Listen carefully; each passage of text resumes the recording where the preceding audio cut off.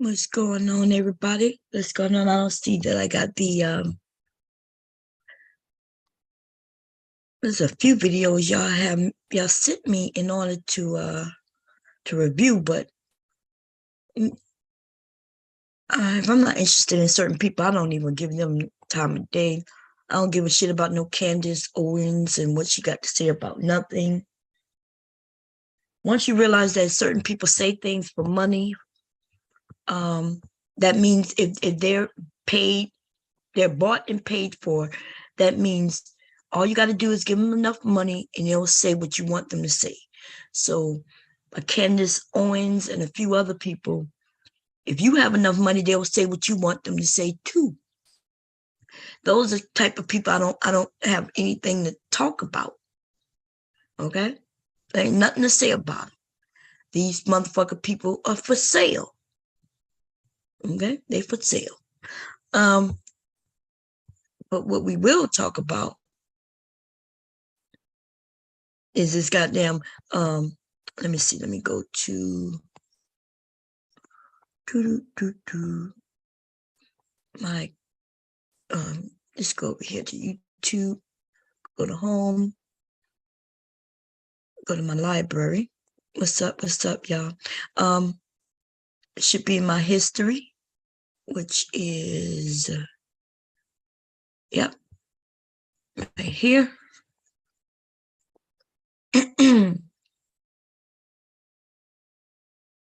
Why don't I hear anything?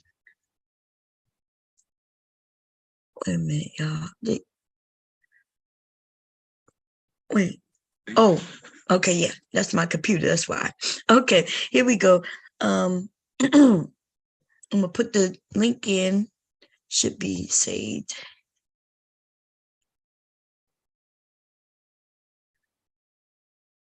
Let's do that. We're gonna put that in the room, and we're gonna pin. Bam, I told you I got a video. Oh, you got a video too? Oh, okay. What your video is about? You didn't tell me. That's look. I need to. Just because you got a video don't mean I want to play it. You know what I mean? I need to see what it's about. So you could come up and tell us what it's about. Oh, here you come. Y'all, I can't hear. That's what's going on here. I think music. Hey, Tequila. Hey, how you doing? I'm doing good. How you doing? How the kids? How everybody doing? Everybody good? Yeah, everybody's good. I'm cold, Tequila. I'm too cold. It's real cold. And I know the temperature's going to drop some more today. It's supposed to get even colder. Man, that's not good. That's not good. And I be hot, so I think I'd rather be cold than hot. Which one you'd rather be? Would you rather be cold or hot? I think cold. I used to, when I was a little younger, I wanted to be hot. But now I think I could deal with being cold because I feel like I can make myself warmer if I just add layers. Right. But hot is just like torture now. But when I was like a kid, I loved I didn't mind. I did not mind being hot. Right. What about you, Kira? You rather be cold or hot? I'd rather be warm. I hate the cold. Okay. Yeah. So that's what I'm saying. You know, like when we're younger, I agree with Tequila. When we're younger, we okay with the hot, the heat. You know what I mean? But and when we get older, it's a little different. And I think it's because, like what Tequila just said, you could add layers. Yeah. I just start layering up. Yeah. Yeah. So I think I agree with I'm agreeing with you too, Kira. Like when we're young, because you are a younger woman. But not even that. Some people just like what they like. You know what I mean? Some people I really don't like the cold, but I do agree that I can be as warm as I want to be because I can layer up. I can put on jackets and clothes and thick ass socks. You know what I mean? And get and be comfortable. But when you hot, you ever been so hot like you can't do nothing. Yeah, it's miserable. Yeah, when the AC gets shut off. That happened to Or me it's once. broke. That happened to me one summer. Yeah, when our central air went out, and I was actually pregnant with 90, and I think that was the first time I experienced being hot and miserable. And Oh no. I was Hot like, and oh god, pregnant. because I had 90 in August, so I was big. I was big, and this happened in August. Like a few weeks later, I had gave birth to her. But yeah, I was all big and fat, had this huge belly, swollen feet. I was miserable. I was like, never again. Yeah. Mm-mm. My son is born in August too. The beginning of August. My Oh wow. youngest. Yeah. So yeah, I know exactly what you're saying. But when I was Yeah. pregnant though, I didn't feel miserable. Like I don't know. I just was yeah, I enjoyed being pregnant. I don't even know. Like even getting big. Like I remember wanting to be bigger in the beginning. I wanted to look pregnant and wasn't looking pregnant. I'm like, what the? So I don't even know. I remember going get wanting to get maternity clothes, but I was like 4 months and still didn't look pregnant. Like, what the hell? You know what I mean? Well, with my first baby, I didn't start showing till about 6 months. Like I would tell people I was pregnant, they look at me like I was crazy. Like, you pregnant? I did not show until I was about 6 months. Yeah, about 6 months. And I didn't really even get that big with Nia. But then when I had 90, my second baby, I got huge quick. By the time I was 3 months pregnant, I was looking like I was 6 months almost. Like my stomach just shot out there. It was just like, what the hell? That's how they say things are different. Yeah, pregnancy was different and everything. Okay, I know I Nadi saw says she need room. Yeah, I thought because I was just like, am I having twins? Like, what the hell? Like, is it the baby in here? It was so weird to me. My stomach really got big with her, and she wasn't even that big. She was only a 7 pound baby. She wasn't big. I just don't get it. But yeah.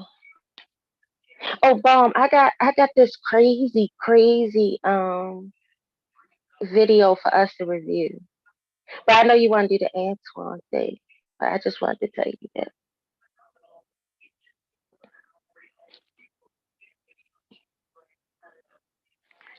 Okay, sorry about that. I Oh, was muted. uh, What is it about? Yeah, I mean, we ain't got to do it's a Anton. it's about a mother. Well, it's about a daughter and a boyfriend. She's trying to see if he's cheating, right? So she hired this guy who, his whole channel is about like, it's kind of like a cheaters channel, but his whole channel is about finding like if you can catch the person you with cheating. But come to find out, the boy was cheating with her mother. Oh God, damn. But I ain't want to tell you all of it. But girl, it's so juicy. I was just like, oh my god. I will put the That's link in the back. messed up. I will put the link in the back. I will put the link in the back so we can look at it. Okay. I'm gonna do this one first. It shouldn't Okay. take us that long, and only because I put it in the title. Sure. Because we put it in the title, but then we're gonna get to it shouldn't take us that long because, like I kind of agreed. It's really the Anton Peterson Lee or whatever that nigga name is. Jason Lee Peterson. Yeah, those are the two that, because everybody else was being reasonable and stuff like that, right? Even whether I disagree with them or not, you could sit back and see their points. But then I told y'all it was the Anton thing that kind of was like, wow, everybody mouth dropped, no matter what side they was on. Yeah. That's and we're gonna see that part, and then we can move on. Even Justin Lee seemed reasonable in his motherfucking thing, even compared to Anton, y'all. To me. That's And the sad. reason I say that is because Justin Lee basically would say, even though he said white people should only have children, You know that goofy fucking dude, he goofy. But what he essentially was saying is the Black community need to get back with both parents in the household. So I think all of us can say, okay, we see his point, whether you agree with it or not, right? You can agree with it or not, but that's essentially what he was saying. Now, the dumbass, we know Justin E. Peterson is a dumb book, right? Because he thinks that white people have both their parents in their household. He don't even imagine the fact that they could have a whole generation of daddies not in the household. Right. And on top of that, he was like, we need more white people because they invented everything. Like, Right. you sound so stupid. Stupid. Like, what? Dumb as shit. So we know he dumb, but Anton is the one walking around like he got sense. You know what I mean? So they both look stupid. And somebody put both those episodes online. Yeah, see that FT all the episodes. So yeah, let me see, y'all. Let's share the sound. What is this? Let's share my screen. But actually, I'll just share that. Okay. And we're gonna go through this. It's 38 minutes, but it shouldn't take us that long. Yesterday it took us 5 hours to get through. But we were doing a lot of talking. Because we kept getting derailed by a certain somebody who will not be named. No, like I was doing well. Such a detractor. And then I think he's the first, when he came up, it just goes all over. And then I started getting upset because I kept telling him I'm taking it back, but he would go farther and farther away from what the fuck we were talking about. Next thing you know, ba-boom. Black men. Look, there was no black men on that panel. You know, I was focusing on the manosphere. I didn't even put Black manosphere in the title, which y'all know I usually do. I try to spank them as much as possible. But I wanted to talk about that. But anyway, here's another thing. Let's see what he said. Should stop having children. Okay, let's see what children. That you was.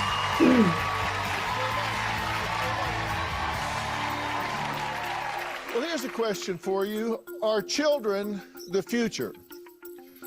I'd like to see what my audience thinks. Raise your hand if you think society should continue having children. Raise your hand. Okay, that's most of you. Raise your hand if you think society should stop having children. Well, that's a fair amount of you. Well, we're going to talk about that today. From the beginning. What the fuck? Somebody said society should stop having children? So they want the world to end? Only a dummy raised their hand for that shit. Society should stop having children? So in, I don't know, let's say the youngest person born today, right? Let's say they born today. If we stop having children as of today, the last people born, if they were born today, when they turn 50, 60, 80, and there's no more children after them, isn't that the end of the world? Isn't that the end of creation as we know it? As far as human beings go? Yeah. That's what I'm thinking. Like, what did they, when we going, even if we created robots, they wouldn't be humans. So anybody who raised their hand, they got to be like dumb as shit. Anyway, here we go. Beginning of the 20th century onwards, the global birth rate increased sharply. Unfortunately, today, that trend, well, it has stopped. There's new data confirming that a baby boom is actually turning out to be a major baby bust. The number of babies the average woman is expected to deliver in her lifetime has dropped from nearly 4 in the 1950s to less than 2 today. And that could present an entirely different threat to society as we know it. Here in the U.S., in fact, we're already below the so-called replacement level. And that means fewer young people to support our otherwise aging population. That's a crisis. We need to have enough working age people to carry the load of these seniors who deserve their retirement. Nobody in the history of the globe has had so many older people to deal with. Did you ever think in your lifetime, you'd be talking about a declining birth rate globally. No. So what changed? The burdens of life, the cost of housing, the cost of education, all these things have become more and more difficult. Do anybody disagree with that shit right there? Because Nope. it's not. I agree with that 100%. You younger people, y'all have more to deal with. Well, we all got to deal with it, but y'all see it. You know, you see it because it's already happening before you even start your families. You know what I mean? Like, and it could be because of the internet. Because I think without the internet, I think y'all still would have been just having children like we did. But the internet is showing you real problems all around the world, all around this globe, all around our nation. You know, we getting information like as soon as shit happen, boom, we find out about it. So it could have been the same, you know. I think back then life was hard too, but I don't think people understood how hard until you in the midst of it. Then you be like, oh shit. But now y'all know ahead of time. You like, I don't want to suffer. So why would I have a baby? A baby that I can't afford, because y'all now know how much it costs to have a baby. It's very expensive. So y'all put that, so it makes sense that y'all not having children, to be honest. So I know that some people saying, yeah, why you ain't got no children? Oh yeah, women still, y'all supposed to have children. And I do know that we should be having children in order to keep it going, but that should be an incentive, right? Who wants to struggle forever? Nobody want to struggle forever. So it makes sense to me. It makes sense that when y'all say y'all don't want to have children. Here we go. Parenthood is isn't Tequila, you up here, aren't you? Oh, maybe she stepped away. When you come back, Tequila, let me know if you want to speak on something. Okay. Is she still up here? Wait, I gotta give y'all co-host. Anybody? I thought I did, though. I'm not sure. She might be, but she might have stepped away. Okay, let me stop the share, y'all. Sorry. Oh, I think yeah, she's here. I thought I gave y'all co-host, but maybe I was in my mind. I gave y'all co-host. Yeah, I was on mute. I'm sorry. I was on mute. Oh, okay. In my mind, I had already given y'all. I done told you to stop using your telepathy on Zoom. It don't work. Yeah, I'm here. I was I had stepped away for a second. I'm here. Oh, it's okay. I just wanted to make sure if you want to say something that you got a chance. That's all. Okay. So let me know if when you, and both of y'all, if y'all hear them say something that you want to jump in on, ask them to pause it, because we can't hear y'all when they're talking too. So just say, hey, Bob, pause it right there, and I'll pause it for y'all. Okay. Okay. Okay, here we go, y'all. Let me finish. Let's get back there. Okay, here we go. increasingly being discussed as more and more people are deciding not to have children.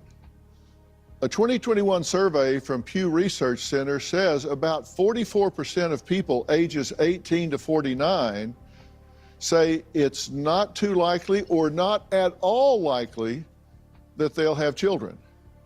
And 74% of parents say they are not likely to add another child to their lives.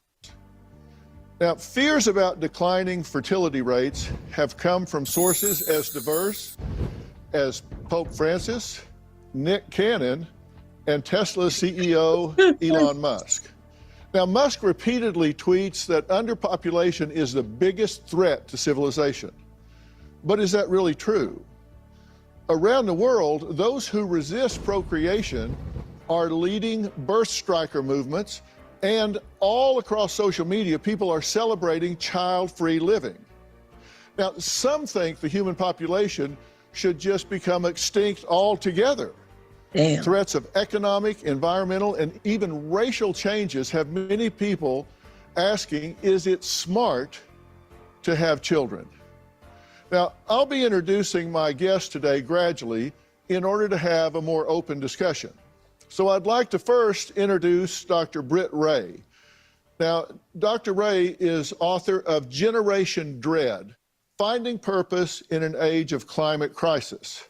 Dr. Daniel Potter, fertility expert, who you may remember from last season, Les Knight, founder of the Voluntary Human Extinction Movement, and Anton Daniels, entrepreneur, youth mentor, content creator, and Youth mentor. Entrepreneur.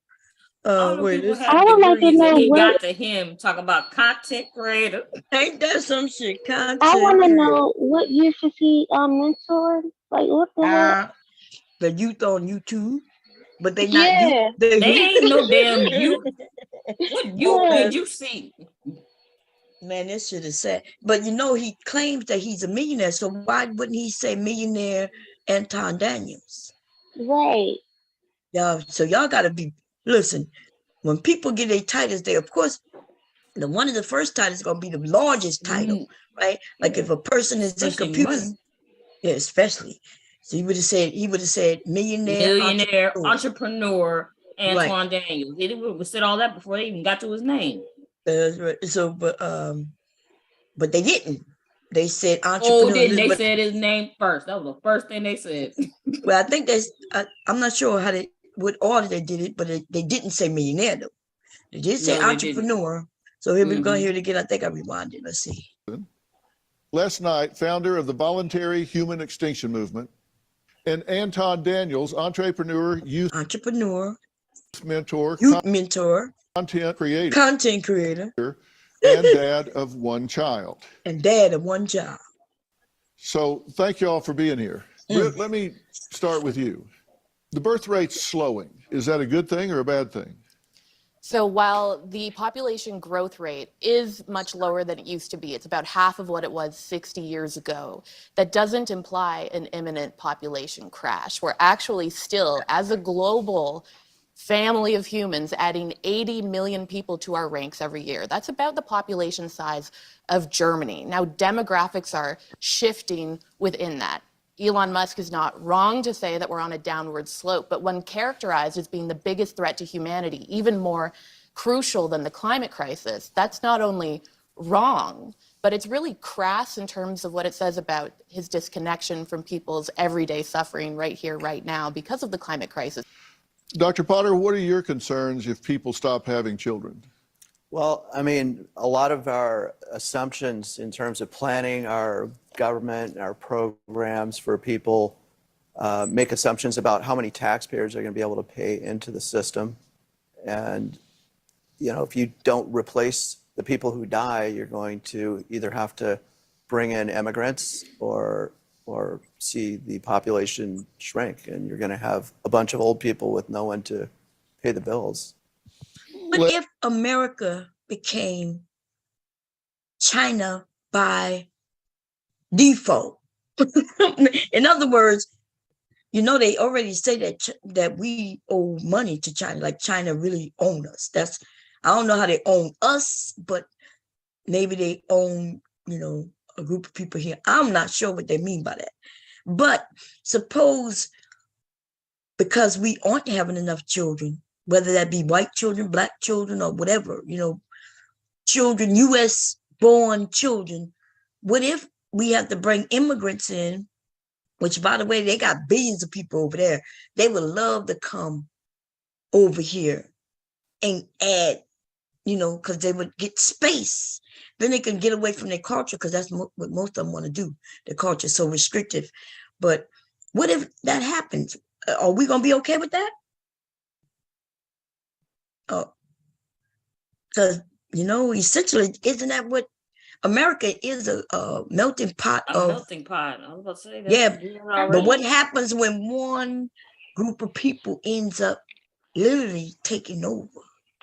I wouldn't be okay with that. For my offspring, for generations to come who come from me, because you know I want to see us still here, but right. I don't know. Well, I think the downfall to that is, especially being black. First of all, remember, I'm not, based on what I've heard, some of what I've seen, doesn't make it true though, right? Because there's a lot of people, groups of people I've never been around and or asked them certain questions. But based on what we hear though, ladies and gentlemen, black people at the bottom, right? That's what we hear. That's well. not a surprise. Yeah, but as far as even the way they think of us, like they think that we're not hard workers. They think this. That's what we could change that. I think we have been doing things to change it, but it doesn't matter if the media and if we repeat those negative bullshit. But what I guess I'm saying though is, if these immigrants who also think of us that way come over and end up taking over, right? They become our bosses.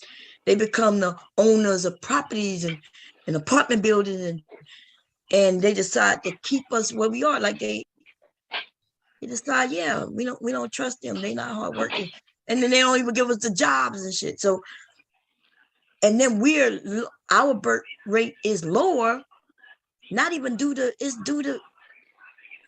because we don't want to have women. These men are talking about we shouldn't. They're trying to shame us into not having babies. While they giving but then get upset if a woman decides she doesn't want a baby. You're right. Like if you get pregnant and the woman says, I don't think I can afford it, or I don't think it's right for me to have this baby, they get upset with her, call her a baby killer and all of that. But then they don't want the baby. Right, then they don't want the baby. They don't want the responsibility. No, I agree with you 100% with that. We need to start throwing their own words at them, because we can hear the same man who's against doing. Huh? I'm like, that's why do you think I say the stuff I do? All the shit I say, I'm going right back at them. They can't say nothing when I say it because they know they don't heard it from a man. All the shit I say, but they're not listening. I'm talking about we got to do it in a way. We got to do it in a way where, like Abba and Preach did to what his name? Remember how they put it in a video? They showed him saying one thing, and then right after he said that, they showed him saying something opposite. That's how you get their attention. Yeah. Because they will lie. But you saw what Big J did yesterday. He said something, and I said that he said it, then he denied that he said it. You remember? And that's what they're doing. And then before you know it, you spend 10, 15 minutes trying to prove that they did say it. You know what I mean? And then when you prove them that they did say it, then they go around that and and change it up. Oh, but I didn't mean that. And anyway, here we go. Fair use. Here we go, y'all. Les, you take a completely different approach to this, right? Certainly do, yes. You're involved with an extinction movement. Correct. You basically say we just need to live long and die out. We just need to feed, not breed. Is that what you say? Feed them, don't breed them. Yes, that's right. We're not taking care of the people who are already here. My plan is for everyone to think before they procreate. And if people really think about it, think it all the way through, and have the wherewithal not to procreate, which is a really big problem all over the planet. And if people think about it, as you mentioned, 44% of young people are saying, no, I don't think we want to do that. It's because they've thought about it. And if we all stop procreating, we'll go extinct slowly. We can clean up our messes as we go. And the biosphere, what's left of it, will have a chance to recover. Well, yeah, it hasn't really caught on. What's the point if it recovers? If anybody going to be here? No humans will be here, yeah. Well, so why do I give it? Actually, this is the humane alternative to the involuntary human extinction, which our over-industrialized civilization is working towards. Okay. Well, Anton has a strong... Yeah, I was about to say, can you pause it? That is absolutely insane. What are we cleaning up the earth for? We're not gonna be here. Just like Dr. Phil said, like, well, what's the point then? We might as well just go on out. Because we ain't gonna be here. The whole purpose of wanting to clean up the earth and make things more environmental friendly, and so our descendants will have a nice place to live, so they won't suffer. Not for them not to be here. Like, that's crazy. That is crazy. And I agree with you 100%. It sounds like Dr. Phil agree with you too. Yes, like what the hell? Here we go. Opinion about a group of people that he feels should not procreate. We'll talk to him next.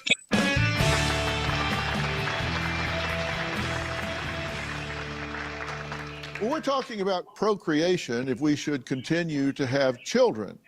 I asked you guys in the beginning, how many of you thought we should continue to breed? Most of you said yes. Anton here, who's joining us, says a certain group of people shouldn't have children at all. Take a look. I don't believe that poor people should be having children. Having children. Now, I want y'all to hear what he just said. I don't believe poor people should be having children. Now, we all know his history, and he gonna share it. This is when you know you're stupid, right?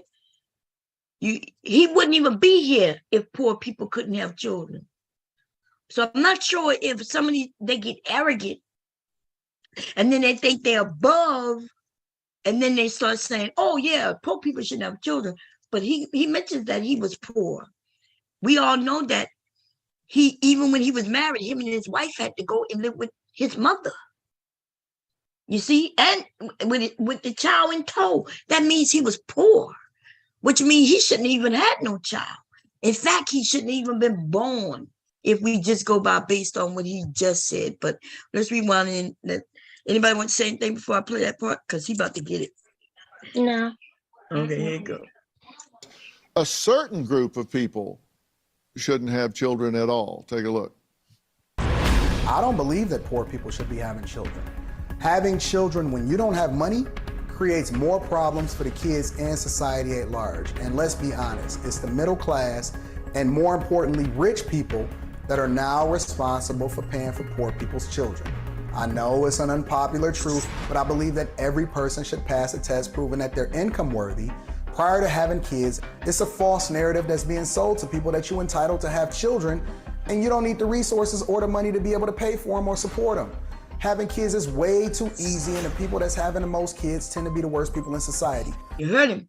The ones having the most kids tend to be the worst people in society. Who you think he's talking about? Black He talked about us. Mm-hmm. And him, you mean he talking about him? Yeah, he talking about himself too. Oh yeah, Black people. Mm-hmm.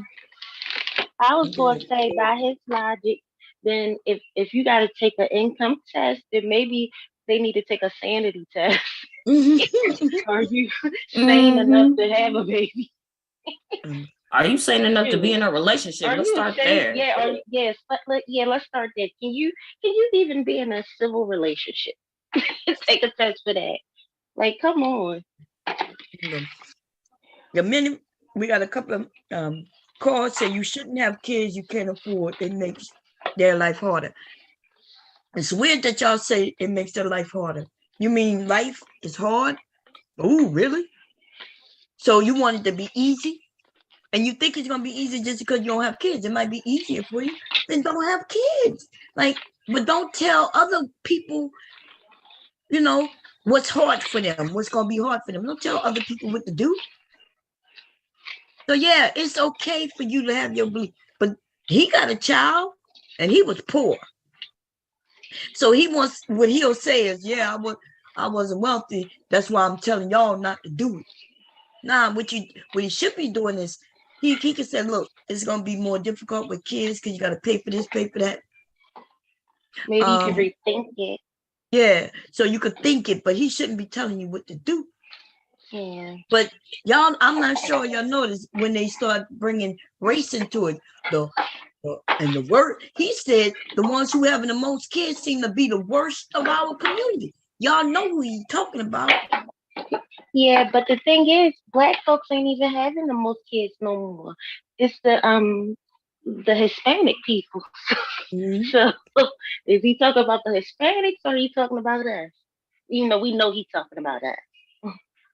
Oh yeah, he's talking about himself, and people gonna know it. That's why the mouth gonna drop with some of the things he gonna end up saying. They're gonna be like, and if he had been another color person, he would have been attacked for saying what he said. Yeah. But they mouth dropped because they were like, wow. Anyway, we'll see it. Here we go. To have children, and you don't need the resources or the money to be able to pay for them or support them. Having kids is way too easy, and the people that's having the most kids tend to be the worst people in society. I think it's irresponsible, and just because you don't like it, don't mean that it's not the truth, and you're not entitled to have kids just because you can. Well, okay. What do you feel is an appropriate income for families wanting to have children? Well, it depends on where you live in the United States, right? First. But more importantly, That's dumb. His answer is dumb. Depends on where you live. So suppose I go and move to a area where you don't need much. I live there. They give me the okay to have kids, but then I move to a whole nother area. Like, he really makes no sense what he just said. It depends on where you live. Okay, we go. Somebody got it back. A music background. Somebody background is short. Have music and something going on. Here we go. it is important to acknowledge that the people that have the majority of the kids are the ones that shouldn't be having kids. And then that becomes a burden on the people that actually have resources, which we then start to say, take more resources from people that have, and then we become a socialist society where we start to pass out more resources, and then we babysit. We make our teachers become overglorified babysitters instead of being able to actually teach, because if you've grown up in it. Okay. He's going all over the place. You see how he what they call it when you straw man, when you the conversation is this, but he really want to talk about that. So what he does is it starts off here. He moved it to teachers. First he said resources, then he went into teachers, and before you know it, he's gonna be talking about Black people, because that's where he really want to go with it. Instead of just going with the conversation, listening to the question and answering, he wants to go to an area.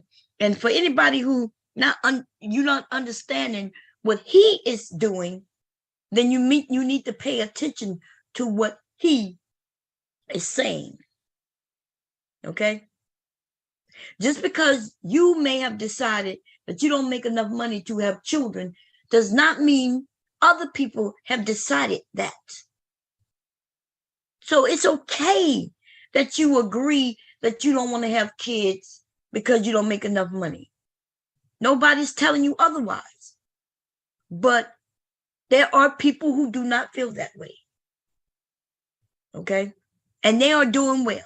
And most of the people, in fact, our presidents were not wealthy motherfucking people. There are many people who have created things, important things in our society, who was not wealthy people. And if these people had not been born, then what? And that is why what he's saying doesn't make sense. The fuck? What? You name the one thing that you love and couldn't do without. And were those people wealthy? Who created it? And if they wasn't, they wouldn't have been born. And if they wasn't born, would the shit have been created? My God.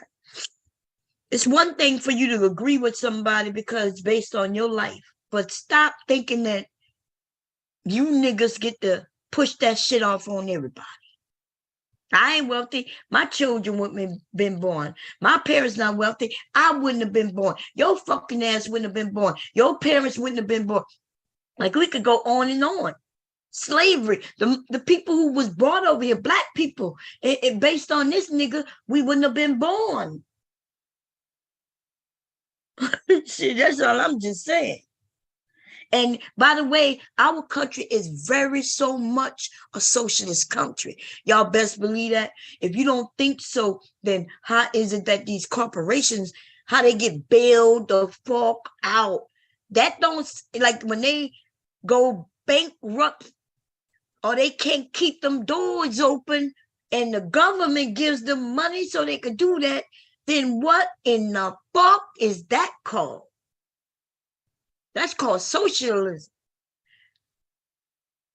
They decide to keep the doors open so it can help not only that company, but help keep people to keep jobs.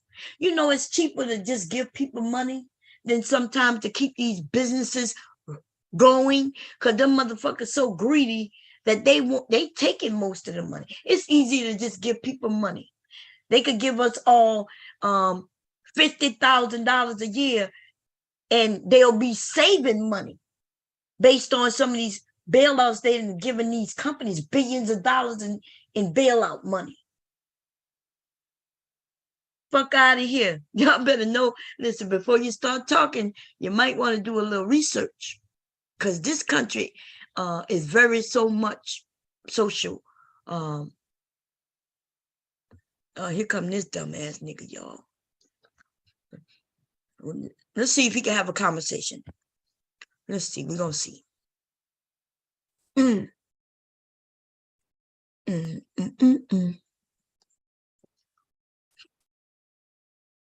What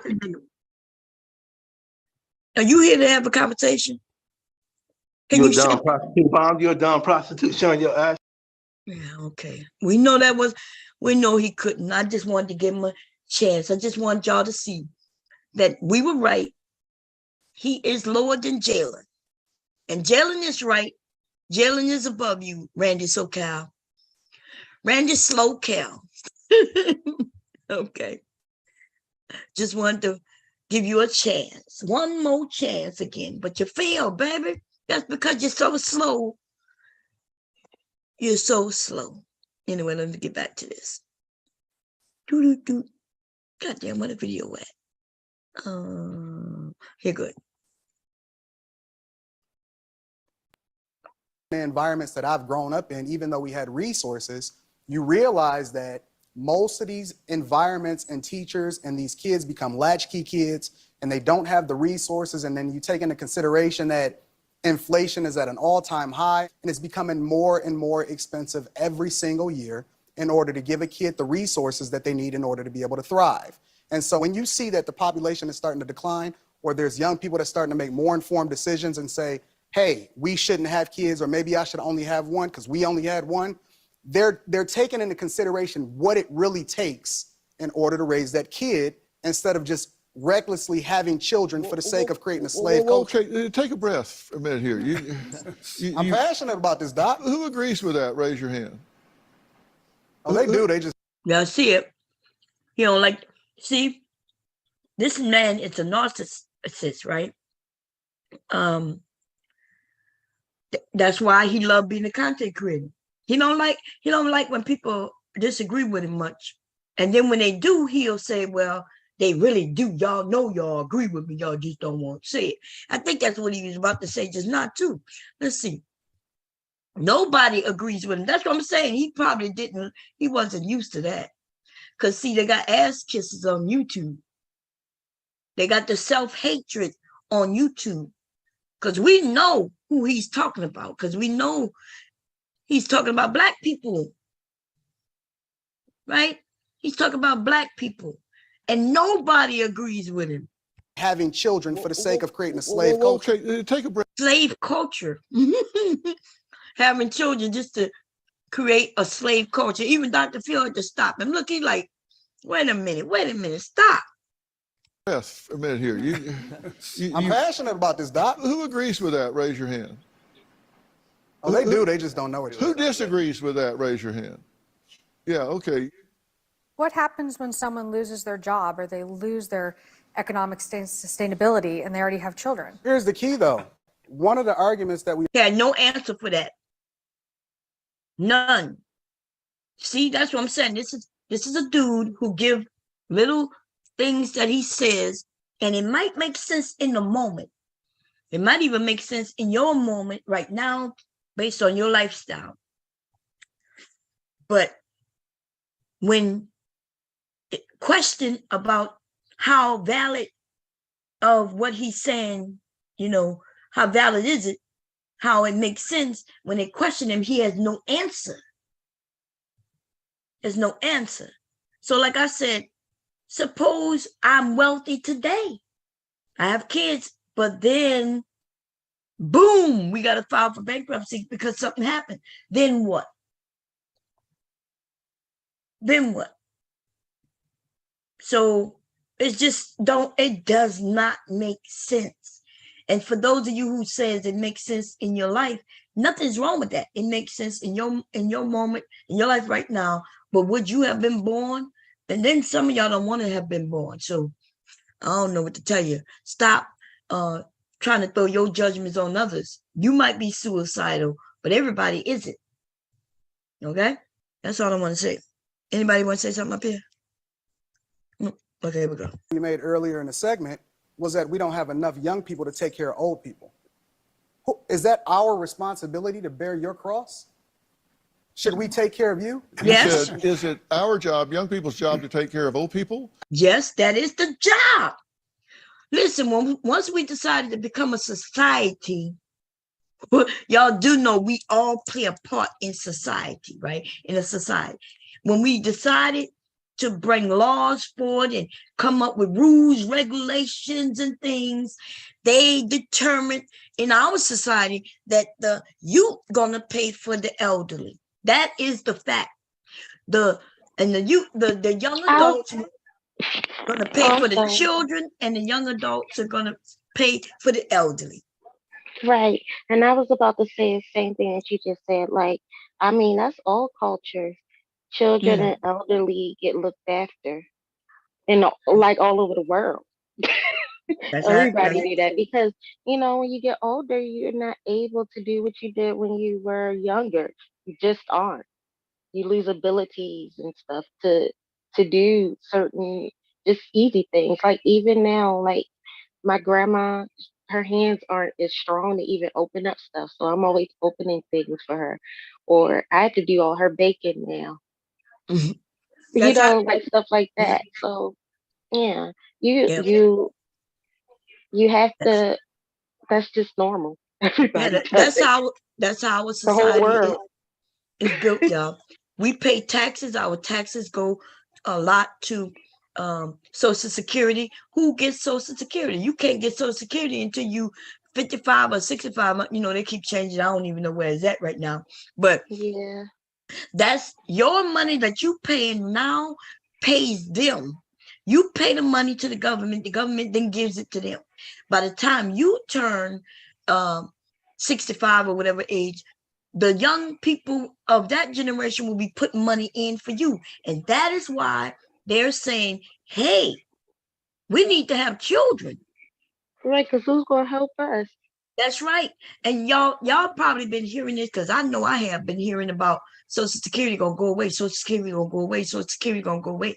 What they mean by that, every time they say that, they are talking about, they're looking at the birth rate.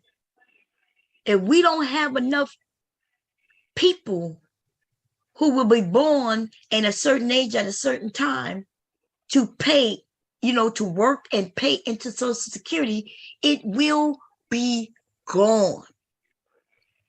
And that help for the elderly, they'll come up with another program, of course, right? But this is the program they put in place years and years ago, and it has been working.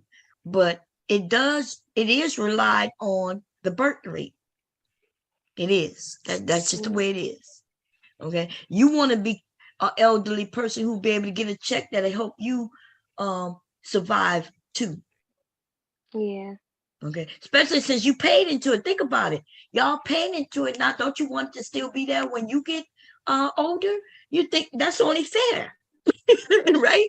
It's only fair that you help the last group of elderly people, and then when your turn comes, you get the help too. It's only fair, and that's the way it's been. But yeah, it's they looking at it and saying, hey, if we don't get enough elderly people in, y'all gonna have to work throughout when you old. Can you imagine being 75 and having to work? Right. Having to work? Anyway, here we go. Yeah, it is. I think that's a measure of cross. Should we take care of you? You said, is it our job, young people's job, to take care of old people? Yeah, it is. I think that's a measure of society, is that we take care of our children and our old people. I think that's one measure of society, is that we do that. Terry, you wanted to say something. It's not about having like poor people children. Oh, damn. I hit the wrong thing. Did y'all see his mouth open wide when Dr. Phil said, yeah? And yeah, because he thought Dr. Phil was going to agree with him. Right. He thought He was shocked when he said, yeah. And his mouth dropped wide open, watch. Should we take care of you? You said, is it our job, young people's job, to take care of old people? Yeah. Yeah, it is. I think that's a measure. Look, y'all see it? I told y'all he looked like a fool. Look, I couldn't wait. Man, look, I might even lose the channel for playing these videos. You know, this person put it up a month, so I should be good, maybe. Okay. Well, I mean, we're talking over it, so. Yeah, but there's ways to get around that. But if they get me for that Dr. Phil logo, that's right there. They could get me for that. I don't have. There's no fair use on the things like that. So that's how they get over where they stop you from using this shit. But anyway, so I'm probably gonna take it down. You know, eventually, private it and take it down. But what I'm saying is, y'all see him? He is fucking shocked. He thought he was going. He's like, this is how he speaks over there. And motherfuckers be listening to him and be like, yeah, that's right. And I'll be like, well, no, that's actually not right. Yes, that's a society, y'all, is actually civilization, right? Civilization, societies, they are a group of people who've come together and put rules and regulations in place that most of the people agree to. That's why we vote for these people who will put laws in place. See that we need to know this, because when we vote, them people work for us. And you should be only voting for people who will have your back. And even if the laws that is put forward and you want the person you voted for to say no, them motherfuckers supposed to vote the way you tell them to vote. Of course, it's a group, right? You don't just to go and tell them no. Of course, the people who voted them in supposed to tell them how they want to be represented. I say that to say in society, that's how we have established our society.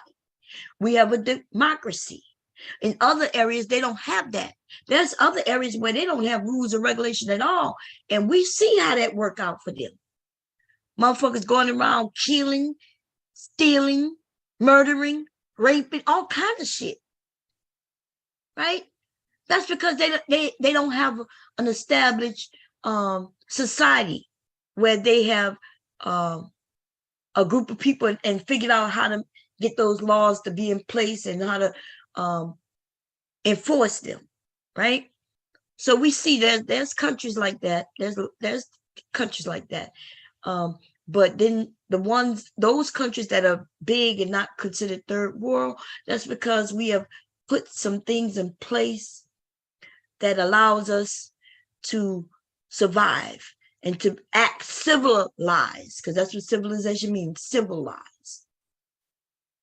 Okay, civilized people. And we got this dude saying, am I supposed to pay for you? Well, yeah, that's how our country works. And if you don't like it, then go your ass to another one. It's as simple as that. Because when him and his motherfucking family, when he filed for bankruptcy, what y'all think bankruptcy is?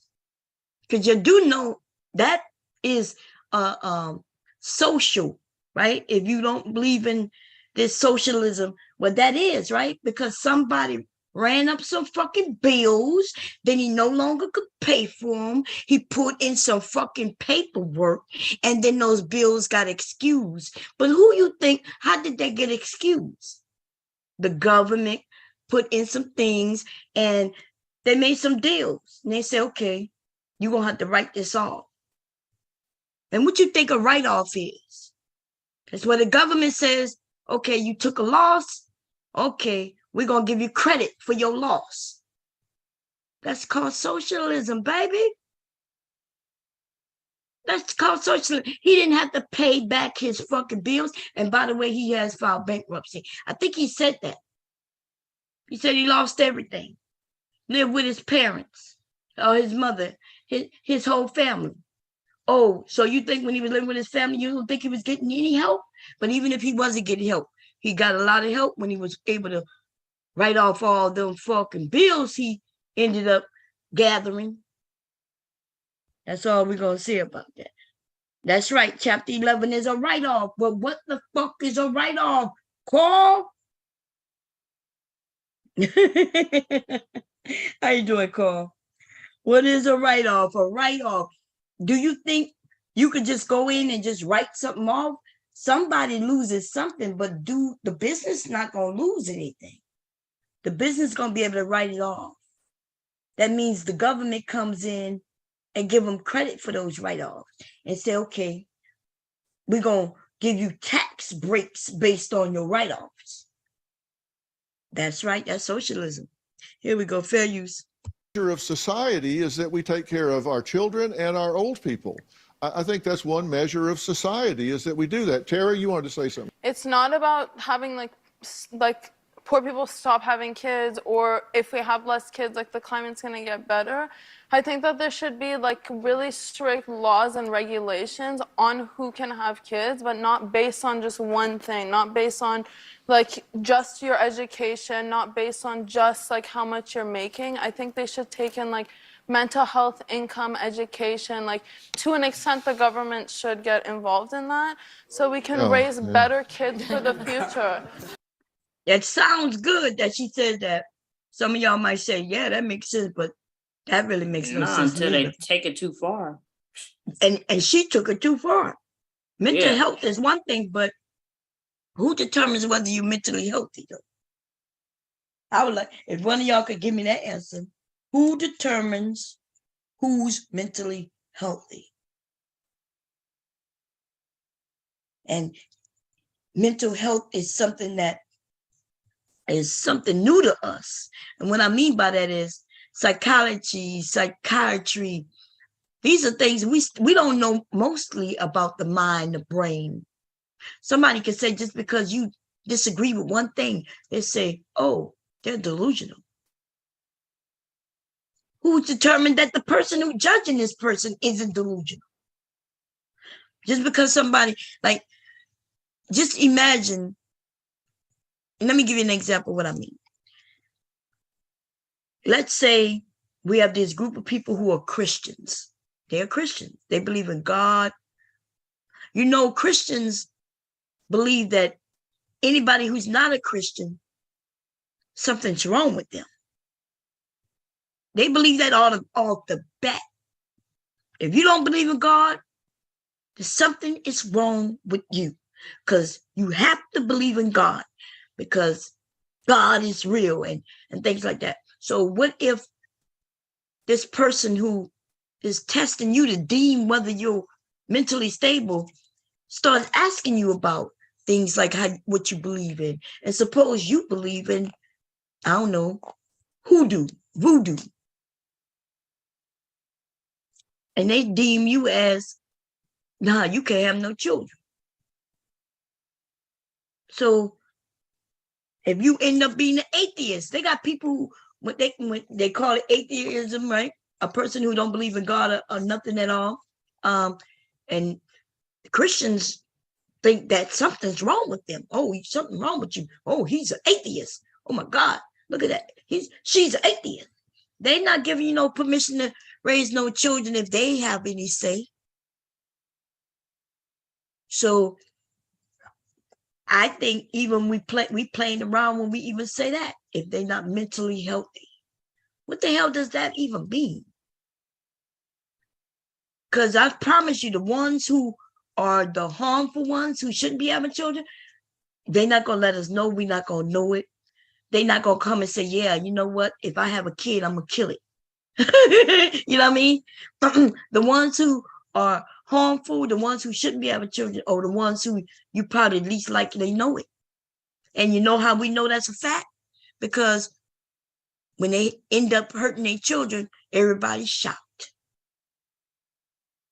If everybody could tell that these people are harmful to children, we will be watching them. As soon as they have the child, we will make sure we pay attention closely. But we're not doing that.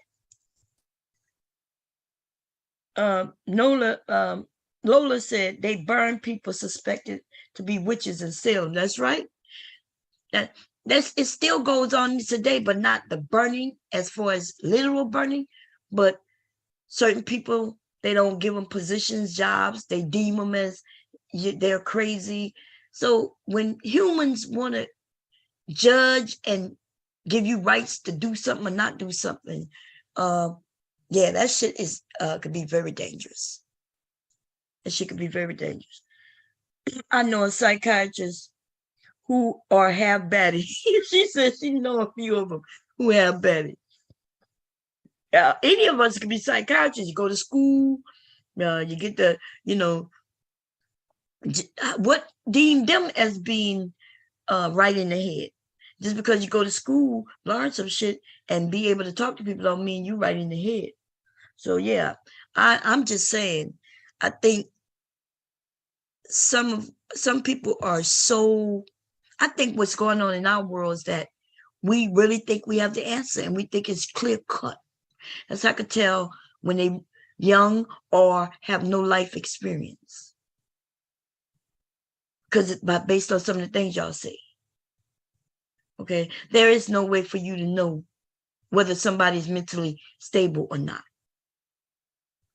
And by the way, we all could become mentally unstable at any fucking moment. We could get mad enough and do some shit. In fact, we all know it. Other people may not know that you might be mentally unstable at times. You know it though. I know if I got pissed off and did some shit that I may have not, where I shouldn't have done, other people may not know that I did it. But I did it. That's all I'm saying. We are too judgmental. So, well, some of us really want to be way more judgmental. You know what I mean? I think we all are judgmental. We all are, including myself. We all are. But the good thing is, me judging you doesn't affect your life and shouldn't affect your life. If I say to someone, which y'all know I have said this to people, you're a dumb motherfucker though. Like in the moment, I truly believe what I told them. Because they dumb motherfuckers like Randy Slowcal. The good thing about me saying Randy is dumb, and we all see that he's a dumb motherfucker. We all not trying to get him locked up into, because, he's just a dumb motherfucker walking around like everybody else. The dumb motherfucker that he is. We don't affect his life. That's a good thing. I was the most judgmental when I followed religion. I know that's right. When religion have us judging people all kinds of ways. Ostracized. Notice anyone can experience a mental breakdown. That's true. I have, by the way. And I'm so grateful that because it was little moments, maybe even that moment may have lasted weeks, months, could have even lasted years. But see, that's the thing. What happens if I'm mentally unstable due to whatever? It could be just not knowing, not realizing that I'm too aggressive, not knowing that I'm, I don't know.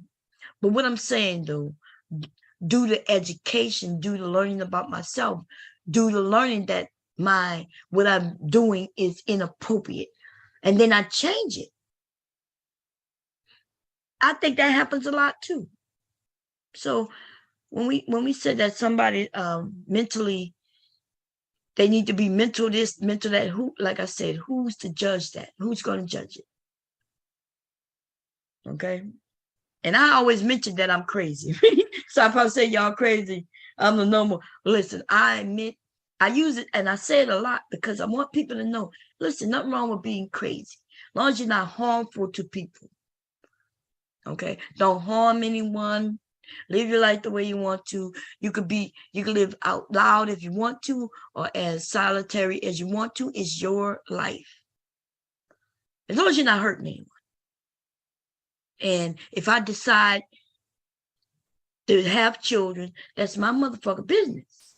Now, I do agree that once I have children, it's my responsibility to make sure they get taken care of. So that's when I need to make sure I feed my kids, take care of them, make sure they're clean. And if I love them, I want the best for them.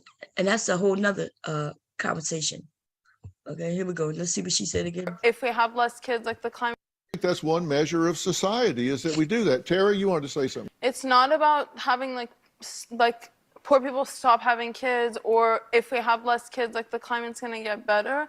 I think that there should be like really strict laws and regulations. She said strict laws. She said really strict laws and regulations on who can have kids, but not based on just one thing, not based on like just your education, not based on just like how much you're making. I think they should take in like mental health, income, education, like to an extent the government should get involved in that so we can raise better kids for the future. And we're going to raise better kids for the future, as if somebody who's stable can't raise a bad kid. We know that's not true, right? So I'm saying all the things that these people are coming up with makes no sense, because a family, a good family who taking care of the children, the child never been abused or anything, this child can become a serial murderer, which we know. We've seen it. They have a snap, they got a gun, they go to schools and shoot them up. You find out their parents were nothing like that. They was hardworking citizens, quiet, and whatever. So, yeah, he got worried. You saw what he said. He was like, what? That's why I like him. I like Dr. Phil, man. Here we go. Fair use. Because if we're sitting here saying like, well, are we gonna take care of the old people? If we raise kids that have that sense of compassion and that sense of community, then they won't look at it as a burden. They won't look at it as a burden. She talking about Anton in front of her right now, y'all. Look at him. He know too. You see him? You see his face? Anton know right now. She's talking about him who thinking that it's a burden to take. She's like, yeah, we do. We will raise children who is compassionate and be wanting to take care of the elderly. And he's like, oh, hell no. Yeah, she's talking about you, baby. She's talking about your lack of compassion as the way you speak. Okay. But narcissists and grifters, they ain't got no compassion for nothing. All they think about is money, baby. Money, money, money, money. And they don't give a shit how they get it. Here we go. I'm taking care of an old person. They look at it as a responsibility that they should do. Okay, Alan, what do you want to say? This is Alan Elrod, by the way. A response to kind of both of those comments. Slowing birth rates, even in rich countries where it's the biggest problem, are going to create some interesting economic challenges for us if they continue, because there's going to be a smaller, it can shrink the economy, and that has effects for everyone. The other thing I would say is it sounds as if some of the comments here are tiptoeing into eugenics. Bam! Who you think you're talking about? When he said eugenics, some of these comments, He's talking about Antoine, for that's sure. right, for sure. And you know why he mentioned that? Because they know he meant race. Mm-hmm. We gotta they know he's talking about race. Even without him saying race, remember he said there's a group of people who definitely shouldn't be, because they're the worst of people. He's the only one who spoke like that. Even that young woman who we all disagree with, she didn't speak that way. She was like, look, yeah, let's get this. I could tell she's focused more on the mental health, making sure that, so we want kids to be healthy. So I understand where she's coming from, but she didn't think that shit all the way through. Anton is the only one who went racial with it, and he's not done, y'all. That's just the beginning. Okay? Everybody's against what he's saying. And he said tiptoeing in eugenics. He's talking about Anton right now. Let me rewind a little bit and hit play. Did anybody want to say something? No. Okay, here we go. Because there's going to be a smaller, it can shrink the economy, and that has effects for everyone. The other thing I would say is it sounds as if some of the comments here are tiptoeing into eugenics. The government has been involved before in who can have children, and I do not think it's a particularly pleasant past. kicking That's the a can down the slippery road. slope. Hang on, I got to take a break. Now, I'll let you talk about that in a minute. But everybody just think about that. Do you want the government telling you whether or not you can qualify to have a child? There's just a lot of I want you to think about that. For those of you saying you shouldn't have a child if you can't afford it, who's going to tell you that you can't afford it? Because if you want the government to give you that decision, then now think of that process. You and this woman who you want to have this baby with, you have to fill out some forms, then wait in line for some government official to come to your home, or you go to them by appointment only. And then they're going to go through your whole life story. They're going to go through all your income.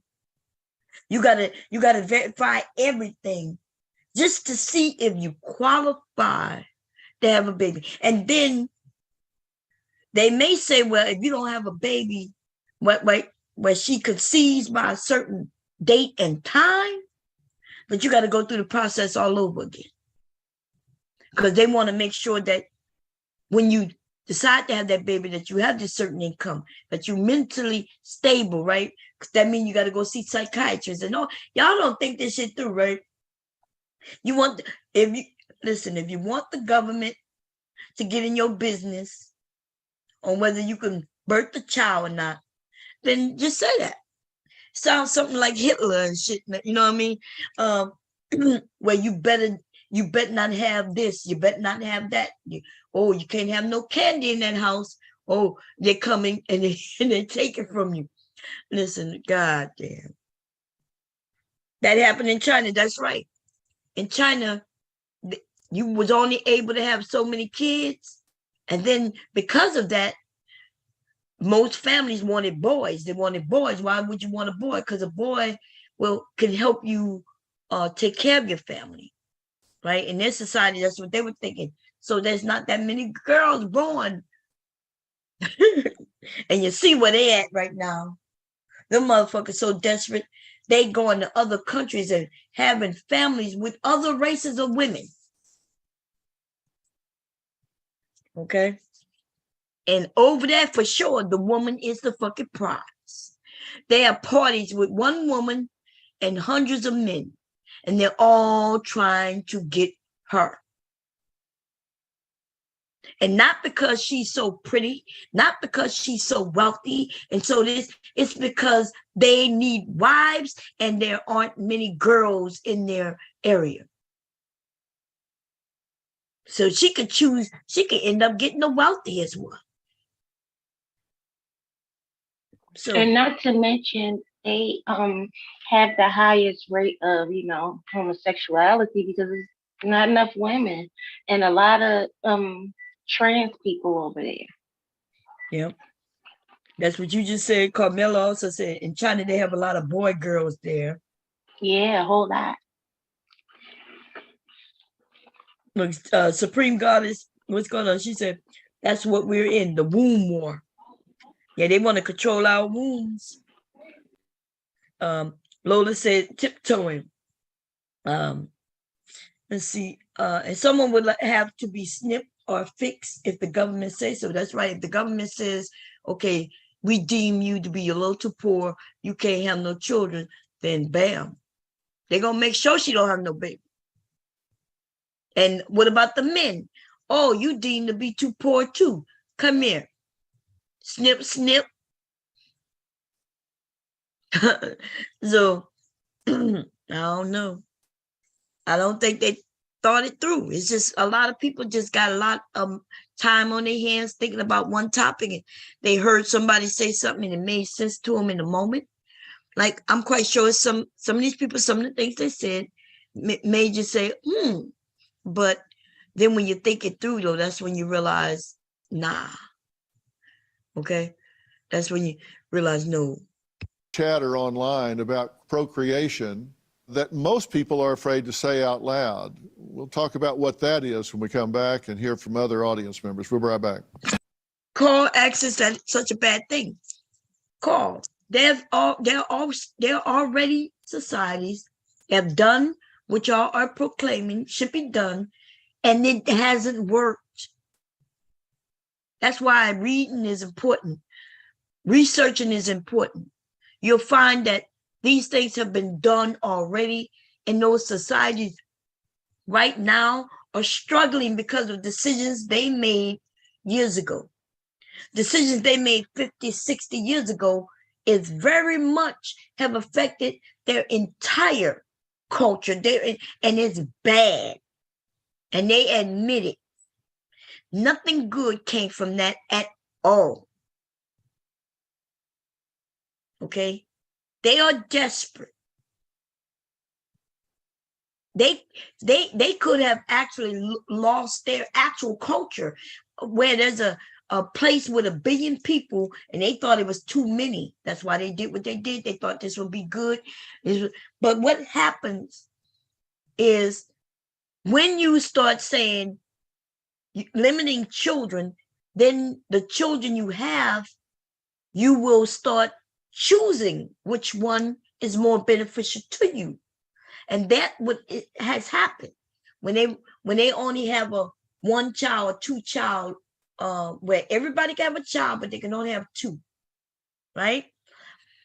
Then a family would say, well, I'd rather boys, because boys will, of course, boys are the ones who gonna bring forth your lineage. That's what people think. They think I have boys.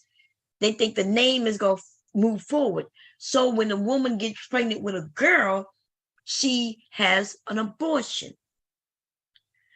And then they try again for a boy.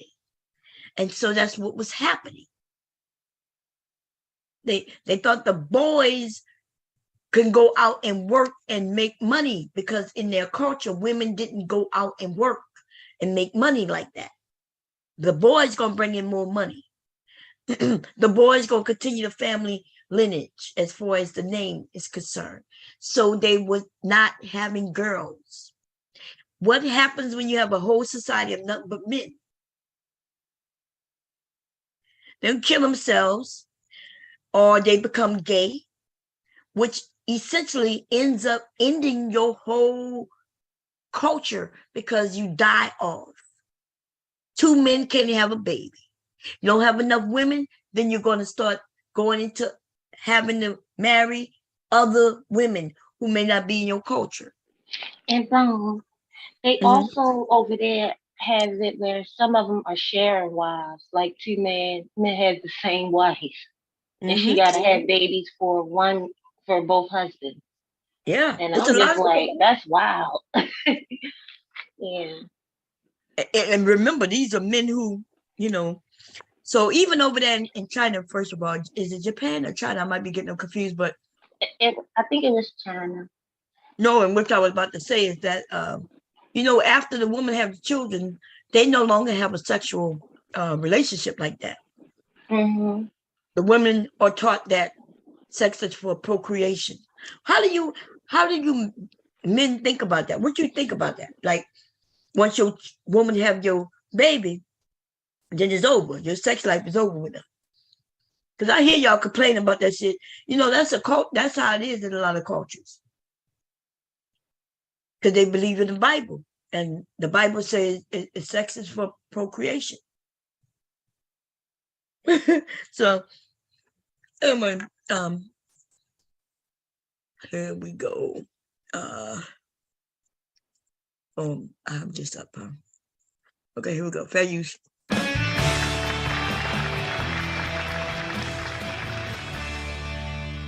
Well, we've been talking about procreation, and if it's smart to have children in today's ever-changing society. It's no secret that the world's population is growing at a slower rate. Elon Musk has been tweeting about the Earth's alleged underpopulation crisis. But should we be concerned? We've agreed that it's not birth rate that's causing any kind of climate change. It's not the driver, at least, that's for sure. You think it should be people should qualify and be tested. You think people should be tested. You think we should just feed them and let them age out. Voluntarily. Yeah, right. I mean, so as a society, we value freedom And the, reproductive choice is one of those freedoms. And I think the better approach is to try to educate people so that they're responsible when they have children and they can care for them. But I mean, I think having the government getting involved in anything like this, I mean, China's done that. It's a disaster over there. I completely agree with you about reproductive freedom. I think that's the most important thing we need today. Hundreds of millions of couples are denied their right to not procreate. Well, you were mentioning how's that? Oh, go ahead. How are they denied that right? They do not have the contraceptive services, reproductive health services that they need. Those are not provided. And maybe people should supply their own, but they can't afford it because they're having more offspring that they can't feed. Where's that? Just about everywhere. Try to get a sterilization here in America when you haven't had kids. Y'all know he making up. That's why he asked him, where is this at? Where is this? Where? He said pretty much everywhere. What does that mean? I just think that man is sane because he's talking about he wants the human race to go extinct. Like, what? I can't even take anything he say serious. Oh, no. Oh, man. Yep, he said, look, we just need to die off, live and die. Yeah, go that's extinct. crazy. Yeah, that's crazy. So you know he shouldn't have no babies. Yeah. Here we go. Values. Kids and you're only 22. That's true. We're not allowing people to not try to get a sterilization. Didn't that time say that's true? Y'all heard that? Wait a minute, y'all. Let's see what he's saying. Their own, but they can't afford it because they're having more offspring that they can't feed. Where's that? Just about everywhere. Try to get a sterilization here in America when you haven't had kids and you're only 22. That's true. We're not allowing people to not breathe. He did say that. He did. Oh my God. He said So, yeah. So if you're 22 and you want to get sterilized, you can get it done, y'all. But you cannot just walk in to a doctor's office and say, I want to get sterilized. They're going to talk to you. They're going to give you all the options, but they cannot stop you. It's not that easy because they think that when you change your mind, you're going to sign some papers up, by the way. Okay? If you're 22, you shouldn't be making life decision choices like that. Because when you're 30, you may meet somebody you love and they want a family and now you change your mind. And how would you feel that you made that decision when you was 22? So they give women other options. They say, hey, well, you could take birth control. Hey, you could go get this for 5 years and you get this put in your arm. Hey, you can get this shot and every 6 months or every 3 months you go get the shot. And if she said, no, I am adamant, I want to be sterilized, then they would have her fill out some papers, have witnesses, and they will sterilize her. Yes, they will. They're going to make sure she can't come back and sue and anything. You understand? So, yes, he's lying when you say you can't get it done. What he means is that you can't just go in to a doctor, say, I want to get it. Even me being pregnant, when I wanted to get my tubes tied, right? I was like, I want to get my tubes tied. They wouldn't do it right just after you have a baby. You have to make that decision way before you have the baby.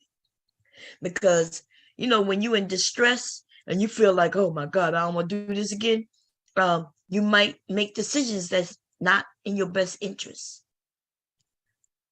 Okay? It used to be a time when you couldn't even get your tubes tied without your husband's permission. That was crazy as hell.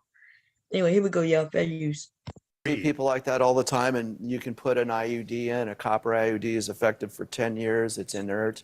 Have you ever walked in a grocery store and seen a lady with a bonnet on her head with 8 kids? Oh, here you go, y'all.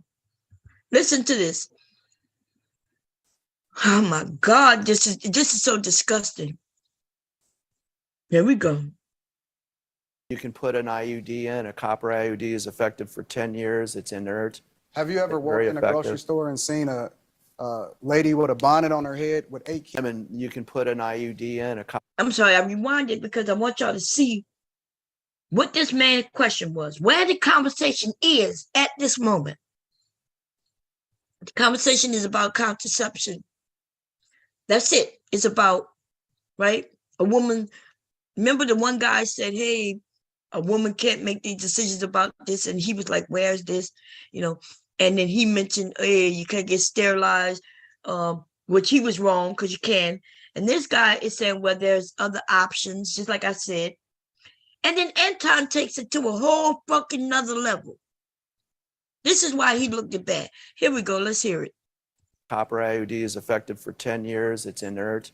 Have you ever walked in a grocery store and seen a lady with a bonnet on her head with 8 kids walking behind her? You think that she's being responsible? You think that she's really taking into consideration what she's supposed to do responsibly?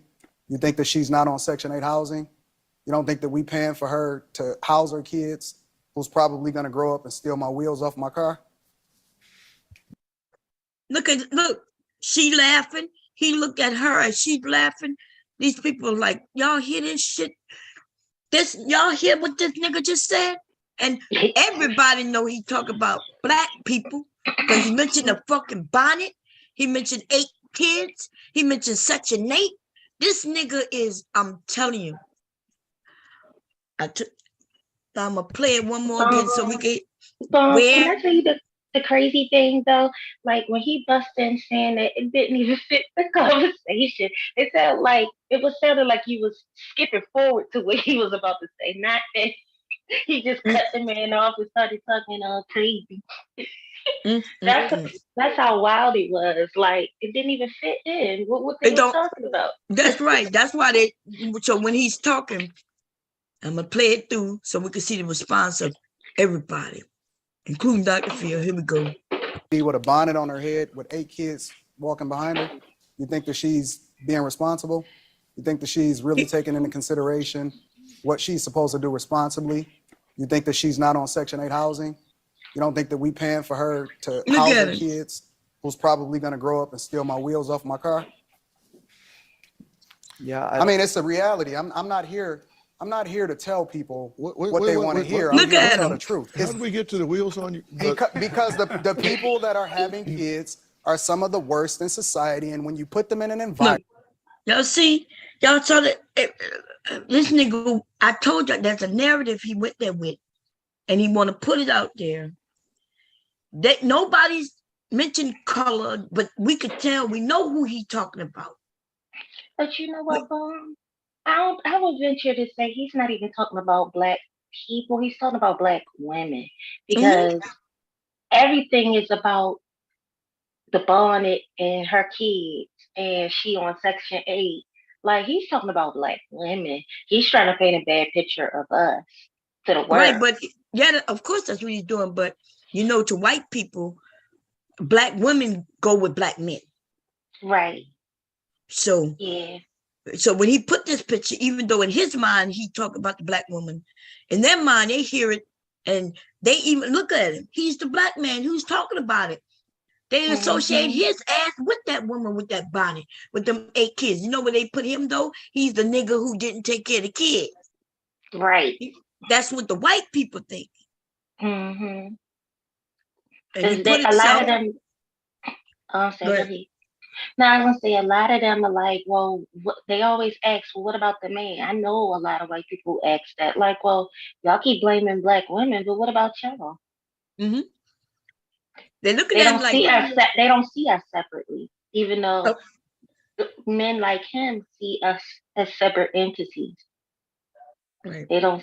So yeah.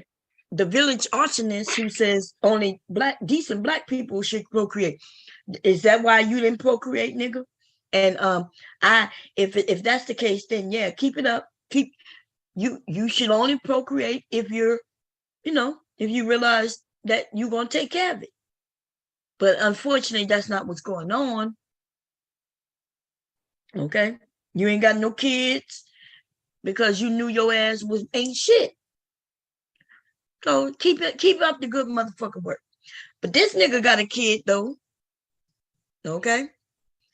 And in a group environment where they talk about procreation, this nigga quickly made that about race real quick. Everybody's shocked. Everybody's like, whoa, wait. He mentioned his wheels getting stolen, which means he put himself in the fucking story, right? But that's what narcissists do. Because how the fuck was he around that woman with? And then the guy he was talking to was just looking at him like, just, you know, because everybody's trying to keep a serious conversation. This nigga is a content creator, so you know he got to bring some funnies to it, right? To look like a fool on a goddamn Dr. Phil show. Okay, I can almost assure you there was nothing next of him after this. Okay, the rest of the show goes with him not speaking, not no more. Okay, that says a lot. But Jesse Lee Peterson gonna say something. So let's get to that. Environment, and they have to be raised without the resources in order for them to be able to thrive. Often at times they become the ones that we have to take care of, whether it be the prisons that we build for them or the social services that we have to create for them. And they do not become more educated and do things differently. They breed more. That's what happens. I disagree with all this crap that I hear. You heard him? Jesse Lee Peterson disagreed with Anton Daniels. You would think he would have been on his side. Okay, but Jesse Lee Peterson raised his hand and said, I disagree with all this crap. Isn't it? Yeah, because it's so insane. Like, what? Like, what the hell? How did we get here? I think everybody's just confused. Like, what the hell is going on? Yo, I thought Jesse Lee was gonna agree with him. Jesse Lee Peterson is gonna, wow. It's crazy. It's crazy. Because Jesse Lee is out there himself, but we know he's crazy. We know we know he's crazy. We know he's uneducated. We know he's dumb. We know he like girly boys or girly boys or boy girlies or chicks with dicks or boys with clits or I don't know. But he acted like men who look like men. He like them boys. I like them boys. Instead of we them boys, I like them boys. Well, anyway, here we go. Fair use. Here, I grew up with 6 brothers and 7 sisters at a time when, you know, I grew up on a plantation in Alabama, and we grew up in a little hut house, bath. I'm sorry, y'all. Listen, this nigga said he grew up on a plantation in Alabama. What y'all think when he say he grew up on a plantation in Alabama? What come to y'all mind? This nigga said, I think of slavery. Exactly. That's the narrative he puts out. I grew up on a plantation in Alabama. How long has slavery ended now? Because see, when I was a young girl, I remember it being like 150 years. But I am not a young girl anymore. I am 50 years old. That means another 50 years from slavery has passed by. So that would make slavery away like 200 fucking years. Am I right or wrong? You're right. Because it ended legally ended in the 1860s. Like 1869 or something, 65 and 69. But yeah. 200 years. So if we talking over 100 years, and this nigga is only about 60 years, 65 at the most, I don't know. This nigga just told everybody, he keeps saying it. I was born on a plantation, but he sound like a slave, right? That is his talking point, y'all. He always talk about that he was born on a plantation in Alabama. That's funny. And that's weird because plantations, since he been born, like, I'm thinking he probably in his 60s. I know he in his 60s. So maybe even older than that. I don't know. The nigga look 100. He looked like he was a slave back then, but but we know they ain't living that long, so we gonna give him. I'm about to see what his age is, because there was sharecropping, but sharecropping ended a long time ago too. So how was this nigga born the way he's saying it, like I was born on a plantation way back when. Yeah, we ain't have no shoes. We used to get whipped. Yes, we had to fend for ourselves. I don't know. Hey, sacrilegious.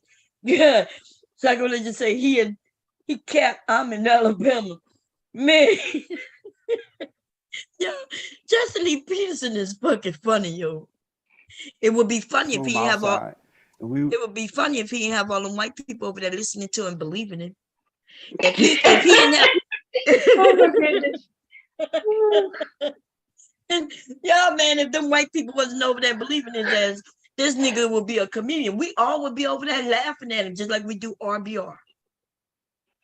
Right? It's funny until it ain't funny. You see what I'm saying?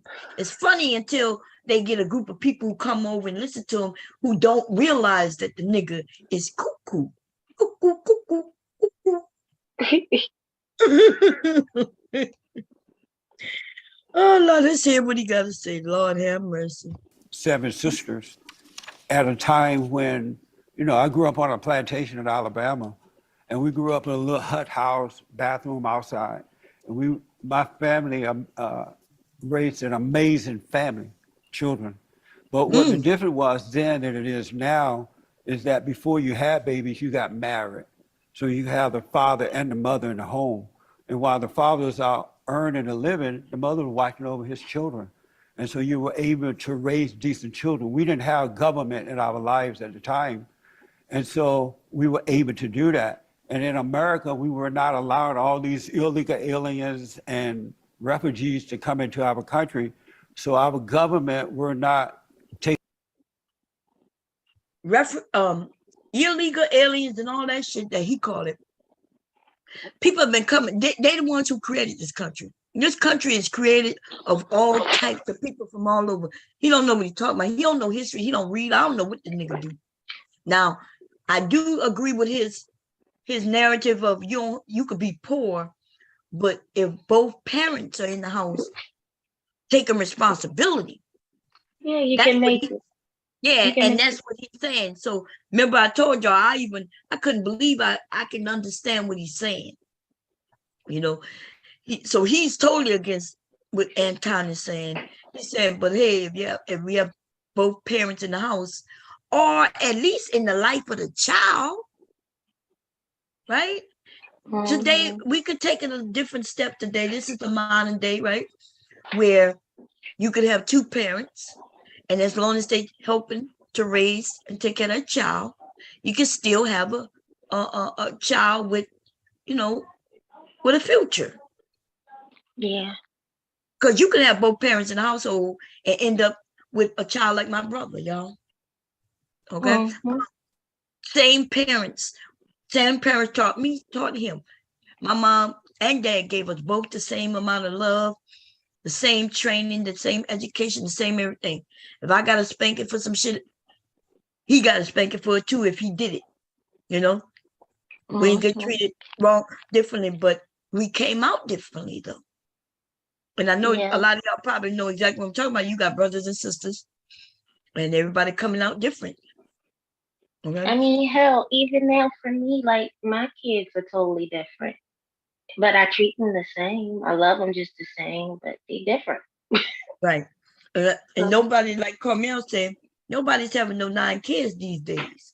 Well, they do have some, but I'm not saying nothing negative about those women either. That's what they wanted to do in their life. Honestly, I would have had a lot of kids if I could have. You know, if hubby was down with it, baby, we would have been having kids. 9 is way too many, though. Okay, come here. I wouldn't have went 9. I wouldn't have went 9, baby. That's way too many. But I think I would have went. Oh, I definitely would have went 3. You know, I don't know. It would have went the way. However, I would have got pregnant is the way it would have went. Yeah. You know, as long as hubby was down with it. My hubby put a stop. He put the brakes on. He was like, he was like, look, we're gonna have to put some brakes on this because we wanna, we wanna have a decent life. So that's why when y'all say y'all don't want to have children because you want to have a different life because it's hard out here. Yeah, that's a reality. That's a reality. Hubby said, look, the more children we have, the poorer we gonna be. Yeah, shit. And of course, why would I want to be poor? Why would I want my kids to struggle? I wouldn't. So, here we go. I agree.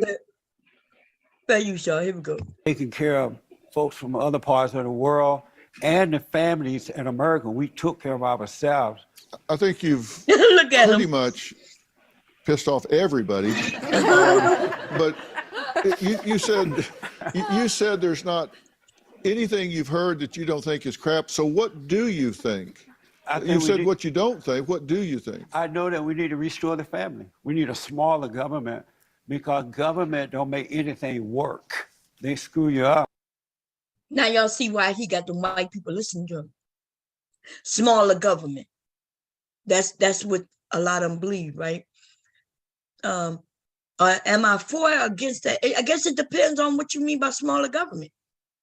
They only got certain states who care about the government being small.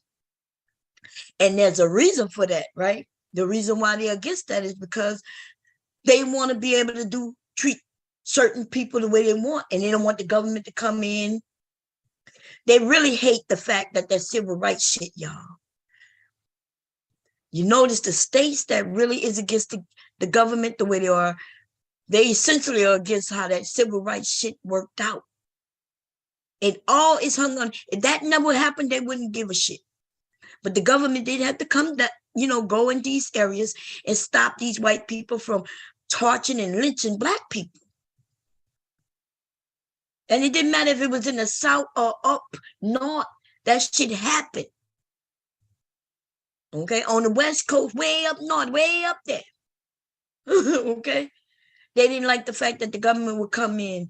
There was a time when the government would come in and be against the black people, no matter what happened. Like we know with Black Wall Street, they liked that. They was good with that, but they didn't like when we wanted civil rights and we wanted to go in schools and the government would come down and march us into the class, make sure they didn't like that. And that's why if you go down and because you would ask them, why don't you want the government to make sure that when somebody build a bridge, that there are some laws in place to make sure that this bridge is not going to collapse on your ass, or when they build your house, that you know that your house ain't going to collapse on you in the middle of the night. Like, that's what the government has done. They put in these rules, regulations on these industries because companies will come in and feed you poison and tell you that it's healthy for you. And the government says, no, you cannot do that. Why would motherfuckers be against the government doing that? Because these corporations get with these people and tell them, yeah, but we give you jobs. I know we poison you and we want to poison everybody. But guess what? While we poisoning you, you get a job. Yeah, we're going to let you come work in our factory. So you can even get more poison because we're not going to make sure you're safe even in the environment within the factory. Because the government went into the factories and say, okay, you got to make sure that these people don't get harmed and killed. You know what I mean? Oh, my God. I'm going on a rampage. Here we go. Fair use. We need to stop taking care of women who are having these babies out of wedlock. Correct. We need to stop taking care of these women who are coming from other countries. We need to stop taking care of their babies. We need to take care of American families first by getting them away from the government and restoring order. Okay, you're a pastor, right? Yes. And you're a radio host? Yes. Okay, and you said you believe white people should have more children? We definitely need white babies.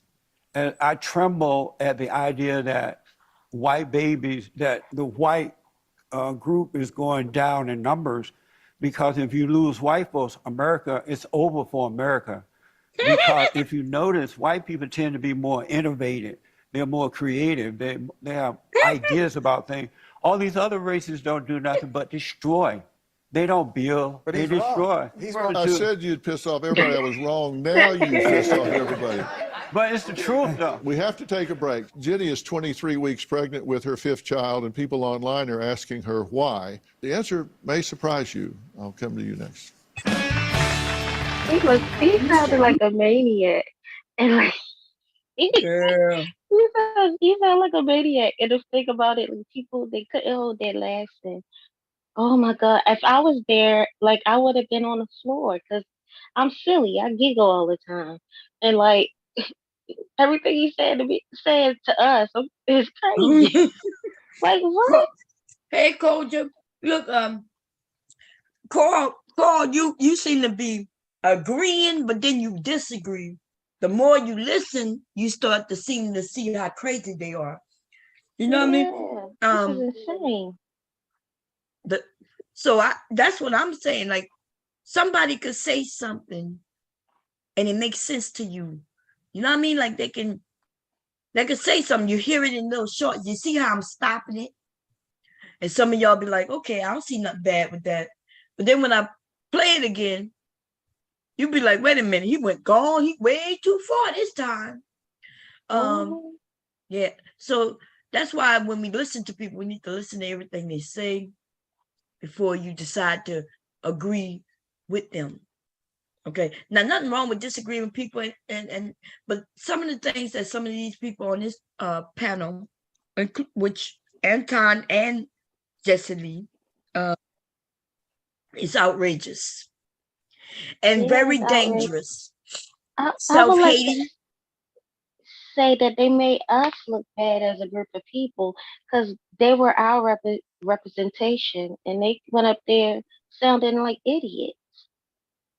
And you know what's worse about it is that they're Black, and they give credence a little bit because the white people are thinking, well, damn, he's Black, and if he think that, then maybe we should think that.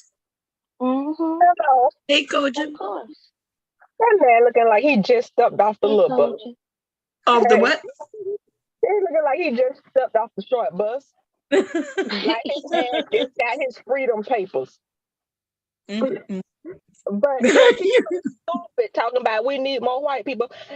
Oh, Dr. Phil sitting up there. He's sitting up there on Dr. Phil's show as a result of a Black woman putting Dr. Phil on. And he talking that dumb shit. It wouldn't even be no Dr. Phil if it wasn't for Oprah Winfrey. Facts. But he talking about how they need more white people. Because they don't build. Other people don't build. They're innovative, and they ain't that innovative. I mean, I'm not trying to down anybody that's white, but they are not that innovative. But the way he's saying it, he making it seem like all white people are innovative. You know, like all Black people aren't. That's how white people are. Because we haven't been in a position to get our ideas, so you have tried to work with these groups. I sat down with them white bitches from now trying to get a legal bill passed. And they showed me who they were. So I told them, I said, I'm finna go watch the Hunger Games Part 2. I saw them 2 years later during the last election with my template for what I had outlined at the future legislative meeting. They was passed. I said, oh, I'm so happy to see y'all passing my stuff around. White people steal. They stole a country. They stole labor. They steal our ideas. That's what they do. He's talking about we aren't innovative. We are the innovative people, and I wasn't trying to make it a Black-white thing, but I mean, come on. Like, when you really think about it, we really are the innovative ones. We're the ones who set the culture. Really, that's just what it is. And other people emulate it. So I don't know what he's talking about. Well, I didn't, he made it race. They make the black people on this panel is the ones who made it racial. So I'm gonna try to bring it back to where it's not racial, but the procreation debate. How is it that the black people went on there and made it racial? Y'all, this was, and then they're anti-black. They went on there to be anti-black. Anton Daniels looked like a fucking fool. And Jesse Lee Peterson looked like himself, because he always looked like a fucking fool. All right. So here we go. Fair use, y'all. My husband and I currently have 4 children, and I am currently pregnant with baby number 5. This is an extra special pregnancy for my husband and I, as our little girl was diagnosed with Down syndrome. A lot of y'all heard this. Now, Jesse Lee Peterson said, "Yep, they should be having babies." We're gonna rewind this again. People ask me why I have 4 children, and I am currently pregnant with baby number 5. This is an extra special pregnancy for my husband and I, as our little girl was diagnosed with Down syndrome. A lot of people ask me why I would bring a child with Down syndrome into this world. We believe that we are being sent an extra special little spirit from God. We love having children, and we love watching them learn and grow and become the amazing human beings they are and contribute to the world around them. One thing that does worry me is the state of the world. We recently bought a 170-acre farm, and we're learning to grow our own food. We do feel that you should be somewhat responsible financially before you have children, but kids really don't need that much and don't cost that much. They need your love and attention more than anything else.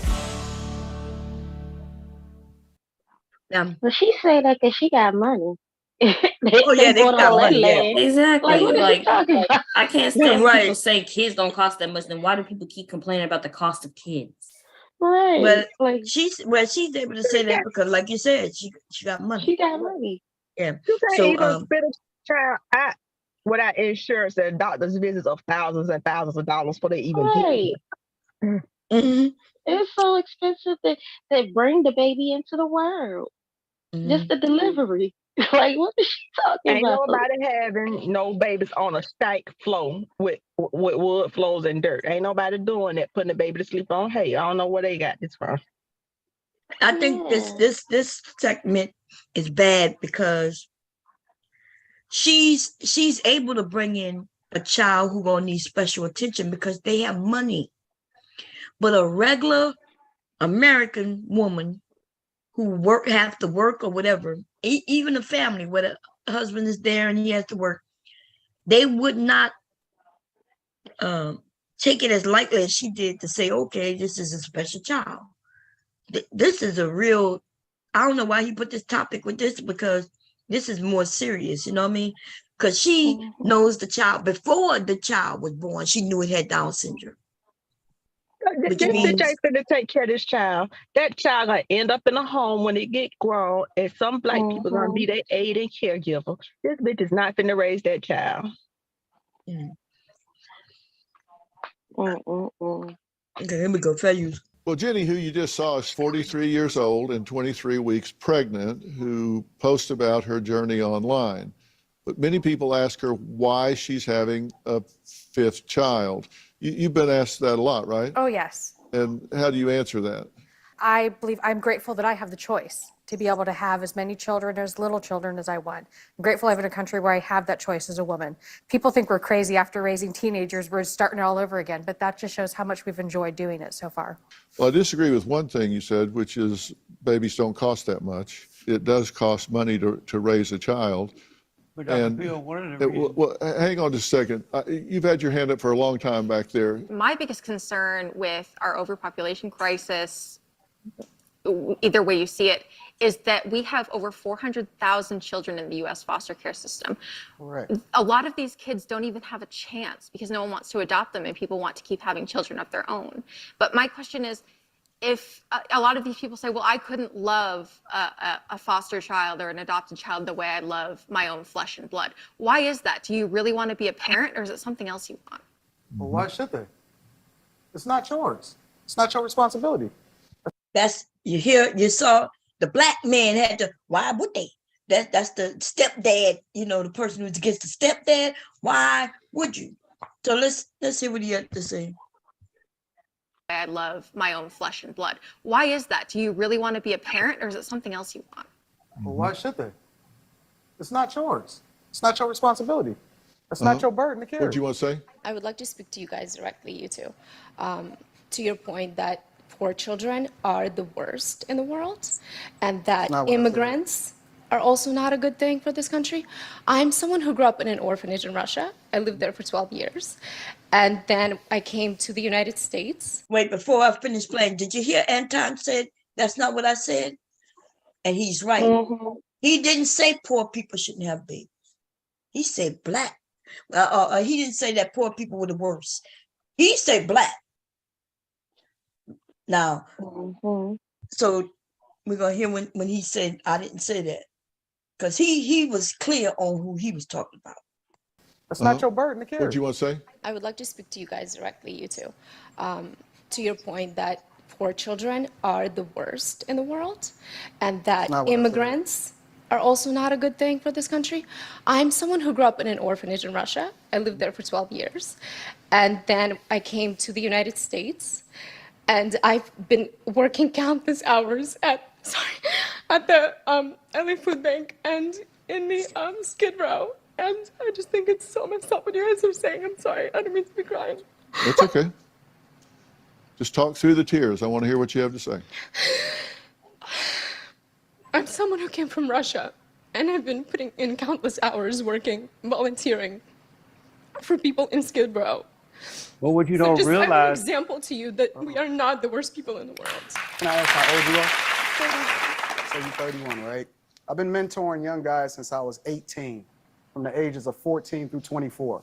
I grew up in the inner city of Detroit, right? Now he's about to tell us how poor he was, which means he wouldn't be born if his parents or other parents believed the way he believed. Crack house, directly across from my house. Crackheads jumping out of the windows. All I see right now is the Victim Olympics. I don't feel sorry for you. I don't feel sorry for anybody. Why would he feel sorry for her? But I told you, he don't care. It's about that money, baby. I don't feel sorry for you. Everybody else, though, gave her a clap. Everybody understanding what she's saying. But the black man had to go on there and be unsympathetic. He sounds so ignorant. Like, ugh. Why, why? You black men who in the chat right now, do y'all not see who's representing y'all? This shit is bad.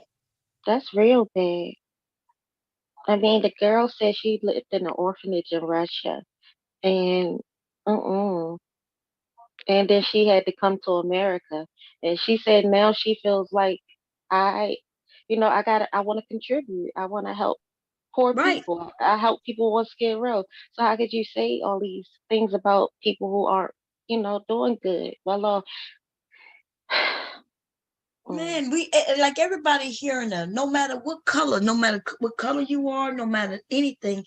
When she said she come from this bad background, but she's on Skid Row where there's even more people, right? Is a Skid Row, if I'm correct, isn't there homeless people there who even have jobs? It's not just bad people on drugs and all the time.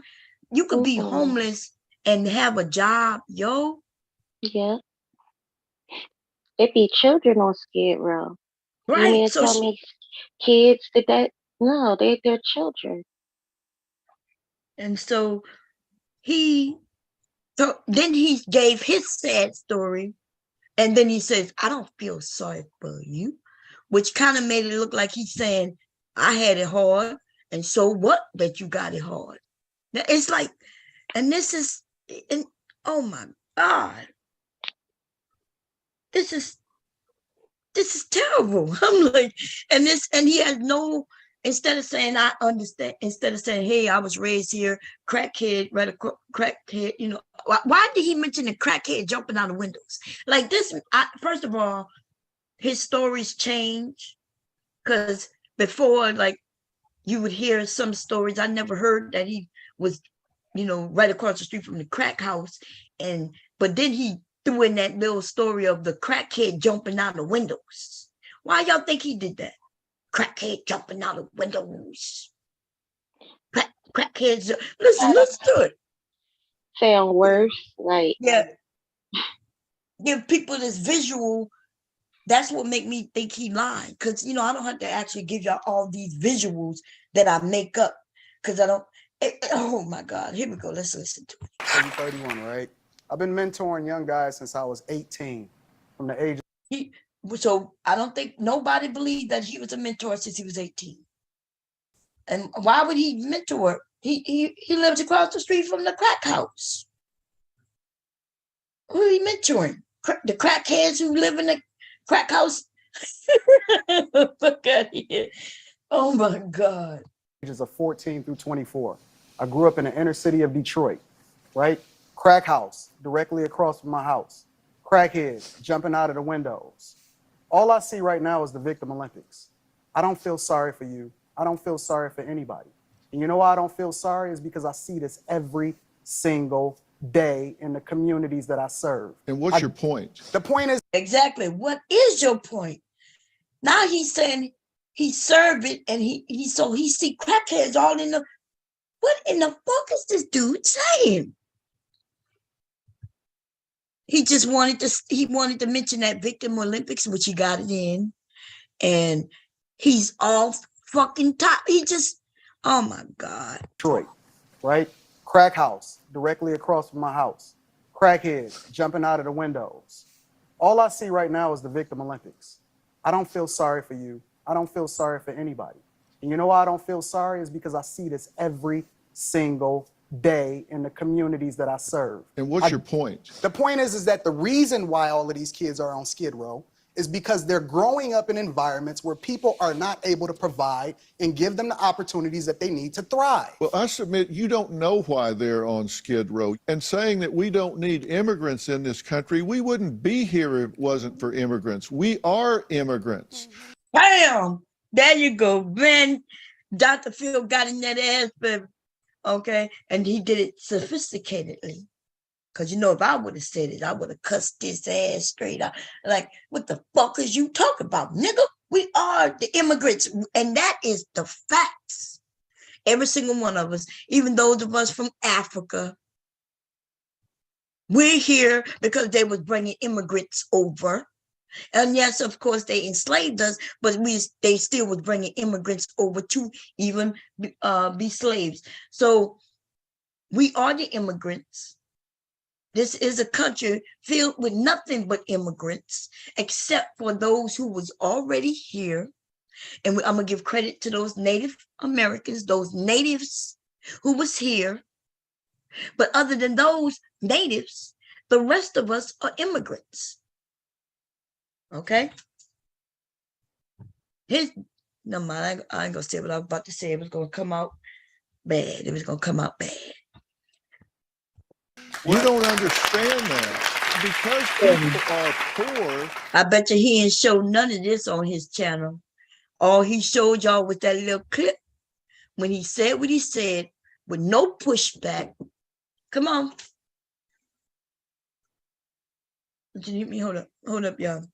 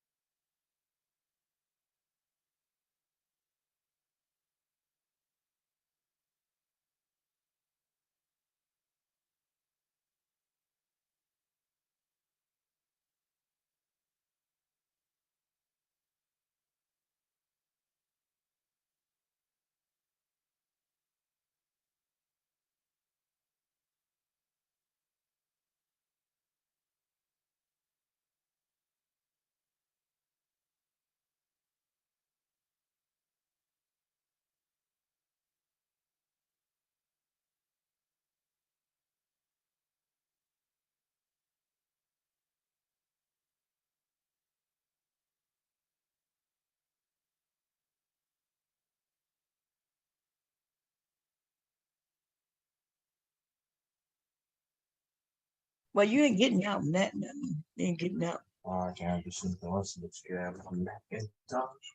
I'm give you no. Huh? I don't give you no.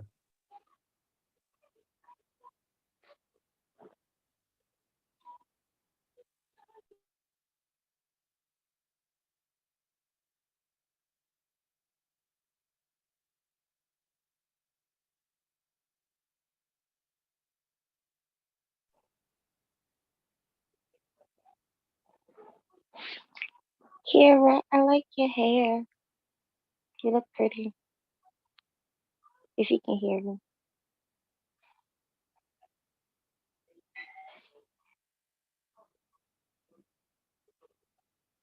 Sorry, y'all, my son in here, talking to him real quick. So That's anyway, I'm okay. gonna play. Okay.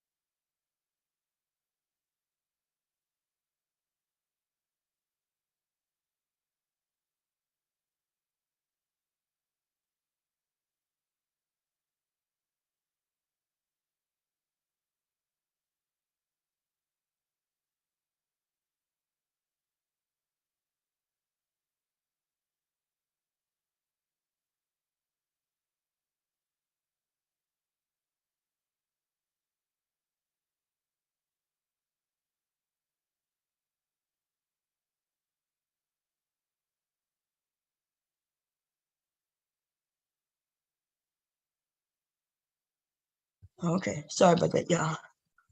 It's alright. Yeah, me and my son made a deal, but I don't know. I gotta be careful. Telling me be careful with these weapons, with these firearms, because I got a grandson, and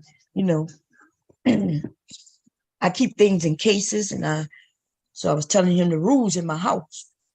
Mm-hmm. Hey, boy, I hear you cocking me now. I listen.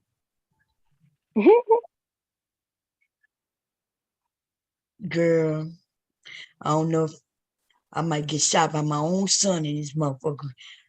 He know how to handle guns. Now I'm just playing, but girl, they crazy. Anyway, I just made a deal with him and gave him one of my. He been wanting one of them. Mm-hmm. So I made the deal with him. Tired of him asking me every goddamn year for the last few years.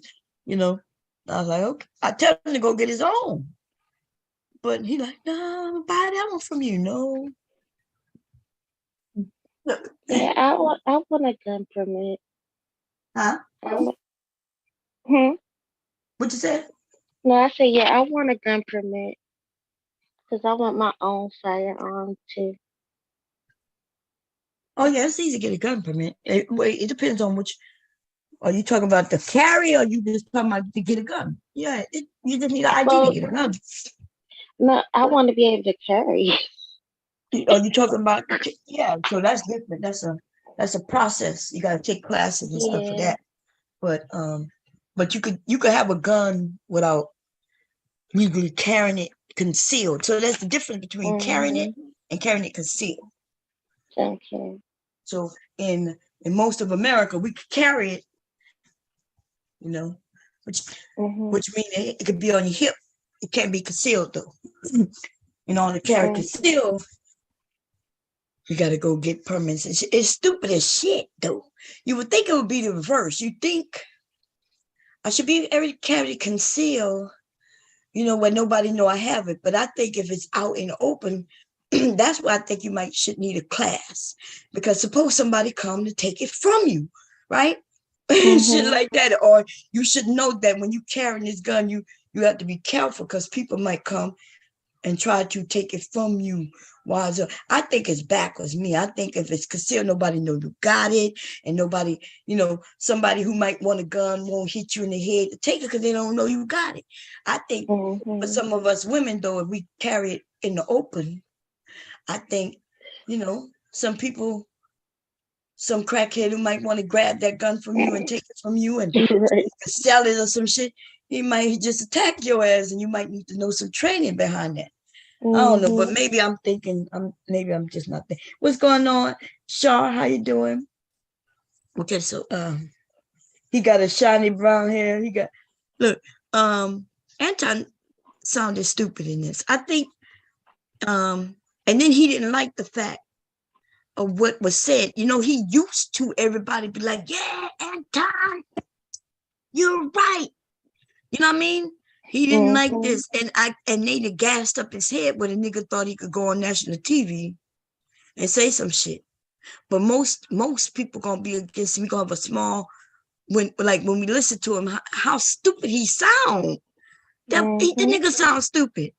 I bet he didn't show this video. If we go on his channel, he only shared the spotlight video, the one where it was the advertisement. But remember when I was telling y'all he looked bad? Remember I kept saying, y'all, he looked bad. Yeah. He looked bad, not only to me, because of course he looked bad to me, but to everybody in this fucking audience. Nobody, not even Jesse Lee Peterson, agreed with him. Yeah, that's sad. He was like, Not even Jesse Lee Peterson agreed with him. God damn. Jesse Lee Peterson said right after him, oh no, I'm not, I disagree with all this crap. He said, no, you could be poor and have a family. He said, but the thing that's missing is the family structure. I can get behind that.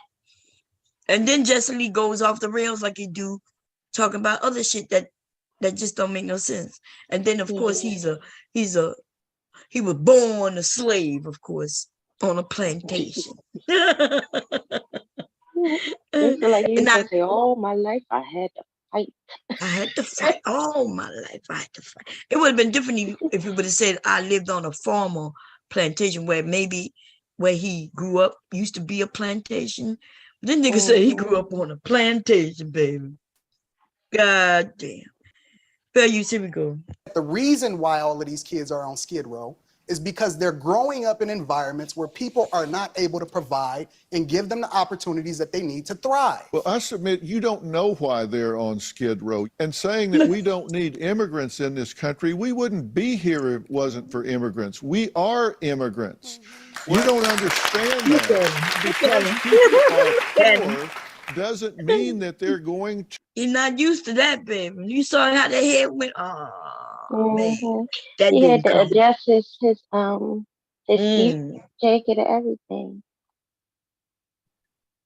No, he didn't say he was born a slave, Carl, but he did say he was born on a plantation. And no, he said he was raised on a plantation. He said he was raised on a plantation. Yeah, in a hut. Yeah. Which is actually the slave quarters used to be like the huts with an outhouse. Yeah. So that's what he said. He said, I grew, but this man isn't old enough to have been raised on a plantation. Now I need to look and see when did sharecropping end, because maybe he's saying that his parents were sharecroppers.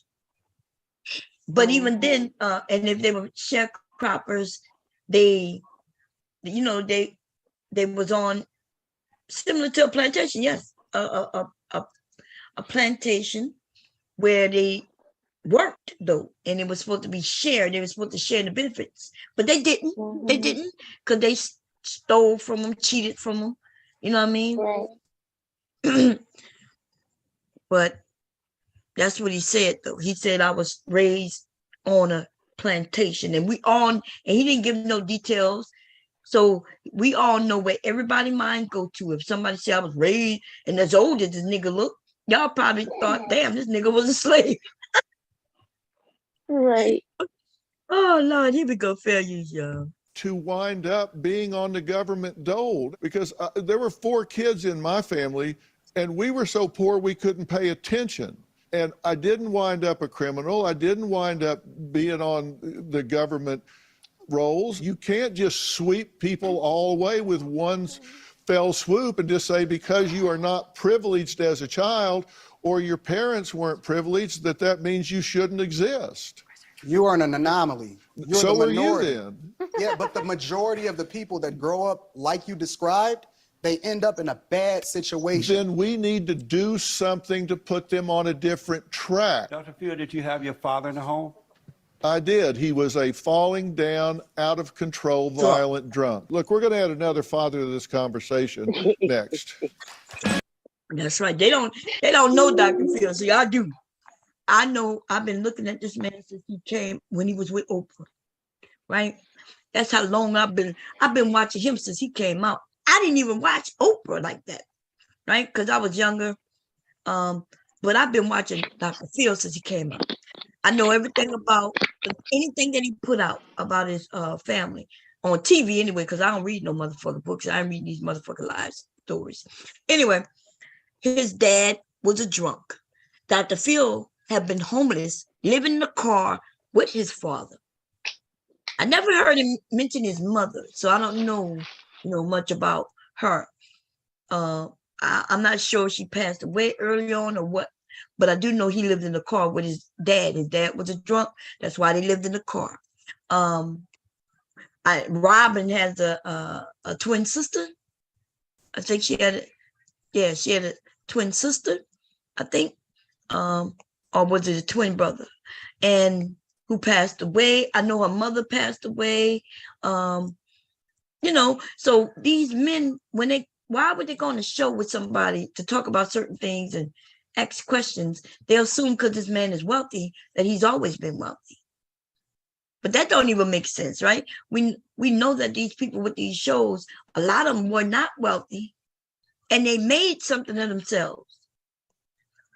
And then he told Dr. Phil, you are an anomaly. And he said, well, so are you, based on what you're saying. You're saying you used to live in the hood across from a crack house. And now you're claiming that you're a millionaire. So I just don't understand how. That's why I think he's a fraud.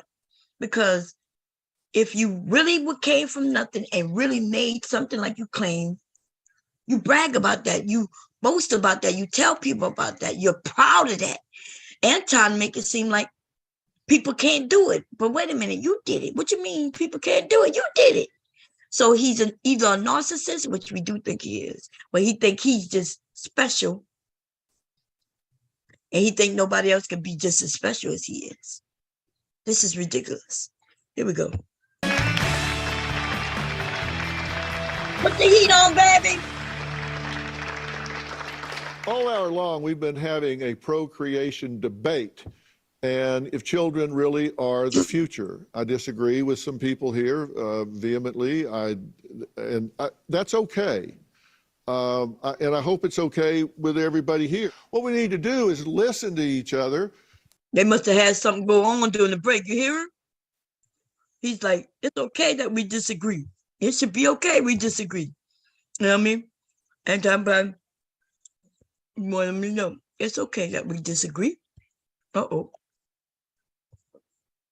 Is that you, Mr. Cab? Hey, Bomb, that's me. Go ahead. You know this is up my alley here. I'm gonna jump in and go ahead. I just called it the ass in. Let me go back and listen to a little bit. Go ahead. Well, I could go back a little bit. What you want to hear?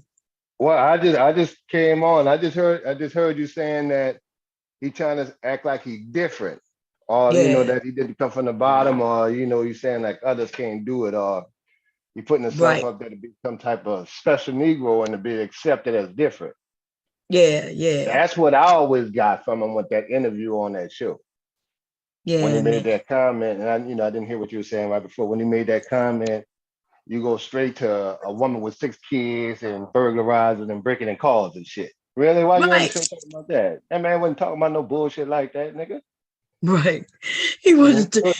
He brought. That's how he brought color into it. And even though nobody said black, we all know, right? We as black people know who. Right. When he mentioned that Bonnie, see, he could have said, "Have you ever seen a woman in a store with 8 kids and one of her kids go steal the rims off my car?"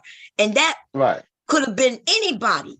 But see, no, that's black folks versus. But that could be white people kids, too. Yeah. Hold on, I'm gonna tell you the different stereotypes though. 1 is the white kids. 2 is the rims, which relates kind of like black folks. So now you aiming toward blacks, and then you follow up with something. Now, see, if you said trailer park and a bunch of kids, speeding, and that's when you'll know it's white. even though they got white girls with about 6 fucking kids too, just tearing up little country ass town. So he could have said that. He know what the fuck he was saying. Oh yeah, he knew what he said because y'all. The first thing he said, and he said it out of the blue. It didn't even go with the conversation. He was like, "Have you ever?" Just interrupted the man. Have you ever seen a woman with a bonnet on, with 8 kids following behind her, living on Section 8, and one of her kids go and steal the rims off my car? Mm-hmm. That nigga right, that's said. all black folks shit. That's a hard lean towards black stereotype. That's why they just know that. That's why I caught that shit when he said it. You ain't talking about just in general, because you can easily say this shit about white folks stealing welfare and recipients' money and shit like that. You know, fraud for food stamps and shit like that. That's white folks shit. You know. And watch this one right here. Watch this one. I'm not sure you probably didn't hear this one. Here we go. This woman, she's sad, so she. For people in Skid Row. Okay, let me rewind it. I'm someone who came from Russia, and I've been putting in countless hours working, volunteering for people in Skid Row. Well, what you So don't just, I have an realize. example to you that we are not the worst people in the world. Can I ask how old you are? So you're 31, right? I've been mentoring. So she said, I'm just letting you know we're not the worst people in the world, because she heard him. See, she's from a different culture. So what he said, she thought when he said that the worst, the ones having the most children are the worst in society. That's what he said earlier on. She sees it as him saying, hey, because I'm poor, then I'm the worst in society. So that's why she gave her answer. Listen to what he tells her though. A young guy since I was 18, from the ages of 14 through 24. I grew up in the inner city of Detroit, right? Crack house directly across from my house. Crackheads jumping out of the windows. All I see right now is the Victim Olympics. I don't feel sorry for you. I don't feel sorry for anybody. And you know why I don't feel sorry is because I see this every single day in the communities that I serve. And what's your point? The point is that the reason why all of these kids are on Skid Row is because they're growing up in environments where people are not able to provide and give them the opportunities that they need to thrive. Well, I submit you don't know why they're on Skid Row. And saying that we don't need immigrants in this country, we wouldn't be here if it wasn't for immigrants. We are immigrants.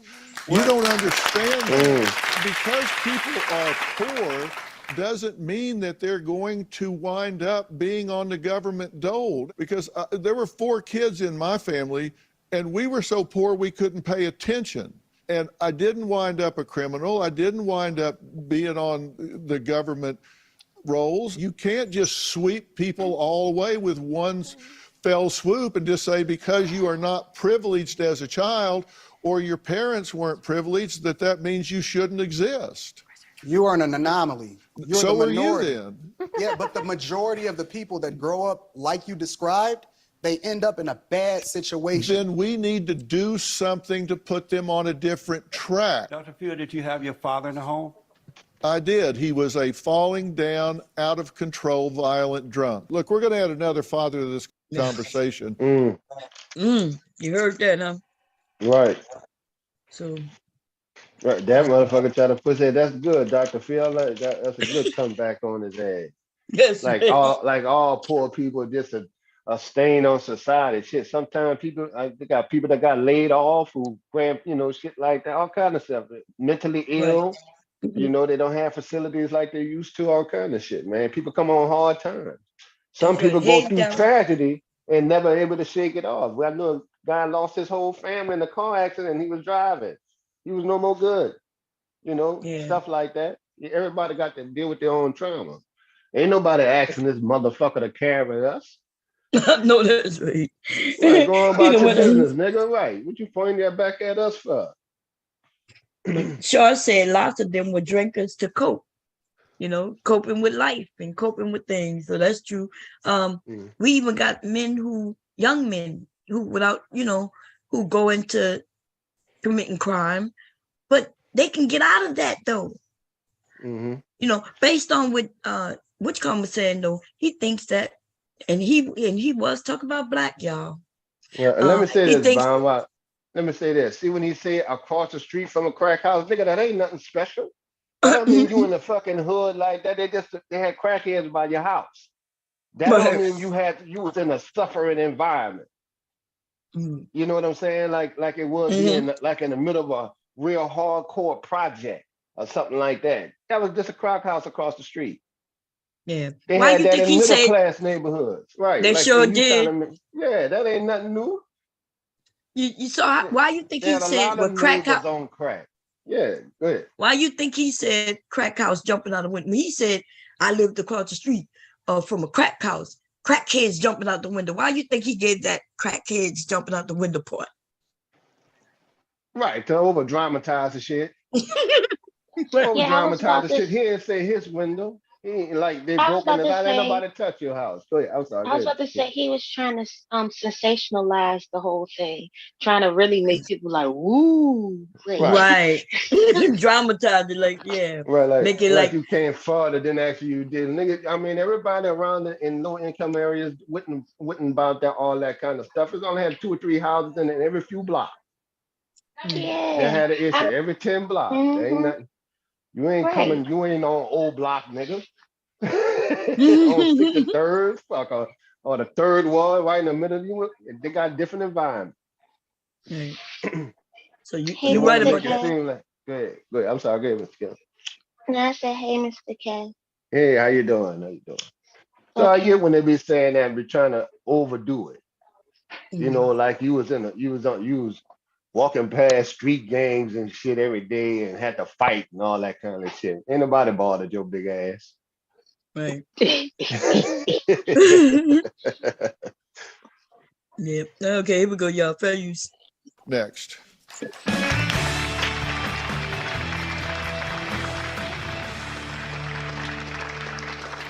All hour long, we've been having a procreation debate, and if children really are the future. I disagree with some people here vehemently.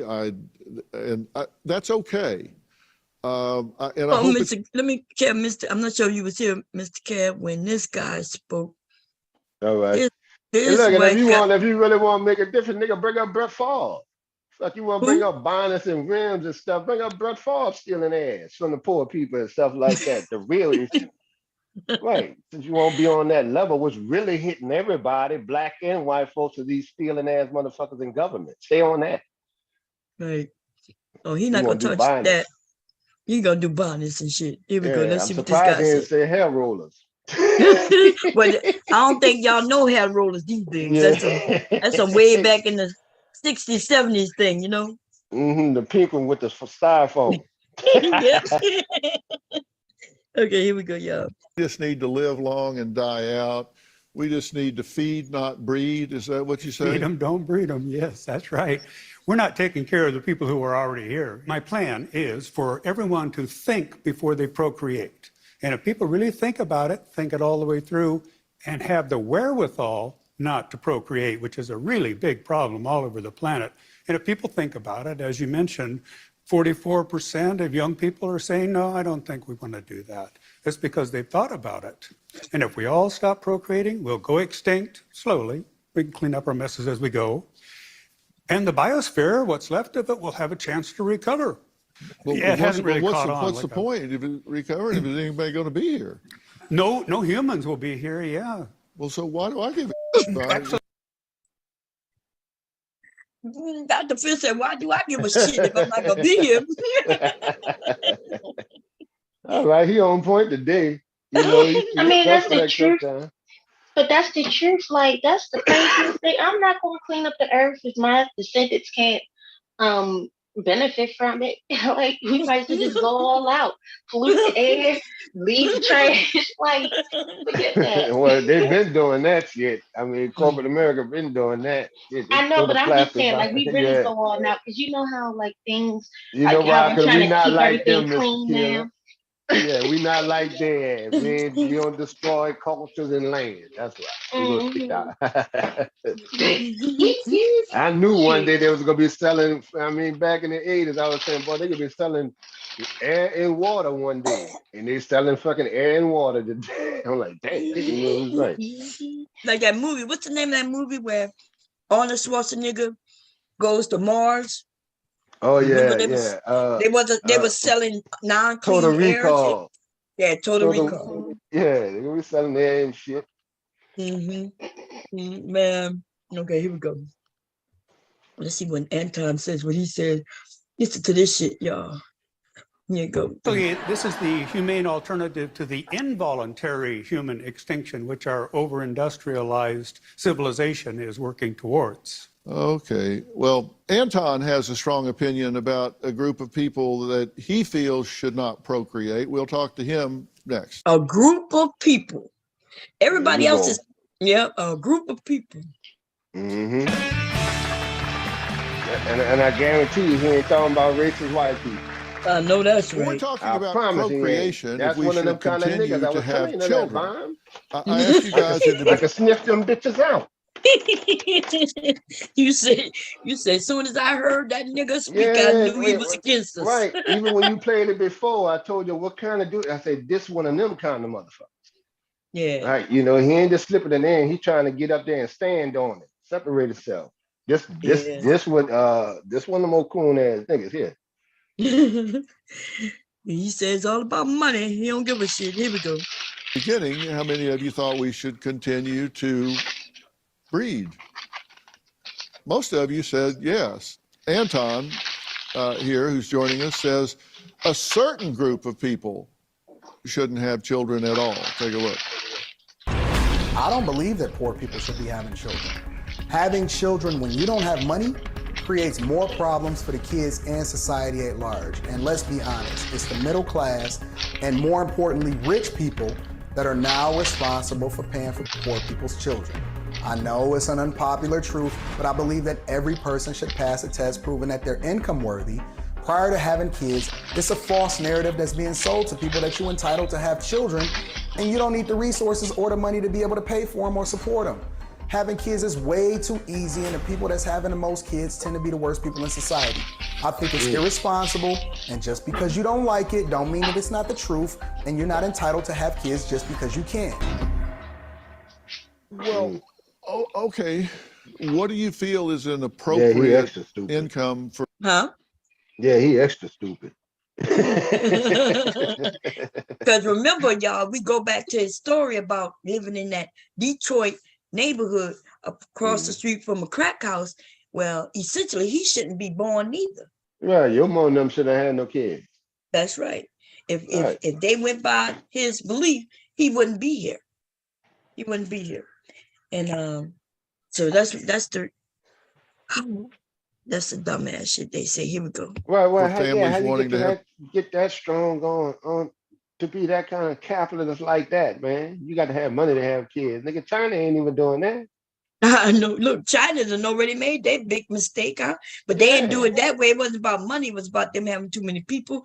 They thought they could fix it by, limiting children. And look at them now. Mm-hmm. Them motherfuckers in Africa trying to marry black women, Africans, yo. Mm-hmm. Trying to marry whoever will marry them, just so they can have families. So they can reproduce, yeah. Yes. Just for a family. Yeah. Reproducing is something that's a natural thing that, we as humans want to do on the women's side and the men's side. It's natural. Oh, yeah. So that's why it ends up happening. Even when they say they not going to have children, a lot of people end up having children. Okay. But these days we overthinking things. So I get it. You're thinking things out through your life and planning it. And then you're saying, okay, I can't afford that. And then so people okay with it. It still can be worked out. You just got now we got the tools to think ahead and get an idea of what we need before it comes. We ain't had that before. Then I'm just pregnant. At least you can figure it out now. Yeah, Moo asked the question. He said, I think he's talking about the white guy, why is his answer for everyone to go extinct instead of suggesting humans just take care of the earth right? Because he's dumb too. He's just a different color dumb. Okay, he's the white dumb. And what you can look at him and see goofy. Okay, goofy. But so y'all know, I'm not sure if y'all noticed something. They got a group of people, the smart people with the doctorate degrees and all that shit. And behind book, they sitting on the other side, facing the other group of dummies. Yeah, that ain't they dumb ass. All they need is their white jacket on with the little thing, just be looking at them through a windshield. See how stupid that one is? Anton gonna be staring one of them dudes down, and he look at him like, is this, like he look at him like he ain't shit, because he's like, dude, what you're saying don't make sense. You gonna see it. Here we go. For children. Well, it depends on where you live in the United States, right? First, but more importantly, I think that it is important to acknowledge that the people that have the majority of the kids are the ones that shouldn't be having kids, and then that becomes a burden on the people that actually have resources, which we then start to say, take more resources from people that have, and then we become a socialist society where we start to pass out more resources, and then we babysit. We make our teachers become overglorified babysitters instead of being able to actually teach. Because if you've grown up in the environments that I've grown up in, even though we had resources, you realize that most of these environments and teachers and you see how he changed it up now. Remember, I rewinded. Here he's saying, if you grew up where I grew up, even though we have resources. But then later, in order to fix the other narrative that he was pushing, he then mentioned that he lived in Detroit, right across the street from a crack house. Right, he keep putting it into a poor black area. Right. So it changes, you know. Now, if you listen to him, he says, we in the neighborhood I lived in, we had resources. Like, even though we had resources, you know, he making it seem like, oh, it's not that bad. But then when he needed it to be bad, that's when he changed his narrative. Yeah, I lived in Detroit. Right. I wonder if he ever moved out that neighborhood, and if he just stayed there the whole time until he was successful. That's two different things. Some people started there, moved, and then, you know, moved on to a different thing. But yeah, I get what he's saying. Yeah. So get that boy. And so this is what he does, though. His narrative changes. 1 minute he's over there preaching like a Christian, where families need to come together, black women and men need to be together, da da da. And then the next minute he talking about, I come from my daddy balls. We don't need women. That's how this nigga is. It switches from this to that. Okay. Why? It'd be nice if somebody, if there was, let's say, some people start pushing to incentivizing marriage in couples. Well, you know, we are incentivized to be couples already. That's where you get the tax breaks for being I'm head talking about of like a little household. more. Yeah, if they want to get some families together, this is a little something else. This is Oh past yeah, but they don't care if you get families together. They just want you to have some fucking children. Right. But that's why they instead of incentivizing marriage and stuff, they stop abortion. You see what I'm saying? When they could have like you said, could have gave money to couples who gonna get married and establish families and things. They could have gave them more money, where more people then would do that, right? We happily do that. And but instead, they don't care about your family. In fact, they want your family to be broken, because the broken your family are, the more they can get you to work. And the more money they can make off our ass. Yeah. That's right. But see, they need you to have kids for the future, because these young men who might have wealth, they know when they get older, they gonna still have to work if they asses don't find a group of young people to put money back into the Social Security. That's just not a good way to live. You know, to be single all your damn life.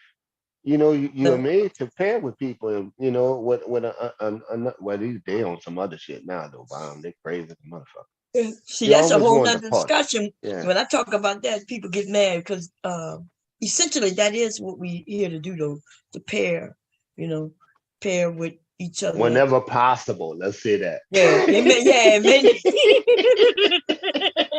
Sometimes maybe it don't ain't need possible to be married. Because they, you know, okay, here we go.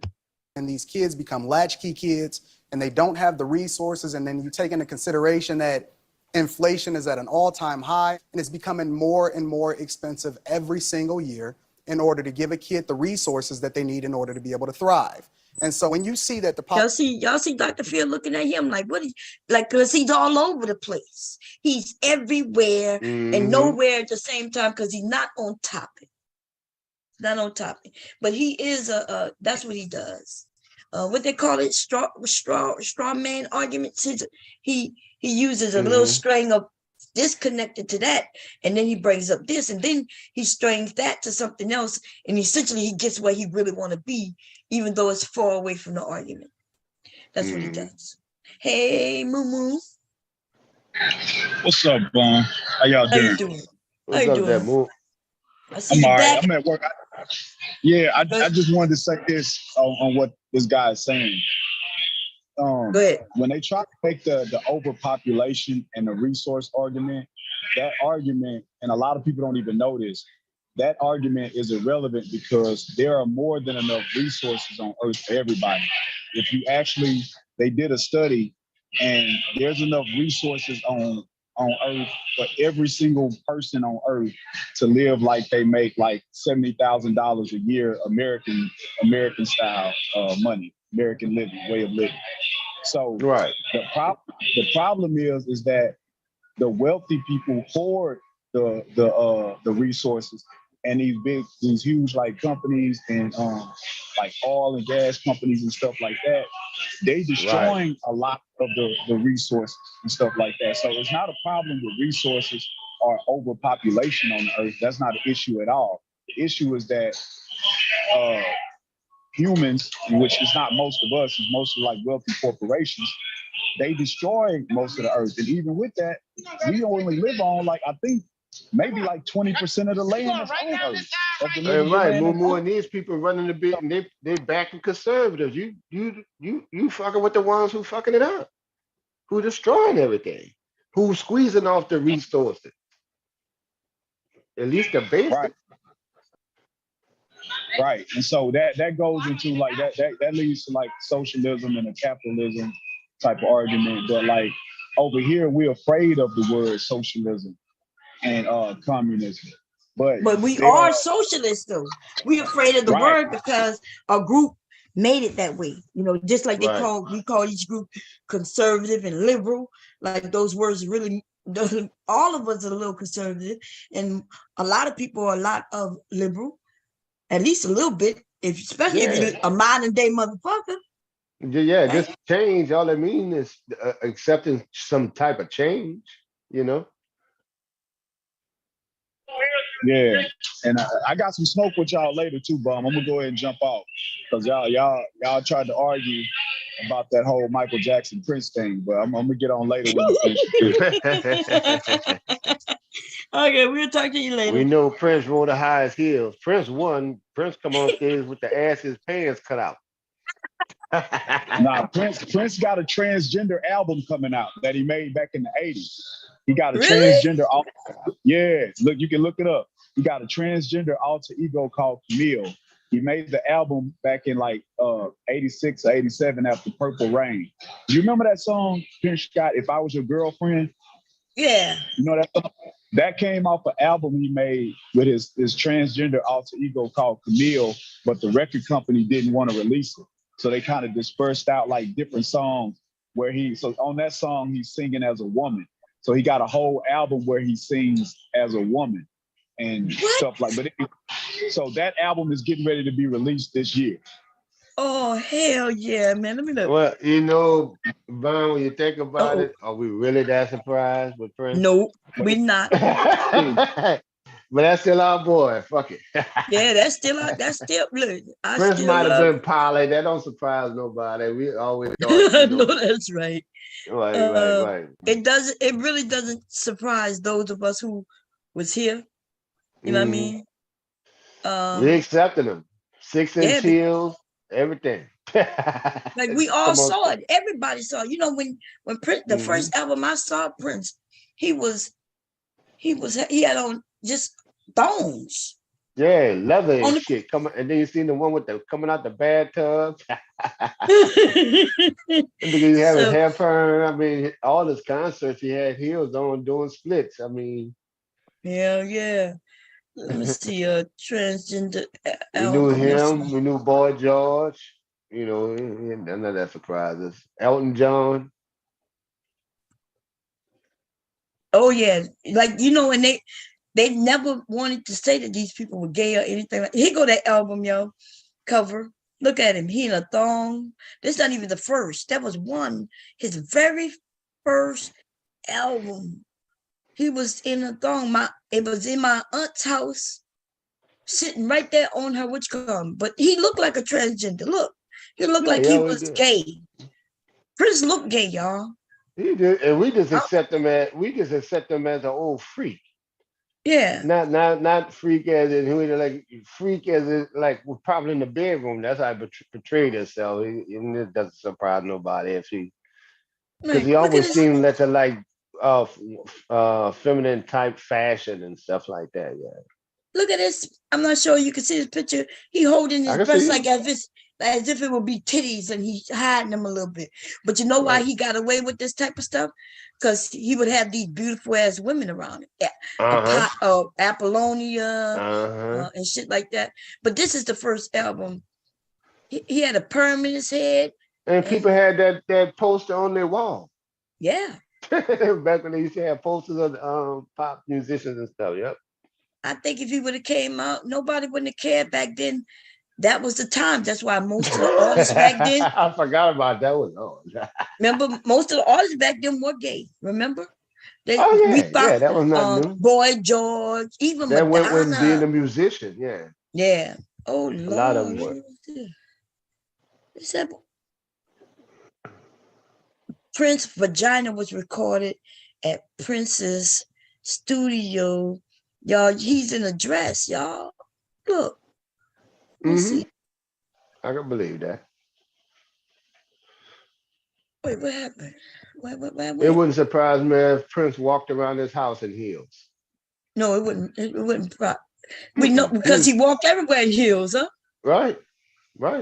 Hip moving and everything. That's how he walked. Yep. Them heels higher than about as high as my goddamn heels. Yeah, look at him, y'all. Shoot basketball. They goddamn. You remember they kind of insinuated that he was kind of feminine, even in that look at his picture, y'all. Prince Nelson Rogers from Louisiana. Is he from Louisiana? Yeah, no, he's from Louisiana. I think his dad is. Oh, his daddy might be, but he's from Seattle. This is where they said Minnesota. They moved there. He's from Louisiana? Yeah. Oh, I didn't even know that. Man, I ain't gonna lie. He looked Keith Hurst looked just kind of like a prince back in the day. And they had eyeliner on back then. Look. Look at him. Here's some nice pictures, dude. That looked like that might be his dad. I didn't know they were from Louisiana. I didn't even know. One of Beyonce people from here too. Yeah. She even said, they're not from Houston. They moved to Houston. Yeah. Anyway, that was a good thing. Somebody tried to check me in Houston one time. Like, well, we got Beyonce and stuff. So where they momming them from? Oh, yeah, you got it. It was at the cathedral. We were like, well, we got this people just joking around in the pool hall. I said, where they momming them from? Nah, let's go back. Yeah, man. Okay, let me see. Go back to Procreation. This is it? Yeah. Okay, we go. The population is starting to decline, or there's young people that's starting to make more informed decisions and say, hey, we shouldn't have kids, or maybe I should only have one because we only had one. They're taking into consideration what it really takes in order to raise that kid instead of just recklessly having children for the sake of creating a slave culture. Okay, take a breath for a minute here. I'm passionate about this, Doc. Who agrees with that? Raise your hand. Oh, they do. They just don't know it. Who disagrees with that? When he said they do, they just don't know it. I think, and then the reason why people don't know whether they agree or disagree because he went all over the place. Now, there was a part in there that I agree with, where young people now are paying attention to economics, and they're deciding on whether they're going to have 1, 2, 3 children or not. So I guess you could say, even in my case, we had one. The second one came about like a shock. Not shock that we got pregnant, but at a time when we were like, oh shit. You know what I mean? But hubby was like, if he got to get 2, 3 jobs, we gonna do this, right? That's what happens when somebody love you and they okay with having family. Calling me, God. Okay, y'all talk. I gotta catch That's this. what. Yeah, that's what most successful families did. Yeah, they came together, whatever it took. Right. At least in the beginning, Oh, excuse and me. then Yeah. they became successful. That's we looked up one time on Bomb Channel of the amount of millionaires, black millionaires. They showed a whole bunch of black millionaires. You know what? Most of them was married over 20 years, Mhm. and it was a nice large group. Yeah. I mean, honestly, most wealthy men are married and have been married for a long time. Hmm. So I don't understand why men now are saying like, having a woman is a burden. It takes money away from you. Yeah. No, not really, because I mean, for you to even get accepted into some of those really high class or upper Okay, y'all, sorry about that. echelon Yeah, keep making appointments. places, God dang. you have to have Okay, here we go. a Raise your wife. hand. Wait, where? Hmm. Oh, I'm sorry, y'all. Y'all may have been talking. Hmm. We good. Oh, It's I'm all sorry. right. I'm sorry. I had it on mute, Yeah, they y'all. do. They do believe in family when it comes to executives and stuff like that because they Yeah, feel like like they won't they feel even. like you're more committed to the company, you're more stable. Yeah, they They do want to look for make sure that. you're more stable, so they want to make sure you have a wife and Right. kids and Priorities. Yeah. yeah. Yeah, because if you got a family, you're stable. You're Mhm. Right. not gonna likely just say, fuck this job. You know what I mean? Right. Right. Yeah. And I was always kind of like that, but at all they can't hold nothing over your head if they dirty. So yeah, they always look for that. It's a sign of stability. Even when on And your they car insurance, shit, and your the car bad thing insurance about it cheaper. is that they don't seem to realize that that's what make me think that some of these men aren't really wealthy because I know, like, I mean, I'm not wealthy like that or nothing, but I know we all maybe have like a few family members or family member that's wealthy or really well off. Um, and what I will say is they've been married for a long time. And Hmm. yeah, like when they go to those like different events and stuff, like you said, like executive balls and all of that kind of stuff, they want to Hmm. see you have your wife there with you. Like Hmm. they, The yeah. misses of the company, yeah. Mhm. Yeah. Y'all, this is crazy. They go to album. It's by Prince. It's about him. He recorded it in '86, just like Mumu said, and it's a feminine alter ego portrayed by Prince while pitch shifting his vocals up to an androgynous register, which is a woman's register. Prince planned to release the album without any acknowledgement of his identity. The project was initially scrapped several weeks before its planned release. God damn. They messed up. Like Prince could have been he essentially is the first. If they were supposed to, it was recorded in '86. I can't wait to hear it. Oh my God. But that song, what's the name of it? If I was your girlfriend. Yeah. Yeah, girlfriend. Oh man, I love that I love me some Prince. I don't give no fucks on what his sexuality was. Because I'm gonna be honest, we always knew. Okay. Shockadelic Good Love. If I was your girlfriend, and I want rock. But I stopped listening to Prince when he started doing more jazz. I'm not into jazz, but hubby started listening to him then. I wanted to hear when he went in concert, he didn't do no goddamn Darling Nikki and shit. I'm like, what the hell? But he said he wasn't gonna do that shit no more. So he started doing funk. Isn't it funk? That's what it's called, right? Yeah, 1999 and Purple Rain album. That's what we want to hear. Yeah. Purple Rain and Nikki, darling Nikki, little red Corvette. Man, that darling Nikki, man, God. Yeah, that was now people don't even realize that was just flat out damn near porn. It was. Right. That was They soft porn. realized this, especially when I did a video clip on it. Mhm. Anyway, here we go, y'all. Fair use. Yeah, okay. What happens when someone loses their job or they lose their economic sustainability and they already have children? Here's the key, though.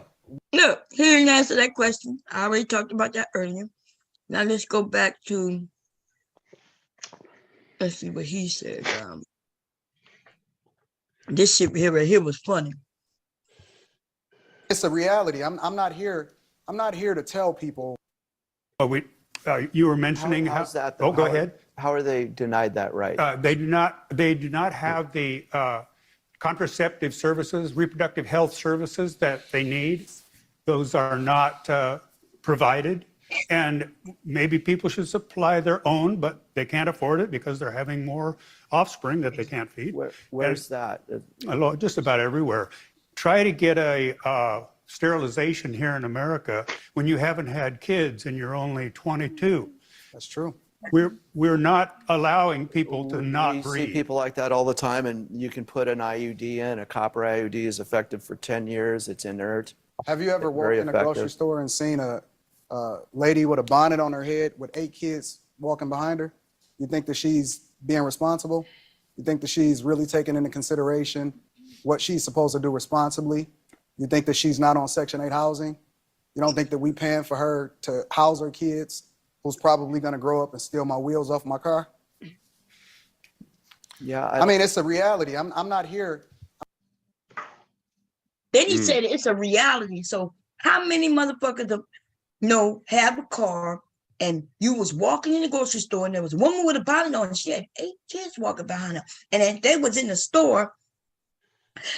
We know that she was in Section 8 because some kind of way we got a flashback that she lived in Section 8. And then we flash back to the store, and then one of the kids sneaks outside and steals after the kid is grown, after using up all the government cheese and the funds to feed him.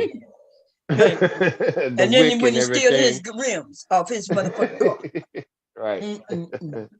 Love you too, baby. To be honest, it sounds like he kind of like he talking like a movie or something like. That's what I'm saying. That's what they do. Right, because we can go the whole other way with middle class children on crystal and all kind of shit and all that. We could do it that way too. We could go by who suck up the most of the damn revenue services. Services on welfare and food stamps, shit like that. That'll be white folks. That's the But see, he didn't want to make it about race. Nobody else made it about race.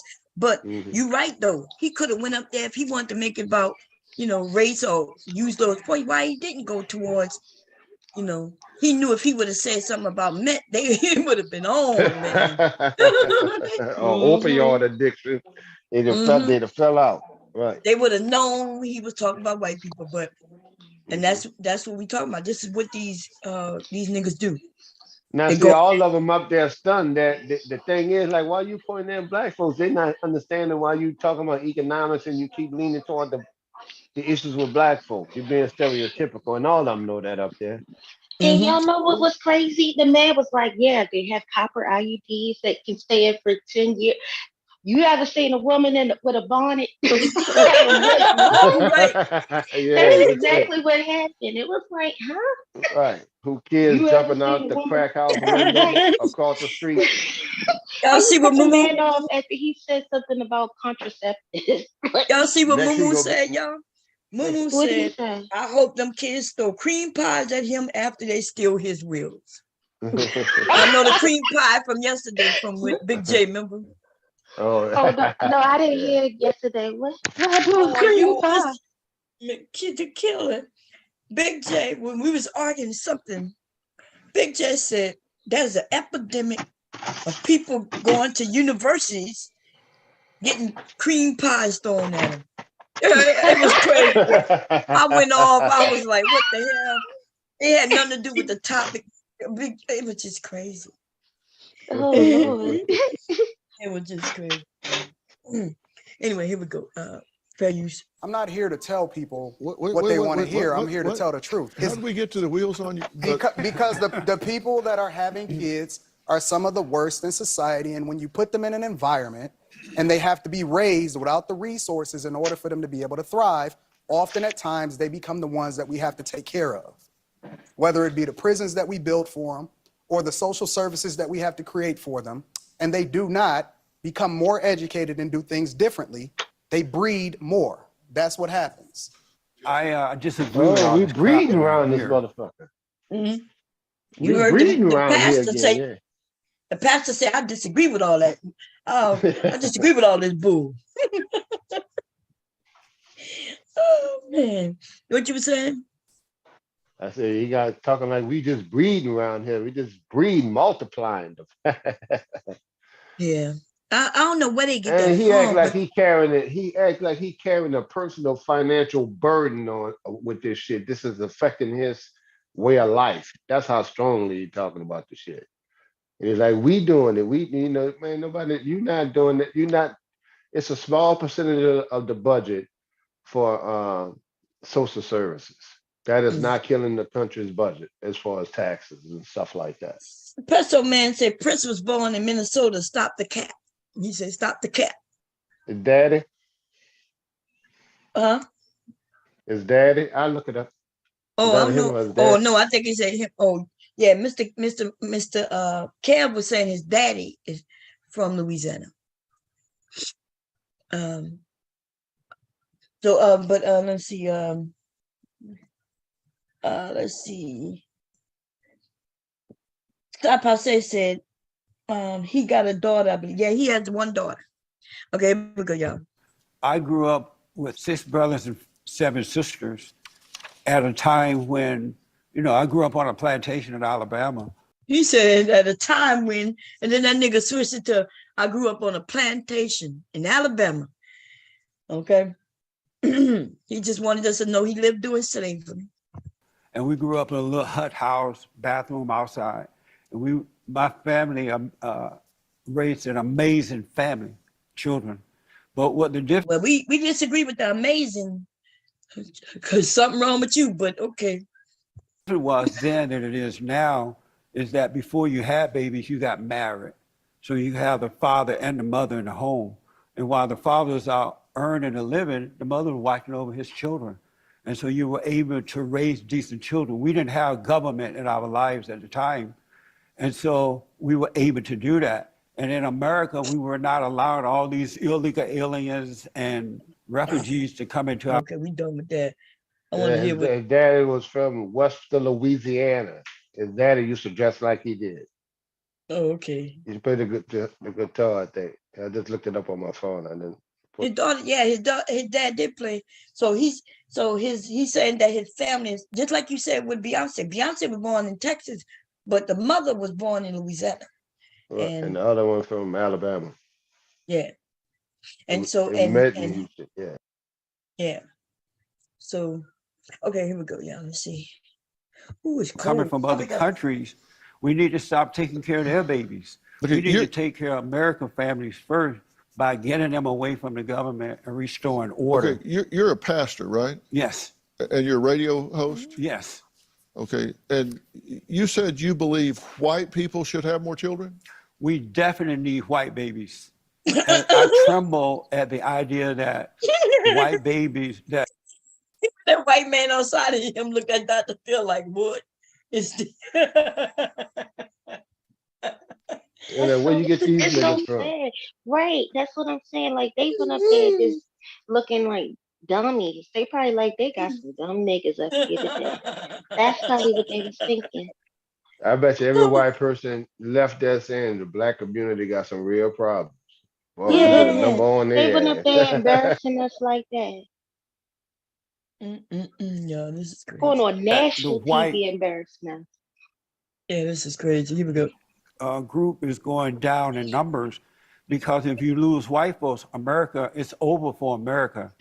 Because if you notice, white people tend to be more innovative. They're more creative. They have ideas about things. All these other races don't do nothing but destroy.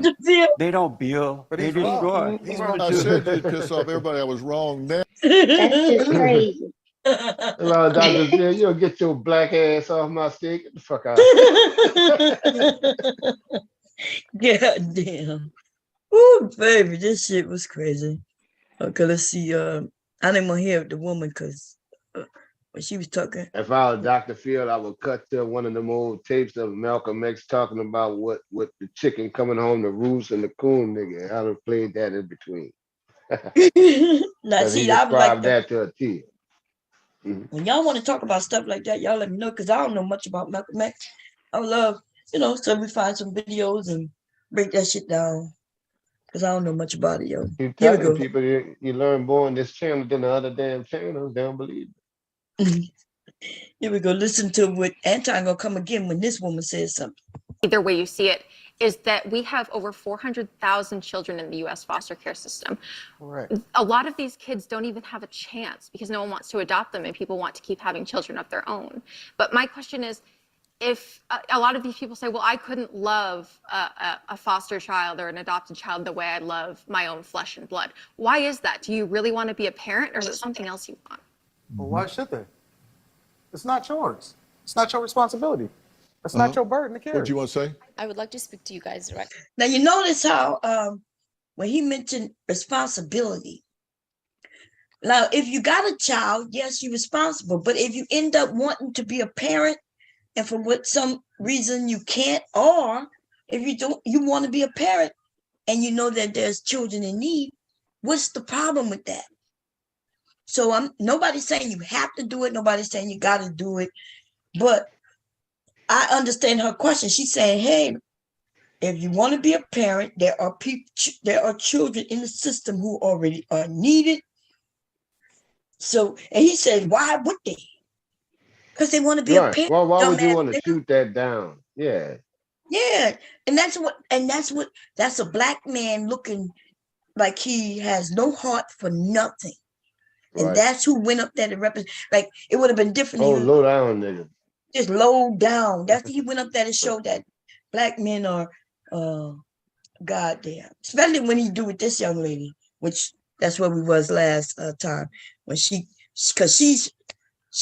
wants to talk to them too about, what they said about poor people. So here we go again. You too.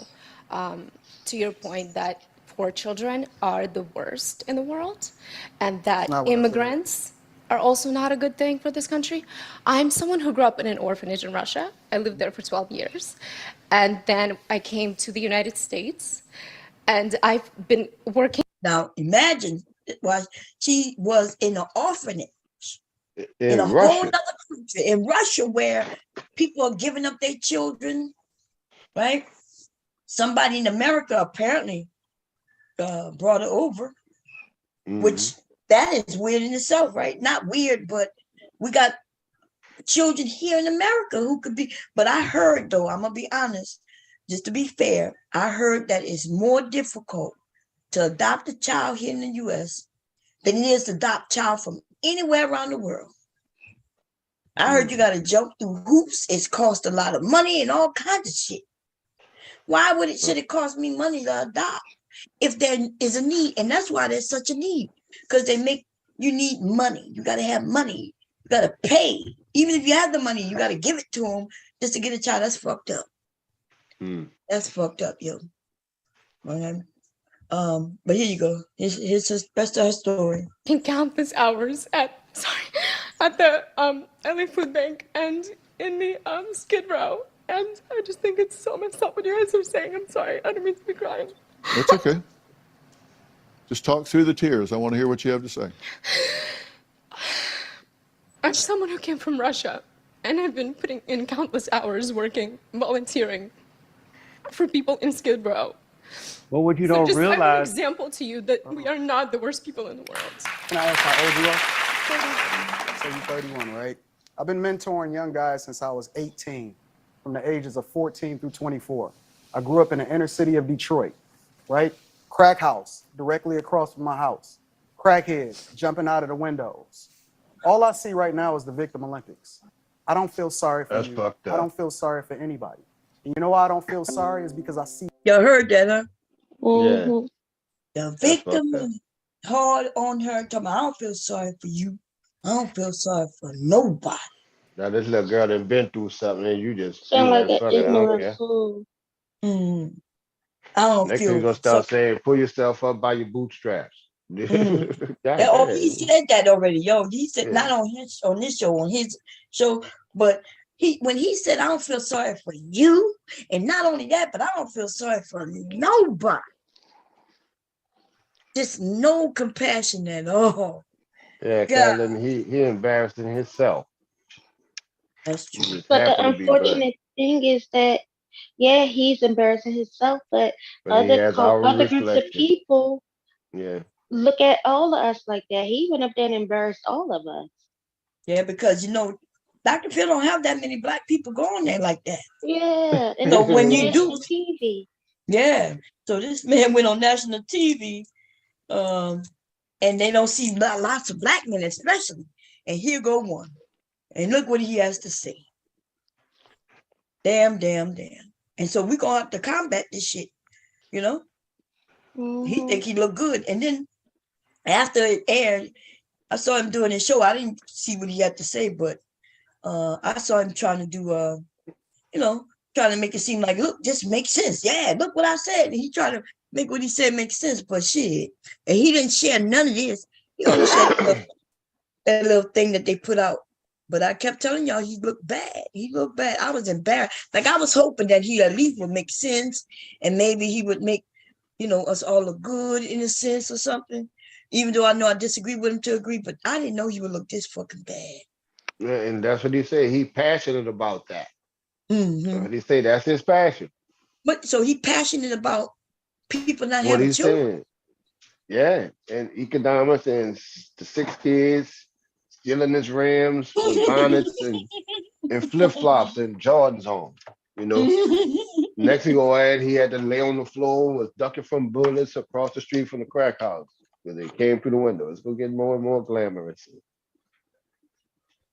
But yeah, that's what he said. That's his passion. Not being successful, that's his passion. There we go. See this every single day in the communities that I serve. And what's your point? The point is that the reason why all of these kids are on Skid Row is because they're growing up in environments where people are not able to provide and give them the opportunities that they need to thrive. Well, I submit. Look, he raised his voice. Y'all saw he raised his voice? You ain't see no crackheads jumping out of windows every single damn day. Right, yeah, that is so crazy. Like every story he bullshit. tells sound like something you would see What y'all like call on what some y'all call kind of that, gaslighting? movie or What something. Yeah, gaslighting. Yeah, it's gaslighting. Look, I'm Just catching on lying. now. It take a dumbass like this for me to catch on to the lingo, but I'm there. Yeah, that's gaslighting. Everything I he's know doing it is when I hear gaslighting. it. I got to put shit together, Byron. Me too. Look, I'm with you. These are new terms. The term hasn't been around that long. This is definitely gaslighting what he's doing because we're talking about one situation, but then he just throws in something else that kind of don't even make sense and try to make you feel like you the crazy one. That's what gaslight means, and he doing it. He did it the whole time. Like when he started talking about y'all don't see the this? woman with the bonnet, when the man was Right talking in your about face. contraceptives. Like, what the hell? Yep. So yeah, he been gaslighting them the whole time. You're right, because he. That's why they're looking at him like, what is you saying? Mm-hmm. That's what's going on. And then they'll be confused. They'll say, well, he's a black man. Maybe he's talking about something I just don't know. So that's why they're getting so they just being quiet. That's why they're not giving pushback, because he's gaslighting them so much. They don't want to get pushback. They don't even know what he's talking about. That's why they can't respond. Yep. That's right. That's exactly what he's doing. He is gaslighting them to where they can't respond to him. But Dr. Phil keeps saying, okay, what's your point? Like, you keep going all over the board. What is your point? And then his point still, so that's exactly what Anton is doing. And you know what he on? He on some straight self-hate shit. That's self-hate shit right there. Oh yeah, he said himself. That's true, but he won't consider himself black though. He don't use. He'll say, "I'm not into the race thing. I'm into the economic thing." So yeah, I'm not black. that's I'm what it is. rich. I'm wealthy. Somebody got to do their background because I hear. I'm sorry, my kid's coming in and I'm ready to the door. Okay.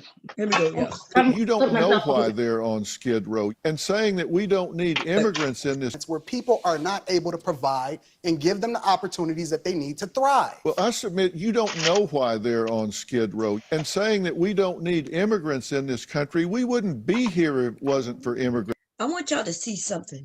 And I'm going to tell you why Dr. Phil got on him right here. Right? Because that's why Dr. Phil, when he came back, he was like, hey, we just disagreeing. But I'm going to tell you, why y'all think he got on, Dr. Phil got on him? Something Anton does, and even everybody on his channel does to a degree. You heard when he says, I don't feel sorry for you. He did that because she's a woman. Watch. He made that girl feel bad. Watch. That I serve. Yeah. What's your point? The point is that he was looking at her when he said everything he was saying. He was looking at her like, I don't feel sorry for you. Directly towards her.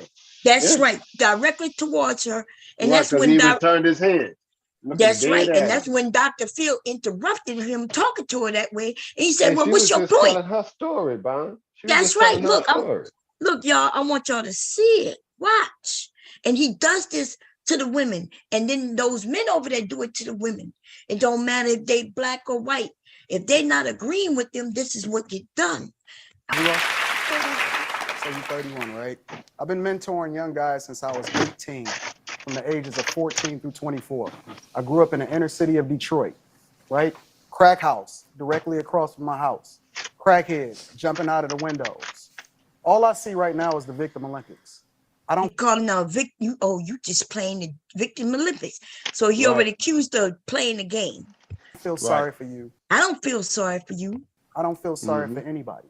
And you know why I don't feel sorry is because I see this every single. Now he getting stern. I see this every single day, right? Day in the communities that I serve. And what's your point? The point is that the reason why all of these kids are on Skid Row is because they're growing up in environments where people are not able to provide and give them. Look at her. She feel bad. She don't know how to react because there's this black man, you know.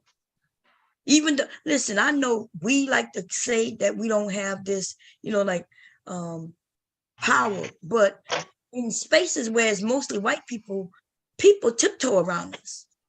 Right. They do. They do. Y'all agree with that? They tiptoe around us. Mm-hmm. In general, yeah. Yeah, they don't want to, a lot of them don't want to say nothing bad. They don't want to say nothing wrong. They don't want to, you know, and they want to, you know. A lot of time it's innocent too, because they just never really interacted with black folks, you know. So here's this woman who's from a whole nother country. She's younger than him, and she was crying, and he basically told her, I don't care. Right? And look at her. She don't even know how to act. Look at her. And they pointing back to her, and he's just disgusting. And then Dr. Phil had to break into it. Like, hey, what is the point you're making? And now she don't even know, did she do something wrong? Like maybe I shouldn't have cried. Or maybe he got it worse. And here it is. Who's to say that growing up across the street from one damn crack house was worse than her growing up in a Russian foster home? Exactly. I said a roster. A Russian foster home or orphanage is tough. That's a tough life. I think she did probably have it worse than what he did. Of course he did. Of course he did. I mean, but he don't care. Like he said, I don't care about your problems, because he's a narcissist. He only care about what he went through, right? Even though when you hear his story in other times, you don't hear where he went through things. So like I said, I think he's a liar, but that's why Dr. Phil watched the rest of it. them the opportunities that they need to thrive. Well, I submit you don't know why they're on Skid Row. And saying that we don't need immigrants in this country, we wouldn't be here if it wasn't for immigrants. We are immigrants. You don't understand that. Because people are poor doesn't mean that they're going to wind up being on the government dole. Because there were 4 kids in my family, and we were so poor we couldn't pay attention. And I didn't wind up a criminal. I didn't wind up being on the government rolls. You can't just sweep people all away with one fell swoop and just say because you are not privileged as a child or your parents weren't privileged that means you shouldn't exist. You are an anomaly. You're so the are you minority. then.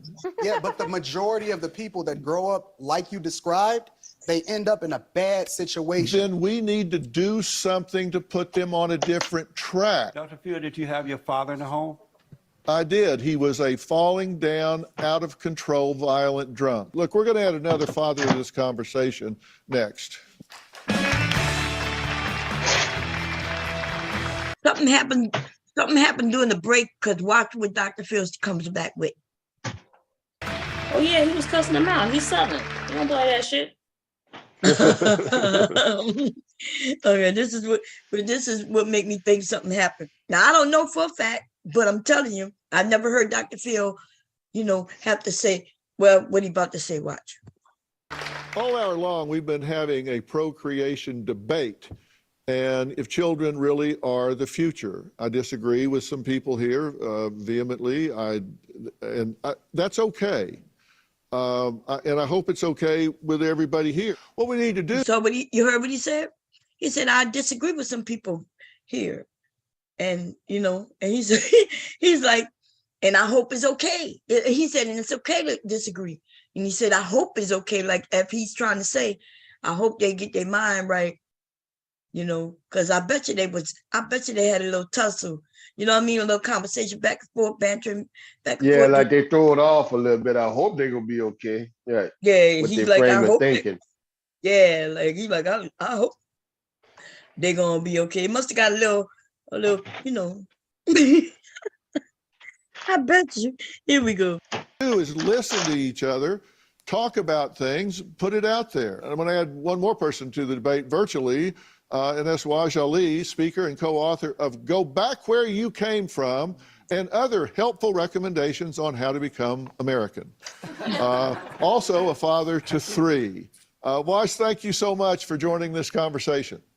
Dr. Phil, thank you for having me. According to my Yeah, the author of Go Back Where You Came From, send Anton ass. Back where parents, I finally made it in America because I'm on Dr. Phil. So that's right. There you go. So you've been listening to this conversation. What's your reaction? All right, so it's been wild, but I'm going to do I'm going to give you a radical proposal. Here it is.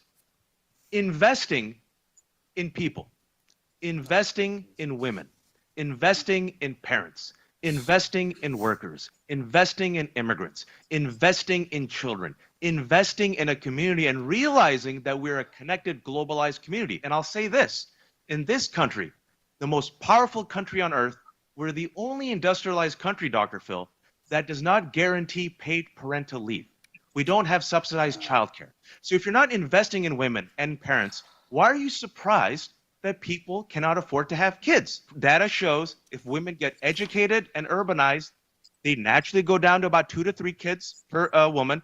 And then in America, if you make it easier for people to have kids, guess what? They have kids. One of y'all said that up here, didn't you? I think you said marriage, but yeah, if you make it easier, right, we have kids. If you incentivize marriage, people will get married. They got people who would love to get married but can't afford to get married. The truth is, once a person get married, if 2 elderly people, let me explain to you how some of these elder people who love each other and would like to get married, they stay friends. They may even become roommates, quote unquote, right? Because if she gets a check, her Social Security check, right? And his Social Security check, and they get married, they're now, instead of her getting her separate money and his separate money, their money become one. And now they get less money. Right. They get less money, y'all. They'll start, they start wanting to add his, they'll say, oh, well, your family income increased, so we're going to give you less money. And right, and also, you'll never get it back. In society, prices will continue to rise. That's right. And in the Black community, let's act like we don't, stop acting like we don't know. We do know that a woman may not get married because she can get help without his income. He may be a man who works, but he don't make enough to support both of you. Like, it would be actually a reduction in your benefits. You know what I mean? She can still get food stamps because she's not married to him. You know, she got her kids, and so she's like, okay, but if I marry this man, they're going to use his income, and they're going to then say that I can't get, you know, the food stamps that help feed us. So he's living there, and she's able to still get the food stamps to feed her kids, but this man eats there too. Right. Now, I don't mean to put our business on blast, but that's the realities of a lot of shit. Childcare costs so much, you damn near gotta be a single woman to get that help. Because he may not. For aftercare. Aftercare is free. Yeah. Right. You know something. Yeah. You know, you can. You know, it go by income based. That's right. So if it's just her income, because she might be working and, you know, she bringing enough, but not enough, so she still get the help. But soon as she get married, now his income is in play. So we got to stop acting like we don't know this. Well, not we, because we know, but these dumbass niggas who act like they don't know. You know what I mean? They know. Right. And you can make it, like I was telling Deb the other night, man, they got just explaining, man, you can make that work for you, man. That's right. You know, for the long term. Right. We're not the only ones. The white people do it too. They've been doing that shit. Yes. Right. Fuck. They ain't get mad. They got right. They own their little trailer, their little land and shit like that till they get up. They save their money. Their husband income never shows up. That's I mean, their boyfriend income never shows up. I don't care if he is making 100,000. That's right. They're still living good. So I'm just saying, that they've been Look doing what I it, told y'all. them, Bob. There's a reason why they had the nicest cars around the project. They ain't had no rent. Even my friends that used to work, they ain't had no rent with their old lady. They live right there, you know, Section 8 around them, you know, all through New Orleans. They was living good. They wasn't poor. So if you had a job bringing in 30, 45, 50,000 and everything was subsidized, you win it. If you make it work for you. So we, you look like the white man, they living like their husband and wife, but legally they not married. And he's living there though, right? There's ways to get around that. Like I've heard white people say they could get married but not get married. I was like, how you get married but not get married? Well, you know, a religious ceremony is, you could go and have a religious ceremony and not file the documents. You are really married, but you don't get the government involved. And they cannot fight that. They can't, legally you're not married, so they don't have to use you on tax shit like that. But literally you married because remember there's a separation between what? That's right. There's a separation between church and state. For white people been doing this. They call it spiritual marriages. We just call it marriage. In the Bible, it just said marriage. Yeah, it is a marriage. Look, white people been knowing this shit, y'all, and I didn't even know this shit. I learned this shit from my, they like, yeah, we married, but they are married. They can live in that house together because there is a separation between church and state, which means they can't come and say, well, you got this man living with you. You can say we married. And they can't say, well, if you married, then show us this. You can say, but we're not legally married. And that because of that separation between church and state, they can't make you kick him out. Yo, I was like, wait a minute, what? So they walking around married, without being fucking married on paper. That's right. They married. The church, they go to church together. The church verify them as being married. They married, and they ain't never got to share no each other's documents, because legally on paper they not married. I was like, God damn. Mm-hmm.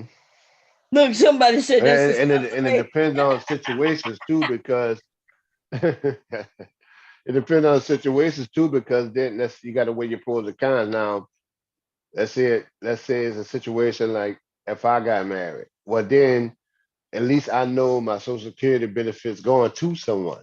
Right. But if I don't get married, that the government just keep my shit. Right. For all the years I So, worked and put into the system. Yeah. So so the Social Security, so down the road, that's the stuff that be, you know what I mean? That's the stuff that that your spouse will lose.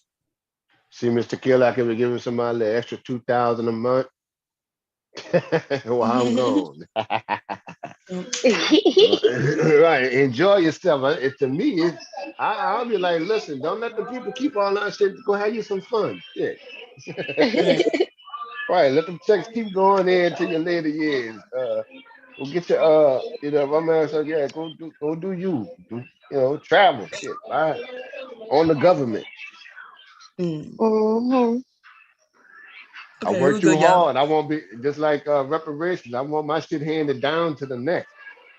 Government already got us one. Go ahead. Yeah. Is that Kara? Yes, me. Okay. Because I saw two of you up here. Okay, here we go, y'all. A couple times what's been brought up in this conversation is the idea of the family. And one of the things that I think is important, especially when Watch mentioned things like paid family leave, is we can create policies that make it sustainable for people to have children. We can also continue to provide access to reproductive services that let people make that choice in an independent way that empowers them. But when we get into the context of picking and choosing, writing policy that circumscribes one group in and out, I think that becomes quite worrying in terms of the type of policy direction we're taking. Dr. Field, look at the money we've already spent investing in people. Things have only gotten worse. They have not gotten better. If there is an investment done, it should be encouraging men and women to get married, raise their children, be responsible for them, guide them in the right way to go, so when they do become adults, they can go out into the world and provide for themselves. We're taking care of them when we shouldn't. I like what he just said. The incentive, that's what you said earlier. And Right. if you want to incentivize, if you want to incentivize somebody, incentivize the family. Right. Tax breaks, 10,000 tax breaks for the first 3 to 5 years or something. For married couples, an incentive on a reduction on student loans, something.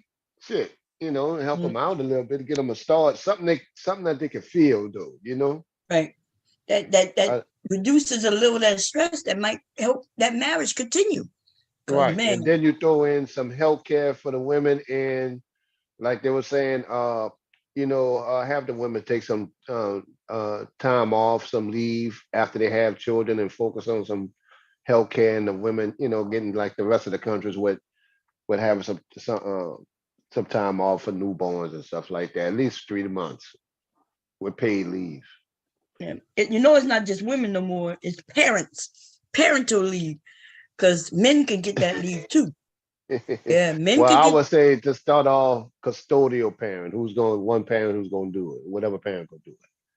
Yeah, but you know why? Because when you bite off too big of an apple, it will never pass. No, they already passed. Okay.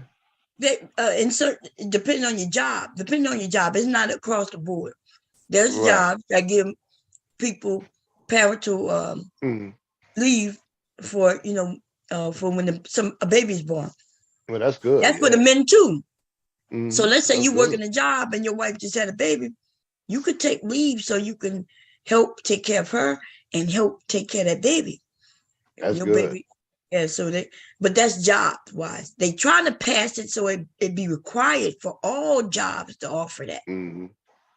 But Yeah, they got some companies that offer that Well, already. conservatives ain't gonna like that. I mean, GOP ain't gonna like that. Of course they don't 4,500 like it, but company. No, they indeed. might work for a company that offers it. They just don't like that everybody will get it. They got a lot of people who already get it. You know what I mean? Mhm. And the big, if Just you work like for just like affordable health care, Mhm. not free, affordable health care. They ain't want everybody to get it. Of course they didn't. But the people who was voting for it, they had it, right? They had free health care. If you congressman, a congresswoman, a congressman, we pay for their health care. Mm-hmm. They For got top life, of the line right? They health only, care. once they serve for so many years, we pay for life. Damn, I didn't even know that one. Right. Okay, Right. Like if they retire and stuff, we still pay for their health care. They got so much where they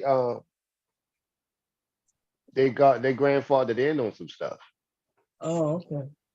Well, here we go. Fair use, y'all. It's really gross to sit around as privileged people, wringing our hands, concerned that we aren't creating enough young people to be able to grow into the societal roles that will pay for our care as older people. If we are not willing now to create a nurturing society that allows people to comfortably have families. Waj made some beautiful points, and I thank you very much for your additions to this conversation. Evidence shows that investing in people, investing in communities, investing in our social connections allows people to be their most resilient selves. We don't enter this world on an equal playing field. And we ought to be able to assist people on their journey rather than punish them as though it's some kind of civilizational sacrifice we're making when we dare to be compassionate and caring and create a nurturing society. Wow, see, they Excellent. talking compassion. Yep. Yeah, that's good. Excellent. While that black man was up there talking about, I don't care about you. I don't feel sorry Right. for you or nobody. Wow. Right. Well, interviews in an orphanage, since it's right in Russia, basement somewhere with 40 other kids in one room. I don't give a fuck. You're a victim. I don't play the victim shit. Like, really? Letitia said, yes, it's about 2 weeks for men. That's awesome because we need help. That is true. I remember being a new mother, brand new, first child, and hubby worked night shift. He was a security guard. I remember that. And here I am with a baby. Like he picked me up from the hospital, right? Actually with the first child, he was in the hospital 10 days, even after I was out. So when we picked him up from the hospital, hubby dropped me off and the baby off, and then he was gone, ghost, to work. And here it is, me and the baby by ourselves. You know, I'm tired. You can't get nothing for yourself. Can't really do much with the baby. Yeah. That's when you had to see. That's what they mean when women had to be strong, because you had to get it done. You had to get it done. I had to get it done, and I didn't live around no family, so that means it was just me. Y'all, And he and that had was to go to work. Shit, probably did. when the ceiling fell on my head in the bathroom. My son was in my arm. That's right. Look, we were living in an apartment, and suddenly there was a leak in our bathroom. We don't know where that water was coming from. At first, it was a little drip, but a little drip, that means something soggy coming. I was on the toilet, and the baby started crying. Y'all, look, I used to have the baby in the bassinet. Y'all know the bassinet, the older ones. You could roll them around from room to room. That's why I love the bassinet. But a bassinet is for a little baby. Once they become a certain amount of pounds, that's not made for them because they can tumble that over. They ain't long term. They ain't but good for a few months. Yeah, if that, depending on how big they get, huh? Right. So, but anyway, the baby was in it, and when I went to go to the bathroom, because it's just me and him, I rolled it to the bathroom door, and then he started crying while I'm sitting on the toilet. Y'all, I'm sitting on the toilet. He started crying. So I'm trying to rock him in the bassinet, and he cried. So I pick him up. When we sat on the toilet, we had on a raincoat. Hubby started sitting on the toilet with the raincoat. So I'm like, okay, it's dripping. And I'm sitting there, and all of a sudden the ceiling, boom, right on my head. Wow. Piece of ceiling. Yeah. It was the sheetrock, you know what I mean? It wasn't the whole ceiling. Yeah, good thing wasn't the tub or next toilet above. I know, isn't that something? Yeah. It was just a piece of the sheetrock, because it became so soft. Yeah. Well, that's something else was next. But so much Anton going to have a Fight Club toddler edition channel coming soon. Damn, somebody says Canada gives you a year. I did hear where they give certain people a whole lot of time where they can buy with the baby and pay. Yes. Right. And then look, then the hospital give you a check when you leave. They do? They say you can't. Yeah. What? Yeah, I'll pull that up for you how other countries run. We the only ones like this because of capitalism and these greedy ass people. Even Cuba got a nice system. All of Europe got a nice system. Third world countries got a better system than we got. God damn, no. The systems that we help got better systems than we got for healthcare. Damn. But you know, them people not gonna let go of the money. There's too much money in not doing everything. Yeah, right. It is true, y'all. Capitalism is what, like somebody said. I think somebody came up here or you said it. Somebody up here said we got even on this channel, on this stream that I'm showing. Somebody said there's enough resources for everybody, but greedy mofos, the wealthy, want to keep the most of it, and sell it. And so, yeah, instead of doving it out, look, everybody don't need to be on the same playing field. But can we all at least have the fucking basics? Can we have? Everybody don't even want to be on the same playing field. I mean, everybody should be able to get the basics, be healthy and stuff like that. Good companies like Costco, UPS, and some of these companies who volunteer and give their people raises and benefits and stuff walking in the door, they realize it's beneficial. When I was looking at one of these Business Week articles, they were saying they realized that it's more beneficial to the company to pay a good wage and for the employees to have healthcare. That's been proven. Oh yeah, it used to be that way. Know, our dads and granddads, those would have been, even though I'm not talking about but that time frame, right? That time frame, the elderly people knew that if you treat your workers well, they will treat you well. They were like a family in a lot of these big corporations. Even the small companies, they were like families. Even when I worked at Avon, it was like a family. The places I worked up until 2000, that's when shit started changing. See, the younger people, the children of these people started becoming in control of these companies, like a Trump, right? Like Trump. Everything became profit based. Yeah, these younger people, all they cared about was money. They no longer cared about people. And so because of that, now here we are working. And they're not giving nothing. And then they got us, which is weird, when they tell us, well, if you get a raise or if they give everybody $15 an hour, then you're going to lose jobs. But that's a lie, though. First of all, if we make more money, we could spend more money. You see, them people worrying about their profit lines, but the prices still goes up on shit because they concerned about that. They just don't want to give us money. They figure the profit's gone. I mean, the price is going up anyway. That's what I'm saying. Jumping the gun. Yeah. So they're taking advantage of it right now anyway. Yeah. So they taking advantage until when they figured, I guess they know it's coming. Somewhere down the line, this gonna break. And so they gonna take as much money as they can get until it breaks. It's gonna break. Because how could we afford it? Some of us gonna be working just to live in, and you know what I mean? You're gonna be working just to be able to pay rent, just to get the. I remember when the gas prices went up a few years back. Remember when Obama was in? Remember when the gas prices, before he got in, the gas prices was extreme. Man, my husband had to buy a lock on the gas tank because people were stealing people gas. Yep, siphoning gas. Right. Yep. Hubby had to. Hubby was working just to go to work. We was making enough to pay what we had to pay, and then we had to save everything for gas. So you working just to go to work. And young people, though, these young people are saying, "Wait a minute, And look, If I they did gotta the work oil just companies did that on purpose. All they had to do was pump a little more. They did that on purpose. They control the prices. We had a lot in our reserves already, so they'll do that just to spite a Democratic president. yeah. You know, if You you know they got it, got plenty of oil. oh yeah, it Plenty got a of lot oil. of oil. So these young people though are saying, if I gotta work just to work, then why do I work? They saying shit, I will have to sit at home on my ass. That makes it. See, they the ones, it's the young people gonna break the system as it should be. It should have been broken a long time ago.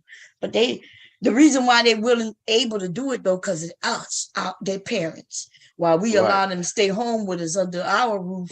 And not only that, COVID. A lot of them started working from home from COVID. And then they're like, no, I'd rather work from home. We did it for 2 years and I got paid. Why I can't work from home? Yeah. Some of these places are saying, no, we need you to come back. I don't know why. Get your ass back in his office. Your ass, yeah, get back in his office. They're trying to convince people, no, you work better when you're here. And people are saying, nah, I work better from home.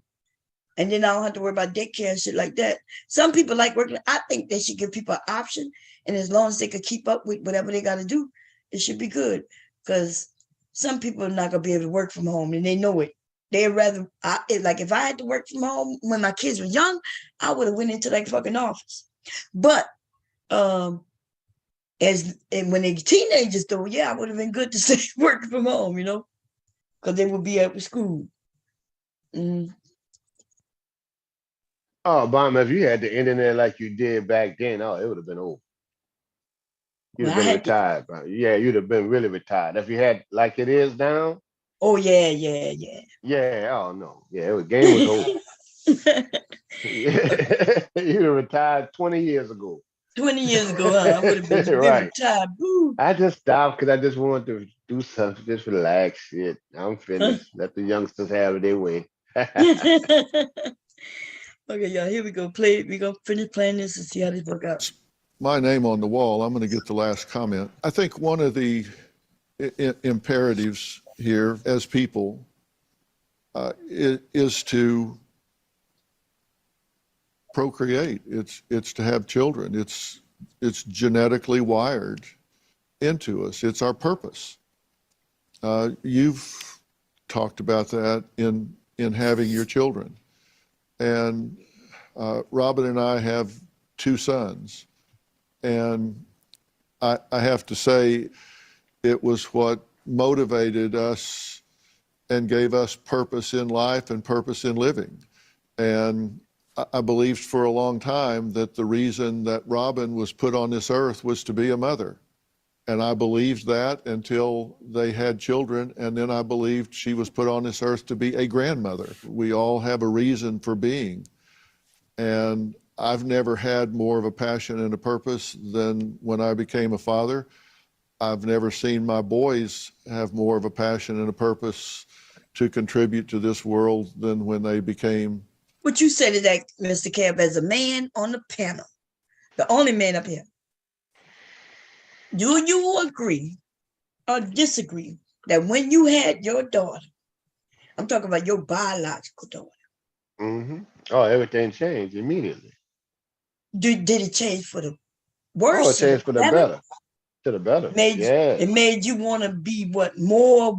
Mm-hmm. It definitely makes you more focused, like you were saying. After your Mr. Mark held your son for the, definitely make you more focused. Definitely make you you know, it's a better part of you. That's what I think a lot of parents feel. You know, that's something better, that's bigger than me now.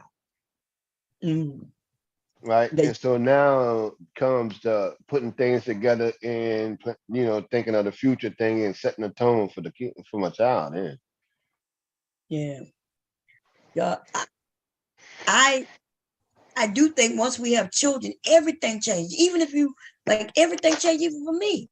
Right. When I had when I got pregnant, things changed right away because I was excited. But once you become a parent, it's no longer about just you, or that's how it should be, because that's our purpose. And I know some, you know, some women may not want children. That's okay. Nothing wrong with that.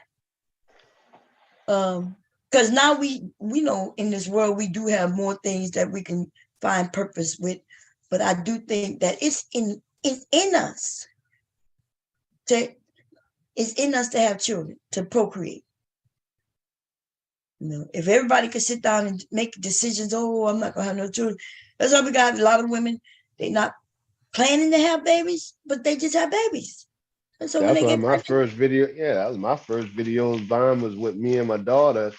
It was gonna be for, to enjoy your kid. It ain't no death sentence, man, or some damn horror stories these dudes be talking about of child support.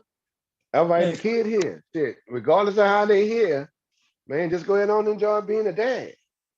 That's why you see me make the video with me and my daughter in the paint, or go ride horses, some fun stuff, man. You can enjoy your kid, just go get them. yeah. Oh, I want to ask you how you doing with the recording? The job. God damn it. Oh yeah, we're just waiting for we're just waiting for some shows to start back up. It's usually a little slow in January. But you Right told me after the about a holiday. few. I know one was recorded in Louisiana. I want to ask you, was you in it? Because they got one called something witches. I look at that shit. That shit is good. Oh, Mayfair Witches. Yeah, all Yeah. that was recorded here. I'm in it, but you can't see me. I'm in the background. And I forgot what Okay. CD. Right. Mayfair Witches, and also some of the stuff that was in the last interview with a vampire. All that was in there. Oh, you was in that too? I was in that one. Some of my friends were. See, what they'll do is like they may, if you see them like Mayfair Witches, if you see them like you see them in the French Quarter and stuff, right? And you may see a bum on the side of the street or somebody just standing there. That would be the kind of thing you'll see me doing. Okay. Right? Okay. Just in the back. That's what they call background. They'll say Yeah, someone, background, and then yeah. right, and they'll look through the photos, and then they'll select from the portfolios that the directors get, and then they'll pick that person, then they'll call you. Yeah.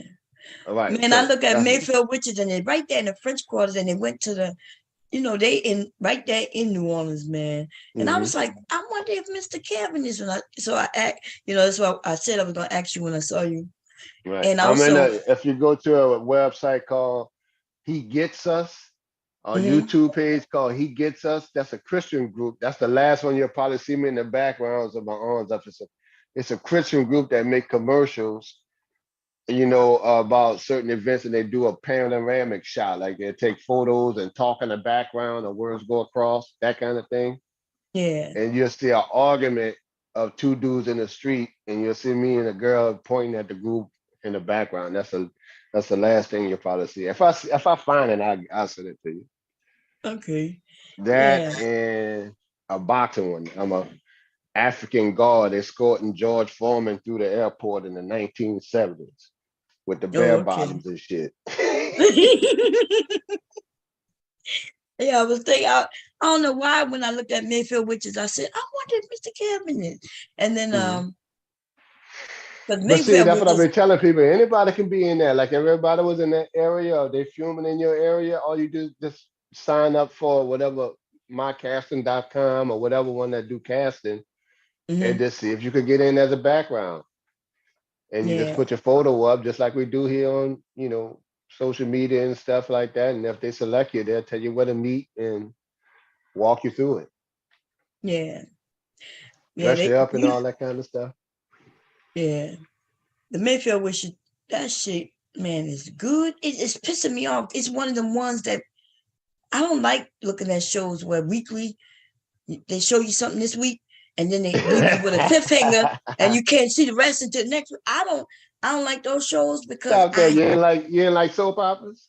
No, I ain't like soap operas. I get pissed off. I'm like, yeah, you know, a soap opera. The reason why I don't like it, cliffhangers, is because of soap operas. Right, man.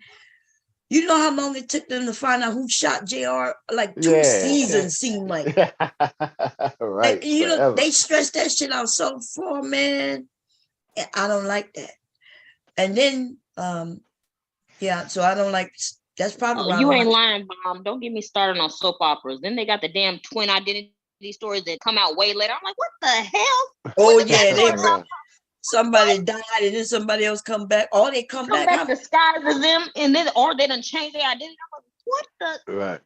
Victor Newman then died and came back 10 times. Yeah. Yeah.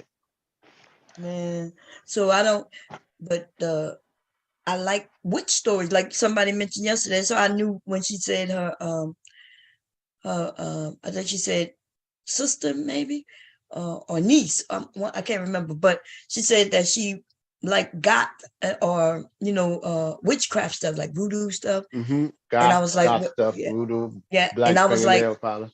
yeah, I was like, that stuff came out, and that stuff is very attractive to some of us, and to me especially, because I'm from Louisiana and know about the voodoo thing. And I like when I see shows about, especially when I was a young girl. Well, not young girl, I'm sorry. When I was a young woman, because I was grown. I don't remember looking at that type of shit before. Y'all know we are so this is what I want to say. We are in a time that never happened before. Things that are happening now has never happened. In other words, TV when we was kids was not nowhere near TV today. There was no way they could put drugs on TV and advertise them. They started doing that in the 2000s, I think. Like they allowed these people to do this, right, through laws. And back then, TV was wholesome, meaning all we saw was families. There was no cuss words or none of that. You remember that, Mr. Kev? There was no cuss words on TV? Nah, there was. I remember that. I remember when they start slipping in ass and bitch on the radio. I like, oh, hold up. Right. So they put the bitch okay word. The first people who was able to say bitch was not Dallas. I think it was Dynasty. It was one of them, and it was in a Jet magazine. It was all over the place where they're gonna finally use the B word on TV ever. I remember they advertised that shit, and then my mom was like, "Oh, they gonna say it," and I think old girl said, "You." And everybody was like, "Oh!" They was excited, and people didn't like it, and some people liked it. That happened the like church in the group 80s. came out, the nuns came out, everybody went to blessing the TVs and shit. So that's the thing we into not even knowing the effects of TV. And then now we got this internet. We got my kids don't even look at TV. My kids are the generation of kids. Everything they gonna see is gonna be on the internet.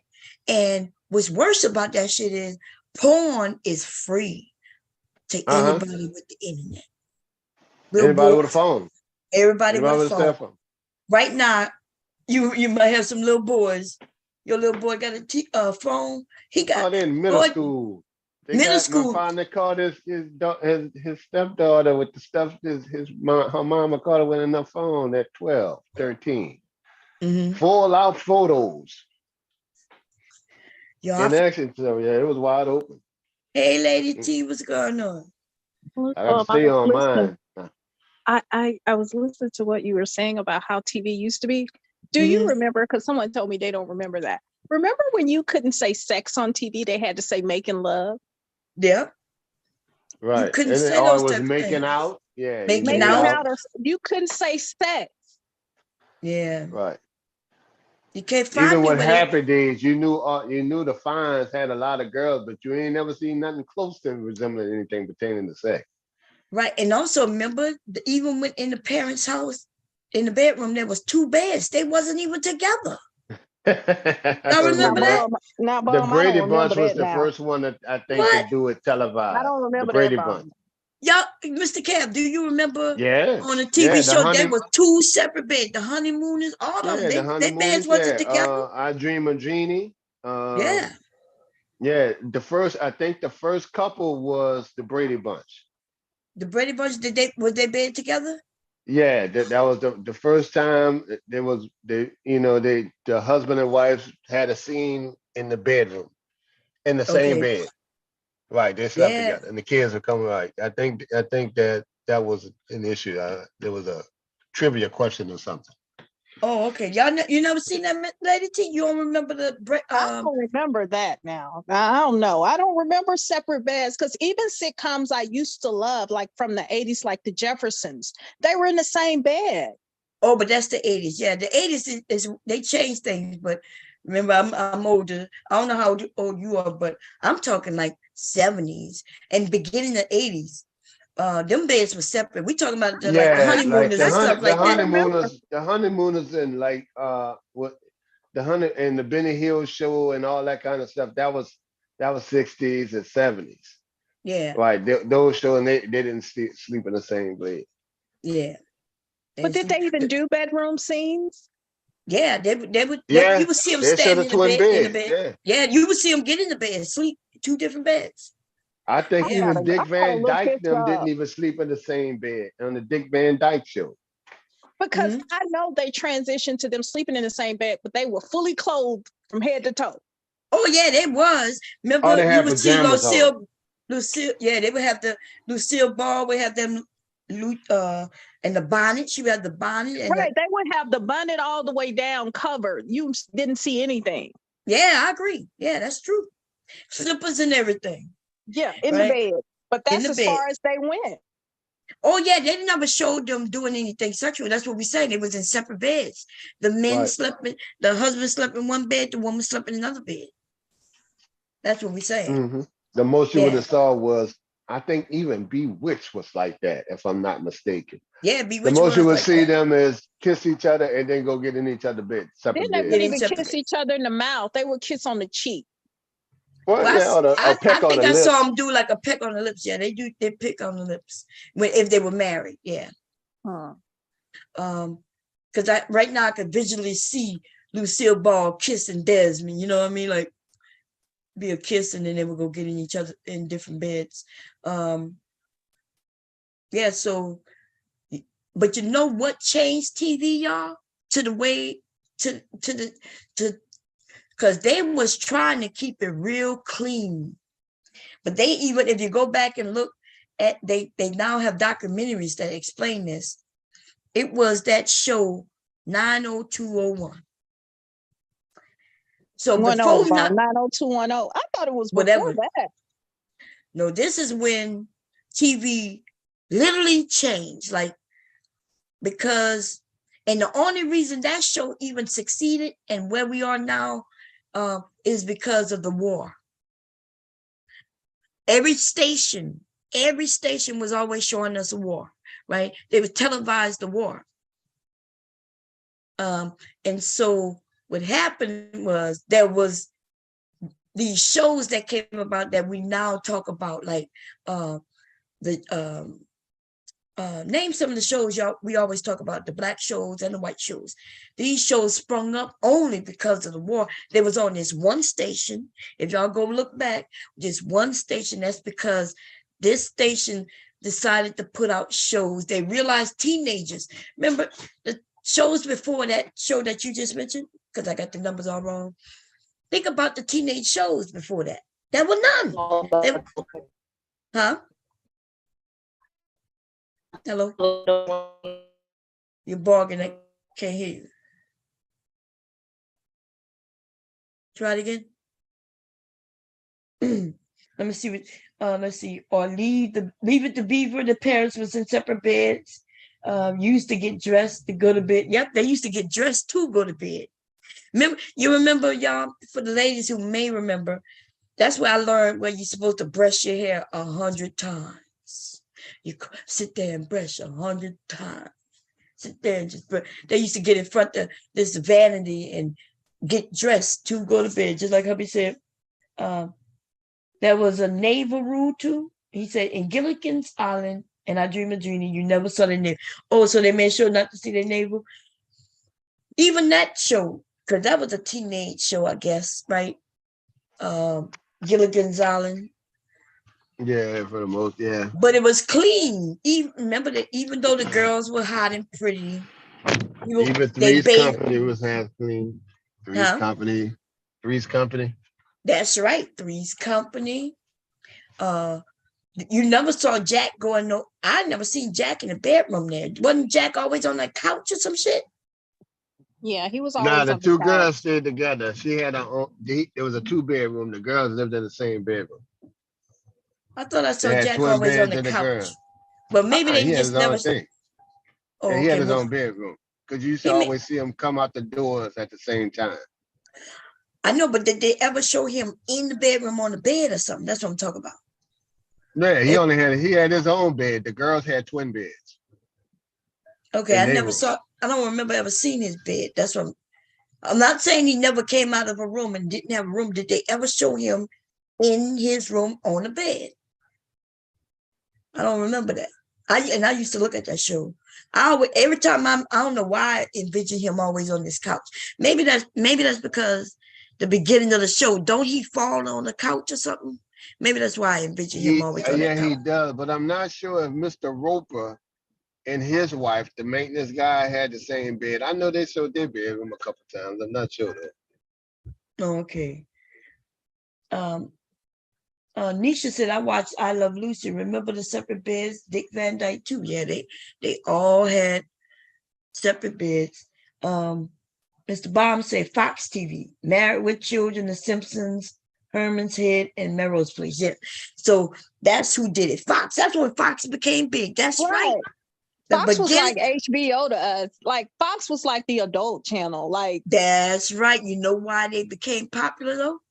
Because every other show, every other TV network they were showing the war. So that's the beginning of Fox.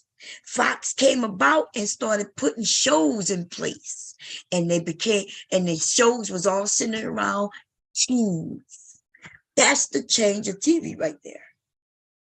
And like Huppy said, like he Married with Children, and you're right. The Simpsons and Married with Children, but I don't like I noticed that like Married with Children and even The Simpsons, they show marriage in a different light than they used to. Remember, marriage before was comical, but these people loved each other. And now we got Al Bundy and his crew of cronies who against women, although all of them are married. Remember, they're against their wives. What it was called, the man-hating group of, what it was called, baby? My husband gonna know, but you know why he gonna know? Because I told y'all when we got married, I felt like we was L and Peg Bundy. I started realizing hubby is looking at this show because I looked at it with him. Don't get me wrong, it was funny. But then I started realizing, like, is he trying to make us them? No, Bob, that was just one of the first guy shows. Late night, you know? Right, and it appealed to everybody. It appealed to the sassy wife, you know, the wife, she played her role. Al played the miserable husband that still loved his wife in the end. He never cheated on her. Oh, and you got the little brother who always called his sister damn near a slut, and the dumb blonde. So that was the appeal. They always had something. Yeah. Kira, I don't know, she up here, but I can't. She's Kira saying a lot. Why aren't you up here and say this stuff? Why I gotta read it? Let me see what she said. She said, let's see. Kira said, yep, Mr. Bob, Fox Channel changed TV too. The Ropers had a bid, and she said controversial. Then she said moms were reporting like crazy, but it made it more popular. That's right. They was trying to get some of this shit off TV. Karma said, I Love Lucy had 2 beds. Then Kira said, He-Man Woman Hating Club.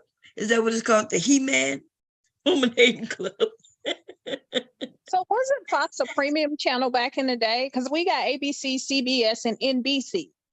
That was your standard channel back in the day, right? Right. But then Fox then Fox. Was it called Fox or was it called something else before Fox? I think it was Rupert Murdoch and on that, but it came in strong with sports brought it in. I knew they had after ABC. I remember it used to be ABC and NBC was sports, then Fox got in there at some point. Yeah, but Fox, I think. Okay, so remember when one of them was all, they had a day where it was just black on the channel. Remember what it was called, babe? Was that Fox? The CW or some shit like that? Do what? Yep. Y'all remember the CW? Yes, I remember the CW. Yeah. Because that's where, like, I want to say that's what Family Matters and all those shows were on. And remember all the black shows, the CW. Oh, you mean UPN, right? It was CW. It was one of them first. Yeah, it was one first and then it changed to the other. So which one is it now? Is it CW now? I don't even think it exists now. Oh, okay. They just changed their name. But yeah, what was the one, the facts that when they had Kim with the facts of life with the little black girl, which was away at a boarding school, facts of life, I think. Yeah. Was that Kim Whitfield? Kim Fields, yeah. Kim Fields, yes, I remember that. They had shows like that. Yeah, but that's still young. That's still in the 70s, right? And early 80s with Kim Fields. Yeah, that was like late 80s, though. I just know when I was young, I don't remember Fox. But then Fox came from somewhere. I don't, yeah. Okay, had to so come after the 90s. Okay, so y'all right. So CW now exists now because you're right. But before it was CW, it was the so let Hubby, he coming up. UPN. So Hubby explain. Go ahead. What you think about the change and what channels? Remember we watched a documentary on this, didn't we? Yeah, how did Fox come along? How did they get so strong? Where did it come from? Because you had the basic channels, ABC, NBC, CBS, and Channel 26, which was like Sesame Street. Yeah, so Fox basically started out as like a couple hours a week, right? On the whole Fox network. So every Philly, we have WTFX. So all the major cities had like these Fox affiliates, and they came on for a couple hours, and then they kind of like Bob said, like they were on during the war. They were actually on before that, but they decided with the war that they were just going to roll out controversies. So like the biggest one was Married with Children. So there's a lost episode where Al is talking to his friend and says, what do women and dog shit have in common? The older they are, the easier to pick up. And moms lost their mind. They called to protest this shit, and the more they protested, the more people wanted to watch it. Right. and then that started the ball rolling, because Married with Children was literally nothing before that. Their whole lineup at the time was 21 Jump Street, Married with Children, and the Tracy Ullman show. Something? Okay. The Tracy Ullman show. The Tracy Ullman show. Right? They started out on one night. That's all they had. One night. And then when Married with Children, with the controversy blew up, then Tracy Ullman had The Simpsons on there. That became a spinoff. Oh yeah, she put the and they did the same shit. They drew like one of the first episodes. Bart is sitting on the bed, bare naked, and people called in to complain about Bart's ass. Right? It took off from there, and then and it being a cartoon, yeah. Yep, and they just kept rolling out controversy after controversy, and they just kept getting traction, and that's how you got like Fox, the channel Fox now. Yeah, rolling out like Hell's Kitchen and all that shit.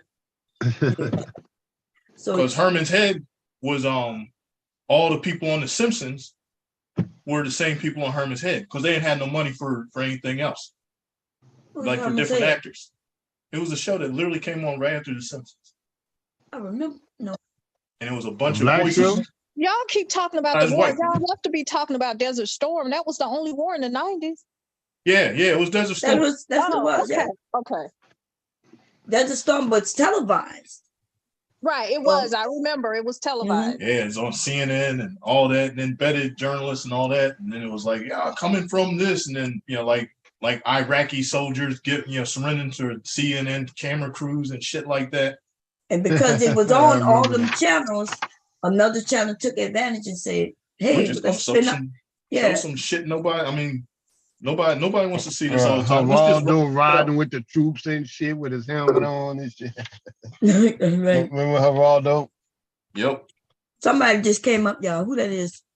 Hey, this hard hitter from the chat, Miss Bone. Oh, yeah, you always come up with it. You gonna change your name or you want me to do it for you? I don't know how to do it. You just put hit up there. Okay. Oh, What I you want don't to have add? co-host. Oh, you go. Say it again. Oh, I don't have co-host, so I can't change his name. I think Tequila will have to change it. Oh, okay. I'll fix it for you. But Okay, I'll fix it. oh, you did? Oh, I did too. No, I said I would.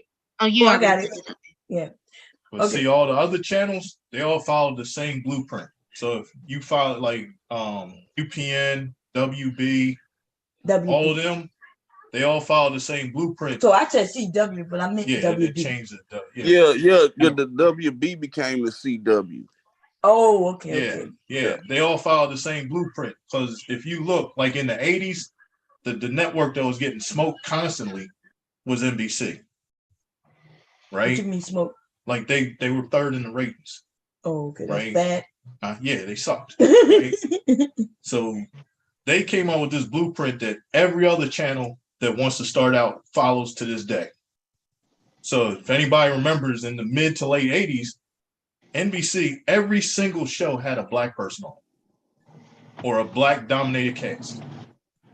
Because they did a study and discovered that black people watch the most TV out of any group. And guess what?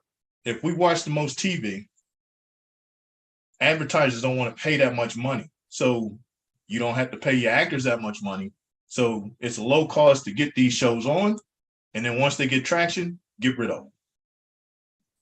So every other channel, every other network followed that same blueprint. And they all had like nicknames for them. So like NBC was the National Negro Broadcasting, company. WB was We're Black. I remember that. UPN was You Pick a Nigger, right? They all did. Who remembers Brothers in Outer Space as a TV show? Brothers in Outer Space. I remember that. I remember that. I don't remember that shit. Remember how dumb that was? But guess who watched it? Yeah. Same thing watched with it 'cause buying it was- Master P videos. I got the hookup. We watched, yeah. But it was the same. Same thing. The one with Media Man. Well, we it wasn't a good movie, but we still watched it. It was funny. But Yeah, because but that was just Robert Townsend fulfilling his contract because he fought to get the 5 heartbeats. Mm-hmm. Right. And then he finally got that. And then it was like, okay, rules are rules. Y'all need one more movie. All right, how about this? Yeah. And he had Meteor Man. And then if you remember at the time, him and the Wayans brothers were feuding. So he came out with Meteor Man, and then the Wayans brothers came out with Blank Man. Oh, Blank Man. I remember Blank Man. Right. But Now at you know some they can't have point- no shit like that because the dude was autistic, and disabled. But Lady So T, go ahead. Yeah, at some point, sketch comedy made its interest, right? Because we had Mad TV and we had In Living Color, but I can't remember where they were on. Well, they all MTV. started with all started with Robert Townsend too. Robert But Townsend. what station was so- this? What station was that? Fox, right? Was that MTV? Yeah. Well, Fox had In Living Color, but it was for the same reason. It was at the time it was controversial, right? But it was but it was also a win because remember what I said. Like channels that wanted to start out were you had like predominantly black shows. So remember early on Fox, it was In Living Color, Martin, Probably Arsenio Hall. Yep, Arsenio Hall. Because now remember, Arsenio Hall was a late night, but he was on Fox. So it was the same thing. They had this blueprint has been out there for years. Anytime you want to start a channel, you just put up a predominantly black lineup and watch them come. All wealth is created by us. But you know Take it why? back off us. I think the reason black people that TV looked at those shows was because we didn't have much. We didn't have many shows, black people. Well, yeah, that's why we it was flocked to new. them. Yeah. So what channel was what his name on? Where he spun off with his daughters, going to college. Talking about Cosby? Cosby. NBC. Yeah. Oh, he was on NBC. Yeah. He was the start of the whole national Negro And broadcasting. boy, when the movie The Wiz came out, oh my goodness. Oh, The Wiz came out in earlier before that. That's a movie. Yeah, that was in the 70s, but that was the same Yeah. thing. Like to this day, you can make Everybody arguments. watched that shit. like any quote unquote blockbuster was built because of black people. So if you never heard somebody tell you when you get your ticket, when you go to the movie theater, make sure it's for the movie you're going to watch. There were cats who will tell you they went to watch like, you know, The Exorcist, but they got a ticket that said they just watched Jaws. Yeah, I remember that. I remember that for a lot of black shows. That was actually a complaint. Yeah, they would switch. So like if you went to see like we'll say in the 70s, like what were the two movies they did together? Uptown Saturday Night with Sidney Poitier and Bill Cosby.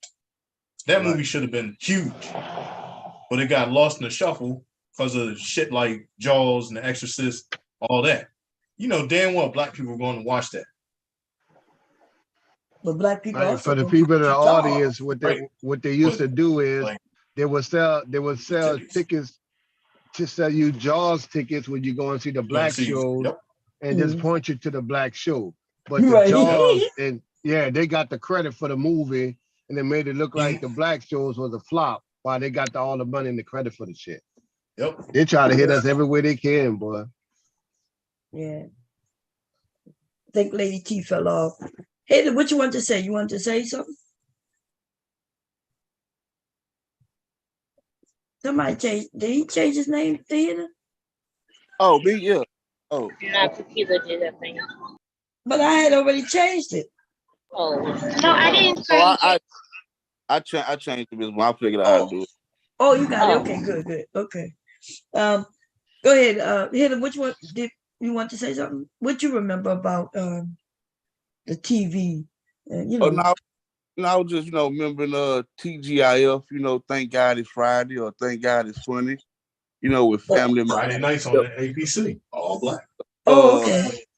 But, that Family Matters, Step by Step, Full House, something else, They end up being good shows, I guess. I wasn't a TV person, so I ain't watched none of them. They are good shows because honestly, my kids watch them now because like Netflix and Hulu and all of that be playing all the old shows. Yeah. So my kids, they be watching stuff that I watched back in the 90s. Yeah, which is good, right? They were good, wholesome shows compared to today, and so that's what I'm saying. But remember, baby, we watched a documentary that was telling us to change the TV, and they mentioned the 90 whatever, and you said, remember, it was Fox. Fox. It was. Because they was able to. That's how they got so big, because all the networks was, showing the war, and so nobody had nothing to watch. And then you're right, like when you said about they would do something to get people to complain, and people would complain, but when somebody's complaining, everybody want to know, well, what did they do for them to be complaining about? So then everybody start watching. That's why I said, look, to this day, 30-something years later, Simpsons still on. The Simpsons showing it's on. It's been on that long? Yes. I remember having a birthday party with the Simpsons. Like the Simpsons theme birthday party when I was little. Go ahead. Family Guy been running for about 20 years right now, huh? Family Guy? Family Guy? Yeah, it's probably close to 20. That's at least 15. At least 15, but yeah. Me and hubby used to watch Married with Children, The Simpsons and and Married with Children, because they came on back to back. Because that was their only night. They had Sundays. That's what it was. That was Sunday night. So y'all, he got good memory, y'all. He's a good memory in the family. And then it started expanding, and they, like you said, like Beverly Hills 90210 came out, and Melrose Place, and I think there was another one that was a spinoff of it too. Yeah. But Fox was just churning out shows left and right. And if it generated controversy, it stayed. If it didn't, see you. Yeah, they said they had some good ones, but they didn't last because it didn't matter, because they didn't get the following. Yep. Yeah. But y'all notice around that time they were either families or they were teenagers who were college students, huh? College student, like Melrose, what that was about. Melrose. Yeah, a bunch of other little white kids running around in Melrose instead of Beverly Hills. Same shit like the Beverly Hills 90210 was like a high school drama. Oh, well, so it was just Yeah, like It was just getting older.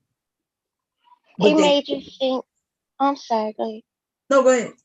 Madison, they made you think that high school was going to be like that. Ain't that something? When I was little, I used to be like, "Oh, I'll be doing all of this when I get to high school." It was nothing like that. Yeah, isn't that something? And you know when I found out that because they tell you all of those secrets when they do documentaries on them, but the one who was, remember there was one girl on 901 whatever the numbers are, who was a virgin, but she was old. Corey, yeah. She was older than all of them. She wasn't even a teenager. She was like, she was like 27. Yeah, 27 years old. Oh wow. Yeah. And so yeah, but do you remember when we was talking about the separate beds? Am I right about when? Yeah, there was separate beds. Yeah, like I said, there was a lot of shows like that. I mean, Leave It to Beaver. Yeah, that's why there's a joke about what's the dirtiest thing ever said on TV. Wore you a little hard on the Beaver last night. Boom. They didn't talk about sex. Not today. Now let's talk about today. Today, it's outrageous. Because even though you don't see this man sticking nothing in this woman, what the hell you see when he go under the covers? Or when she go under with the head? I'll be thinking, God damn, like it would have been easier to just let the man get on top of her and kiss than to let her go under the cover with her head. And so I'm like, they promoting oral sex, and so that's why we end up with the kids. Honestly, I don't like TV now. Well, even children's TV. I'm gonna be completely honest, because there's a lot of cartoons that's extremely inappropriate, and I'd be like, what the hell? But it's marketed for kids. Like, I don't know. So I feel like some stuff you don't really want to expose to your kids just yet. Maybe, and I feel like it's exposing your kids to it, so you got to kind of watch what they looking at. Like really, Because they be doing a little bit too much on the cartoons. but really, it's them YouTube cartoons, man. Like them things ever. YouTube TV is too much now. Outrageous.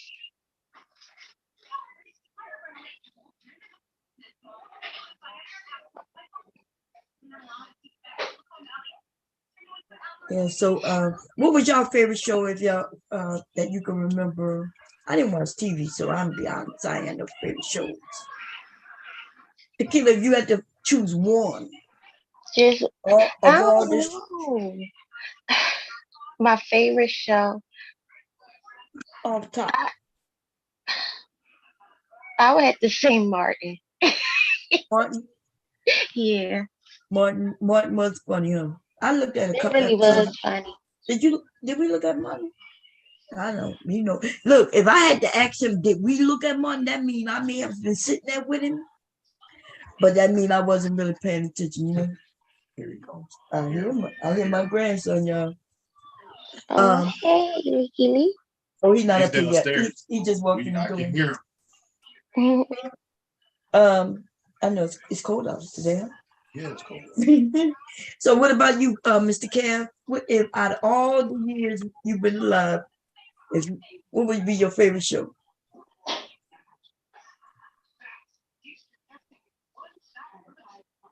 You there? I saw you unmute yourself, but I can't hear you though. No, we can't hear you. We're gonna go to Hitter while you get your sound together. Hitter, what's your favorite show? Favorite show? Now or like early like whenever, yeah. That you watch it, that you like.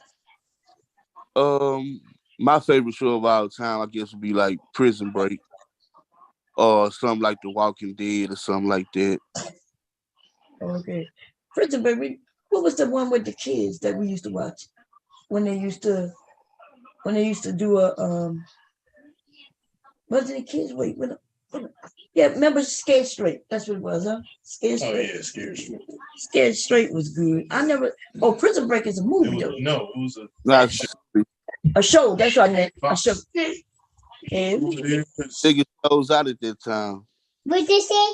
Look who it is. Say hey, Papa. Hey, Papa.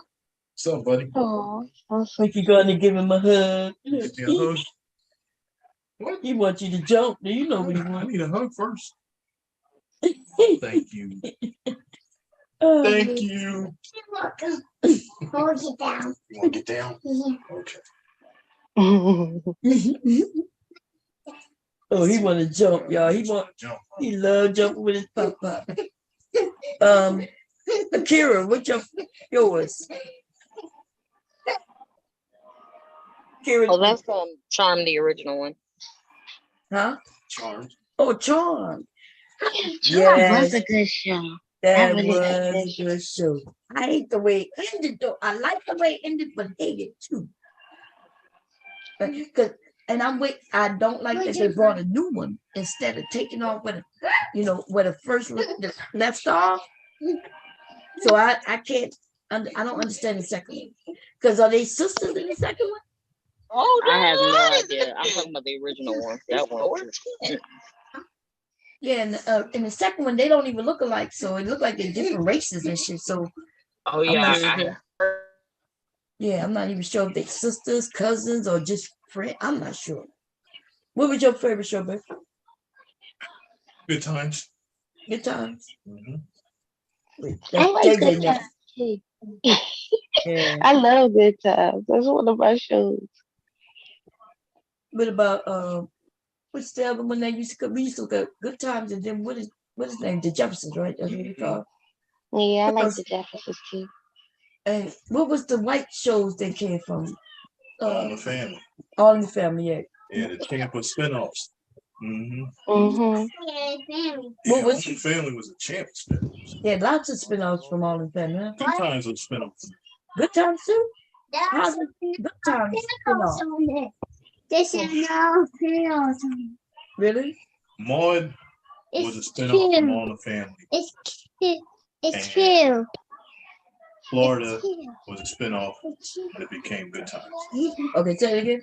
So Maud was on All in the Family, so she was a spinoff, and then Florida was on Maud, and it became Good Times. Oh, okay. Y'all heard what he said? Yeah. So I remember Maud. She was like this tall.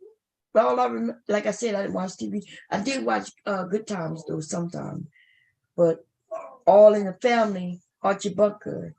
I've seen maybe a couple of those. Like I wasn't on TV, but my grandmother used to look at those. Like, I remember her watching those. I remember her watching Maud, and also there was one where the woman, Mary Tyler Moore, I think. Yeah, she had a bunch of spinoffs too. Yeah, but you know what I do remember watching though, which it was with the Fonzie. What that was called, Happy Days. Happy Days. Yeah, Happy Days, and what else around that time? Laverne and Shirley. Laverne. Now I used to love Laverne and Shirley. They were funny. Mark and Mindy. Mark and Mindy. I used to love Mark and Mindy too. I used to have a shirt with Mark. Nanu. And what else? Then you got a good memory. Oh, I didn't watch TV that much, so but a little bit that I did watch. I remember Mark and Mindy. What else there was around that time? Okay. The ones we just mentioned. First, there was the two men that we found out was gay, but I don't know why people didn't know that then. The two men that lived together, the odd couple. Oh. Like it really says the odd, but we were young. The odd couple. Yeah, but I heard that was a play on words. The odd couple that Can you hear me now? it was an odd couple when they lived together. Yep, we hear you, Mr. Kev. Hey, Mr. Kev. But yeah, it was clearly. Oh, I like the variety. I used to like. Wait a minute, Mr. Kev. What you was saying? The odd couple, especially the original one, was named Jack Klugman and then Tony Randall. Yeah, that's what I'm talking about. He would, Tony Randall's character was obviously gay. Oh, it was obviously gay, but they said they were both gay. They were just two different Now, that's like saying the same shit with Ernie and Bert is gay. Well, that's a cartoon, but I know, they but it's said the that same. this was them. They had gay people back then. I We know, just was but that's young. why I said it was and obvious that Tony Randall was gay. even Yeah, in it's the like, show. make no mistake. Right. No, I mean his character. That's like, what I'm make no talking about. mistake. But Oscar, what was his name? But Klugman's character was like the polar opposite. That's why it was the odd couple. That's what you're saying, but they are telling us now that what it is, what it was. They were saying that this was an obvious. It was two gay men. Then they were coupled up, and wasn't one of them married though? He was divorced. Yeah. Klugman's character was divorced. That's why I said they were like polar opposites. Yeah. So even in the show, he was gay. In the show, yeah, Tony Randall's character was gay.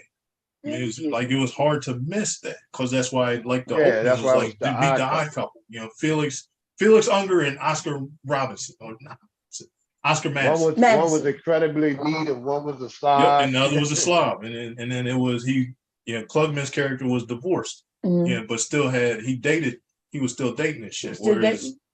Whereas Tony Randall's character was the polar opposite, doing the dishes like he was the housewife kind of shit. Oh, okay. So, but we could tell like he was gay, or y'all just saying because he was clean, he was gay. When you got older, and you looked at the reruns, you could tell. Oh yeah, he's gay. Oh, okay. But like I said, like Felix's character, Klugman. That's the clean. No, he was the man type, and then they had separate bedrooms and. Yeah, they separate. Okay. But it was like the odd of couple. course they were gonna have separate bedrooms. But it was the same. But it was like, this the odd couple, this dude, and then it literally like in the opening, he's eating a sandwich and just throws the napkin on the floor and shit. Oh yeah, he's cleaning. Yeah. But that's what I'm saying. Why would a man clean after another man? But that's what I'm saying. Like, I can't say that all these dudes that live together are gay because it's the same shit with Oscar and I mean not Oscar, Ernie and Bert. Ernie and Bert. Is to say, you know what? Sometimes you cats just looking, for some shit to say that they're gay. Two guys can't live together and be straight. Yeah. Can they? Let's be real. Can you? Huh? Absolutely. Yeah. So wait a minute. So let's just dive deep, just a tad bit deep in there. You can dive all you want. It ain't going nowhere. It's shallow water here. Can two men, and if y'all total opposite, live together? I ain't talking about for a week or two. I'm not talking about like the odd couple two men. I'm talking like just two guys. I know what you're saying. Like, no, hell no. Oh, okay, because one. You're not. Yeah. You're not. Because even if you do, it's to say, hey, look, let's get something straight here. Not in the men, so don't come trolling over here and some shit like that. Like these like right wing cats that are definitely afraid of gay people because they think they just chase them down and have sex with them. Right. And this dude, he has to be attracted to you, dumbass first. What you doing, Lily? And so we'll hit him over the head and take it. So, Mr. Cav, you think two men could live together, and do I think I think a gay guy can live with a straight guy as a roommate for years? Or don't even matter. Well, straight. I would say about just two men who claim that they're straight, huh? Two straight men, yeah. Yeah, could two straight men live together? I had roommates. I'm like 5 years. Man, so, when you was roommates, though, how long you were roommates for? About a year or so till you got on his feet. Yeah, that's understandable right there. Right. But not forever. Yeah. We can't live together forever. Oh no. But I do know they got environments where people literally just have roommates. They put it in ads to have roommates, whether they straight, gay, or whatever. And like, especially in New Orleans now, people just live together as roommates. That's not our environment and culture. Like I said, this was my partner, like a little brother to me. But people do that. I'm sure in Chicago, if you need a roommate to split the rent, you ain't gonna give a shit if you can. Yeah, it's a different culture in New York and Chicago. You know what I'm saying? Yeah, they need a roommate. Fuck all that bullshit. we gotta split this $4,000-$5,000 rent. Fuck. As long as you ain't trying. Listen, the thing is, as long as you ain't trifling or irritating roommate like any damn body else. You know, that's pretty much the character of the person matters then when you're living with somebody. Yeah. You know, they Now, got a this lot of person, men who y'all don't do well. Like two men living together and y'all not romantically involved, and you got to put up with this individual as if, you know what I mean? You got to put up his ways. It's no matter living with a woman. well, straight men that all they room together all the time. That's not new. In sports, all that kind of stuff. A lot of these dudes that's Yeah, but not athletes long. and They're traveling. not rooming together for long Oh, periods of okay. Well, time. you talk about but guys can have roommates for a long period of years. Huh? I think guys can have straight men can have be roommates together for years So and not name bother one. each other. I'll say the opposite. I don't see it. Y'all don't even want to live with women for long periods unless you got something invested. So that's why I'm saying, like, just say I this remember me and person, my y'all partner. not I invested. had a roommate for a year. We didn't Yeah, even but you see keep each saying other. a year like that's long. I'm not talking about no year. And I'm not Oh, talking about no guy who needed you, so he came well, no. and he For me, it needed wouldn't you, be of long course. term because eventually I like a woman in my house. But And so that wait a ain't minute. good. So That I ain't gonna have no roommate with some when I have. I like to have my own space. So that would never be long term for me. Like I say, I was helping him out. see, so you was helping somebody else. So I'm talking about where two men say, you know what, you not married, I'm not married. Let's go and rent a Let's go place together. 50-50. Yeah, let's go 50-50. I'm saying, yeah, you might be able to do that for a year or so, but then I'm saying I don't think it works. But Hubby, what you I think say? in metropolitan cities, yeah. We don't care where. I'm saying, why would that matter? That's That somebody means from New you're York. only living. That means you living with Wait, somebody. Josh? Didn't Josh have a roommate? But that was a woman, huh? Who is Josh? Josh, the old DJ, used to come on the show back in the day. We never knew what Yeah, happened and with plus Josh. Josh was a bum though. Josh needed. He would go live with women, but he would also live with men. But Yeah. you He kept notice moving that they around. wasn't lasting. That's why he would move out and end up with a woman, and then that wouldn't last. I think even two women live together? Yes, they probably can. Men, though, on the other hand, when a man start leaving his shit around and you got to pick up after him, is that what you gonna do? No, we tell that nigga pick your shit up, man. Pick your shit up, man. We don't dance to beat around the bush or nothing. My bad. But Hey, if bro, he look, man, you gotta constantly wash do it, some dishes, dog.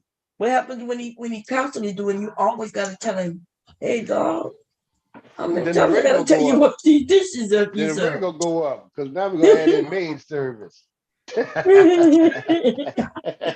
What you say, man? But That's what he said. Like, I mean, sooner or later, you're going to get tired of this shit. and that's what I'm saying. You say you agree with him. I'm saying y'all can't He live said together long very term long. though. Usually it's a temporary situation. Well, temporary, we all can live with anybody. You can live outside, temporary. I'm talking about we can all live together, temporary. Just remember, we Hmm? live with somebody. Hmm? Just remember, But yeah, upon a time we lived with somebody, Right. and we couldn't get out of there fast enough. That's right. It was four of us, remember? Actually, we lived with him, then he ended up living with us, if we talking about the same person. In the like military, right? Yeah. Yeah, remember he ended up living with us. For long, if I remember, I don't even think it was him. Yeah, Troy, you talking about? Yeah. We stayed with him. We stayed with him. So me and hubby had just got married. We didn't really have to stay with him, but we did. Because they invited us, remember? But you don't remember when he moved in with us? In fact, we had some of this shit. The bed was his. The shit, he put his furniture in the house. You forgot? What y'all did? Y'all stole it? No, I think we ended up getting rid of it eventually, but you'll remember that in that bed, the bed, remember? Yeah, he stayed with us. It wasn't very long. Him and I broke up. It was getting divorced, and he stayed with us. It wasn't very long, like you said, because he because he's Steve Harvey military, he still get the works for me, barracks. Sugar Bun. He stayed with us for a little bit. Yeah. Remember, yeah. Now, what show I used to watch religiously? Oh, Yeah, what show Soul you say Train. Soul Train. Soul Train. That's Saturday, huh? Morning. Early. You were looking at Soul Train for Mr. Karen. You looking at the women? Every black person looked at Soul Train. Oh, I know that. They always had a featured new group. You remember the newest group came on Soul Train. When you made it to Soul Train, you made it with the black folks. That's Jackson true. 5. I remember Humpty was up there, all kind of stuff. But Soul Train used to always have dances. Niggas ain't never missed a day of Soul Train in jail. That's an automatic fight. Automatic. I ain't bullshitting. Hold on, nigga. It's Saturday morning. Then come college football. Fight for the TV. I used to like a lot. I used to like Madlock for late night shows. I used to watch glance over the Honeymooners for late night. You remember MASH came on? That was the only show at night. What did? MASH. Oh yeah, MASH. My grandmother loved MASH. That shit still come on. Yeah, that was in that era. That's when all those three networks took turns dominating. That's why I said like NBC was getting smoked all the time because ABC and CBS own nights. So it's like, yeah, like ABC, the other two channels would just throw shit on Mondays because ABC owned Monday night. I used to like Fantasy Island. Island. That was more. Have you seen the new Fantasy Island? And then Love Boat. So Love Boat. The Love Boat, right? With Isaac. Yeah. Yeah. Now, see, I like if you talking about something I really like was Fantasy Island and Love Boat, but Fantasy Island was my best because he had some type of powers. And remember, he could Well, I can't remember though because Mr. Rourke wore all white with a black tie. And then, so did the little one too. Yeah, him and Tattoo wore all white with black ties. And then they had alter egos that wore all black with white ties. Oh yeah, that was a show. It was like the other side of the island. It was like, oh yeah, we don't ever go to the other side. Oh really? I don't remember that. Was it good? So what happened? They only popped up like a couple of times, but that was some shit that all the shows did back then. Like Gilligan's Island, all of them had an evil twin. Oh, they did? That's interesting. I would see, and some people would like that. I would like that. To see the alter ego combat and see which one gonna win. Yeah, so they had a fight on. That's how it started. So it's like they set it up like a year or two in advance. Whereas like Mr. Rourke and I forgot the other, but if you Google it, no, the other dude, like the other cat didn't have a tattoo. Oh, that's it was just him. Oh, and it's like I said, they were evil twins, so it was like the opposite. Mr. Rourke had a sidekick; he rolled alone. Oh, you know what I used to watch? The Golden Girls. Golden Girls was funny to me, man. That was funny. It was some good the Golden Girls was funny. That show has a monstrous following. I mean, it can't be all old white people. They did. Which one you like best? Black? Because you made me laugh real hard. I had to get off of mute to just tell you that. Yeah, like the Golden Girls. I was like, I love the Golden Girls. I want you, Mr. Care. I like the Golden Girls. Wait a minute, y'all can't talk over each other. What is going on right now? Okay, go ahead. Go ahead, Chicken. I was just gonna say I like the Golden Girls. I just usually you just don't hear men say they like it. I was like, what? Go ahead. I think Kira, you said something. No, I was just agreeing with Mr. Kev. I do like the Golden Girls. My dad is the one who introduced me to it, so yeah. That's not nothing new to me. Yeah, he used to watch it. I think everybody, like I've been saying, everybody must have watched it because they do have a routine. Right. Huh? All women. And my favorite character who was it? Blanche, the main one with the head, the one with some sense about herself, who always had to correct the other one. But the goofy no, that wasn't Blanche. Blanche was the one who was not Blanche. Yeah, Blanche was the slut, huh? Yeah, she was a sex kid. The sex kid. What was the names of them, y'all? It's Dorothy, Blanche, Rose, and Sophia. Sophia. Dorothy was the one that was always telling, like the Yeah, she was Yeah, smart. Dorothy. Yeah. Yeah, Dorothy, not the mom with the daughter. Yeah. Yeah. Okay. But I got to give it to the actors that's also played. They did a good job when they played the dingy role in movies, like the one in that one that always played that. The same thing at Three's Company when you had the dumb blind, someone Mel's Diner. You know, you had the one that played Goofy. So you got to give shouts out to the ones that played those kind of roles because we really thought they were stupid. Okay, so let me read some of these comments, y'all. They said, Big Moofa says, Sugar, me and you got something in common besides running these niggas in 304s. I don't know what that means. If BT ain't show Martin reruns, I forget they're around. That's what Sci-Fi said. Nisha said, yeah, Martin and the Wayans brothers was my shit too. Then let's see, Nisha, Sci-Fi said, damn, I forget Wayans brothers.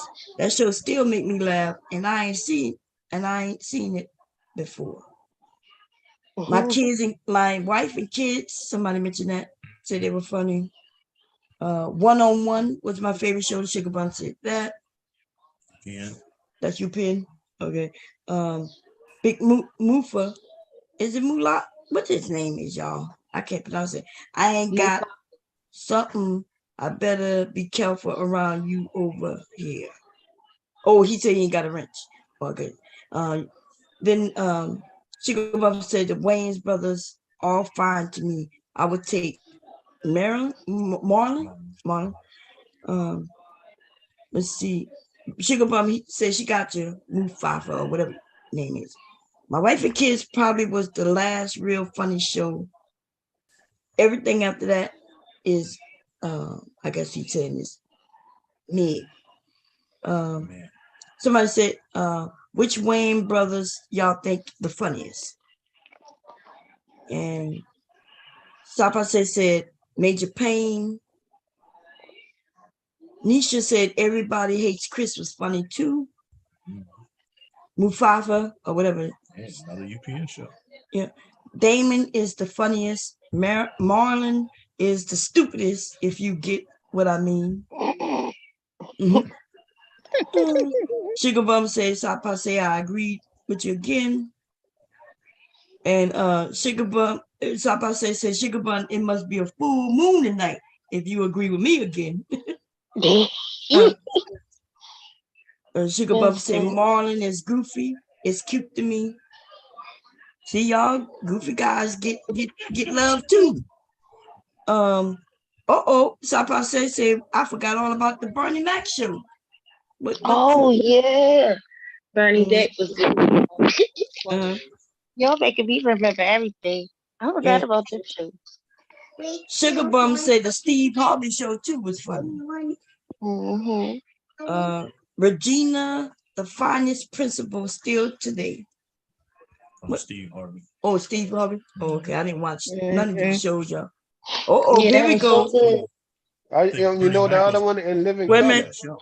minute. What you say, man? I think Bernie Mac was the last of the Kings of Comedy to do the show. Oh yeah, somebody mentioned that. What you were saying, Mr. Cal? In Living Color. Yeah, that was him and the clown and all that stuff. You remember that?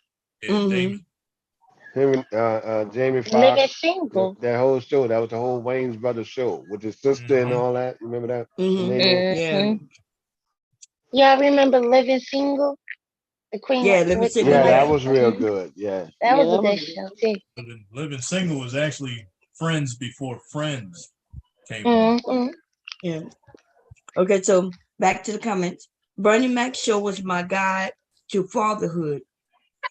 I like Bernie Mac. And you know what? But y'all know when people never mind, I ain't gonna say it right now. Because I'm about to say when he said that was the guide to his fatherhood. Bernie Mac was a comedy. It's a comedy show. He's even though it was his family, the things he would say, people wouldn't really say.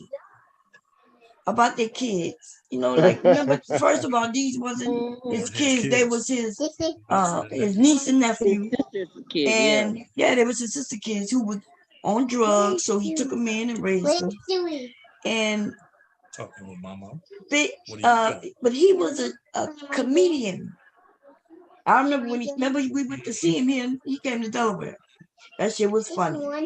But y'all, you can't let that be your guide for fatherhood. Because fathers wouldn't do or say some of the things he would say.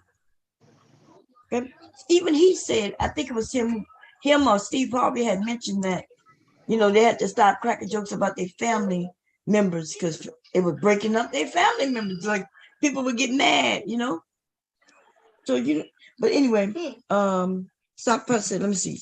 Yep, Sock. Me too. They talk about the Steve Harvey show. And Romeo had a show? I think so. I don't know. He probably did. He was on the show. He was on one of the little popular. I'm not sure if it was a Disney, but you had it's not Christina Aguilera, but the other Ariana Grande. She was on it and stuff like that. Oh, that's so it was a little Nickelodeon. kid show. Oh, okay. Right. Because Master P was explaining how much he actually made from that. He said Ariana Grande was making 10,000 a show. How much you think Romeo made? Less than that. Shit. He was like, we didn't make all the money we thought. He could have came to me. I could have showed him. Right. But that's how I remember that. So Sugar Bum say Romeo was fine, honey. Let's see. The boy's soft, damn stool pigeon. He talking about Romeo, I guess. What's the show with the talking car? They had a show Knight with Rider. Oh, Knight Rider. Yeah. Knight Rider. Did y'all watch Heart to Heart? Yep. I remember Heart to Heart was good one. I never with the couple, the married couple. Rich that couple with solved nothing better crimes. to do than solve crimes. Yeah, my mom watched it, but like I said, I didn't watch TV. But I remember Heart to Heart. And their manservant Max. What was the older woman who solved crimes? Remember that's Angela Lansbury. That's the name of the movie. We're talking about Murder, She Wrote? Yeah.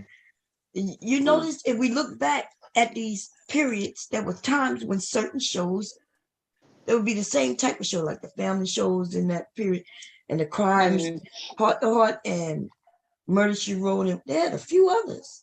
The sitcom era. They were like crime solvers. Yeah. Yeah. Oh, HBO, the comedy show with Martin Lawrence. We always watched that. That was religion on it once a week. What was the show? I know what the comedy still Def Comedy Jam. Yeah. Def Jam. Yeah, Def Comedy Jam. Yeah. Yeah. You remember because he brought up new comedians all the time and stuff like that. That's when I first saw Chris Tucker and Bernie Mac got up there a couple times. Yeah, I mean that's almost where you found a lot of them. Right. Yeah, Chris Tucker. Yeah, Dave Chappelle. Yeah. Yeah. Right, probably all of them. Probably Jamie a lot was of up them. there. Okay, let me read through these comments. Bill Bellamy. Brownie said, Moesha changed my life. I never seen the Moesha show, but I heard that shit. My God. It's a good show. My daughter watches I it now. love Moesha. Yeah, that was a good show. That's one of my favorites too. Yeah. Somebody said shout out to the Parkers. What that show that the Parkers? Wasn't the Parkers that was a spin-off from the Parkers. That was a good one. Oh, okay. Yeah, see, I don't know none of these shows. I heard of them before, but let's see.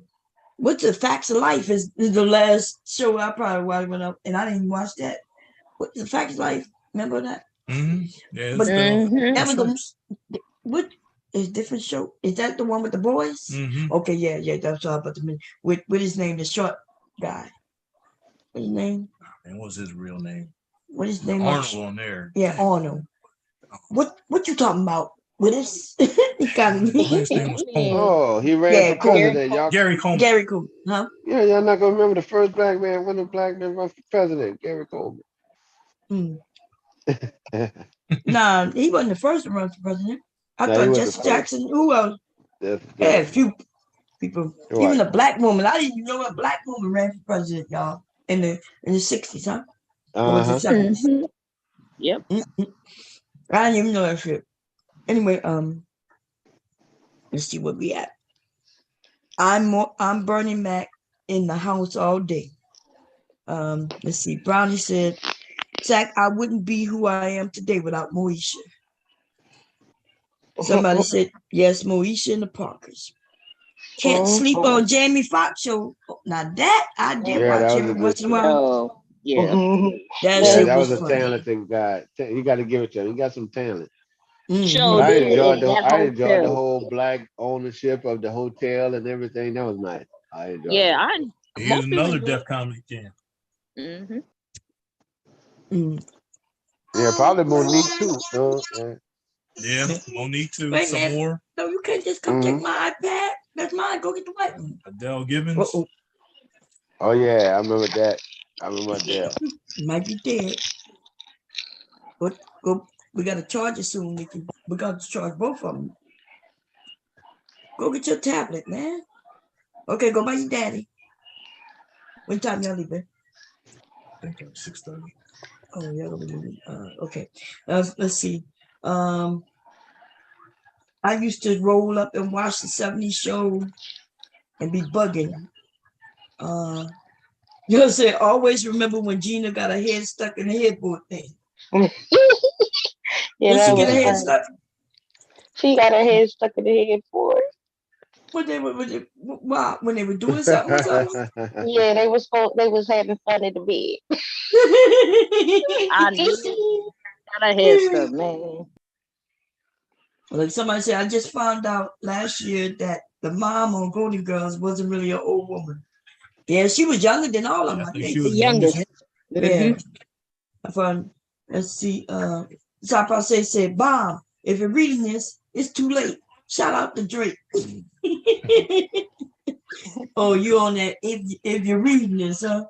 Yeah, I get it. I'm a Drake fan, baby. Let's see. Bob be neglecting us in the chat. I'm trying to do better. I'm trying to do better. Shout out to my future baby daddy Drake. Hey daddy. He said, I treat my kids like Bernie did. Got 2 in college, so okay. Bernie did love them kids, man. He loved them. Okay. Let's see. Sapa said the old folks need some assistance about the Steve Harvey show. Being Mary Jane. What's that, y'all? She said that's a good show. Being Mary That was Jane. a good show too. That was on BET. Yeah, that was on BET. That was a little later. I had my daughter by then. Big Mufa or whatever. He said my dad was like Rock. What was Rock on? I remember. Fox. Huh? He had his own show. Oh, it was Yeah. called Rock, right? Yeah, that was the Sunday night lineup because it was after the Simpsons and Married with Children, it was Rock and South Central. Yeah, I remember What's Rock. happening? Oh yeah, what's happening? We was talking That's about that. going way back, huh? It is. With rerun? With Shirley, Yeah. Shirley, rerun. Yeah, Roger, Dwayne. The mom, the daughter. The daughter was a great actress. This is his sister. Yeah. They used to extort him all the time. Right? No, that was Alice. Oh, Alice. That was Alice. Kiss That was my dreams. Yeah, but D grew up to be a veterinarian. Oh, that's cool. Y'all remember Mr. Cooper? That was said by Aisha. Yeah, hanging with Mr. Cooper. Hanging with Mr. Cooper, yeah. And how come now, Bob, I'm reading the chat, everyone stop typing. And then they stop typing on me. God damn, stop, I said. Then look, and then he typed something and then he deleted it, so I couldn't read it. Ain't that some shit? It's everyone checking for Sanford and Son. Oh yeah, catering to agriculture with Mr. G. How you doing, Dr. G? Yeah, Sanford and Son. Yeah, but I mean that's like we're saying, like different eras, but In the 70s, man, Sanford and Son, Good Times. Yeah, we could be Trying to going the think who else, room. 'cause there wasn't a whole lot of black Tablet. shows in the 70s. There wasn't. Say it again. There weren't a whole lot of black shows in the 70s. Yeah, that's true. Well, they had when they show, because in the 70s, what they had, Sanford and Son, Good Sanford and Son, Times, Good Times. We'll save the Jeffersons. The Jeffersons. And What's Happening. What's Happening? Oh, That's My Mama. That's My Mama? Yeah. I know. That's Archie My Mama. Bunker. Yeah. Archie Bunker Yeah, not black. yeah. Huh?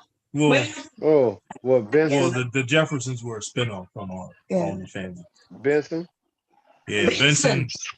But I think technically, I mean, yeah, he was 80s. So Benson was a spinoff from Show. Yeah, but the show was his show, though. Yeah, he was on Soap. Yeah, I remember that. Yeah, yeah. He wasn't Maud on there too. Who? Maud. Nah, she wasn't on Soap. Was it a spinoff for her? Yeah, Maud was a spinoff from All in the Family. That's what I'm thinking. Yeah. Yeah, but Soap was some funny shit, and especially for like the 70s. Because if you remember, Billy Crystal was on there, and he played a gay character. He played gay? Yeah. Yeah, it took him a while to shake that thing too, because everybody thought he really was gay. Let me put in 70s show, y'all, and see what we missing. Yeah, so Black. that was some funny shit. I mean, and the one cat, would like say he was invisible as long as he didn't make eye contact with you. And he'd snap his fingers and tell you he's invisible. You can't see him. And then the white boy with the ventriloquist, Chuck and Bob, and he talked shit through the dummy. See, I remember Soap, but I not remember Soap. Like I remember the name. I think it wasn't Taxi. It wasn't like Taxi was different. I think Taxi came on the same night, but and then on Soap, Benson checked everybody. So what was Soap about? Was it like a? It was like two rich families that were crazy. So it was like, these are the Campbells, these are the Tates. So one had the white boy with the ventriloquist with the dummy that would talk shit to you, and the other one had Billy Crystal as the gay character, and it was like a spoof for soap operas. That's why it's called Soap. I don't know. I don't remember. I remember the name. I just can't remember what it was about. I can't even picture nobody was on it. So you said Benson was on it? Yeah. As a black person? Yeah. He was one of their butlers. What about I'm not sure. Wasn't there a black boy on Welcome Back Carter? Mm-hmm. Is that 70s too? Yeah. Yeah. Welcome Back Carter was it was a lot of white. You're right. It was more white than anything, man. 100 white shows and just a few black shows. Huh? You know, when I'm saying black, I mean like predominantly black cast, not like one lone black dude like Soap or Welcome Back Kotter. And I mean, there was one lone black dude in all them years of Happy Days. Who was black on Happy Days? One lone guy. Like these cats were beating him up, and Fonz had to step in. Yeah, another classic white guy saves the day kind of shit. I don't even remember a black guy on one episode. It was like It's like one of our very special episodes. And this one we're going to tackle racism. And Dukes of Hazzard. Remember that? Man, my dad loved him some Dukes of Hazzard. That's a goddamn shame. Who didn't love Dukes of Hazzard? Yeah, because y'all watched it for what her name was? I ain't giving a shit about her. Oh, it was the car driving. Car. Dukes of Hazzard, and then they and then that shit was basically born from Smokey and the Bandit.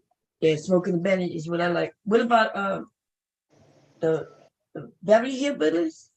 Yeah. Ellie Mae, all the yeah, Beverly Hillbillies, but all them shows got killed off in like 1970. Oh, it did? Yeah, the dude that took over CBS got rid of everything that had a creed. So like Beverly Hillbillies, Gilligan's Island, Gunsmoke. There were a couple others, but he was like, "No, we're getting rid of all of this shit for uptown shit." So like, Jed Clampett went from being Jed Clampett because it was Buddy Epson. Went from being Jed Clampett to a lawyer overnight. What you mean, Lloyd? On what? On another show. Oh, okay. I like that. I like Barnaby Jones. That's what it was. Oh, Barnaby Jones. Yeah. I don't know why. He like literally the Beverly Hillbillies ended in like 1970, Mhm. and like 1971 or 72, he was Barnaby Jones. You better go in the room with that. Go buy your daddy with that. Go show your daddy that color. And the 8. Go show your daddy. Okay? Go ahead. I'm coming. Go ahead. Let's go show Dad. Let's Papa talking. Okay? Let me know when you got a party, okay? And like Saturday morning cartoons died off in the 90s. Huh? Saturday morning cartoons died off in the 90s. Oh, they don't have cartoons for the kids no more? Like, you know, y'all, when I found cartoons, I saw my son, Leaky's dad. He liked cartoons, right? And I remember when he took over my office and we gave him that room. And I was passing by, I could see the cartoon. I always saw this cartoon on his TV, no big deal. And then one day I was going by to the bathroom and that cartoon started cussing. I was like, what? So what is something American Dad or some shit? Probably South Park. Man, South Park, man. He was like, suck my. I'm like, wait a minute. I backed up. I said, did they just curse on that cartoon? Man, that's what I found out. Cartoons are not cartoons no more. They're called animation. And anime. No, not anime. Anime is the karate, that shit from Japan. Yeah. Anime. They call that. But what do they call it? What y'all know? Anybody up here? See, that's another. And they plus they're not necessarily Central. for adult. I mean, they're not necessarily for children. They could be, like you said, American Dad is for adults, huh? Same thing with The Simpsons. The Simpsons. I didn't know that. They all followed that blueprint. It was like, yeah, look, Simpsons, because like The Simpsons started in like 89, and then South Park started in like 97 with the same blueprint. Yeah, man. I guess the poop you don't fix it if it's not broke, controversy. huh? Don't forget about it. Generating controversy. So like South Park, it was like they built up like they were gonna say shit on TV. And everybody tuned in because it was like they're gonna say it, and it was like, yeah, they checked, and after 10 o'clock they could say it. So the episode ran till 10:01, and he says shit at 10:01. Yeah. Somebody mentioned the Boondocks, baby. Hell yeah. You got so many real life nigga moments. I know. The Boondocks. Wait, don't. So I've seen a couple of the Boondocks things where they got thing downstairs. Huh? You can watch the whole thing downstairs. Oh, what? Boondocks. I got it on DVD. Oh, they got the one who's like pro-black. Huey. Huey. Like after Huey. What is it? Yeah. Huey, and then they got the granddad who. Then the granddad got a friend who's kind of ratchet as can be. I forget what his name. Was it Uncle something? Uncle. Yeah. Oh man. And then I forgot. Not Uncle Remus. And somebody mentioned Adult Swim. Mm-hmm. Man. PJs. I've seen that name before. The PJs. The Eddie Murphy cartoon. Oh, Eddie Murphy got a cartoon? Mm-hmm. Oh, I know that. He said, the Boondocks predicted Young Thug. What? Hey, the Boondocks predicted a lot of shit. Damn. Just like The Simpsons. The Simpsons. Yeah, there's a lot of, you remember the truck coming down that thing? That was predicted many years ago, huh? Yeah. Oh, that was some. Just like, yeah, like when with COVID, yeah, the Simpsons predicted it. Really? Mm-hmm. Yeah. Oh, Real World, you talking about because I stopped watching Real World. Me and hubby used to watch it with Puck. When Puck appeared, I was like, we watched maybe a year or two after Puck because he was like year 3. No, I stopped watching it at Puck. You may continue watching that. Puck was it for me. Remember they ended up kicking him out. He was the first person to get kicked out the house, wasn't he? No. I thought they had to vote him out. He was so nasty. There was a dude. Actually, I think he wound up on Def Comedy Jam too. David from season 2 in LA. So he's a comedy. He got kicked out. He was a comedian then. Oh, so y'all do know in the beginning reality TV were people who was trying to be famous. So they wasn't like just a regular person on the street. These were people who wanted to be actors, actresses. Yeah, all the ones on LA. Well, hold on, because I know David was a comedian, and he got kicked off, and he wound up on Def Comedy Jam. Then there was this little white boy named John. He was a aspiring country singer. So he's a country singer now. What was her name? Tammy. Tammy, yeah. Was a model. And then she became a basketball wife. There was a dude, Dominic, he was a writer for Rolling Stone. And then I think there was one more. Think that the surfer dude, Aaron. You think they went on the show and that helped them in their careers? Yeah, because it was the same thing like the first year with I know Kevin. I think his last name was Powell. But he was a writer.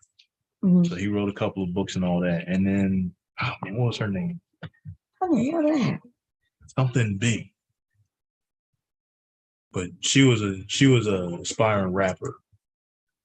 You see, he follows stuff. He remembers shit. Yeah. All I remember is Then the ones. it was another, like I said, Kevin was a magazine writer. Another dude wanted to be a book writer. And it was a dude that was like a camera dude or something on like the local news or something. Why you think I was gonna call him? Why you think they give me these instructions? That's the opposite of the instructions. Cause those are some weird ass instructions. I was gonna call him an accident. I want to, but it says 2 different things. So you see what it says about eating? Yeah. That says take it either before or it says take it on empty stomach. Or 1 to 2 hours before eating. Yeah, is that what it says before or after? Before or after. Yeah, 2 to 3 hours after a meal, unless otherwise directed by your doctor.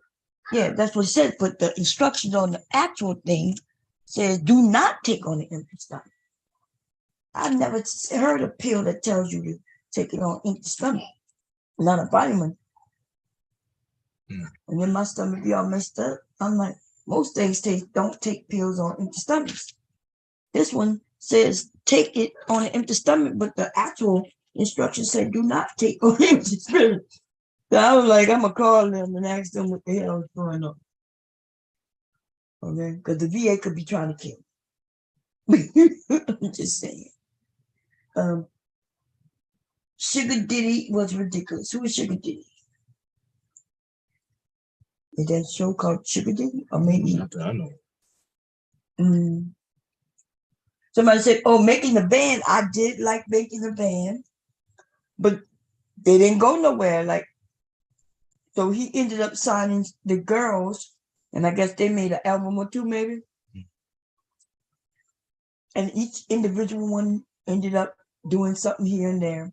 I remember him having the white guy, because I love the song called Take You There.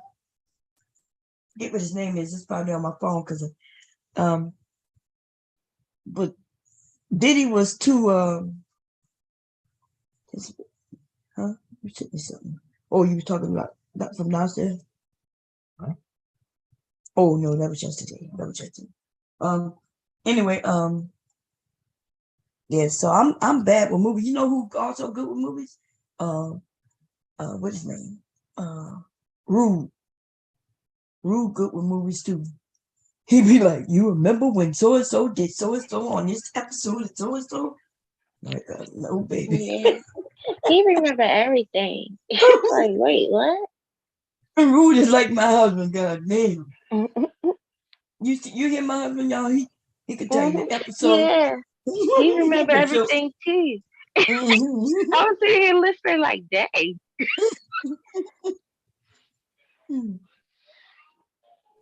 I'm like, Moesha though. Yeah, I remember Moesha. Wasn't she? That's a singer though, right? What's her name? That's Brandy. Brandy. Yeah.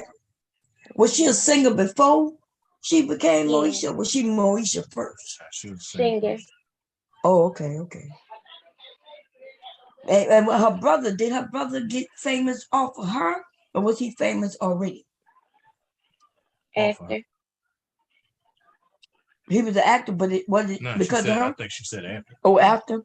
Yeah, after her. So he came about because of his sister, huh? Mm-hmm. Okay. Yeah, because he's not good at singing. He wasn't good at Or rapping. acting. That's right. She said no acting. His acting was it was You know, his music sucked too. 8 minutes of fame. Mm-hmm.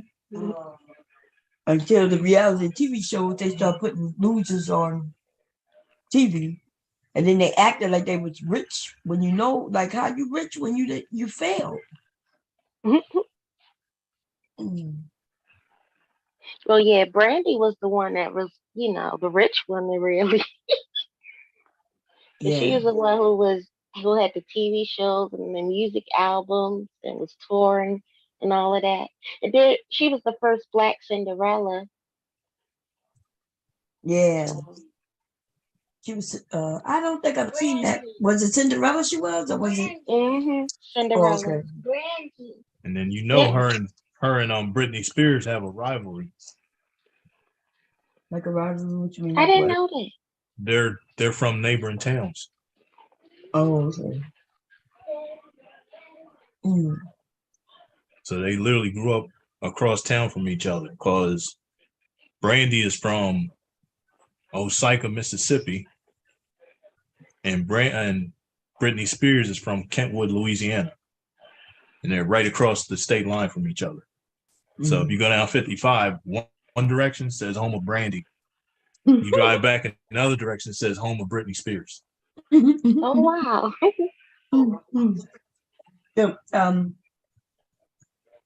Dorothy Norwood is their grandmother, a popular gospel singer.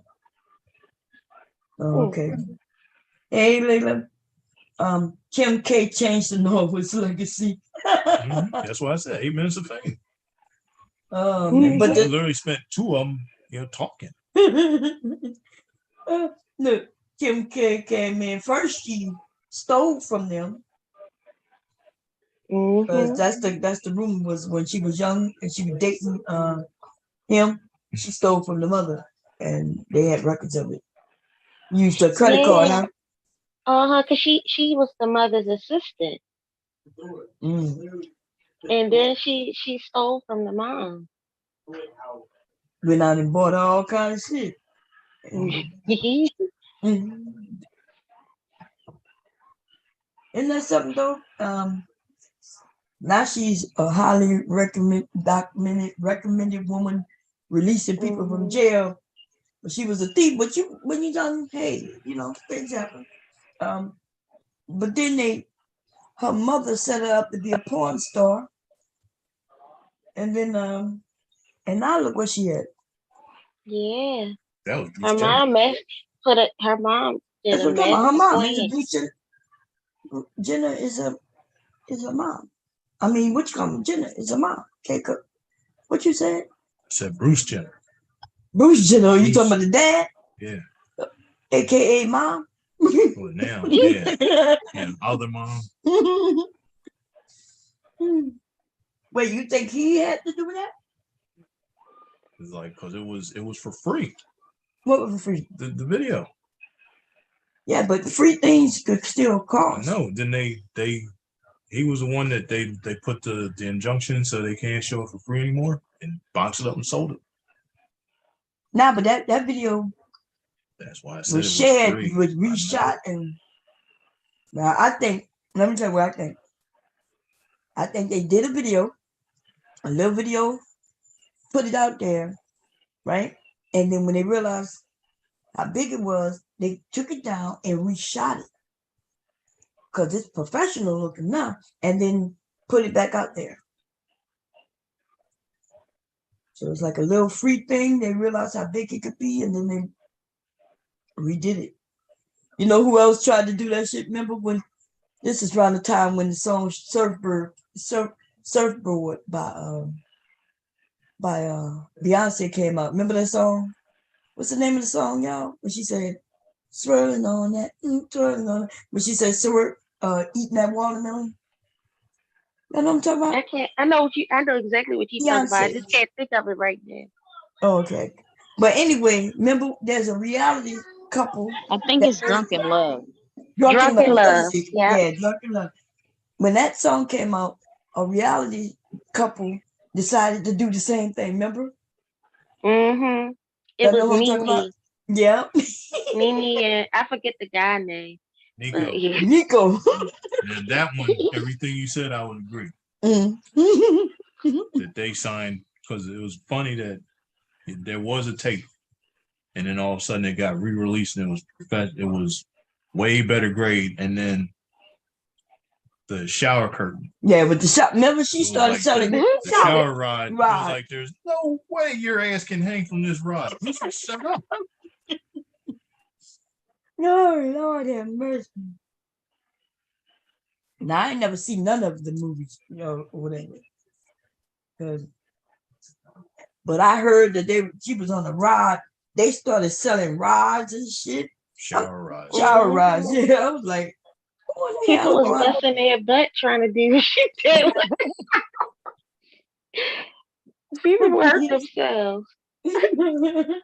Oh, who in the hell gonna be hanging from a shower rod? It must have looked good. They must have made it look real good. And then they started ratting on each other because she broke up with him. And then trying to put him on blast. And then he was like, yeah, it was a set, like it was planned. I be thinking, how in the hell you do something with somebody, then try to put them on blast when they know your secrets? Or was it all staged? Just to put some drama out there just so they can advertise. You know what I mean?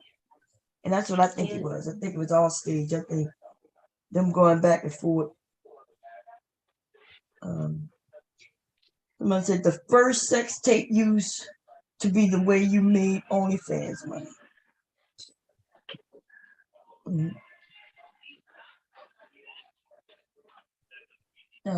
The first sex tape used to be the way you made OnlyFans money. I'm not sure what you mean by that. In ER because love, gonna be in the ER because of love and hip hop. I know that. Damn sure. If you think you're gonna start swinging from some shower curtains. Ain't damn well no shower curtain hanging holding my big ass up. Look, I've been the whole ceiling coming down. God damn. In the ER saying, well, it started out in the shower and say no more. 7th one this week. And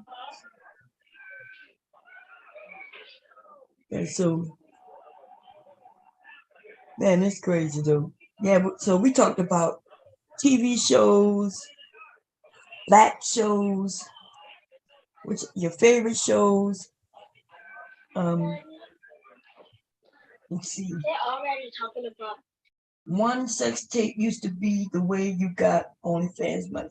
Oh, I see what you're saying. Like you put out a tape. Well,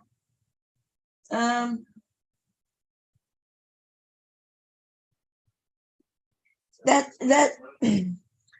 let's just say that, yeah, that could be a way, that's the way they did it. But there's always, y'all talk about OnlyFans like that's some new shit. OnlyFans is the latest. That's it. It's not new. There's so many sites that have been out way before OnlyFans.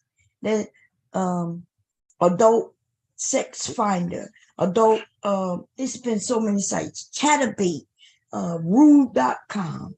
It's so many. And so when people make like OnlyFans is this new phenomenon, that shit late to the party, baby. Let's just put it like this. OnlyFans is the latest. That's it. Yeah. That's the way it is. And I don't like, I'm gonna be honest, I don't get it. Because if you could get that many fans over there, I would tell anybody over there to get their own website. Why they don't have their own site? You draw that, because if OnlyFans delete your account, boom, all your fans are gone. You know what I mean? They got to try to find you another way. So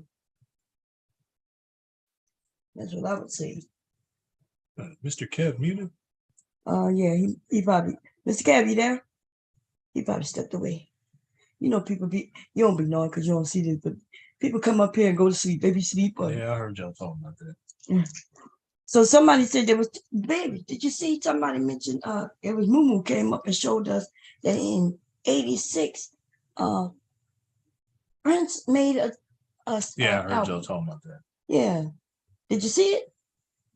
Not really. I was driving. Yeah, he dressed in a dress and everything. Oh, you were driving? That's when you was on your way? Y'all gonna believe it soon. What we gonna do for dinner? You wanna grab something? Still got leftovers down there. Oh, do you?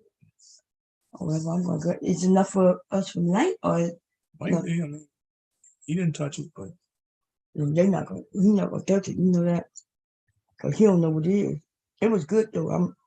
But yeah, because I think the picture I saw that you showed, I'm pretty sure that was off of Love Sexy. Oh no, I was showing. There was a picture of him in a dress. No, you showed the album too, though. Yeah, I showed a lot of Love albums. Sexy. Yeah.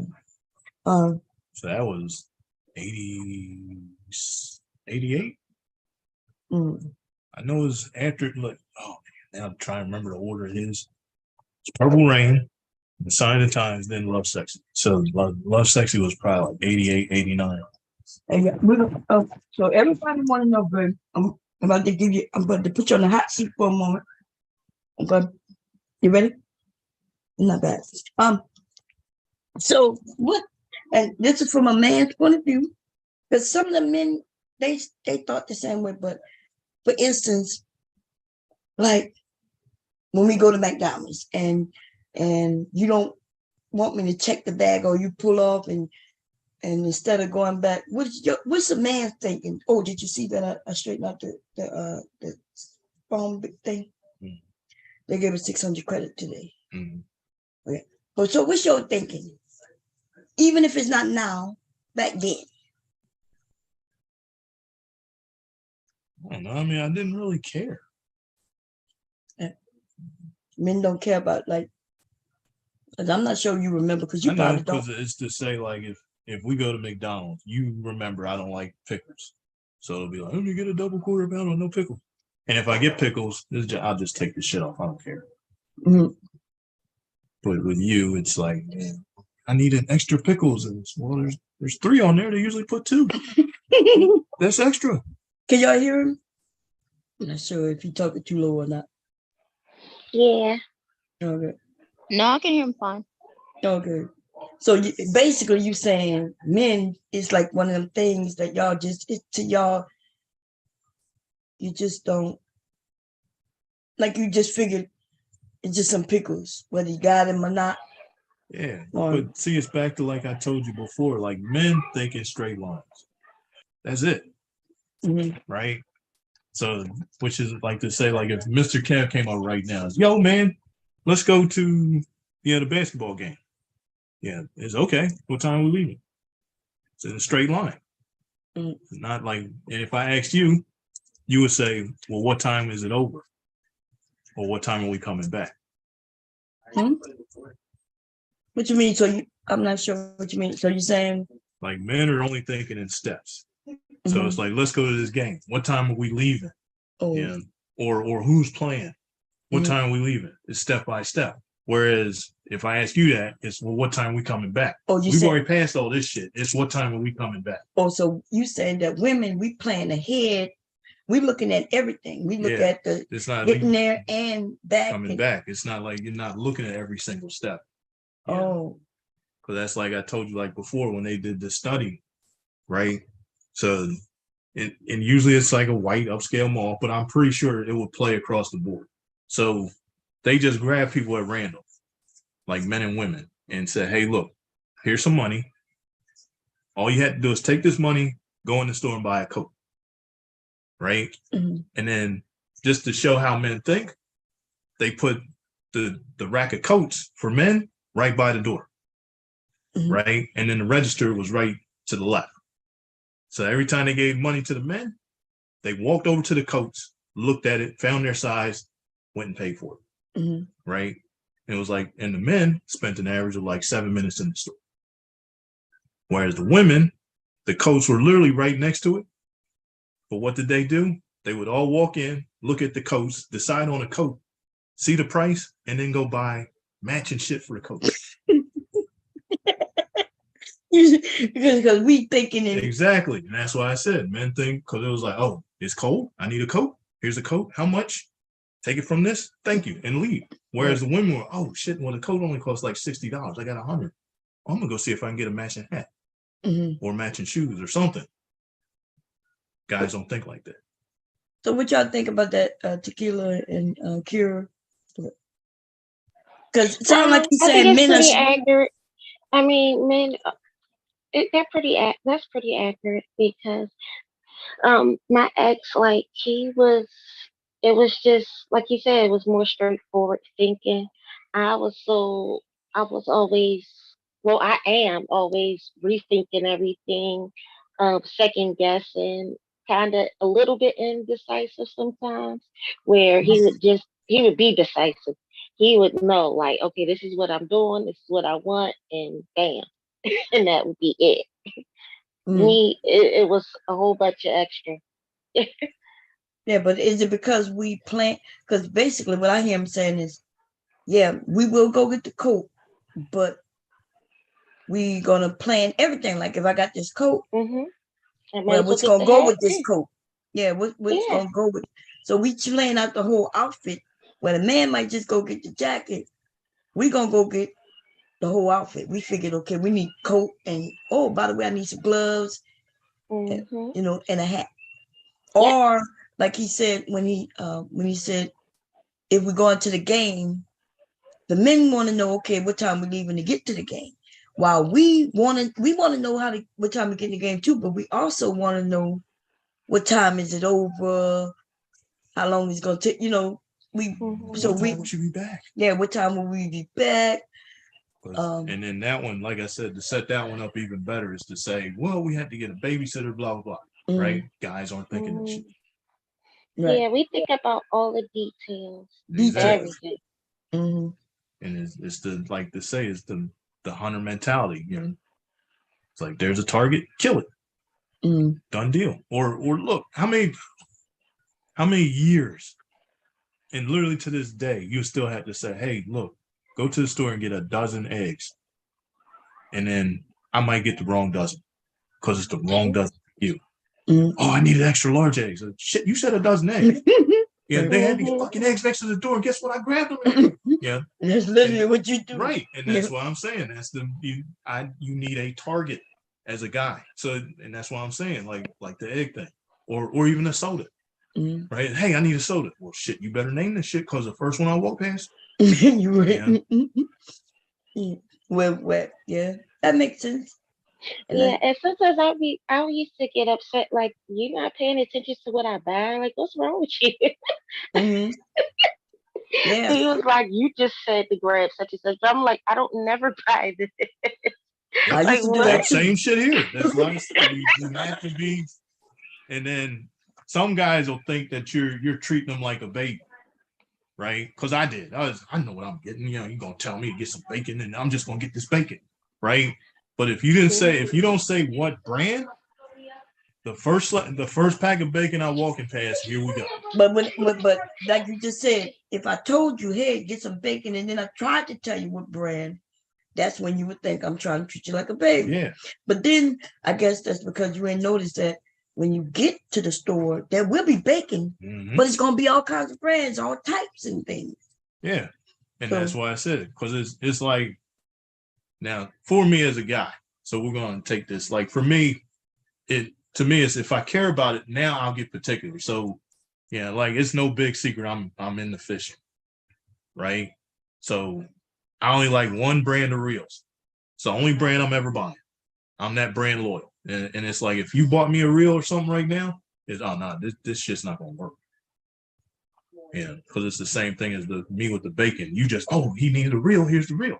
Right. Yeah. Now, I might get mad, but at the same time, it's, well, yeah, it was a thought that counted.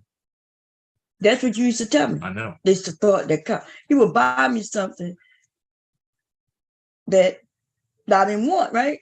And then even though when I'm like, maybe I already got it or I don't want it, or like it wasn't nothing that I would even want, he would say it's the thought that counts. For years, that was his, he would just use that. It's the thought that counts. Like, remember that camera I bought? Which one? Shit, I forgot now. I spent months looking for that damn thing, and it was like supposed to be the perfect camera and all this shit. Mm-hmm. And then you took it back and traded for something else. Oh yeah.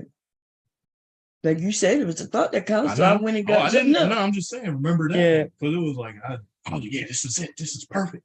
And then it was, no. But then though, you started paying attention, because I remember y'all when he bought me my modem. Remember the modem you got me for Christmas? Same thing. I was so excited, but yeah, it was the wrong modem. Same thing, because it was like, I'm listening to these dudes because it's not shit I know, right? So yeah, she needs a camera to do this, and the guy, oh yeah, the Pentel this. It was okay, cool. Let's go with that one then. How much is this? Okay, I'll be right back. Okay, let's go. And then it was like, hey, Merry Christmas. Oh, this is great. It's the wrong camera. This won't work. Don't worry, I'll fix it. And it was the same thing with the modem. It was, oh, well, this is cool. Just this one's too slow. Yeah, it was slow. But the dude said that this would do everything you needed to do. Yeah. Like, you know what else he bought me? He started paying attention, but of course I know you didn't know the tech. When you bought me that my first remember you bought me an iPad, not an iPod. Yeah, the iPod. It was the same shuffle, thing. remember? Same He thing. bought me a shuffle, y'all, and I was looking. No, it wasn't a shuffle. It was that long. Yeah, Nano or something. Nano, but the dude said the same shit. Oh yeah, the memory on this is this, and this. Mm-hmm. I was, okay, I'll take it. And then it was, no, this one's the wrong one. The memory's too small. Yeah, but this dude said it was this. I don't know. It really wasn't a memory. But it was something that was wrong with it. Yeah, no, it was, you got one with a lot of memory, but y'all, the iPod Touch had just come out. So he bought me an iPod. Yeah, that's an iPod. But remember, y'all, it was that thin, long one. Y'all know which one I'm talking about? It was thin and long. It did have more memory than the iPod Touch, though. But the Touch had come out, so I wanted the Touch. And so he bought this, and I was like, thank you, baby. But and I think he could tell on my face it was the wrong one. Oh, I told you it was the wrong one. Mm-hmm.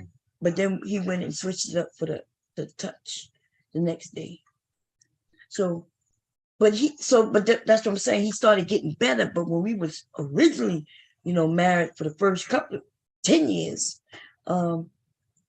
he was using that. It's a thought that count. Nah, hold on, because I bought that daggone sewing machine. What sewing machine? You didn't ever buy me no sewing machine. Yeah, dude. What sewing machine? Like our second year. You ain't buy that. So what second year? Where we were living at? Missouri. I ain't got no sewing machine from no second year.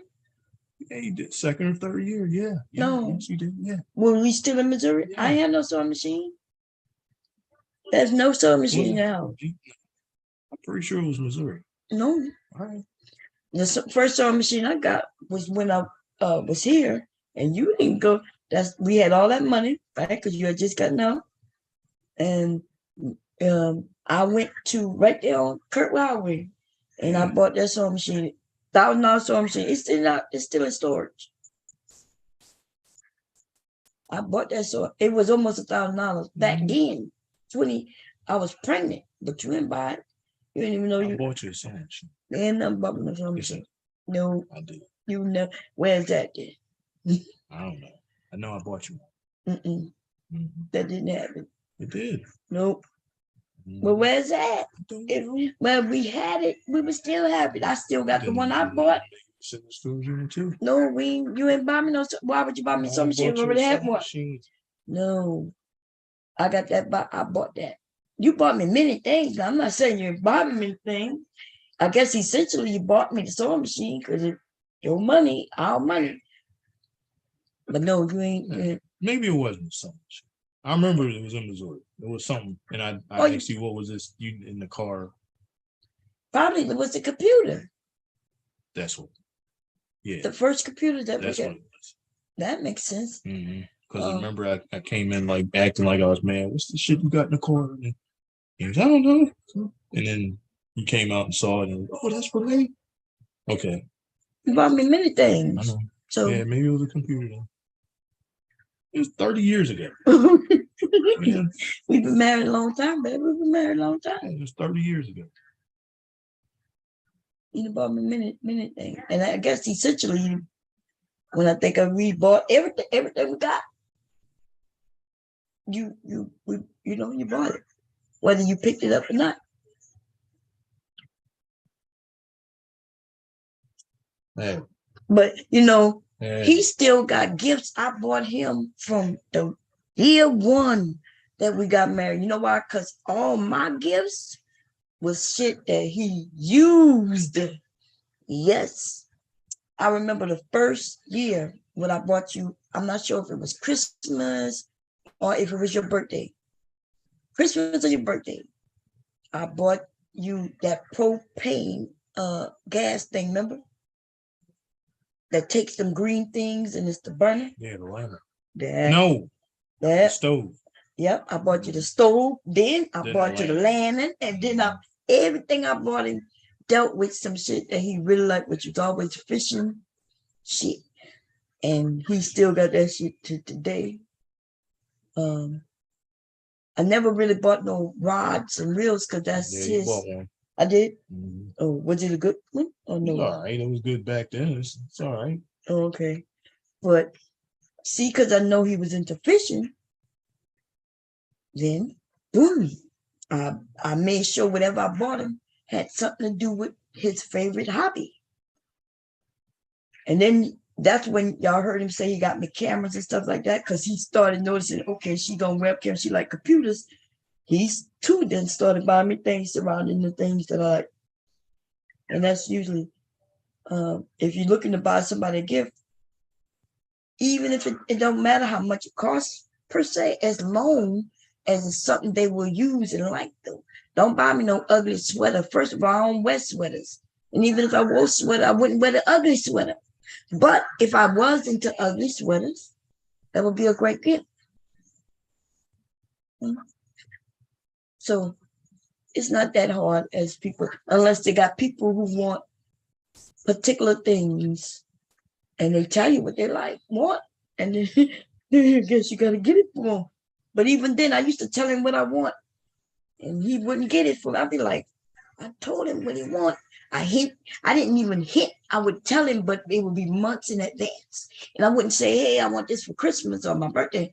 I'd be like, oh, I like that. Oh, I like that. Like, for instance, him buying me roses for years, year after year, roses. It got so bad. I never told him I didn't. I did kind of say I didn't like roses.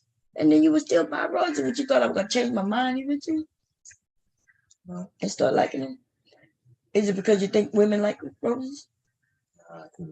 He would give me some roses and chocolate. I didn't even eat chocolate at the time. Then I started eating chocolate though. I just don't. Then I would say I'd rather a plant than a rose. He would still buy me roses. Bought your plant. Oh yeah, you did buy me a plant. But look how. And even then, look at how much work I did for that. Because I need a plant. But it was the wrong plant. plant. Don't forget about it. So it has to be like kill poop. I know I take care of plants. But you bought me a plant, and it wasn't the right kind of, because it wasn't a plant. Oh, you did buy me a little bitty thing. What it was, like a what's that thing, y'all, that don't even take water much? It makes water. A cactus. Y'all, a cactus is not the plant I was talking about. It was kill proof. See how he did? So remember what he said already. If you tell me you want a plant, then I'm gonna get you a plant. But that put the homework in like he bought me a cactus. I need a plant that she can have that won't die that easily. She forgets to water for a week or so. And the guy was like, "Oh yeah, get a cactus." Oh man. And I looked at him with that cactus. What the hell? I'm thinking of a plant. I bought you two, because then a couple of years later it was some bamboo. Bamboo. That's what I'm talking. Same thing. Y'all see what I'm talking you about? can't kill this either. But why do you think I'm gonna kill a plant? Because if you forget to water it. What? I didn't forget to water my garden. Why would I forget to water a plant? Hey, that's not fair, because I help water your garden. When you wouldn't water it, I would water it for you. But then that's what I got tired of. That's after that snake appeared. And that's what I'm saying. After that snake appeared and he didn't kill that snake, I said I wasn't going back out there.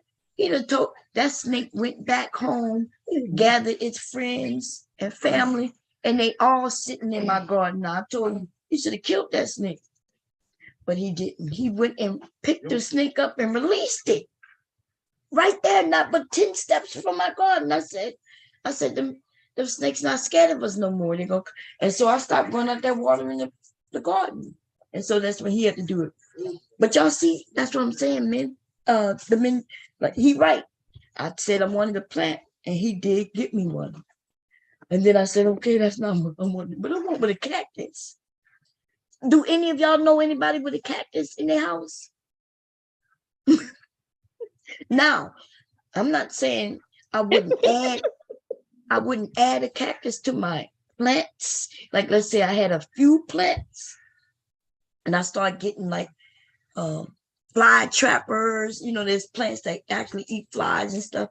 And then of course I might add a cactus to my group of plants. But when you buy somebody a plant, you don't buy them a cactus unless you telling them something. I'm telling you anything. I know. You just went and got me a plant. Can't kill this. I was thinking about the plant. Y'all know a plant will grow. You could get it to grow all around your house. It could grow long. You could pin it up at the I was thinking about something like that, and he ended up bringing me this little cactus. Cactus, y'all. Cactus. Hey, babe. I'm gonna look and see how much we got down there, but you got the app, the McDonald's app on your thing. I know, that's what I've seen. They got deals. You got to get one because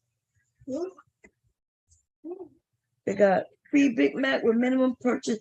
You get a Big Mac. So I could order one on my phone. You could order one on your phone.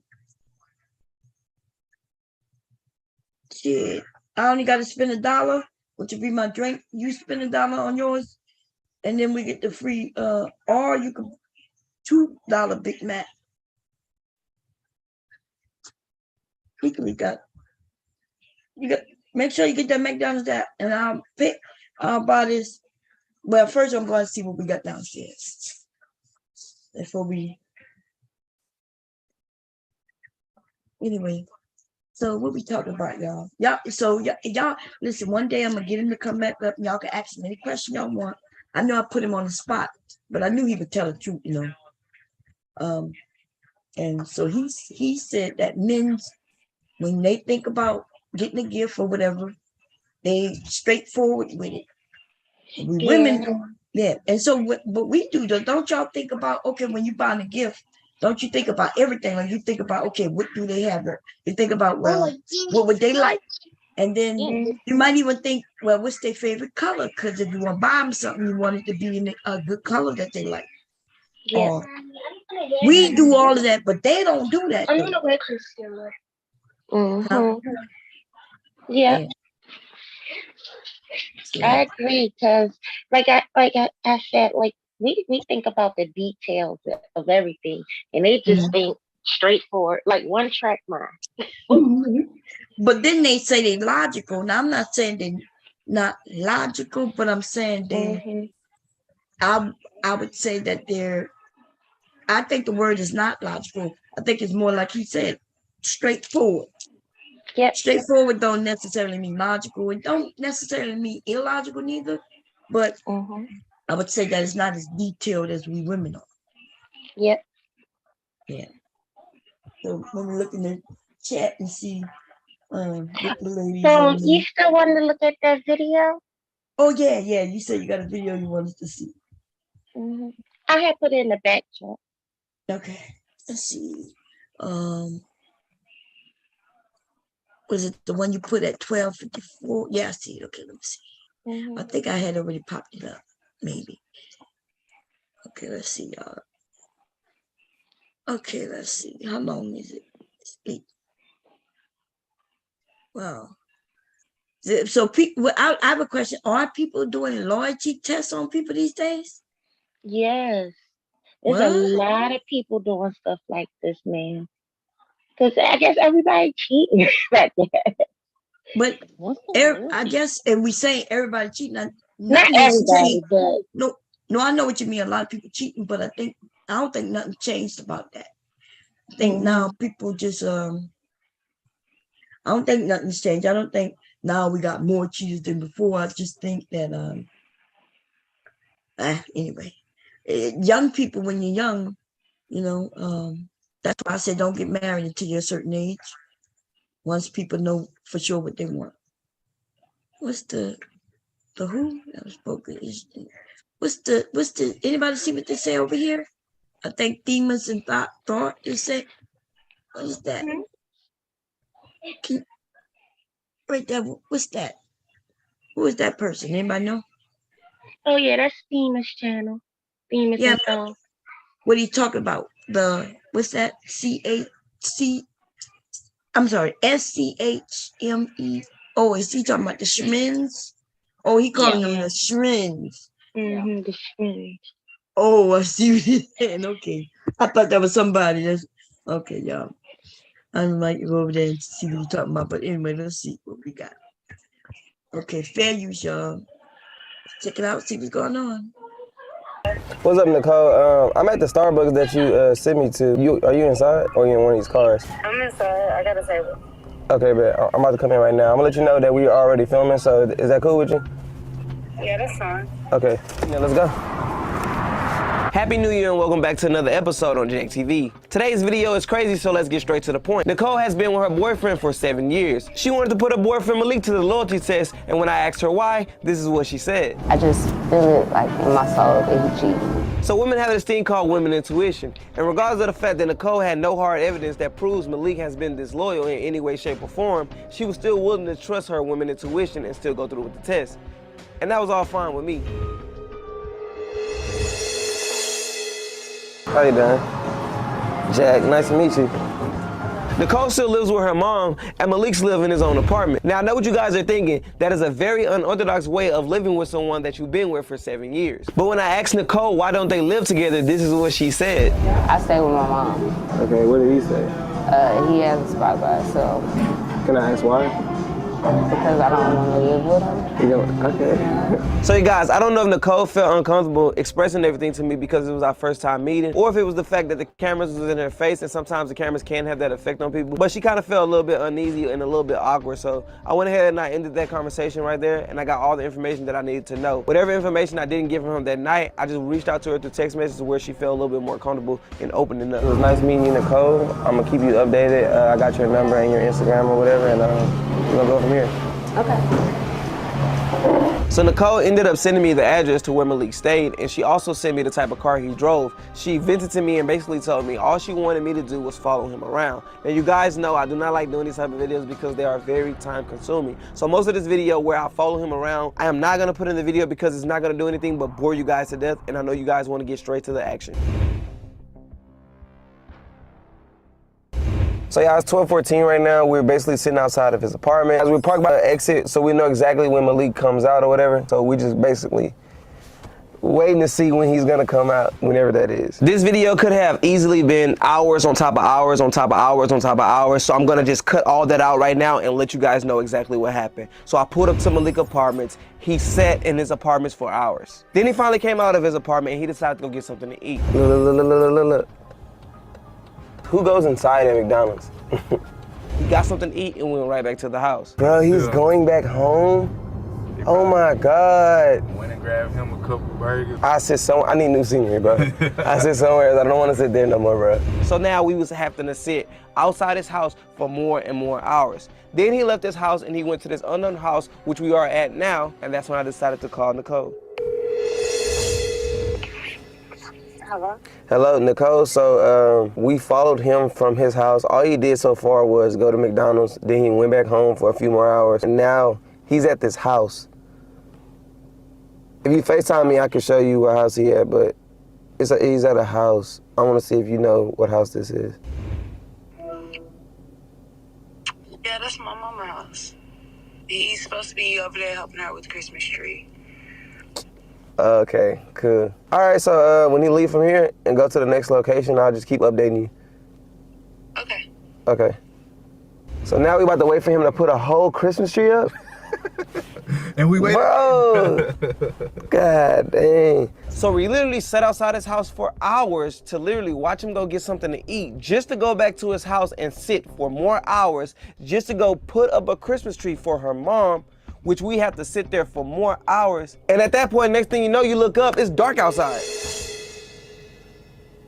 Bro, I'm about to just tell her. Okay, what y'all thinking? What y'all thinking? This should Never, take forever. as long, I'm just gonna tell you, girl, it's gonna take a twist. It's gonna be like, wait, what? That's Okay, all we don't I'm want, saying. yeah, we don't want to tell everybody, but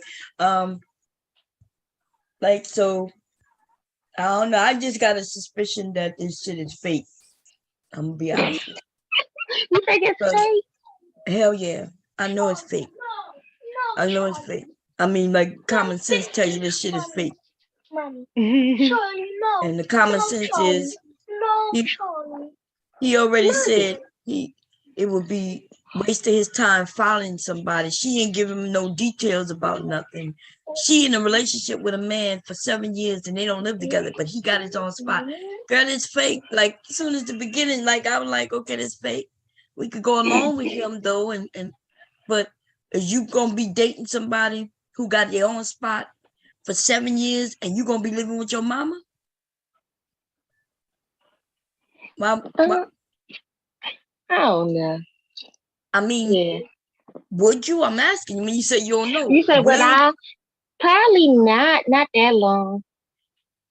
That's right. But you know, it depends because you know some people who believe like if you ain't married, there's no need to shack up. I still know people like that. So, yeah, okay, but that what So, that I got to do don't with know. 7 years? So now you tell if you telling somebody we not gonna shack up, that you know what I mean, like you're not gonna live together. So I hope that means you ain't having sex with him either. So why are you in a 7-year relationship with somebody who you won't even live with? Right. Yeah, this don't make sense. I'm sorry, this is fake. And all I had to do was even hear when he said he wouldn't even ask him any questions. She was uncomfortable. That means she didn't want the words to come out of her mouth on film. So nothing came out of her mouth on film. You notice he says he texted her about some information. So I'm just saying this shit fake. Here we go. Fair use. I'm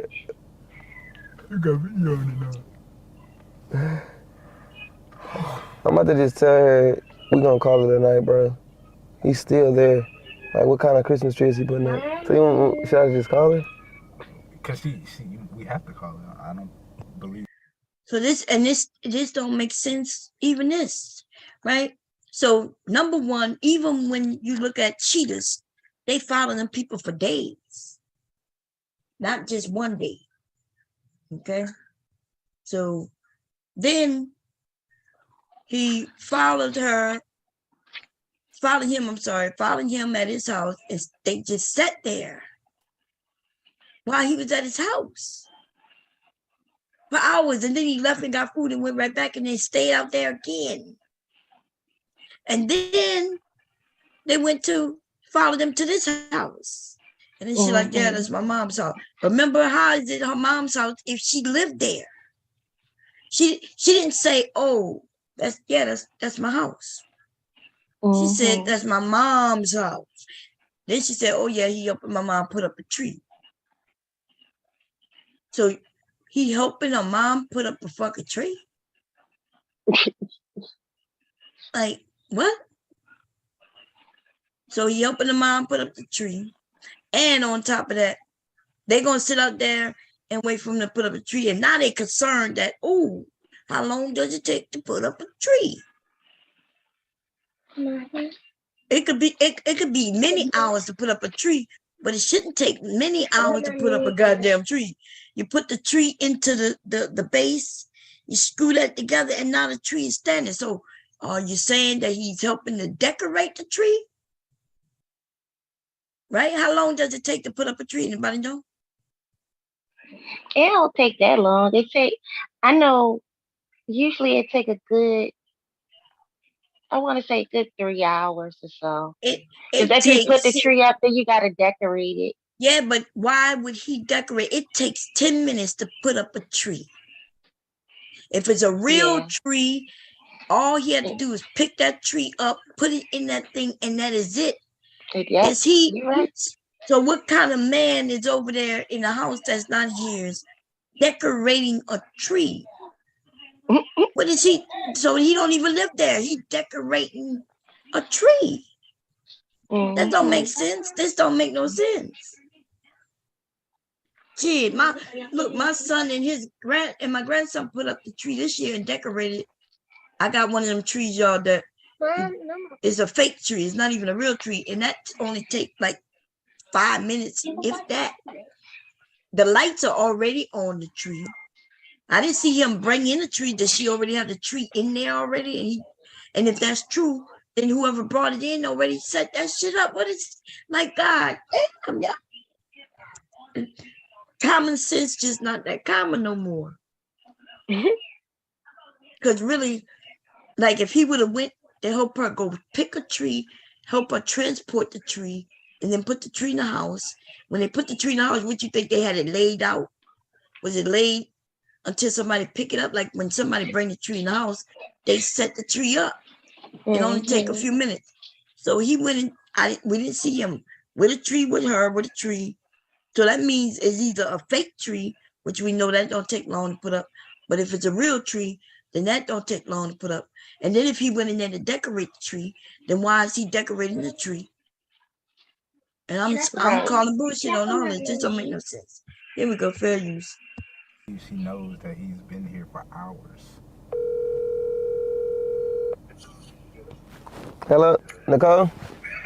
Yes. My bad to bother you while you at work. We've been sitting here for a while. We hungry and stuff. So I was thinking about calling it a night. He's still at your mom's house. He haven't left. So I don't know what you want me to do. Do you want to pick back up tomorrow? Verbal said, I think you like females. I do like him, man. He is, man, I can't wait to have a conversation with him. I like him. He's so cute to me and nice and sweet. I do like him, y'all. I can't lie. And then Verbal said, this is extra fake. We already know where this is going.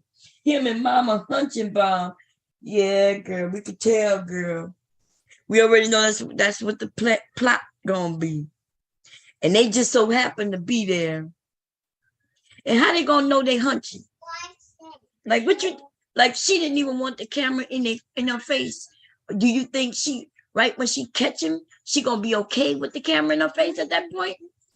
I'm just saying. I haven't seen it, so we're gonna see. But this is so fake. This is outrageously fake. Okay? Outrageously fake. Here we go, fair use. Wait. He's still where? He's still at your mom's house. What? I don't understand what you mean he's still in my mom's house. We sitting outside your mom's house. He haven't left yet. All right, I'm about to leave work. I'm about to head that way. Okay. The fuck? Now y'all know goddamn well. He's like, she's still at your mama.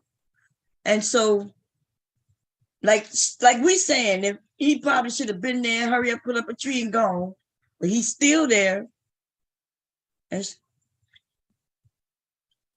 Okay, we're gonna see.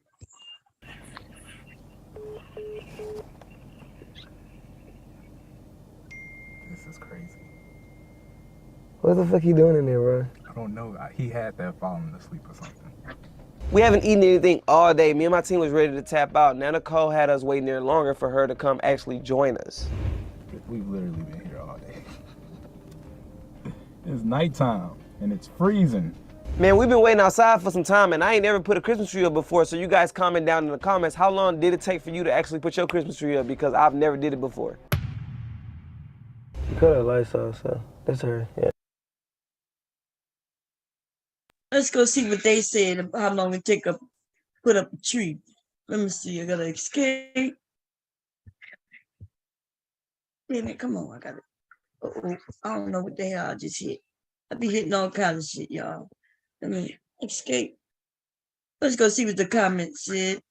The camera said.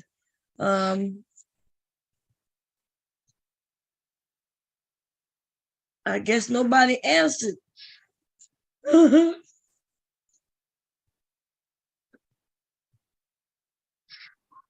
It really don't take that long to put up a tree. It's the decoration process for me that be taking me forever.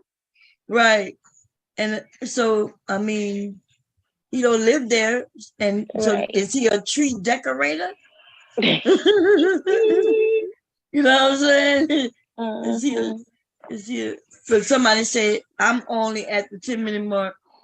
Yeah, let me see. I thought you were gonna say 10 minutes. That's why I read it, but she didn't. Nobody answered. I guess. Yeah. Okay. Nobody answered the question. Yeah, it don't take long at all to put up a tree, y'all. Okay, here we go. Fair use. Yeah. We ain't in the right neighborhood. We don't know who he is just pulling up on us like that. I called on the way over here. He didn't pick up. All right. Just call him and see, like, if he gonna answer. He could be in there asleep. If he don't answer, just call your mom.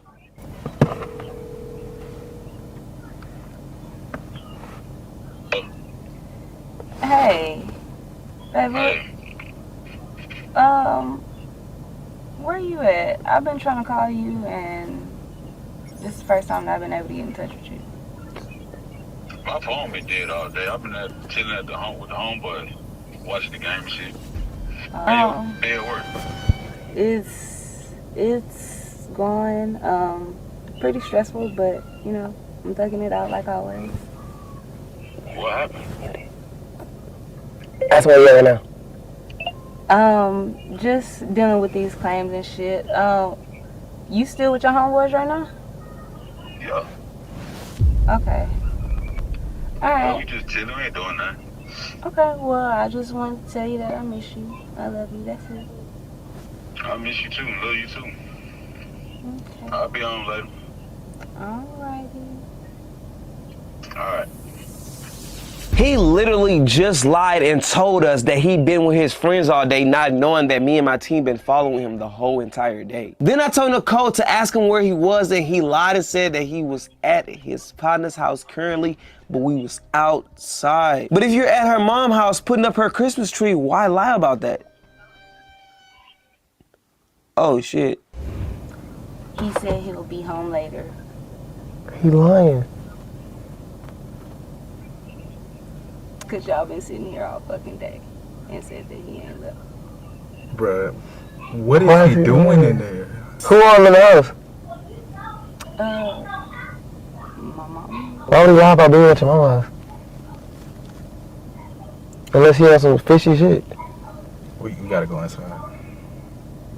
We gonna go in her mom's house with these cameras and shit? I don't give a what happens right now.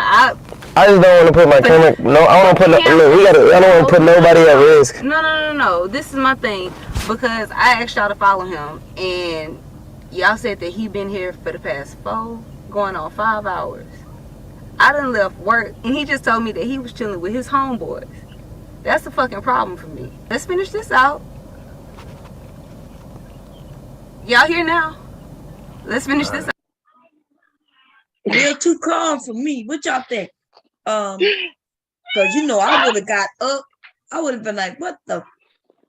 I would have got out and been banging, opening the door. But she keeps saying my mama house. I thought she said she lived with her mama. So, and I thought it was her house. I thought it was our house. Even though I live with my mama, but yeah, this is our house. This is, you know what I mean? And she's like, and then they saying they don't want to put you out because that's their job though. But she's the one saying, nah, let's just do it. Man, it's fake as fuck, man. This is fake. Okay. She now have to convince them to put it on his show. He looking like he could, huh? I guess if you, I don't know, Bob. What you mean you don't know? I was about to say, well, I guess it's because he thinks, I don't know, he just said he don't want nobody to get hurt. Yeah, so what you thinking about? So you think that's real? You think he don't want nobody to get hurt? That's why I said I don't know, because maybe he don't want nobody to get hurt. I cannot do this with you, Tequila. What's going on right now? Isn't this what his show is about?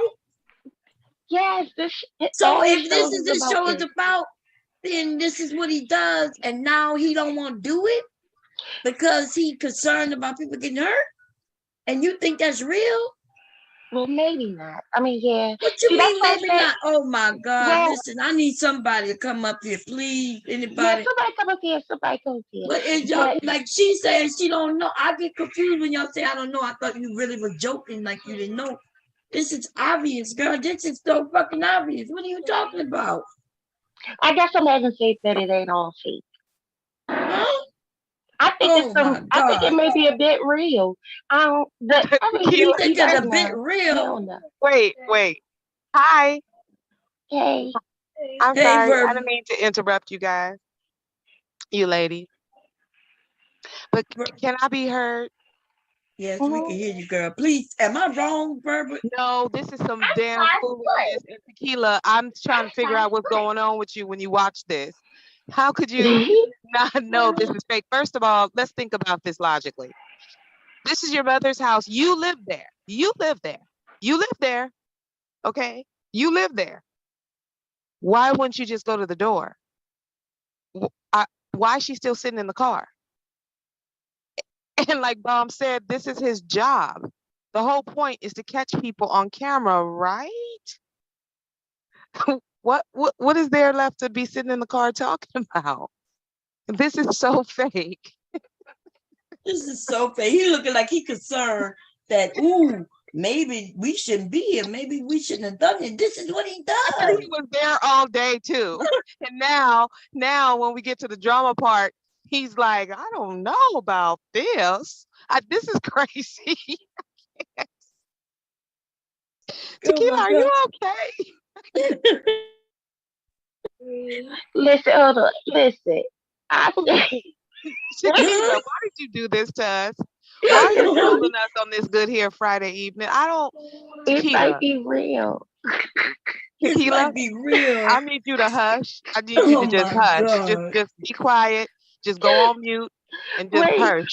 Listen, y'all gotta just watch it. That's what. Listen, all this stuff. All right, the beginning part, if you see real phony, but the ending part, look, it seems real to me. This is a fake cheaters.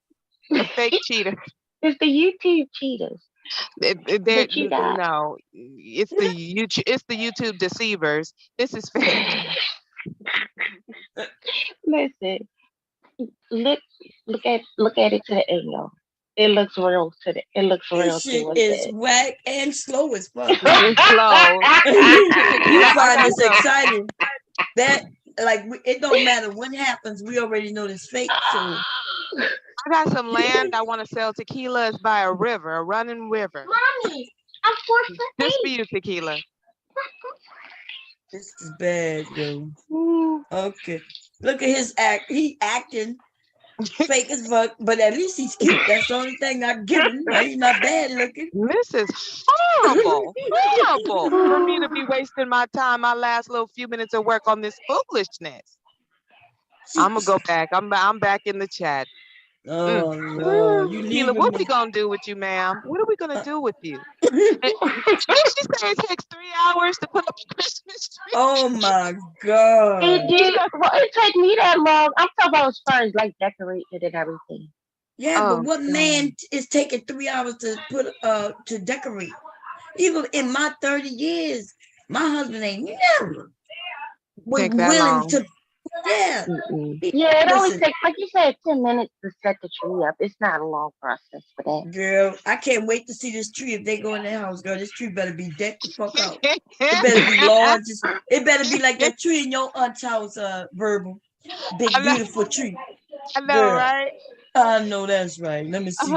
I'm gonna hop back down, but I had to just check Tequila's temperature real quick and see if she was okay, if she needed some help. Tequila, blink twice if you need some help, baby, okay? I'm going back in the chat. Okay, we'll see you, Verbal. We'll Okay. see you. Okay, here we go, y'all. We're going to continue this out. Okay, here we go. Fair use. Jack, what you want to do? You want to go in? You don't want to at least call your mama? It's no point. We might as well just go inside. We here. I'm about to get the other camera drip and we can just...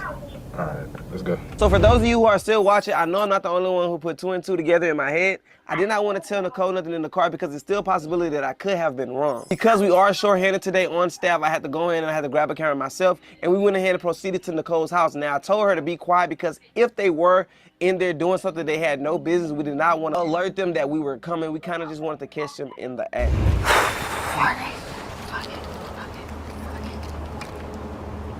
They try to be quiet so they don't know you. I think I'm stuck.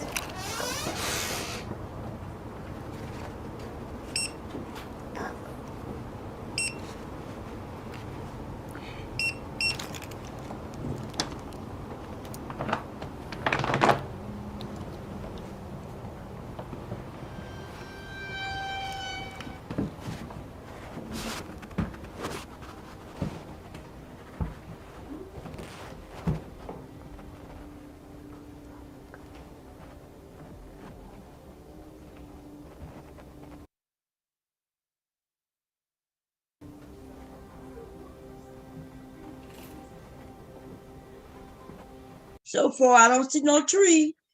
Okay, maybe there's another room. Right, I'm like, where the tree at?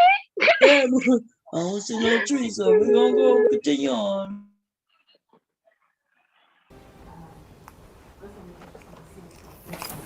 What are y'all doing? Wait. And he's fully dressed in the bed. He been there forever. They was under the covers. And she jumped on him. Let's see what with the mom. Wait. Get off me! Let me talk to you. I don't want to talk to you. You in the bed? Hold on. Let me talk to you. Let me explain it. Explain it. Excuse me, this is my house. We was coming. I ain't even talking to you. And the mom is also fully dressed and they ain't showing her face. Okay? We don't even know if that's her real mom, but it could be. It could all acting. Both of them fully dressed. So why they under the covenant? I ain't even talking to you right now. Why is the cameras here though? This is us. Let's go. You bring a video. Don't look like no First, can we talk? Don't look. Did you see what he messed up? You bringing video in my, and then he switched it. He stopped. So he was about to say in my house, but he don't live there, remember? Let's see. I don't see no motherfucking tree in that room neither. Just saying. Here we go. Look like no. That's why you in the bed with my mama, bro. Excuse me. If you let me talk, then. This is my house. Y'all got to go. Let's go. Why is he here? Get him out of here, bro. You worry about the one thing. You need to focus right here because you sit Hey, don't here. touch the camera, bro. Bro. Like what happened? Fuck what he doing. Why are you here? This between us. You supposed to be at your partner's house. No, ain't no three of us. You supposed to be at your partner's house. Why are you here? Why are you mother has been doing more for me than you have. This is my I'm house. happier with her than you. I'm sorry. You gotta go. I'm sorry. Go. And come on, camera, bro, sir. I'm really getting sick and tired of this. I don't give a fuck about you being tired of the cameraman. I'm sitting here. I got a problem with you. Fucking with my mama. This gotta go. But you don't do care. anything for I don't care. him. This gotta you go. literally leave, go to work. Either you and him go. Who the fuck is she talking to? Or Ain't nobody even talking to you. Ain't nobody even talking to you. No. Because what the fuck? What the entire fuck? You can't question me. Why I can't question you? Listen. You my mama. He old enough I to be came to help with the tree. I came to help with the tree. Get off of me, bro. Let me tell you. Go. Get on my face. Get out of my face. Tree. Calm down. You gotta. The fucking tree. The fucking tree. What fucking tree? What fucking tree? We got tired. Hey, listen. The whole I've been following you for days. Listen, I'm letting y'all guys know what's going on. I've been following you for days, man. We was outside the whole time. Let's go. You worried about the wrong motherfucking thing. You sitting up here in the bed with my mama like it's all cool and shit. Looking for me, bro? Let's go. Get out of my house. Wait. It's time to go. Bruh. You're not leaving no more now. You got people following me, bro? Wait, what type of... So you still think it's real? Because she ain't saying nothing to her mama. That's who she should have been hurt and really mad at, her mother. Even though she'll be mad at him, but you know that she is your mom. That's but you know, when she was trying to say something to her mom cut her off and was like, I'm your mama. You don't talk to me. But yeah, I still would be saying something to my mom. Like, I heard before. Oh. Like, really, Mom? She's not even really going on. She's laughing. You can tell she's smiling. You can tell they acting. You can just tell. Everything about this is fake. And it is good entertainment. Y'all won me over. It's fake. It's fake. Man, I was having hope that it wasn't fake. I was like, nah. It seemed a little real. But yeah. The more you look at it, it's fake. You said this seemed a little real. Where the realness at? I'm missing it. I'm missing the realness. Okay. So you mad because you called? So you mad because you called? Let's go. Bruh. Bro, get this camera out of here. She said, you mad you got caught? How would he be mad? He ain't mad he got caught. He said, your mama do more for me than you do. That's what he said. So why would he be mad he got caught? He ain't mad. She ain't mad. None of them mad because this shit is fake. Bro, don't want to fucking talk to you. Like, no, ain't no come here. Get away from me. Go. That's who you want to be with. Why we gonna talk like adults? That's who you want to be with, right? Get my face, fam. Get out my face, bro. Get out my face. Get out my face. Get your hands off. Let me talk to you. Not leave until I talk to you, sir. Bro, this is how much you paid this man? Bro, get on my face before you get slapped. Get on my face before you get slapped. Get on my face before you get slapped. Get on my face before you get slapped. Stop coming in my face. Get him on my face. Get him on my face. You can get him on my face. You can leave. I can get my stuff and I can leave. Bro, get your hands off of me. What is wrong with you? Stop, dude. Stop putting your hands on that, bro.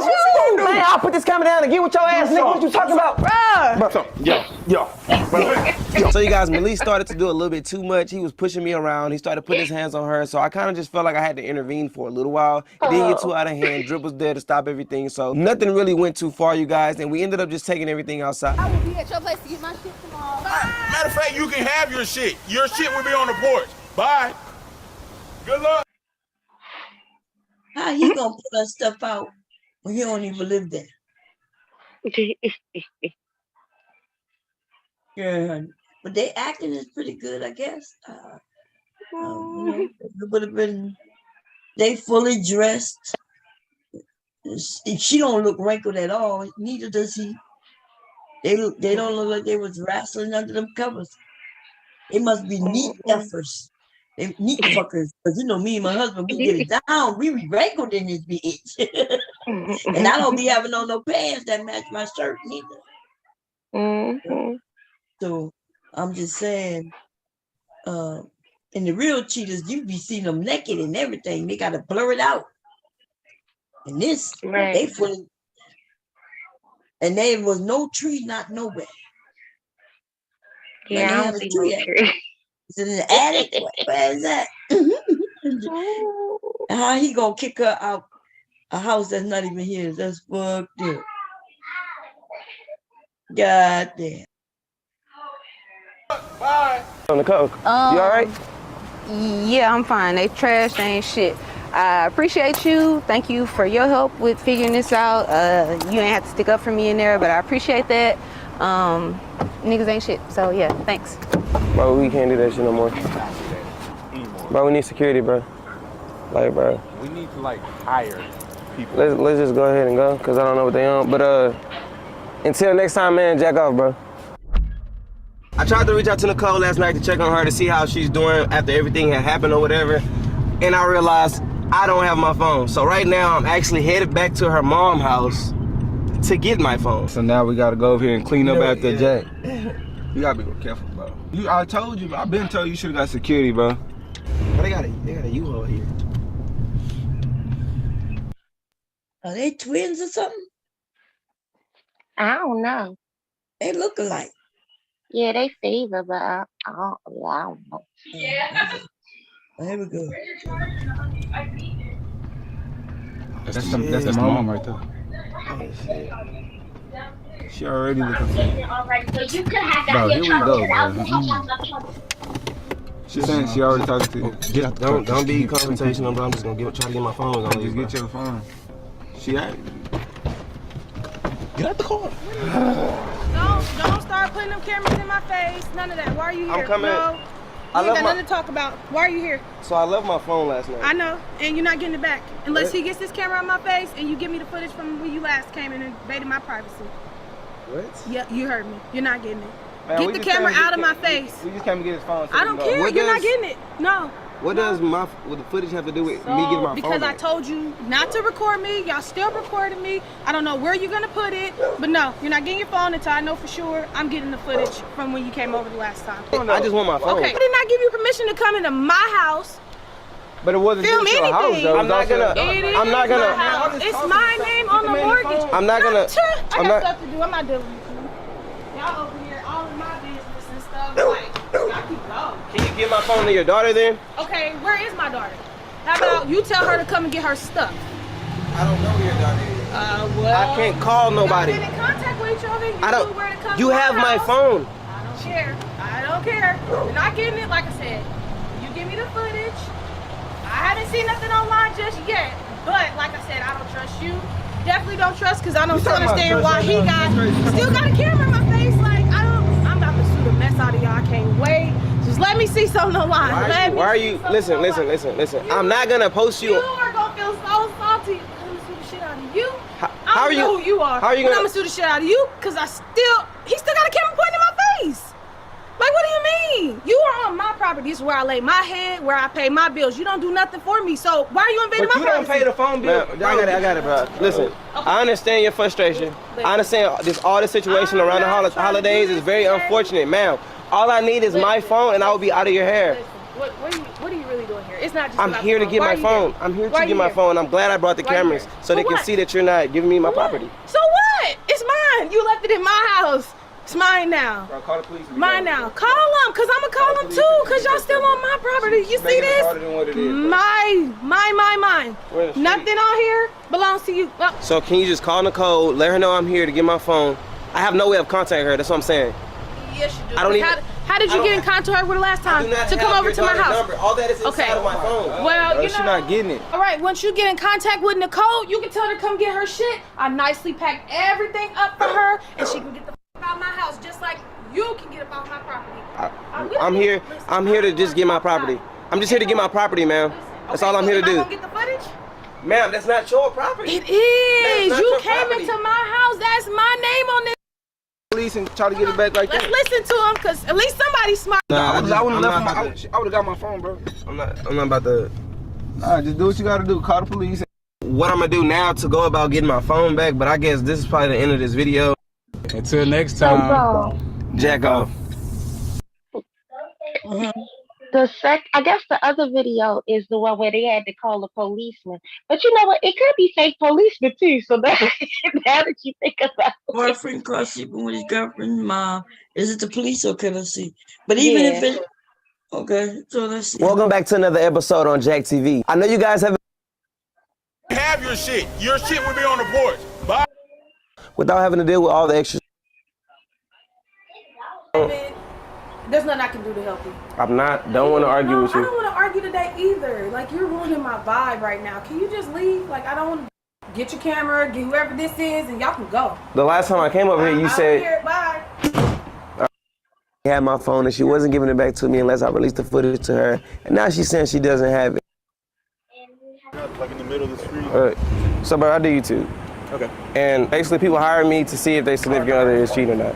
Okay. We came over here and, no, like seriously, you can check it out later. But as I'm explaining the story, one of the officers couldn't help but start laughing, you guys. The situation is so petty, like he couldn't even take it serious. We came over here and her daughter was the victim in the whole case, and we caught her cheating with her daughter boyfriend. Her daughter is the one that let us in the house or whatever. Cool. So we got all the footage we had left out. I left my phone there. I dropped it because it was like. Unless he gets this camera on my face and you give me the footage from when you last came in and invaded my privacy. I was like, I'm not giving you the footage. For one, it's not my footage. It's Nicole footage. Back, she said no, and then I was like, I left my phone last night. I know, and you're not getting it back. She at first said that my phone was here, and then now she's saying it's not. Yeah, I hate that it had to get to this point, but I just try to be civilized, you guys. It sounds like we can't make her give her that phone. She can go in there and say, I can't find it. So, babe? Stop. We can't go searching. So hopefully she'll just give the phone back. Because I said, you don't, it's going to be theft. So, her daughter boyfriend. Her daughter's boyfriend's messing around who? With her. With her. Oh, damn. No, everything's fine. I just wanted my phone. Okay. I'm professional, man. All right. Thank y'all so much. Just want to be clear? I'm leaving. She didn't put her hands on you? No, everything's fine. That's cold. Thank you. Just want to be clear? I'm leaving. She didn't put her hands on you? No, everything's fine. I just wanted my phone. Okay. I'm professional, man. All right. Thank y'all so much. I hate to waste your time. Appreciate you safe, all right? For sure. Out of nowhere, the other officer just comes up to me and put my phone in my hand. Nicole mom had my phone the whole entire time, and I don't know what made her give it. It's that easy, huh? Yeah. I need security, man. I got one right here. Fire him and hire me. Nah, but I appreciate it, man. Not firing me. For sure. So, yeah, I finally got my phone back. It's fake. Even the police like, oh, you should hire me. They laughing, unprofessional. Man. I had to pay for it. Yeah, that's fake. That's fake. So I see why you think you thought it was real because they added police in uniform. Right. And then I thought about it. I said, shoot, that all could be fake too, after thinking about it. Yeah, most definitely. Oh my God. Wow. That's crazy. Let me see where it was. Let me see. Mine now. Call them, because I'm going to call them too, because y'all still on. Man. Yeah, so there's no tree. What you think is real? Because you got that U-Haul that costs $20 to get. Right, and the tote probably empty too. Right, it's time to kill it. Yeah, so that's all you look. They got a TV. So you think she took the TV off the wall and put it in that truck? She ain't got no help, so she putting her shit in the truck. It only costs, if I'm correct, $39, $29 for that truck. I rented one before. It's cheap as hell. And you put it there. She only got to look a few things in it. She don't even know where her daughter at, but she's packing her shit up. She's not even making her pack it up. Why is she putting everything in the back like that? Why you don't think it's all the way pushed back in the truck? Right. Yeah, they got that thing stacked up. All this shit is set up. It's cool though. No. So, yeah.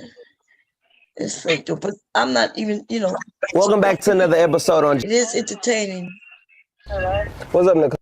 But yeah, Nicole not even there, man. Nicole say Well, I ain't gonna lie to you. Yesterday, I was dying laughing when I saw that. I was like, wait, what? Oh, it was right here the whole They was both dressed. time. Yeah.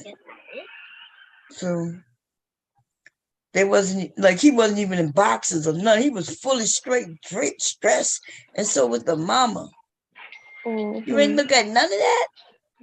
I did, but I just figured, well, maybe they had already maybe finished doing what they was doing. They was just resting in the bed in their PJs. But she had on her Christmas pajamas. So It looked like after he had they on had some sweats.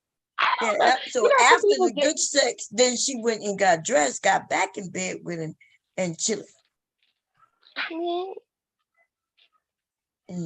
I don't know. Well, listen. Sometimes after I finish, I may take a shower and put on some PJs and lay back down. So I don't know. I'm figuring maybe that's what they did. But like you said, it came off unauthentic. The more I looked at it.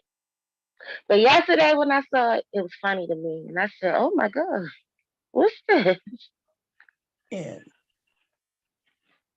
Well, no, I guess yeah. It's just as soon as I started, it just looked fake. So But all the emotions that you would normally have didn't really happen. Like you said, it was a little bit too calm. It was yes. a little bit Think too about it. calm. Your Because I mama think I would have been freaking out. hell yeah, everything about her being too calm. You wouldn't you like think about it. Freaking out that's your mama with the man you've been with for 7 years. Not only that, but you didn't even live with him. You live with her, and then he comes over while you at work to put up a Christmas tree that wasn't nowhere in sight. Right. So think about it. Even if she didn't catch him when she got She home, still should have saw that Christmas tree. That's right. She would have been able to wait. I thought you came over. I thought he came over to put up a tree. There's no tree. Why would he put up a tree? Like that was lame excuse right there. Could have said he went over to fix some plumbing or drop something off to my mom or but they had to come up with a reason why they followed him to the house. You see what I'm saying? Yeah.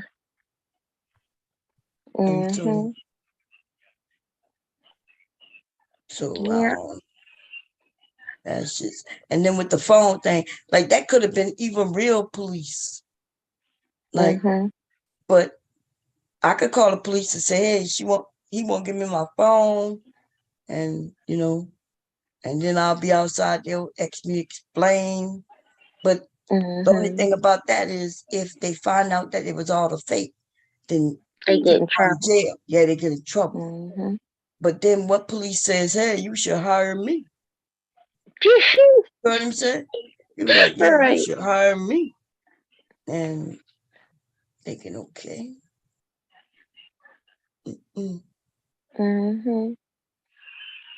Yeah. And by the way, you can rent a car that looks like a cop car. They do it all the time for videos. For we talk about music videos and all kinds of videos. So these are things that you can rent. They're called props. And you don't get to drive it, but it'll be in your video. If you got enough followers, you make enough money to do that. A lot of them do. So yeah. But it was good. It was fun. I ain't gonna tell you, I was dying laughing yesterday when I saw it. I was just like, what the hell did I stumble across? Like, what is this? Man. Yeah. I don't know. I was shocked you didn't see it from the beginning. That's what I'm just like. I didn't. I swear I didn't. I just was like, I didn't. I think because I wasn't really paying. I wasn't. So I watched it, but I didn't. But I wasn't. Really paying attention. But what about this? So even without the mom and all that, this woman caused them to follow but then she didn't want to talk to him. Right. She got shy when she got in front of him. Right. So she got shy, and so he decided to take the case anyway. Yeah. And, like, without even getting all the information on video. And he was good at explaining it away. He was like, yeah, she was shy. And so, you know what I mean? Mm-hmm. And he explained it away. But then she wasn't shy when she got in that car, when she's like, I'm on my way. So she left work. She was able to leave work, come home, and she wasn't even that angry. And then she got in the car with him. That's the thing that tripped me out. Like, if I would have been like, after he lied to me, I would have just walked straight to the house. Right. So he had to tell her to call. Like, she waited to get in the car. He said, well, call him. And she's like, where you at? Man.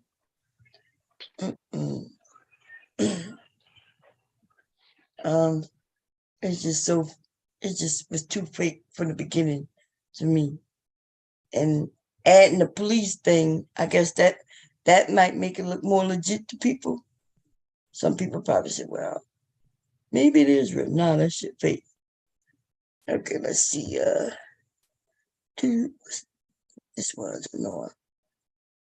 So anyway, I'm looking at these. I can't wait till this Prince stuff come out, man. Hard, rock hard in a funky place. Psychedelic. He must was on some shit for real. Good love, fill you up, strange relationship, housequake, rebirth of the flesh. Like, why they got other releases? Look like some of these songs was already released.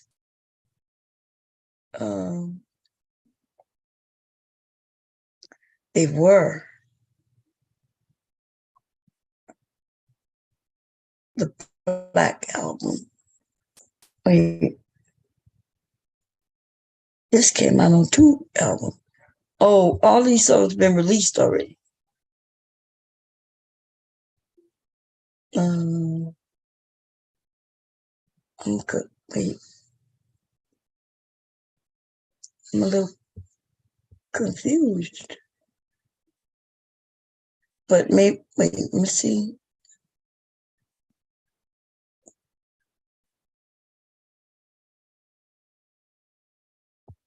Let's see, Sign of the Times. What this name of this was,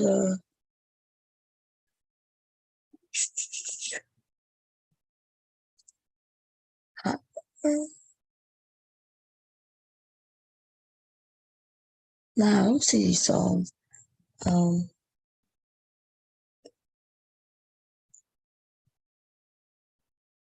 Oh yeah, Housequake is right there. I don't know, y'all. I think they're about to release an album, unless they're gonna have him in his original voice. All these songs on this Camille album already been released.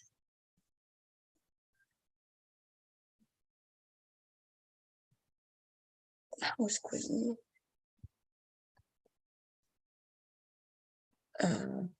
Okay. Anyway, let's go back to the Dr. Phil thing. Let's see. I think we had a little more of what he was saying.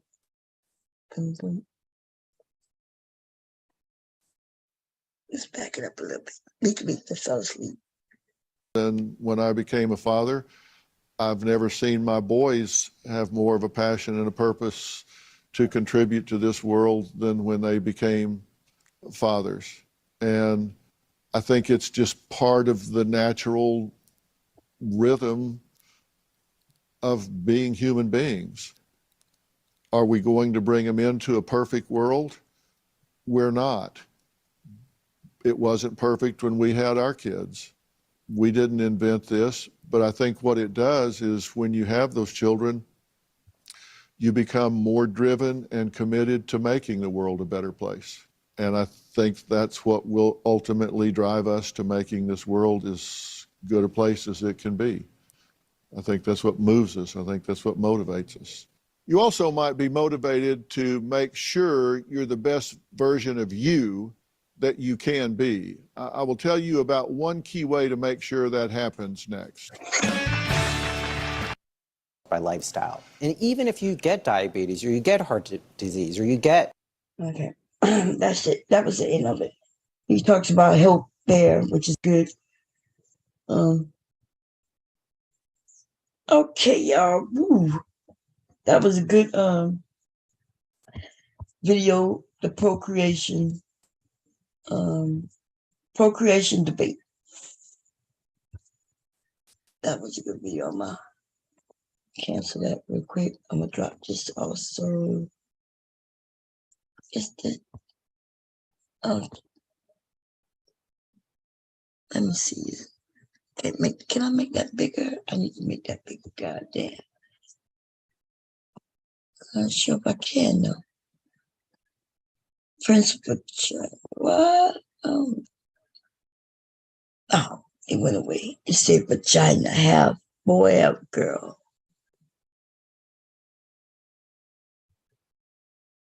Vagina was recorded. He was in a dress, but they won't. The picture's not there. It's small. I can't make it bigger. Let me see if I can save it though. Dude. Anyway, I heard y'all. What y'all had the Prince and Michael Jackson debate again last night. That's what I think people were saying. Okay. I like both of them. I just think they're both just different. This came up. Big Prince.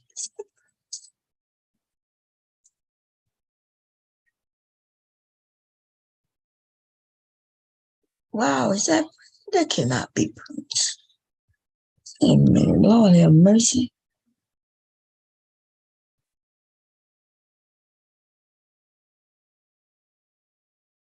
Oh no, I'm thinking that cannot. If that's him, he was cute.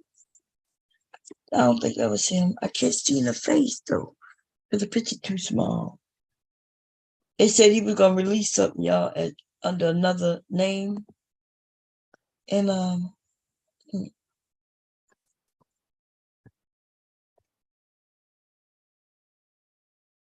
would have been. They said they wouldn't let him do it. I think he would have been able to get away with it back then.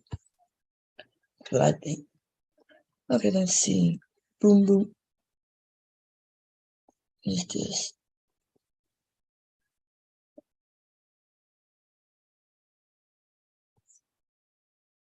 Yesterday we talked about, we were looking at this Pearl video. I'm going to end it real quick. I got to end this one real quick.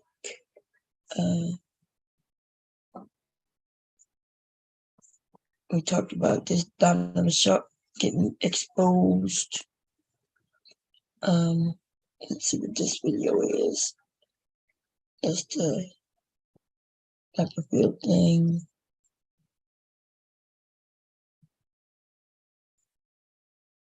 Just wait.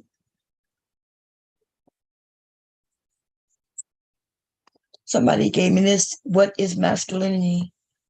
I want to go see what he's talking about, y'all. I'm interested. Let's see. Okay, what we talking about? Let's go look at Kendra. Let's see what she got popping off in the last couple of days. Okay. I'm still up here, Bob, but my daughter, my youngest daughter, wants my attention, so that was on me. Okay. She was sweet, single mom, free, don't mind paying. She had no gender. Okay, I think I see one video we're gonna look at. She wants a man. Okay, here we go. We're gonna check some of these up. Go Share screen. Sound and share. And we're gonna choose. Let's see. I did see there was one, it was a guy. Here we go. Wow. What's your name, honey? Carson. Now, here we go, ladies and gentlemen. Okay. Carson, where you call? Aw, Carson. I know one of my son's name is Carson. How old are you, Carson? 30. 30. Where you calling us from? Minnesota. Minnesota. What do you do for a living? I'm a toddler teacher aide, and I work at a gym.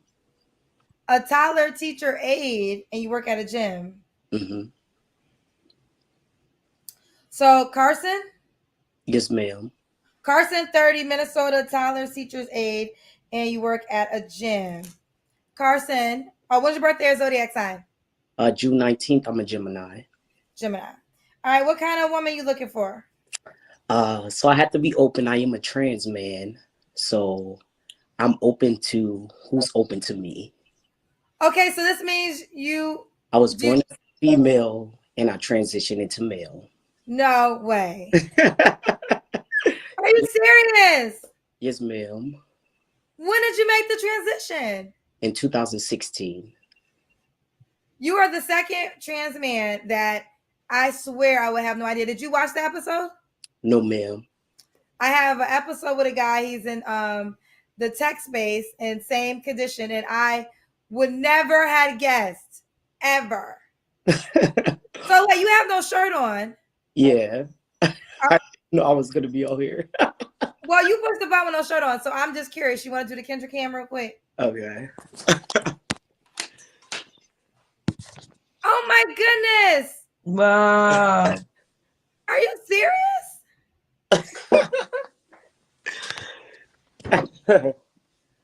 Wow, that is amazing. Okay, so who are you looking for tonight, babe? I'm okay. What you think so far? Anybody? I think it's 2 of us up here, 3 of us. What y'all think? Because are the men or the women? Are y'all concerned about the trans men too? Because I think at one time most people couldn't imagine that they look like men. I think that's why Kendra's so shocked. Okay. Oh, his only thing I could say is his scars look good because, I mean, you can barely even see him because some trans men, their scars from when they removed their boobs, look kind of bad, but his look good. Yeah, but I mean, you could say the same thing for the women who go get their breasts done. Mm-hmm. So just because they got scars, because they got their breast, because they got men go and get their breasts reduced, and they were born men. They just got those, like Randy SoCal got titties, and also old dude over there, Jalen, I got you. Yeah, Jalen got titties too. They need to go get this surgery to get them titties reduced, or they could get them bigger. Yeah, but his chest looked nice. Let's see. Let me see. Actually, it looked like as if it might be a ring, like, you know what I mean, like a because it's the nipple part where you could tell. That's what his score is. But are you serious? Wow. That is amazing. Okay, so who are you looking for tonight, babe? I'm pretty open. I haven't been dating, so I'm kind of open. Oh, so it could be gender. Is there a gender preference? Not really. So you'll date a woman or a man? Mm-hmm. Okay, would you date a trans woman? Yep, I would. Okay, so you're just open. Yeah. So let's do it. Carson, what kind of person are you looking for? I'm looking for someone who's honest. I'm not on social media, so that's kind of a thing for me too. Just someone who just wants to be happy. That's all I'm looking for. Someone who wants to be happy. Okay, what's some deal breakers?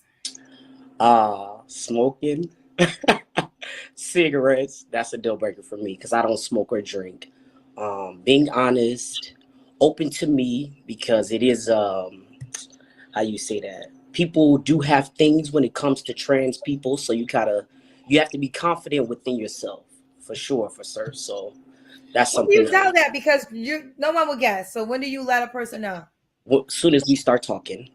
So you start talking. Yes, soon, because I have encountered people that, like how you thought I was a born male, and I have to be honest because you have to decide if you want to be with me. I can't Right. force you to be with me. Right. I respect that. Do a lot of women? Well, I'm assuming you probably get played on by a lot of women. Yeah. Once they find out, do they still stay? Some, not all, because No. it's not for the weak-hearted, as I tell people. It's not for the weak-hearted. It's not for the weak-hearted. Yeah. Okay. So, what are deal breakers? Does the person, because you're open to a man, woman, or trans person as well too, do they have to look a certain way? Yeah. I wouldn't say like you gotta be a 10 or 20, but you have to take care of yourself. And I do have a thing for teeth, like having nice teeth. That Okay. is one of the things, yeah. But you don't have to wear Gucci and all that because I'm a Walmart guy. But you have to take care of yourself. That's important to me. Okay. Okay. Do they have to make a certain amount of money? No. You don't care about that? No. Okay. No, money does not matter. Money's just a thing. All right. We already did the Kendra Cam. You don't got to do it again. We did it at the top unless you want to. It's up to you. You don't have to though. We did. No, if you missed it, you got to rewind it to the beginning because you did the Kendra Cam in the start. When was your last relationship? 2017. 2017. Yeah. You don't have to answer, but I'm gonna ask. When's the last time you was intimate with someone? 2019. Oh wow, so that was a few years. It's hard out here for us. Well, for me, I would think for you because you are. Me. Huh? I would say it's hard out here for me. I can't speak for other people. Right. Well, that to me surprises me because you're open to so many different genders. So I would think that a person like you has more options because you have more people to pick from. But you have to be strong. You have to be willing to not listen to what people say. That's the thing. Well, I think people only know if you tell them because if I saw you with a woman or whatever, I wouldn't think twice of anything. Yeah, that's true. So, that's true. Okay, so that's the reason though. I get it. So that's why I think you're single. So why would a person be lucky to be with you? I wouldn't say they would be lucky to be with me, but it would be a blessing for us to be together. That's what I would say. It's not about luck. It's about coming together and being a blessing together. Okay. About coming together, being a blessing together. Okay. All right. So how do you want the said person to reach out to you? That's the hard part. I don't have no social media. That's the hard part. Good person. Now you watch this show. How could a person who's interested reach you after this interview? I guess maybe email me or something. I don't know. This is one of the reasons why I come out with the dating app. Because when you have your own profile, it will be so much easier for someone to reach you on the dating app. But do you want to give your email out there? I can give my phone number too if you like. I'm not gonna allow you to do your phone number. Okay. My videos they go on all the platforms. You have everybody. You're right. You're right. So I don't recommend. Okay. I have to be cautious about email, but we could do email if you. Yeah, I have a side email. It's what? Somebody said something? No, it was me. I said, he said he's gonna give his phone number. Huh? You sound like you sleep. What? No, I said it was funny when he said, "Yeah, I'll give you my phone number." Oh yeah, he said you.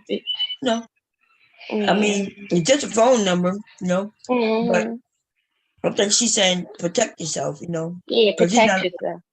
Yeah, they got crazy people,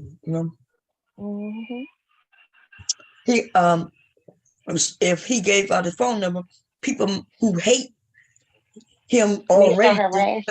Yeah, they could start harassing. So, I have a side email that I can use. Okay, what is that? It's CEO versus worker at gmail.com. So CEO versus, so the versus or VS? VS, yep. ceo_worker@gmail.com. Okay. So this is the email if you are interested. This is the way that you would contact Carson. CEO_VSWORKER@gmail.com. CEO versus worker@gmail.com. This is Carson, 30. What's the age range you would date? I would say 30 and up. 30 and up. Yep, 30 and up. Do they have to be in Minnesota? No. Now, would you fly them out, or do they gotta fly themselves to you? I probably can get them to me, for sure. Okay. You're a school. Well, you work at a toddler. Tell me your jobs again, sweetheart. So I'm a toddler aide, and I work at a gym. Toddler aide and works at a gym. Do you mind if the person has kids? Just one, because I don't have any kids, and I work with them all day, so that's enough. One kid only. All right, and here's the email if you're interested. CEO versus worker@gmail.com. You keep me posted how it goes, honey. Okay, thank you so much. You're welcome. Goes to you. So here bias in job recruitment, in social psychology, psychological. Is that the pink pill? Yeah, that's the pink pill. Okay. What they talking about? And personality science showing. Hey, the pink pill, bias. she looking good. I haven't seen her in a while. She look different. She look different than maybe, I don't know. Wait a minute. Okay, here we go. What's your name, honey? Carson. Let's see, Kendra. See how they put that video in my way like that? Okay, let's see. He has 3 kids, maybe 4. The next woman can have in Lord have mercy. Let's see what we look like. Hi. We lighting up? We lighting up? That's what we doing? Yeah, I got it right here. Oh, okay. I just wanted to make sure. You gonna pass it? You gonna virtual pass? I ain't know you smoke. You don't feel like somebody that smoke. I don't. But isn't that what you're supposed to do? Yeah, nah, you supposed to pass it, but I'm dolly right now. You So it's just to the dolly. face. You gonna do it. You're gonna enjoy it all by yourself. Yeah, all by myself. Okay, what's your name? Betty. Betty? Yeah. Betty? How old are you, Betty? 24. 24. Where are you calling us from? I'm up at. Okay, well, Betty, a couple of things. You gotta have your face in the camera, honey. Your face gotta be the camera. I can't be looking at the side of your head. All right, you gotta talk to me, so you gotta pay attention. Can we do this? It's gonna be like 8 minutes. You got it? Yeah, I'm right here. All right, so Betty, 24. Where you calling us from? I'm in North Carolina right now. North Carolina. How many? Do you have any kids? Yeah, I got like 4 kids. You really have 4 kids? Yeah. You're 24 years old. Yeah, I got like 3 baby moms. Are you telling me the truth? Yeah. How old are I your got 3 kids? baby moms. How old are your kids? 5-year-old, I got 2-year-old, and then I just had a 3-month-old right now. That's 3 kids. Yeah, I got one more too, but I'm not really sure that's mine. So you have 3 and a possible. Like a game of spades. It's tricky out here, man. Yeah, it's tricky. So the one that might be possibly yours, when are you gonna find out? I don't know. The baby mom acting weird, so it's like I gotta reach out. Oh Lord. It's like I don't know. It's like the baby kind of. Nigga, you the problem. See, this is what we talking about. Right, wide open in our front of our eyes. Right now, he about to say the woman is tricky. It's tricky out here, nigga. You over there, you can't stay still. We can't even really hear you. You over there lightening up. That's all we keep hearing. Like, what you say? I was gonna say he making me dizzy. I'm trying to pay attention, but he's moving in and out the phrase. Yep. Like, come on down. I keep hearing. You know, that's him lightening up. Like, God damn, dude. But the woman's tricky though. It's the woman's fault. It's her fault. I don't know if this child's mine for real, but it ain't that I was high, and it's not that I probably don't pay attention to my children. It's her. It's her. Wow. Honey, you gotta keep your face in the camera, honey. You keep moving around. You gotta stay center right here, okay? Nah, How old is this child? The baby, she just was born, just newborn, 1 month. She newborn. Oh, so you have a 3-month and a newborn? Yeah, like it's crazy. I don't know though. I don't really know for sure, so I should have said 3. Well, when are you gonna find out about the possible? I'm gonna find out very soon. I'm gonna find out. I gotta do my little digging. The baby mom acting funny, so you know, gotta work around that. How many women? How many women? 3. That you have kids by? It's 3. It's 3. So somebody has 2 of your kids? Yeah. Okay. What do you do for a living, Fetty? Contractor. What kind of contractor? Like I sell like phones, and I get like commission off of the phones that I sell. Okay. When's your birthday or zodiac sign? I'm a Libra, October 17th. So, Fetty, why couldn't you settle down or date any of your children's moms? Why that nigga think? Because you can't even sit down right now for this interview. That's why I can't settle down. God damn. It was like I was, you know, making Fetty, poor decisions. Can you stop moving? Yeah, I was making poor decisions. You're making poor decisions. Yeah. When did you stop making poor decisions? I'm gonna stop. So I think. Oh, you haven't stopped yet. You're still making poor decisions. I gotta, you know, one day. One day. One day I'm gonna stop. One day you're going to stop. Jam. Fetty. What? I said, at least he's being honest that he hasn't stopped. But clearly he hasn't stopped because he said he got a newborn that he's not sure about. So this is crazy, but I'm glad when they come on, man. He's 24, Libra, North Carolina. He has 4 children, 3 in a possible. 3 in a possible. All right, Fetty. What kind of woman you looking for tonight? I'm looking for somebody that's like, it's unrealistic what I'm looking for. It's probably unrealistic. I'm looking for somebody that stay, we like to hear stay bedtime home, stories. Stay home, cook and clean. Well, that one is not unrealistic. There's plenty of women that like to stay home and cook and clean. And don't get on my nerve. And don't. So I'm assuming since she's home, you're paying all the bills. Yeah, of course, all of that. All that took care. Could she have kids? Nah, no kids. So let's get this straight. You have 3 in a possible by 3 different women. She can't have no kids? None. Do you want more kids? No, I don't. You want more?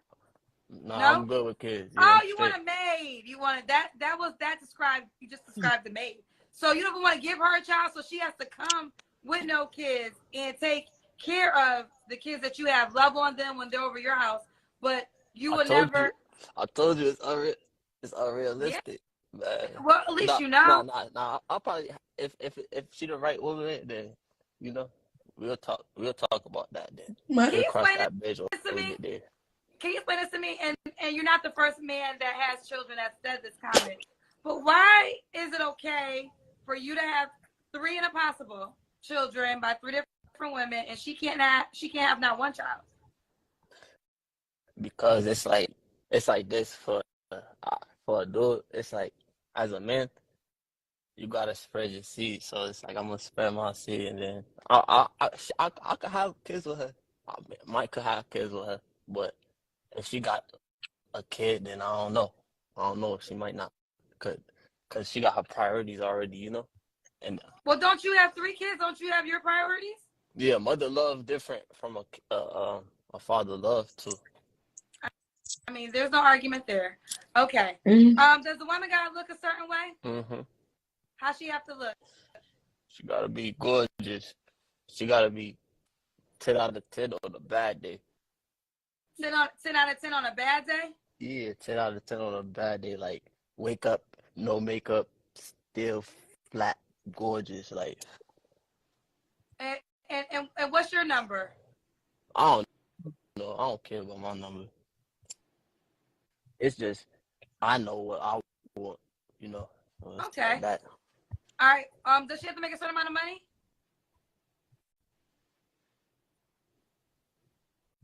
Nah, I she can't hear don't. you, honey. She just gotta. She just can't be over. She just can't be like over like. She just gotta be on her on responsibilities like handling her own. Like if she want to get her nails done, she gotta pay for it. If she want to do this, she gotta come up with the bread. She can't just look at me. What the holy hell? Why would she need you then? See? Woo, baby, who raising these niggas? Oh, Lord. These manosphere niggas raising these niggas. So this is 0. This nigga number is a 0. Don't do it, ladies. Don't be talking about his lips look soft. He cute. Fuck y'all better not do it. Me for everything. Well, you just said you want someone that's gonna stay home and cook and clean. So Yeah. eventually you're gonna provide for this girl completely, correct? Stay in the middle of the screen, honey. Can you All right, stop I'm right moving? here. I'm right here. Okay, let's just go right into it, child. Fetty, what is let's do the Kendrick Cam. That's when we see your full body. Nigga. How tall are you, Fetty? I'm 6'3". You're 6'3". Okay. What's the he hung himself up. Well, won't Jesus do it? Won't he do it? If you never believed in the Lord, you just saw him in action. Nothing but God hung him up. Nothing but the good Lord. The good Lord, I believe, blesses and watches my show. And there's moments when I don't even have to push the disconnect button because God will show up and take over and prepare us for the next guest because God said bye-bye. God said bye-bye. He didn't say get the hell. This is the Kendra G part saying get the hell up off the show. But you saw me. I was sitting here. You disappeared. Won't Jesus do it? If you never were a believer before, this is the moment you should become one. You saw with your own eyes what God can do. Miracles can happen right here in front of your eyes. Right in front of your eyes. Thank you, God. Thank you. That's right. I was getting a little worried that some women gonna probably reach out to the little nigga. But ladies, God just told you, nope. N-O-V-E, nope. And listen, you might want to take that advice. Don't go hunting this nigga down. This nigga ain't gonna be with us too long. Okay? Spare yourself. Okay? God damn. Won't he do it? Yes, he can make me want to become a goddamn believer, baby. Yeah. Make me want to become a believer all over again. Oh, okay. Let's see. Okay, let's see. Won't he do it? Yes, he can. Yes, he will. Let's see. She wants a man just for her. She named her sex toy Rose. Roosevelt. Damn. Why she named Roosevelt? She was sweet thing, man. Doesn't mind paying dates.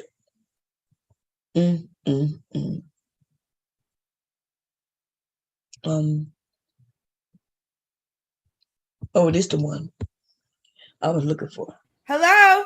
Kendra. What's up, baby? What's your name? Yair. Yair? Yes, ma'am. Where you calling me from? Calling you from New York. New York, what part? Bronx. Bronx in the building. How old are you? I'm 32. 32. What you do for a living, Yair? I am an admissions manager for a tech company. Admissions manager at a Ford tech company? For a tech company. A tech company. Okay. You have any children? No, ma'am. No kids. What's your zodiac sign or birthday? June 30th, and I'm a Cancer. A Cancer. So this is Yair, right? Yes, ma'am. Yair in New York, Bronx, 32, a Cancer, admissions for a tech company, no children. No. Who are you looking for tonight, Yair? I'm a little I like both. I like women and men. I'm actually looking to be in a polyamorous relationship. I feel like, the one-on-ones haven't really worked for me. So I feel like, I want to kind of test out the waters and see, join a throuple, as you guys call it. Well, I don't call it anything. I'm about to be educated with you. But I have a question. Poly, 2 men, 2 women, a man and a woman. How do you want it? Like a woman and a man. A woman and a man. Would you date a couple that's already together? Yes. Okay. So, do you want to find the man first or the woman first, or it doesn't matter to you? Honestly, it always turns out like they always contact me. Like, I don't know what it is. Like, I'm a magnet to them. But so far, like the people that have like approached me with it hasn't really worked out. So ideally, I would like for it to be a woman to approach me. Some men are heteroflexible, meaning they are down, to play around with other men.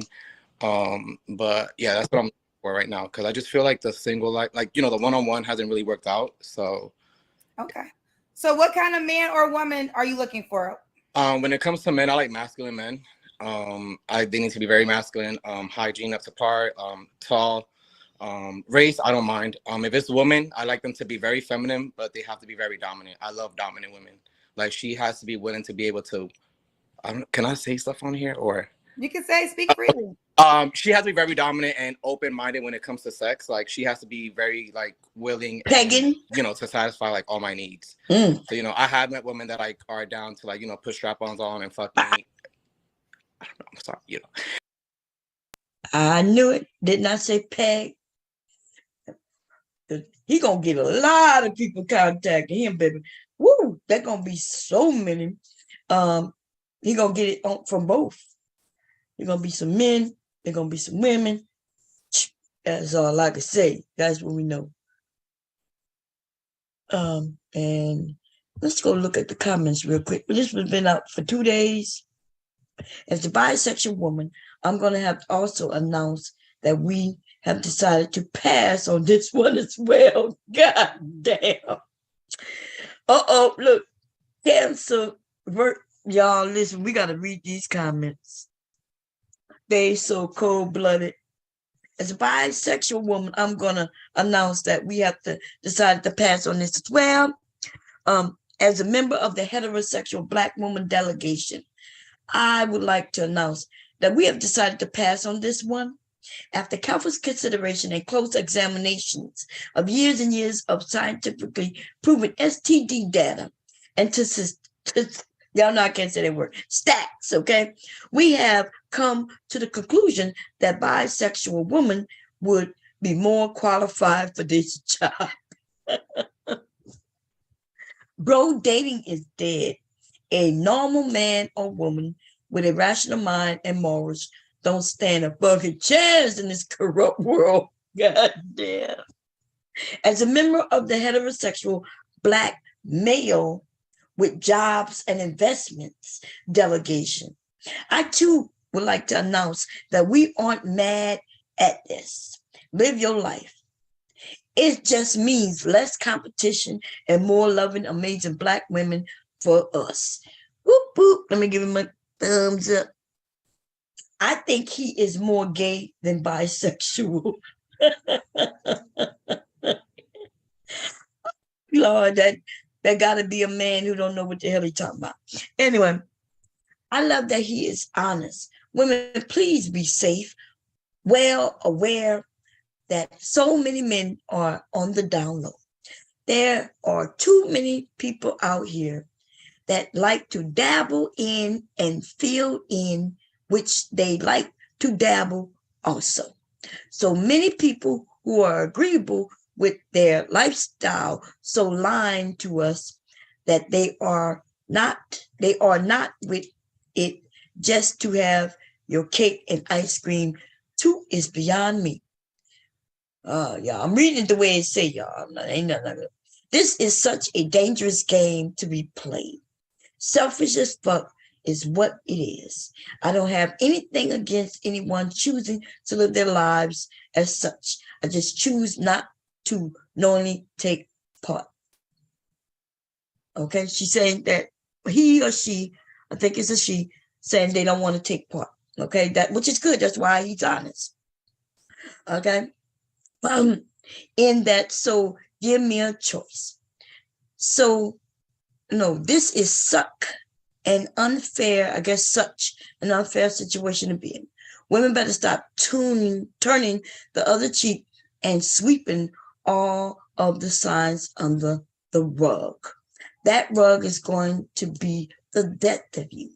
Women sit up and think that their dudes are out snoring with chicks when the same dude he's leaving out with that sitting at your table eating is the one who is actually screwing him. Woo, baby. I just got hot. God damn. Hot flash with this one, baby. This is dangerous in so many ways. I know it's very tempting, but once you have to start going through people's and sneaking around trying to catch them up, you already have your answer. There's no need to hear it from the horse's mouth or catch them in the act, so to speak. I think some of y'all these days, I think y'all seem to have to catch them in the act. I tell you, hey, this dude over here, bam, listen, all the signs, every sign points him, shit slips out his mouth. I'm talking about he says things that make you know for a fact, and niggas will say, have you seen him with a dick in his mouth? I'm like, well, damn. I guess you got to see the horse drink water in order to know that he's drinking water. But don't we all need water, including motherfucking horses and gay men by the name of cat?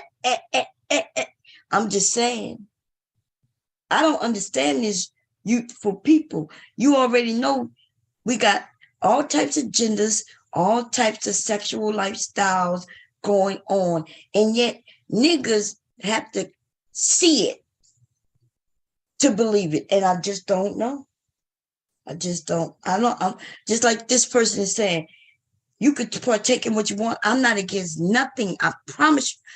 All I am saying, though, there will be some women who hit this man up because he is nice looking and he is also honest.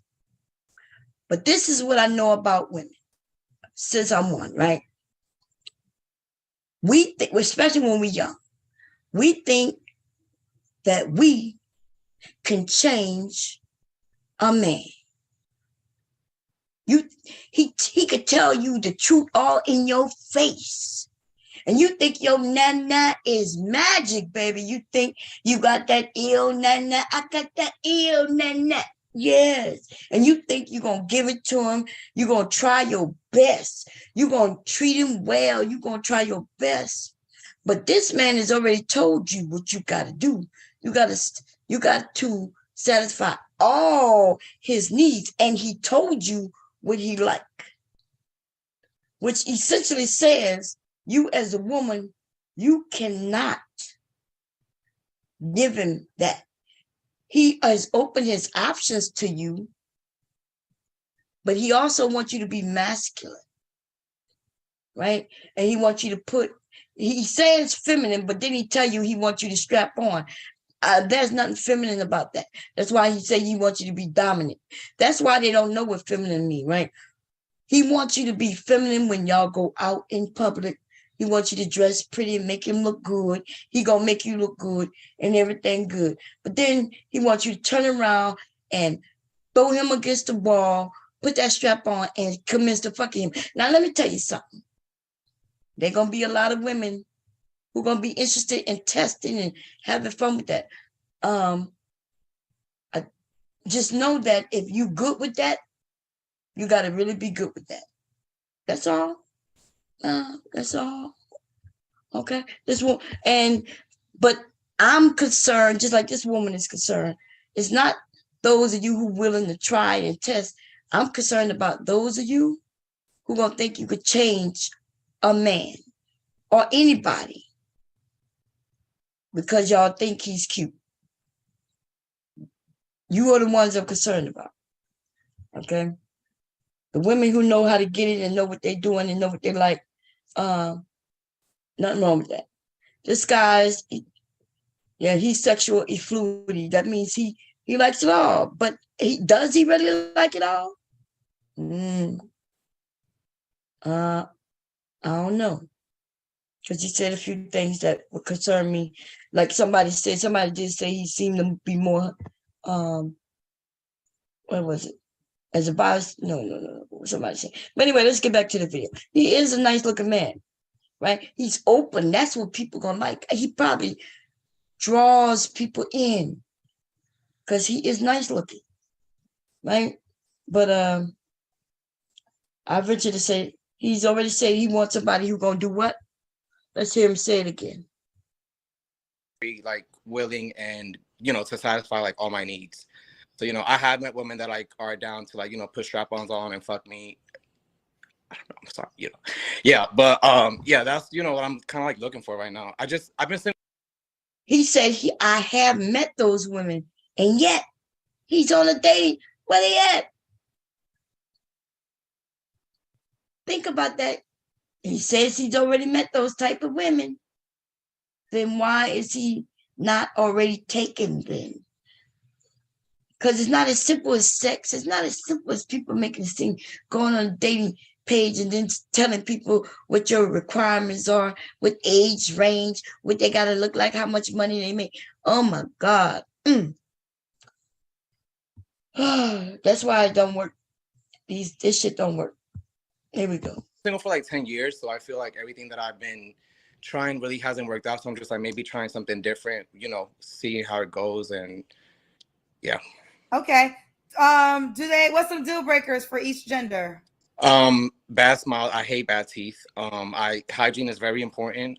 Deal breakers are liars, smokers. It's pretty much it. Kids, no kids.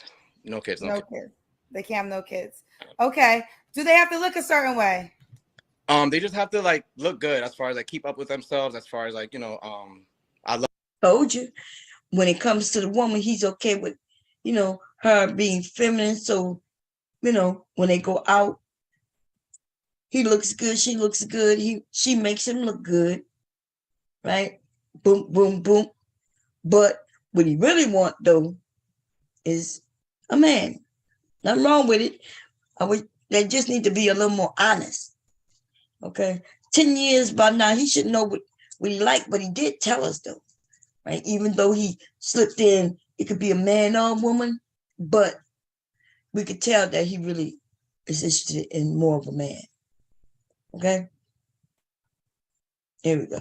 Love a smile. Hygiene is very important. Can't be overweight. Overweight for me, like if a woman is less than, I would prefer smaller women, 5'8" and under. If they're 5'8" and under, anywhere from like 120 to 140.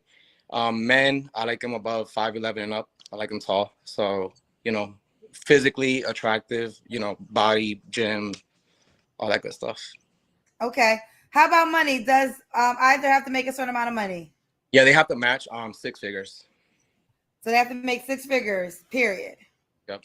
Okay. Do you want them in the Bronx? Nah, I'm willing to travel. You're willing to travel. Do they got to fly you out, or will you fly them out? No, they have to fly me out. It's 2 of them. Too? Yeah. You bringing me into your relationship. I'm the fun person. I'm the one that's gonna. Well, so okay, so I thought you're looking for a couple or individuals. Yeah, I'm looking for a couple. But if a woman is the one that approaches it and she's in a relationship, like they will have to fly me out. What if she's just single? That could be arranged. What could be arranged? The flying out. Either I could fly myself out or vice versa. Okay. But if it's a couple, they're flying you out. Yeah, they have definitely flying me out. It's 2 incomes. Okay. Why not? 2 incomes. Ooh, child. All right, y'all here, right? Yes, ma'am. Let's do the Kendra Cam.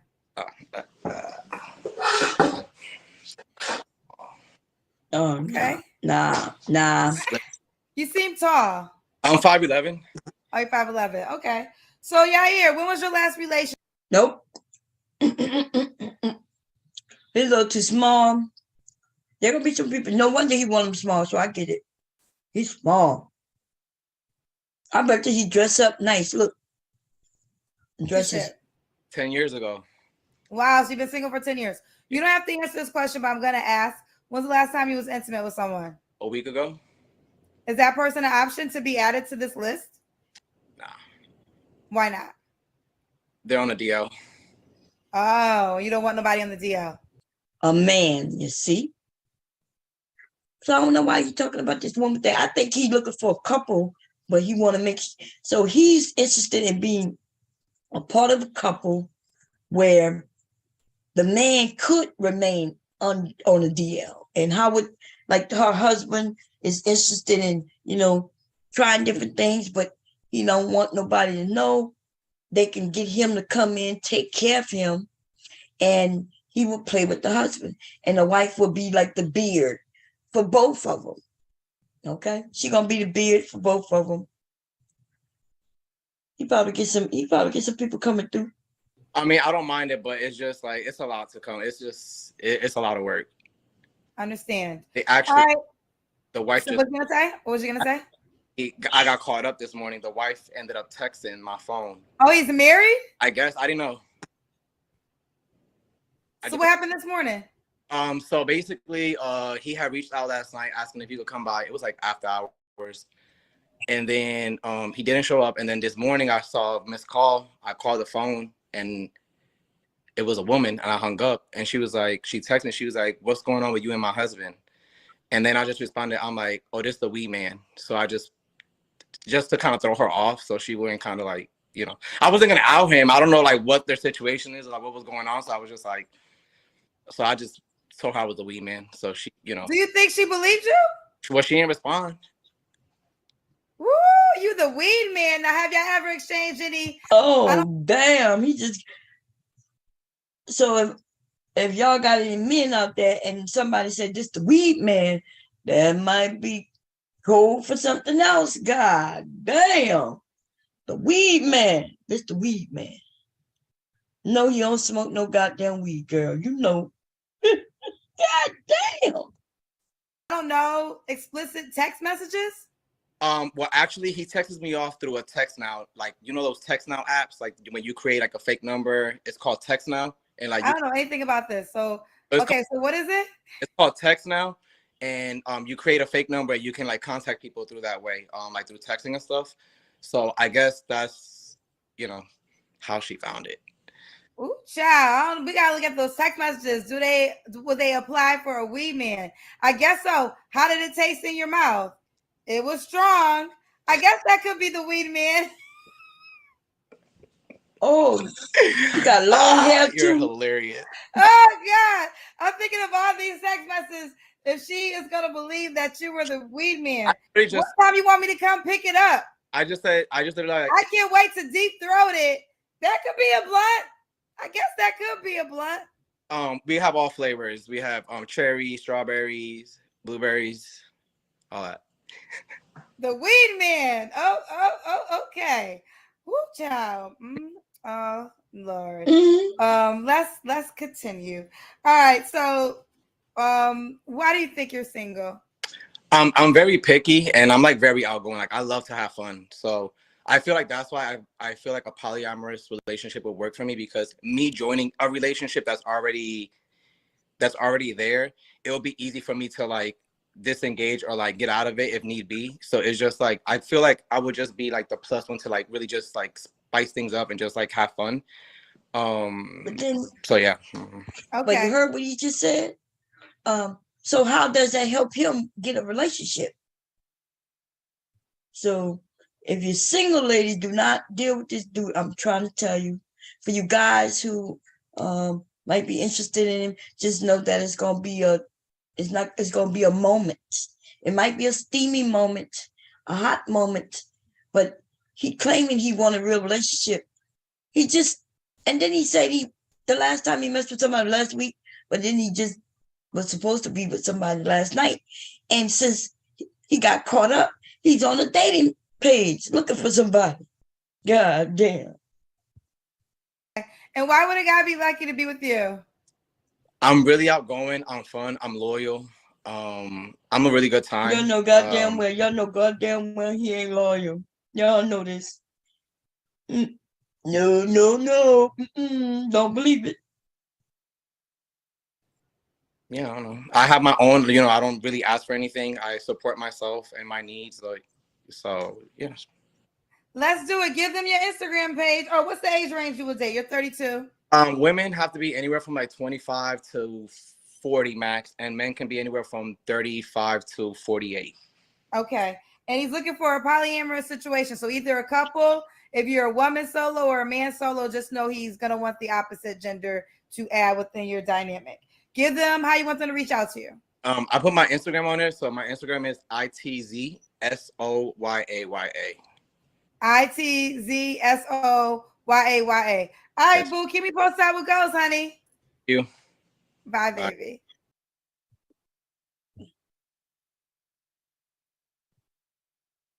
Okay. Anyway, we'll catch it. You said you put one in the back. Let me see. Hello? Oh. Yeah, I put like a few, like 3, I think. Okay. Wait a minute. I gotta stop this right here. Okay, cool. Let me find it. Are they good? Yeah, from the title, they look really good. Oh, no. Let me see. We're gonna go with this one first. Last one, I guess. Let me see.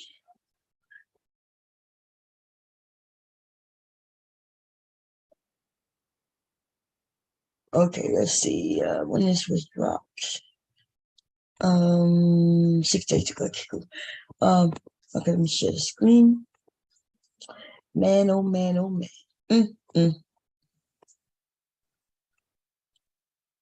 Lordy have mercy. Fair use. Hello? Good evening, good evening. How are you? Can you bring the camera down a little bit so I can see your face better, honey? There we go. Oh, what you got on? Let's look at you. What's your name? My name is Sean. What's your name? My name is Sean. Your name is Sean. Oh, you standing up? Are you doing the Kendra Cam already? Sean said, ladies, y'all not ready for me. Y'all not ready for me. Sean, again, bring the camera down a little bit more so you can have a perfect center. I love that you got something set up. Is it possible? Okay. And leave it right there. There you go. So, Sean, where you calling us from? Calling from Atlanta, Georgia. Atlanta. How old are you? 35. Before I get the ladies excited, are you here for vagina?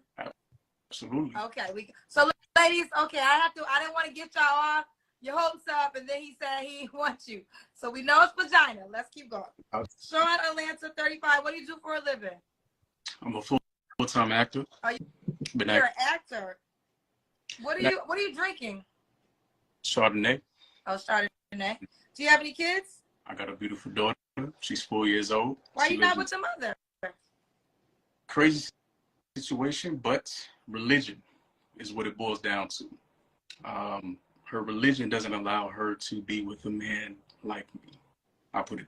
Yeah, she had a baby by you though. True. She changed religions though after she had a child to some type of, I wouldn't say Jewish religion, but very close. Black woman. Very close religion? Mm-hmm. Okay, so this is Sean, Atlanta, 35, actor, has a 4-year-old daughter. You interviewed my boy CJ the other day from Bob Tribe. Okay. 666 brother. And that's came across your page. Thought I should just throw that out there. Throw it out there. That's your friend? My boy, yeah. Okay. He told you about the show? Mm-hmm. What did he tell you? I don't need to get up on here because you have some very interesting insights about men. So I have the insights about men, or did he say get up on here because your DMs are gonna blow up? I don't need the DMs. I care about your insight. I care about exchanging knowledge, learning. Well, let's be clear. Every now and then I might give a little bit of advice or information. It's more so data I'm sharing. So I always tell people I'm not the same person who I was when I started the show to who I am now, because after 3 years of hosting a show, I have 3 years worth of data, and there's information that I just know that is factual now. So, but I'm not a dating coach, not a therapist, not a life coach. I'm not none of those things, but we can engage when that time comes. But let's continue with you, Sean. Sean, when's your birthday or zodiac sign? July 15th, and I'm a full-blown Cancer. So listen, I'm gonna just bring this up right now. So the comment section is called Kendra Cousins, and a lot of people think you're full of yourself. Not at all. I am confident, but full of myself, no. And in fact, I would say most people that know me, that are around me in person, will say I'm probably one of the most down-to-earth brothers that they've ever met. So, Okay. Okay. So this is Sean Atlanta, 35. He's a Cancer actor, 4-year-old daughter. What kind of woman you looking for? I'm looking for somebody that holds themselves accountable, somebody that tells me exactly what it is that they want. And when I meet them there, they're ready for it. And I say that because I've been through similar situations where it was some great women that have been through some tough times with men. And so they know what it is that they want, they know what it is that they don't want. But the thing was, I think it was a certain comfort level with that. Were they ready to get out of that comfort level with the toxic situations with their ex to risk something new with somebody else? And I think that's what it boils down to, Kendra. All right, so what's some deal breakers? I would say laziness is one of them.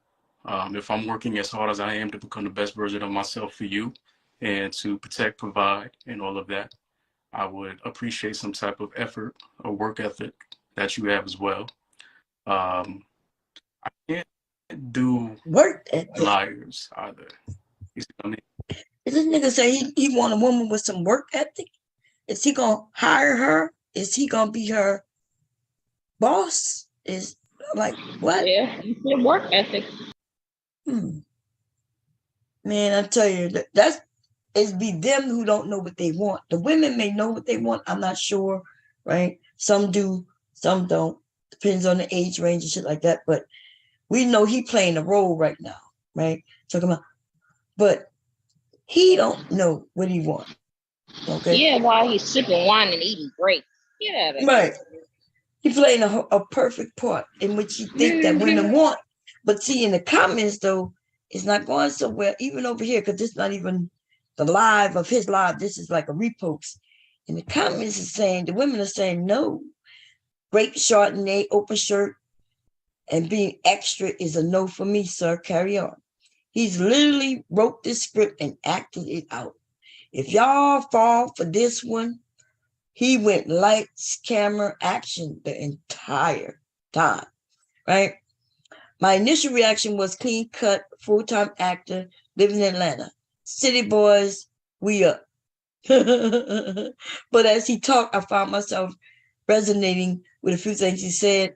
Oftentimes, his calm demeanor and stable life comes across as boring to many women. Not having baggage, no resentment towards women, especially Black women, being content with monogamy, wanting a family. Apparently these things are rare in men. So when many women come across it, it's a lie. Oh, that's Big Cal. Is that a man? Man. That's a man. Look, when honestly, he doesn't seem like a bad guy. It may have looked like a monologue. Okay, so if you could tell, this is the thing. And then this person said, but he seems like a respectful man. And if it seems like a monologue, lady, what the fuck? This is what's going on with young people. Like, you could see that it's fake, and yet you'll say, but look how nice. But it's fake, because that's what a monologue means, meaning that it's a setup. It's a setup. But then you'll sit there and think hard and convince yourself that this is good. This is the fuck problem. Your first instinct is usually the correct one. What's up, Devastating? How you doing? Hey, Ms. Baum, how are you? I'm good. What? Hello? Yeah, can you hear me? Oh, yeah. Okay. First, I thought I heard you, but then the way you say, how are you? I was like, is somebody faking like that? Devastating? I'm like, Nah. I don't get caught in a monologue. You know what I'm saying? Nah, it's not a fake.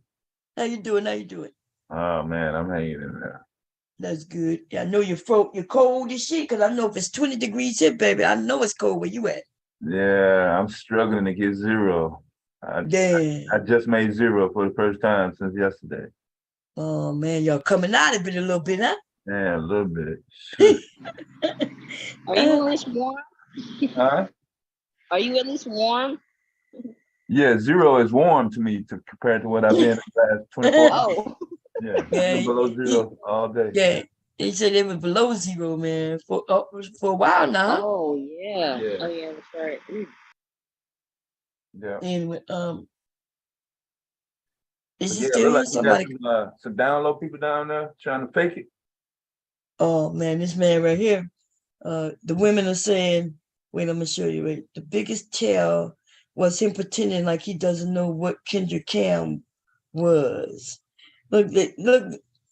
Anyway, the women don't believe it, and I don't know. I haven't looked at it all yet, so I haven't made an assertion. But what I will say is, this nigga pulled out Chardonnay, grapes.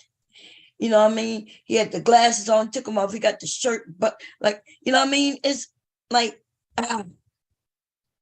Yeah, that's not appealing to the ladies. The ladies don't want to come through the door like that. You trying to come business? You trying to come pledge? I mean, yeah, that's not. Yeah, but he in Atlanta. You know what the fuck he doing? Shit. yes, that's right, ladies. You gotta be. But he did say he's an actor. He did say he's an actor. Playing the role. He said that's his job. He's an actor. That in itself might be an act. You know what I mean? Where the women be like, "Ooh, he's an actor." I don't know. I haven't determined yet. But here we go. I keep looking at this side over here. I keep seeing this shit here. What is that? He's doing that shit. Is that Nature Boy? What is that? Perverse spirit is out. Oh, that is Nature Boy. Oh my God. I don't want to know. I don't want to know. Y'all, I hadn't even read the title. I was just looking at this man over here, and I was like, wait a minute. When I made it big, I said, is that Nature Boy? And then I read the title. That's what it says, Nature Boy. Wait, we got to see it, y'all. Let's see what's going on. Son, be breastfeeding, I'll be making love to his mama. That's me, bruh. Huh?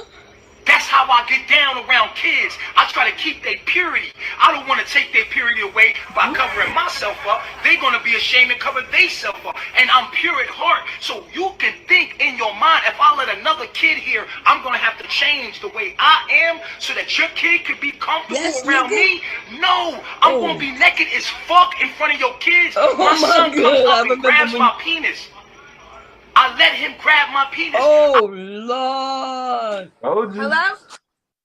Oh, Lord. Good evening. How are you? Bring the camera down a little bit so I can see your face Let me better. go, y'all. Y'all heard him? He said, if your child come over here and he grabs my penis, first his penis gonna be out. If he grab my penis, then I'm gonna let your child grab my penis. Now, that's why the penis shouldn't be out. Like, cover it up, dude. You know what I mean? Because if a child grabs it, that means they not used to seeing it. You know, they wondering what is this, and yeah, cover yourself up around other people's children. If it's your son and your daughter, whatever, live your life how you want and stop opening your mouth telling people though. Don't go telling people no story like that shit. You sick motherfucker. Like that's why them people. That's why they end up. This man gonna end up in a lot of trouble because he sounds dangerous. Let me see. I can't even, y'all. We're gonna look at that shit later, y'all. Let me add that to the queue. Okay, here we go. I am to become the best version of myself for you and to protect, provide. I went too far.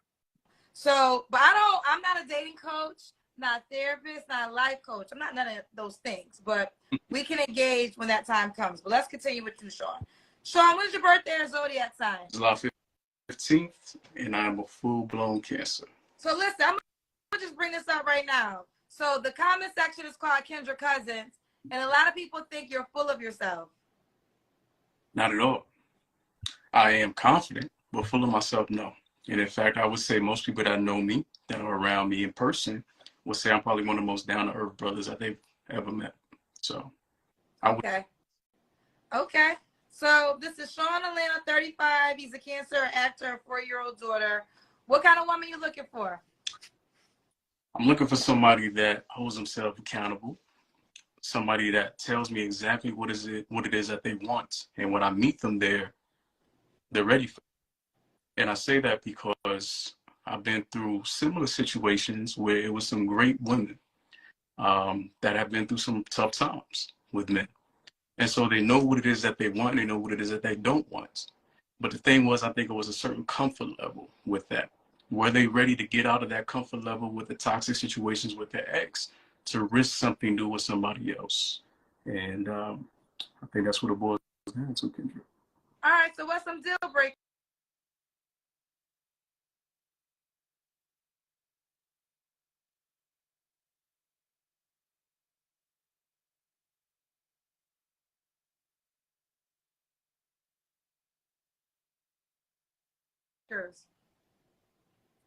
I would say laziness is one of them. If I'm working as hard. I didn't know I was muted. Well, I was saying, did he say that he deals with women?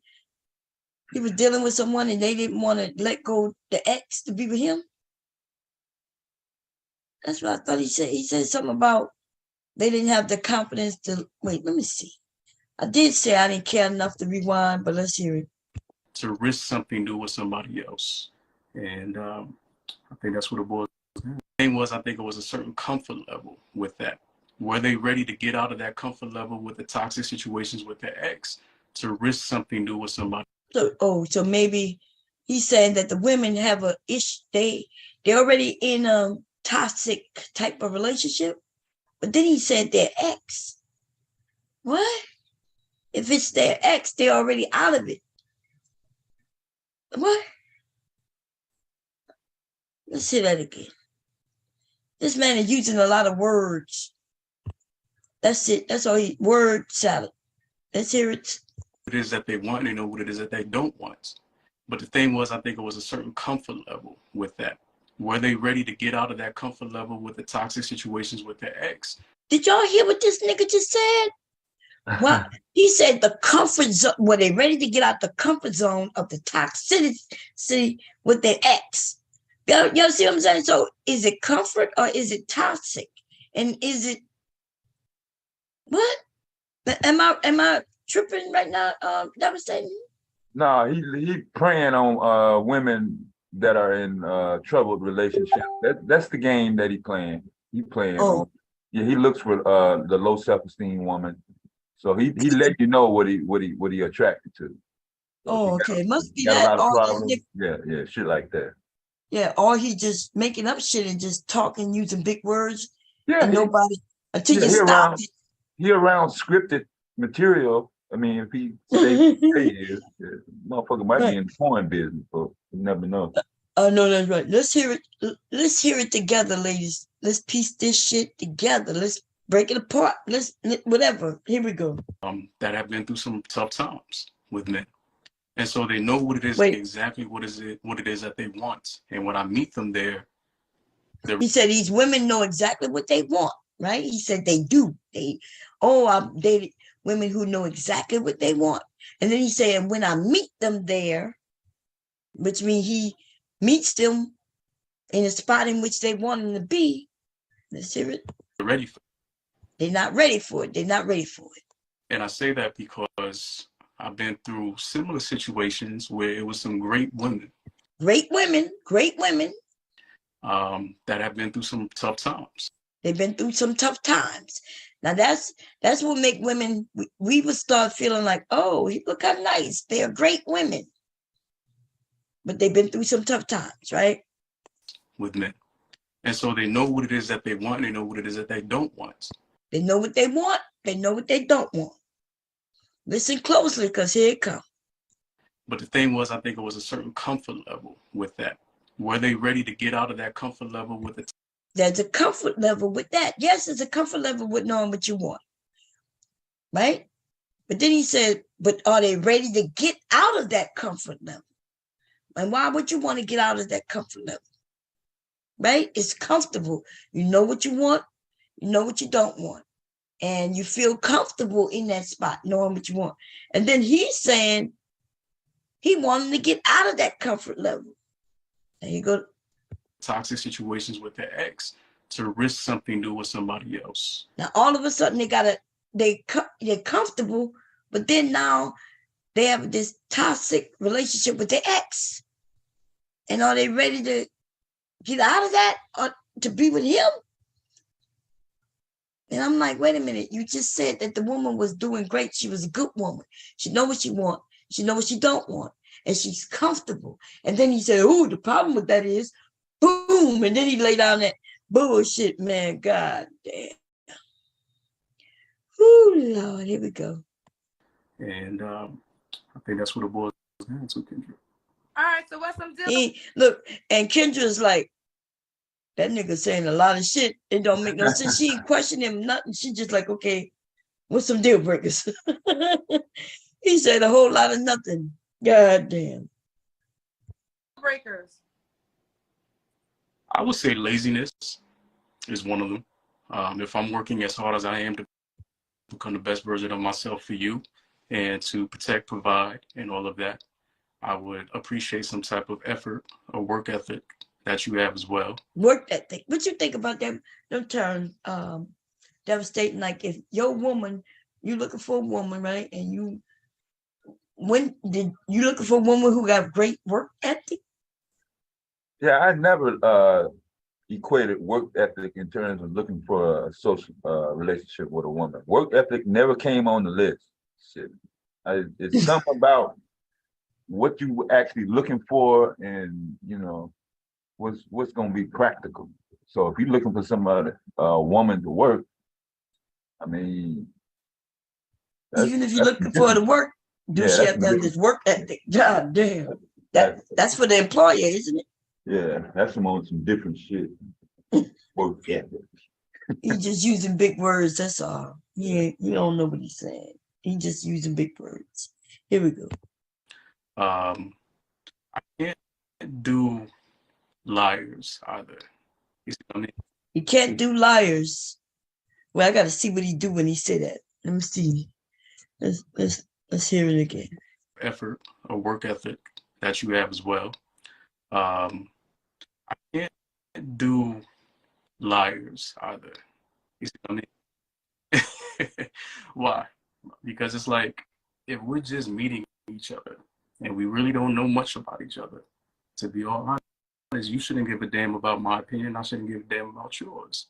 So why lie? Just be transparent from the get. So lies I can't do. Do you want a woman, like, do you want one woman, or are you open to like dating, like having a relationship with more than one woman? No, I need one. I need one. That's how I was raised. My mother, you know what I'm saying? So having multiple women and having to literally repeat everything that you're doing for a whole nother woman is beyond me, beyond what I want to do. I know for some men they like that, but for me, I'm cool. I'm cool. All right, so this is Sean. Elaine, so does a woman gotta look a certain way? She does. I'm not gonna lie to y'all. She does. I would like a woman that's healthy. She don't have to have perfect figure, perfect body, but she got to be a healthy weight. You see what I'm saying? Like, don't down me. I'm trying to go old with you, so don't go. Why they say shit like that? Like as if there's lots of women dying on men. Like, you know, like as if I met you at the club and we're dating, and you know, and maybe we go out dancing and then we come back home and I die on you. That Kevin Samuels died on somebody, and his ass was a healthy weight. And I'm not even talking about weight, but why do they say stupid shit like this? Don't die on me. They want young women, and then they talk about don't die on me. I could see if they was talking about an old woman, you know, like they might tell Bomb, hey Bomb, I like it, but you look like you might die on me. And you're a little too old, so I'm gonna go with a younger chick. I get that. But his age range, so you're gonna give us what woman is dying on it?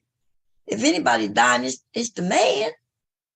Yeah, Jesus. Who's gonna say that? Don't know regular. I mean, it's my That's why they think he's fake, because the shit he said, don't die on me. You know, some other shit. Man, don't die on me, don't die.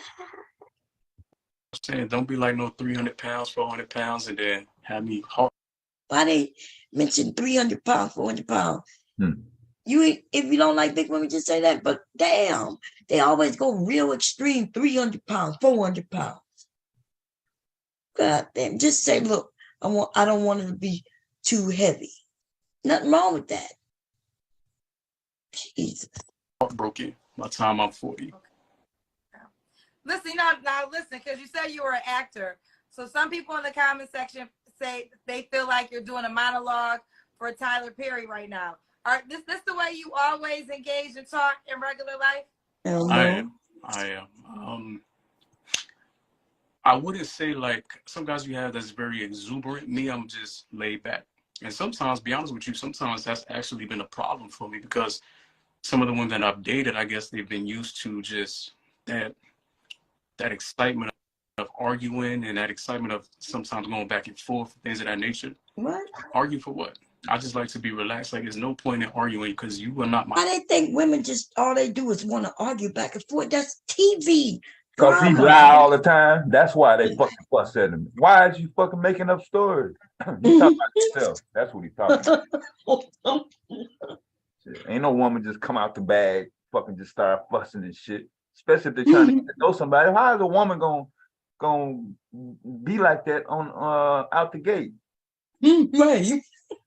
Oh my God. That's just ridiculous, man. My enemy, and I'm not yours. So I just believe in keeping the peace and the respect. But yes, all the time. Okay. So does woman gotta make a certain amount of money? No, because her money doesn't really do anything for me. Not to sound like an asshole, but it doesn't. I don't really expect her to do anything for me as far as financial things goes. These red pill manosphere men have decided to bombard Kendra's show because this is all manosphere talking points. What is her money gonna do for me? Well, I don't know. If we could get a man up here like we do already, it's devastating. If you dating a woman and she makes good money, will her money benefit you at all? Of course. Thank you for being honest. God damn. These niggas are dumb. Her money will benefit everybody involved in this relationship. It's gonna benefit him, gonna benefit her. If he got children, he gonna benefit from that. And if she got children, everybody gonna benefit from each other's money.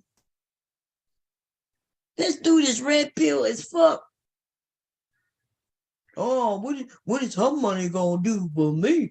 Oh, you mean like help you pay the bills? That's what?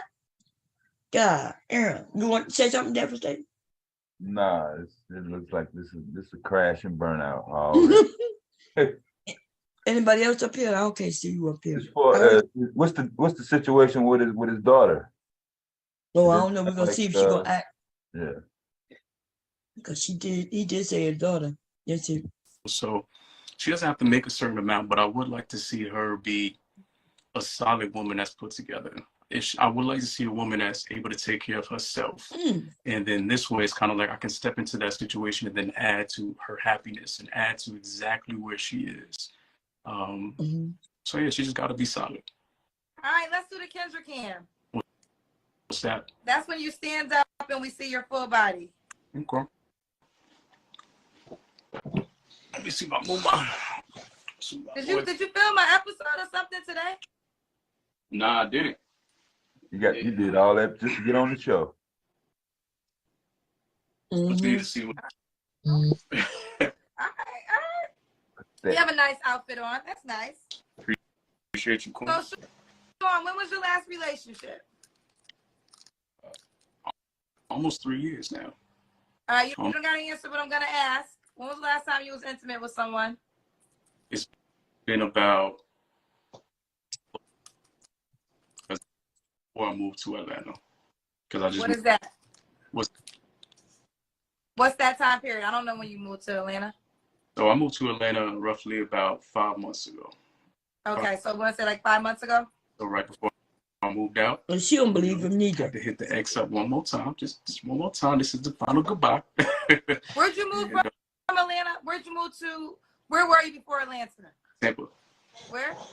Tampa. Okay. I think there's so many sensational women in Atlanta. Are you having a difficult time meeting someone live in person? No, there's a lot of valuable women in Atlanta. I think the tough part about it is more so distinguishing the authenticity behind it. So many entrepreneurs in Atlanta, and it's like, you don't have to impress me again with your financial status. If you have a business of your own, that's great, but you don't have to sit there and try to pretend, and then, you know, a week later, 2 weeks later, you asking me for rent money. Just be real. Just be. Sorry, my Skittles. I was trying to eat Skittles on the low and it fell. Wait a minute. So you said the women try to impress you with their money, then they ask you for rent money? Right. I've had one. So, for example, I've had one that I've met, and she's a good woman. She owned her own hair business, drove a Mercedes, and then literally, I would say about 4 weeks later, she was getting evicted. I would have appreciated her being honest, like, hey, you know, this is what I do. This is where I see myself, and let me make a fair decision of my own whether or not I want to continue. She was getting evicted. COVID just hit. Hair salons wasn't making money for a while. So do I believe him? I don't believe shit he's saying. You know what I mean? Yeah, obviously he's unstable as hell. Shit, he made it seem like he's been balling in Atlanta for a minute. Shit. He just got there 5 months ago. Yeah, what the fuck happened in Tampa, Florida? Hell, shit. That's right. Surrounded by fucking women. Oh Lord. Continue with that. Don't have me thinking you out here making 7 figures, and I'm like, you know what? This is a. Wait a minute. Didn't he say her money don't matter? So why you mean? What do you mean by don't make me think you making 7 figures? You know what I mean? So I think he out on the con, looking for women who making money, and then finding out that this woman who looked like she making big money, well, he think he gonna get all money off of her. She asked him for money. God damn. I don't know, man. This shit is crazy. Well, you know he can't keep up with his lies, man. Yeah, because 1 minute he said he don't care about her money. But, you know, now it matters. A strong, independent woman. Now you need and then now I got to change things up and then redecide what's going to happen next. So, and only because I think everything I ask for is what I'm able to give to. So I'm not trying to set a bar or a standard or boundaries that I'm not going to go ahead and honor myself. Okay. All right. So why do you think you're single, Sean? Because I'm fake as fuck. Well, I will say I wear my heart on my sleeve. So it's very easy for me to end up in situations or relationships even. But the difficult part about it, I would say, is one is Atlanta. I would like somebody that's 100% single or close to that number if possible when we meet. It's almost like instead of you saying, yo, are you single right now? It's like you gotta ask, what percentage of single are you? Is what I mean. I do believe in competition, but I believe in competition for woman to woman, not competition, especially in Atlanta, where there's way more women than men. Not competition where I gotta compete against another brother or 2, 3, 4 brothers that look just like me for no reason at all. So. Wait, what? You want a competition of woman to woman? What that mean? He's a man. How would he want? He said he's okay with competition. But did he just say, I'm okay with competition? I'm okay with you women competing for me, but I'm not interested in competing against another man who might look just like me? Is that what his man just said? I think he managed to get that bullshit out. Yeah, and he said it just a little differently. Listen, he said, I'm okay with competition, woman to woman competition, but not man to man competition. Wow, let's hear it again. I do believe in competition, but I believe in competition for woman to woman, not competition, especially in Atlanta, where there's way more women than men. Not competition where I got to compete against another brother or 2, 3, 4 brothers that look just like me for no reason at all. So, Okay, let me read. So if there are more women than men, which has always been, I don't know why you just choose Atlanta as a goddamn option. It's always been more women than dudes. okay.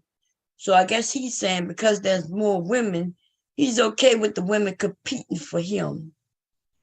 But he is not trying to have to compete against other men. Insecurity. That's what I'm saying. Shit, man. They okay with watching. He okay with women fighting for him, ladies. But he be damned if another man is interested in you too. Yeah, he been in that situation before. Probably Tampa. Yeah, and probably lost. Let me run up to Atlanta real quick and see what's up there. Let's see what's up there. Let's see what's up. Okay. So why would a woman be lucky to be with you? So I would say this. Number one, towards a woman is my number one thing. Is he eating it's been bothering me this whole time. Okay. He's crunching on some shit right now, and we can't even hear what he's saying. I still believe in being a gentleman to that woman at all times. And then me being a father, almost like I have this natural intuition as far as just protecting a woman. Is that my internet? So because it could be my internet. Is he breaking up a little bit? See, when you talk, it's clear. I don't know. It might be the tape. Oh yeah, it must be him. Okay. Because you clear. You're not breaking up whenever you speak, but he is. He is. Yeah. Okay. The most littlest things I love to pay attention to, and then take on roles of just giving that to her. So if I know, for instance, that she loves to get her hair or her nails done by a certain person or a specific type of, whatever y'all weaves, whatever it is, I'll pay attention to those things, the minute things that really make her happy, and then try to go ahead and surprise her with those type of things. So me, I love these basic things. I love peace. I love cooperation from both ends. Told y'all, red pill, baby, red pill. Peace, cooperation. That's nothing but manosphere. Have you ever used the word, I'm looking for a woman with cooperation? Devastating. Cooperation with what? Oh no, they keep saying it. They keep saying it, baby. They keep saying it. Beware, ladies. These men have learned from their daddy, and their daddy died last year. So, and they keep it up. They keeping up what they learned. My dumb ass keep trying to give him the benefit of the doubt, but motherfuckers running to Atlanta to be closer to Kevin Samuels. I mean, that's all I'm getting out of this right here. That's what it sounds like. We gotta watch him. At least the last man was wide open with his sexuality. Some of these men are not. Some of these men are on the DL and they're looking for women with money, with jobs that can provide. Okay, that's all I'm saying. You better look at their hands. Look at their hands. If it got rough hands or hands that look like, or you find out they truck drivers like devastating that available. Anybody who want to come up and let me make y'all real quick. He cold too. It's cold where yet. He gonna fly you out, but it's gonna be cold. But you're gonna keep him warm. He gonna keep you warm too. Okay. Okay, here we go, y'all. All right. Let's do it. Oh, Sean, what's the age range you would date? That's a good question. Mm-hmm.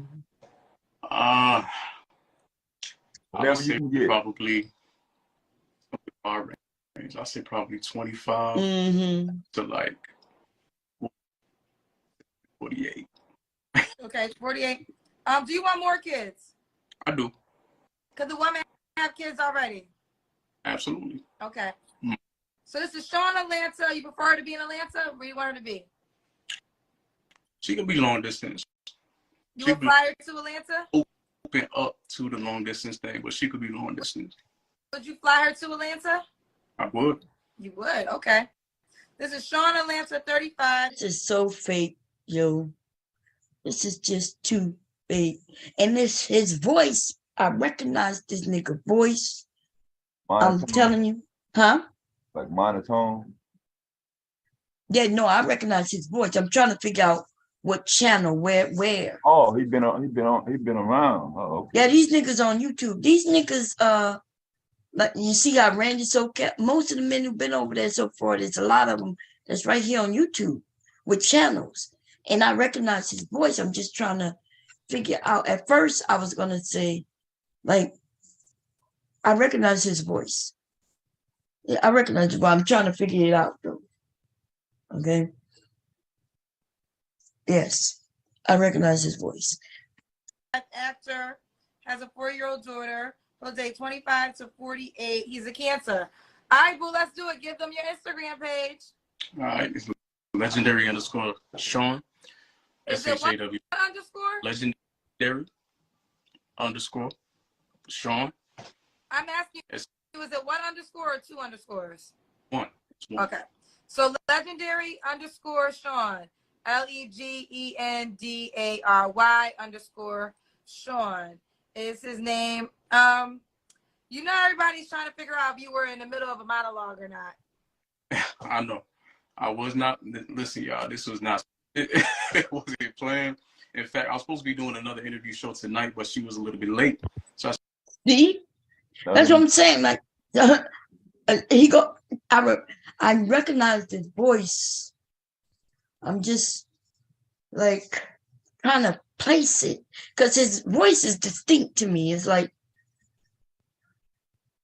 oh, like over there with C Boogie. I'm thinking, I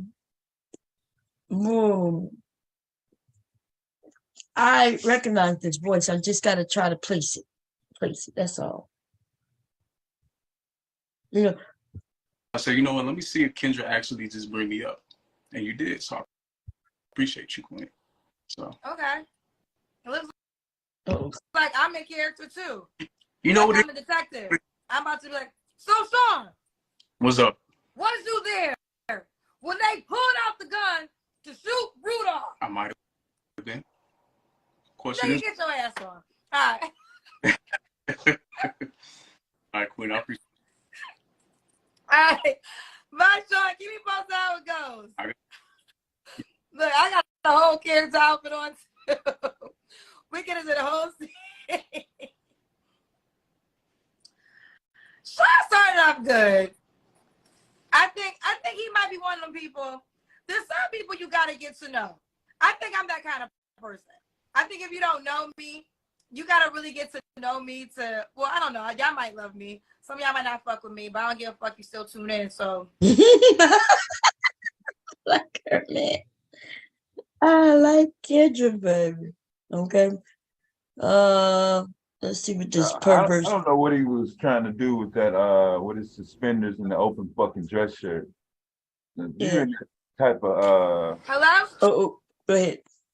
You're in that type of industry. I never seen a businessman wear a dress shirt with no t-shirt. That's I know, like that's what everybody's saying. Look, he over there.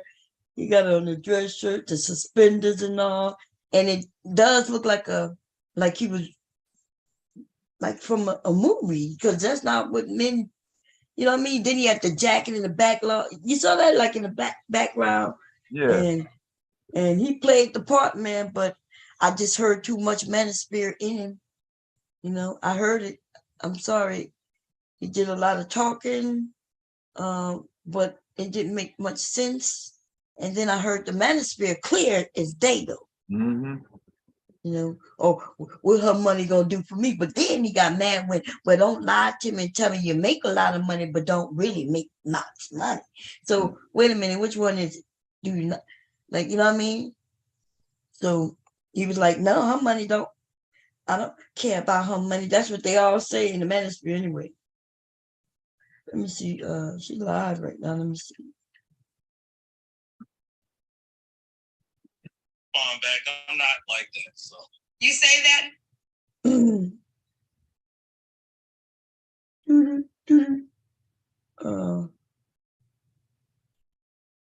Rude, the suspenders is that's just part of the dress code.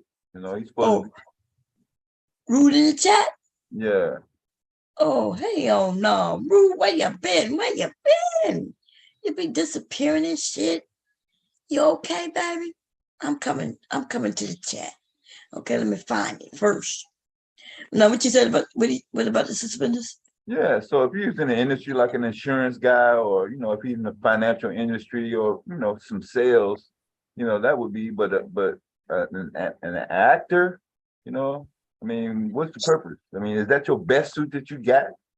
That's the best you can do right there. And then you're not even wearing it correctly. You know what I'm saying? Don't get me to talking about no goddamn dress shit, because if he's looking at Kevin Samuels as a goddamn reference point, well, then he all fucked up from the beginning any goddamn fuck up. That motherfucker's been dressed to me.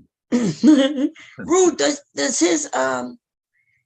his voice remind you? Because I know you've been in the manosphere spaces as long as I have, you know, listening. His voice remind me of. It did sound like Preach at first, though. Oh no, yeah. He looked like he was in a slave musical, Black Beauty. Yeah. Shit. I always like suspenders, but yeah, that you know what he remind me of. But remember almost like Harlem Night. Remember in Harlem Night, that's what he dressed like. Yeah. Remember they had the suspenders, the pants, just like that, and the same jacket. I think he's an actor. He borrowed one of them goddamn outfits. Probably. And he put it on like an extra there, like he's an extra on the Titanic. Oh my God, Kira, that's what he looked like. Y'all know goddamn well that didn't look like no 2023 outfit. Y'all ain't seen a black man wear that type of shit in at least 30, 40 years. Come on now. My grandfather used to wear shit like that. Mm-hmm. They say he a tap dancer. But no physical activity, because I mean, like you said, you don't wear no dress shirt with no t-shirt. That's right, because you don't want the sweat and kick. The t-shirt is really it's like, first of all, those shirts you can see through them. Yeah. Right. And also if you sweat perspire even a little bit, you don't want to stand up the shirt. So this t-shirt is 100% cotton, which will soak that up for you. So he sure didn't have no, that nigga was over there like somebody said, his dress code is from the 40s and 50s. Or the Titanic shit way even farther back than that. Oh, somebody said the 5 heartbeats, Mo Better Blues.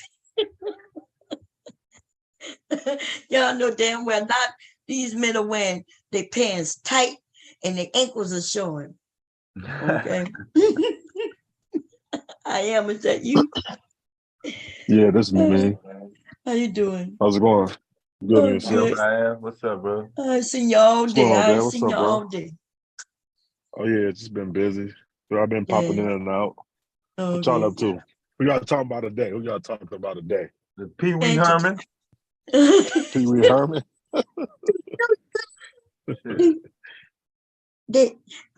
Or how about that? Did I do that, Lara? Oh, Steve Urkel.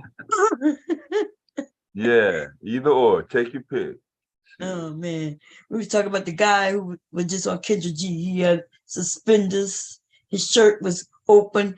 Then he started drinking Chardonnay and eating grapes right there live on the screen and lying his ass off. And he said he was drinking Chardonnay and eating grapes. Yeah, that's what he. Yeah, that's a red flag. Looking for a man? Yeah, that's not. I ain't never. All the drinkers I've been around, the dudes, if they're gonna do the Chardonnay, it's just with their woman, for a dinner and just them. That ain't no right. You don't. Man, I was at home drinking some Chardonnay. That's what he was drinking. And then when they asked him what it was, he said Chardonnay. What the hell is that? That is not no sit at home alone drink for a man. Right. Unless was he looking for a man or a woman? My phone is doing crazy shit. I don't even know what that that is. Okay. That's crazy. And he was eating grapes, huh? Yeah, let me see. Let's go see it again, y'all. Let me see, where is it? Was it this one or this one? I can see he was drinking some cognac or some Hennessy or something. You know, or some man shit. Let me see. Let me share that nigga. As soon as she brought him on, he was over there chewing up. And let's see, where is that? Is it this one? I think so. Okay, here. Hello?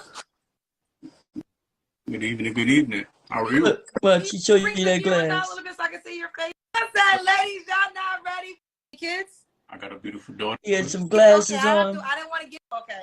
And leave it right Then he took there. them off. So, Sean, where you calling us from? Let's see. I'm from Atlanta, Georgia. He's smoking a cigar. No, he's eating grapes there. You see him? Across your page. Thought I should just. Oh, he's from Atlanta. Throw it out. So was he looking for a man or a woman? He's looking for a woman, but he moved to Atlanta around 5 months ago. He said, "Let me see, y'all. Let's see." I don't know. It might be suspect. Look, there go them suspenders we was talking about. Let me see. He gonna lift that glass up several times, and then he told us that it was Chardonnay. There, let's see, right here. Sean, when's your birthday or zodiac sign? July 15th, and I'm a full-blown Cancer. So listen, I'm gonna just bring this up right now. So the comment section is called Kendra Cousins, and a lot of people think you're full of yourself. Not at all. I am confident, but full of myself, no. And in fact, I would say most people that know me, that are around me in person, will say I'm probably one. You want a woman, like, do you want one woman, or are you open to like dating, like having a relationship with more than one woman? No, I need one. Yeah. I need one. That's how I was. Okay. Yeah, he was drinking that Chardonnay over there, baby, eating them grapes. He did say it was Chardonnay. And he got his shirts open to the third button. What the hell? Yep, that's no Look, that's what somebody said right here.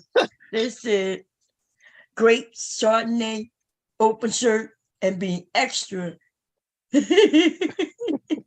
is a no for me, sir. Carry on. With that Dollar Tree glass.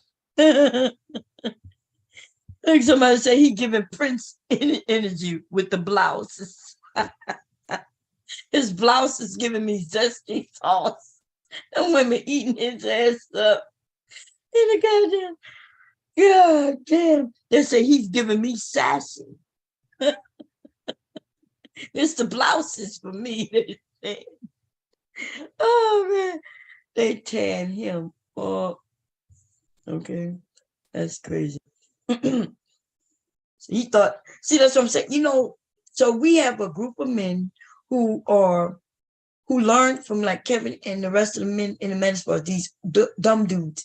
And then Kevin probably dressed him up like that. And now he thinks he's not comfortable. Yeah, obviously. He's not comfortable wearing that type of attire. You gotta remember, yeah. So now he thinks that is the route to go to get women.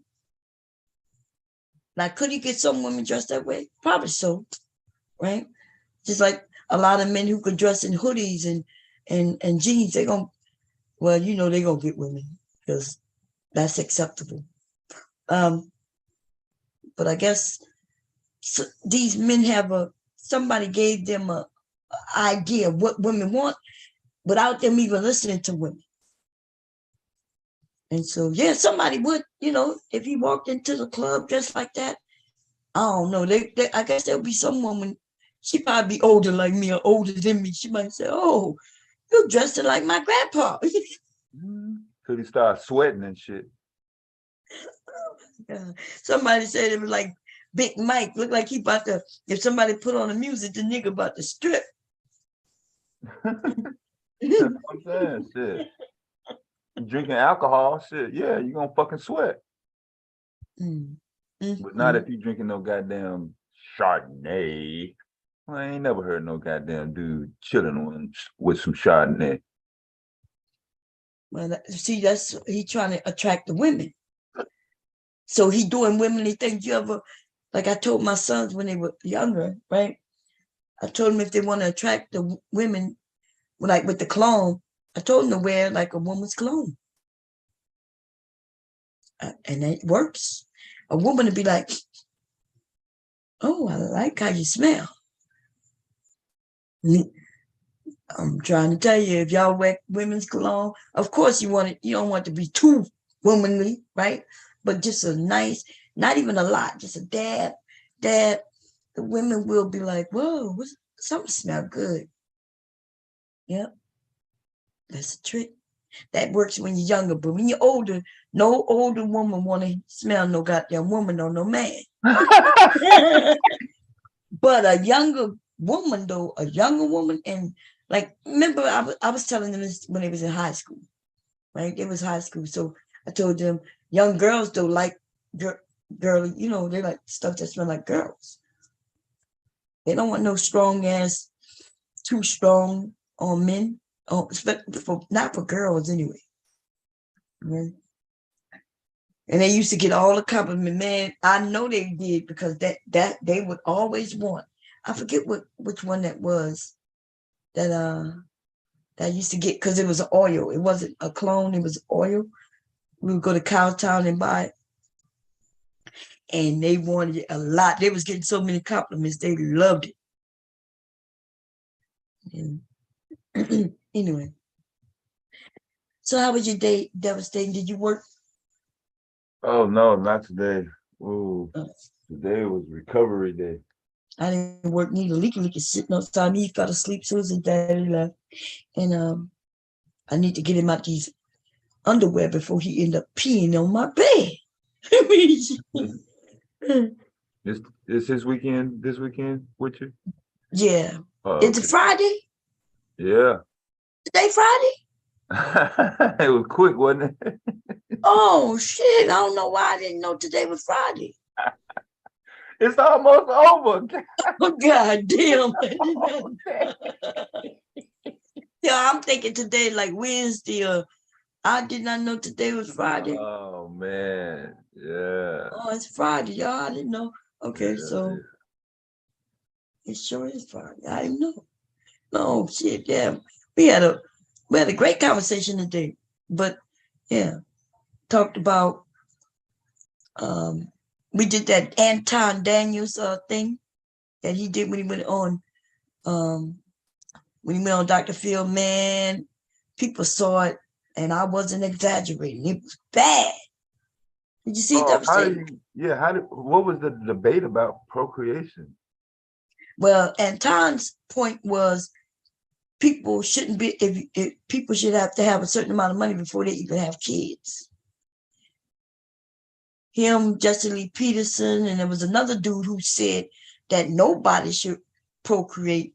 We should just live, die, and go extinct. He's saying that we should stop having kids altogether. That's the same side that Anton was on and Jesse Lee Peterson. They all just had different versions of what they believe. Anton went straight into attacking essentially Black people, or should I say, well, Black people, Black women, and then I guess their children, the ones who are going to steal his rims off his car or tires off his car. But that's going to be the sons, because, man, everybody in the whole audience was like, wow. Even Dr. Phil had gotten on him, like, hey, what's your point? Like, stopped him a few times, told him, hey, calm down, you go. Like, but his rant was on Black people. And it was, ooh. But how he don't fit in none of them goddamn categories, though? Oh, man. And then he changed his stance a few times. He got to where he mentioned, when I was young, I lived in Detroit, where he told a woman he don't feel sorry for you running the victim Olympics. He made that white woman feel bad. That's when Dr. Phil kind of, like, wait, what's your point? In order to get him off of her, he talked to her like he talked to the women over there. That shit was, oh my God, y'all. Anyway, So he says he run the Victims Olympics. He then said he was from Detroit and he lived in a house right across the street from a crack house. And he said that crack kids would be jumping out the window. And then he said, I don't feel pity for you. And I don't feel pity for nobody. Man, he made black men look bad, y'all. If y'all need me to play it, I'll play that part again. That shit was bad. It was bad. And it was bad. And whew, everybody in the audience, and then even Justin Lee Pearson say, "Oh, he's like, I don't agree with none of this bull." He essentially saying he don't even agree with Anton. He was like, "Nah, I don't agree with none of this bull." He said, "This is what I believe," and I'm not saying it was much better, but what I will say is that at least he didn't come off aggressive. He sounded just like the fool he is, though. He'd make a good point and then he'd round it up with something dumb and stupid. So, and then we talked about 70s and 80s TV shows. We actually asked for Rue. We was like, if Rue was here, you know what I mean? I know Rue good with different shows and shit. We talked about those. And then we got on to just going through Kendra G's videos. Oh, okay. How long have I been up here? 8 hours. I watched Woman King and Wakanda back to back earlier. Oh, you saw that? Right here at home. No, I mean, where you saw that? On what streaming service? I put the link in the back if you want to check it out. Oh yeah, I want to check it out. Yeah. I wasn't sure if it was on Hulu or Netflix. Nah. It's bootleg sites. So you have to. Oh, okay. Yeah, I've been looking for one. Is it a good one? You have to make sure you got the ad blocker, right? Oh yeah, most definitely. Ad blocker, VPN, all that good shit. I've been looking for a good site. Now when it took me a while to find it. Yeah, they kind of cracked down on it. A couple streams wasn't available, but yeah, you know why? Because these streaming, because of the streaming sites want you to stream, so people gotta hide them. So Google and shit, they want to control what you find. That's fucked up. Because essentially it's a site illegal. I don't know, like what is an illegal site for real? If it's your website, people can go and copyright strike you, but if they don't copyright strike you, then guess what? And even then it's hard to even do that. It's easy to do it on YouTube and shit like that, yes. It's hard, they would have to email me and then ask me to take it down. Usually it's stuff that is usually sitting in another country though, right? Because it's never a .com or .net. It's mostly always some most people, that's why you need a VPN and stuff like that, y'all. Usually you signing into someone's direct server, which is their computer a lot of times. So it'd be a .FEIT. It'd be some shit that we don't recognize. So, dude, she said looking like the extra of the Titanic. That shit was funny. It's Friday. I didn't even think that today was Friday. So what we doing tonight, y'all? What y'all want to talk about? Yeah, I'm put the Woman King link in there, and then you can see what the site is in the back. Okay. Damn, what am I about to say? Oh, I heard that y'all was talking about Michael Jackson versus Prince. Is that what y'all were talking about last night or something? Ooh. Oh, I think Moo said he was coming back up to talk about, dispute against Michael Jackson versus Prince. So I thought maybe that's what y'all talk. Oh, y'all, we didn't go live last night, did we? Oh no, I had when I got in, I was trying to fix me something to eat, and by the time I got settled down, it was almost midnight. And then it got colder and colder, and then the wind came out of nowhere. I thought my window was gonna bust out, boy. It was windy up here. Dang. Yeah. Man, you had me waiting. I was like, he gonna call me. I was like, I'm tired. I was trying to get settled, I yeah. was like, and I waited, but then I went to sleep. I think. I'm not sure if I went to sleep. I know I was in bed. I think I did doze off to sleep pretty early last night. Let me see. Yeah, the icicle coming around on my porch. I had to chop the ice up. I had fucking like a 3-4 foot square numbered ice right outside my door. Hell yeah, man. Oh, they got us. They got Black Panther, Wakanda, Legion of Superheroes. I wanted to see if they got, what's the name of that movie with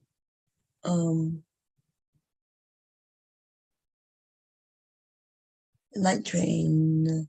Yeah, they got some good stuff on here. Okay. So was it a good copy? Was it a good, clear? Yeah. No skipping, no HD, good sound, all that. Yeah. Like This is what you just gave me. Went directly to Black Panther, Wakanda. Yeah, Woman King on the same site too. Just put it in the search. Oh, okay, yeah. Yeah, it looked good too, clear from what I see. I ain't have to press nothing, y'all, to see it. So, let me see. But you do make sure you have an ad blocker though, y'all. Because I don't know, let me see. What am I? Oh, that's because it opened in Opera, which let me open it in something else. I do have my ad blocker. I don't know why stuff. It's something I did to where now stuff that I click on it opens in Opera instead of, which means I must have made Opera my main, what you call them.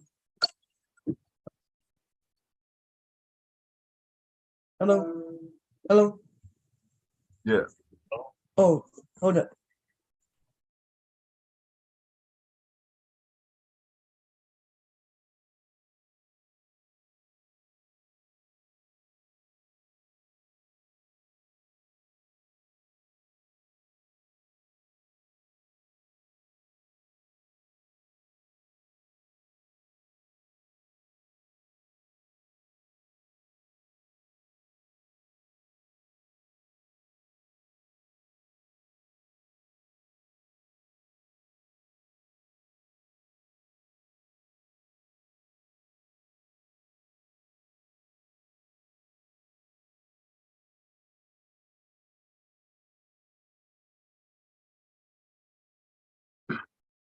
Oh, which one? Candy Can. I watched both of them back to back. I like both of them. Was it was all right. I didn't like the on the Black Panther. I didn't like the quote unquote interaction with CIA and the CIA director, the husband and the wife, or the ex-wife was supposed to be.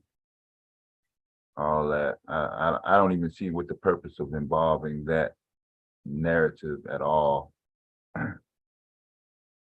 The Navy SEALs were supposed to break into Wakanda. I don't like that shit. Involvement of the American side of it. Just keep it Wakanda, keep it tribal, keep it over there in the East.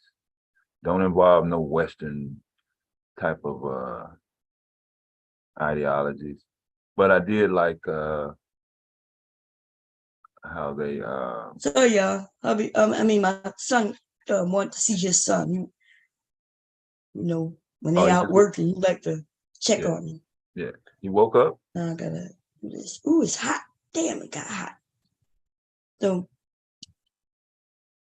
listen, if y'all want to see movies tonight, y'all got to come in the Zoom. We could look at these goddamn, but I don't know if Zoom will let me do that. Let me see. Y'all tell me. Cause Zoom wouldn't let me play the Dr. Phil show yesterday. What happened? That's why I went on what's the name of I'm muted. Was y'all talking? I'm sorry. No. Can you hear us? I can hear you now. I couldn't hear you before because I muted my computer. The sound, okay. Was y'all talking when I was talking? Sorry. Oh no, sure. I was just Candy King was asking her how did I like Wakanda? Okay, I'm sorry. No, that's all right. But yeah, I meant to what happened with the Zoom yesterday?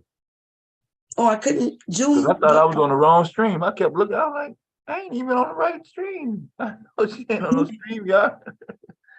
Kept looking at that duck. Yeah, and they wouldn't let me play the video in Zoom because I was playing it from my Xfinity account, which was my DVR movies shows. But then we found it on YouTube.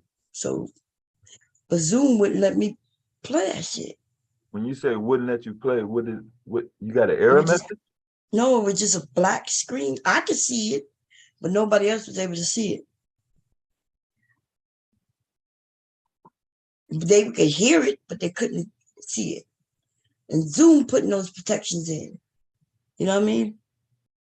Just like when sometimes when I start rapping, y'all can't hear the beat that I'm playing. They mute the beat. Which I'm not understanding why they do that. Because it's free copyright beat. They act like everything that's, I don't know.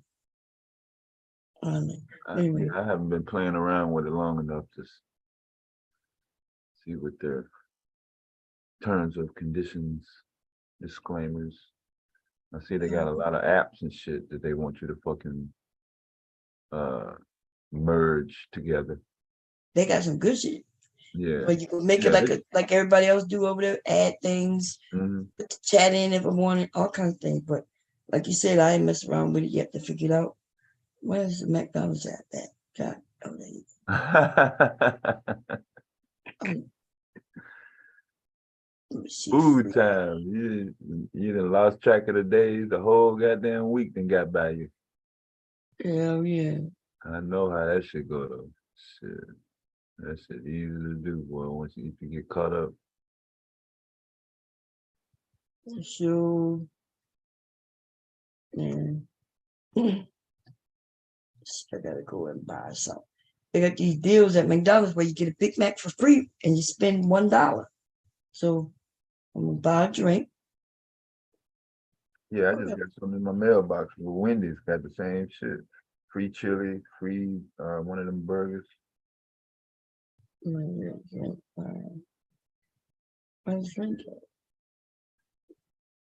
gonna make my own self a burger though.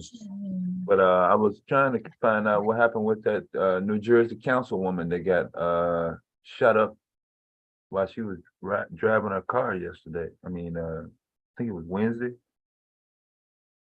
She got hit like a mafia hit. Damn. Yeah.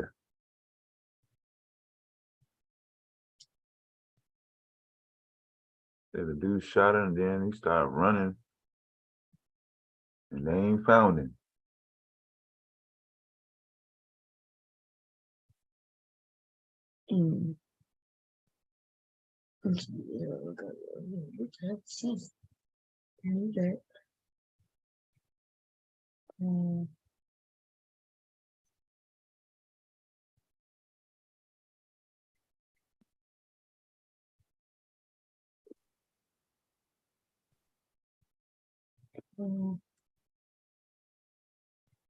I'm not sure what is.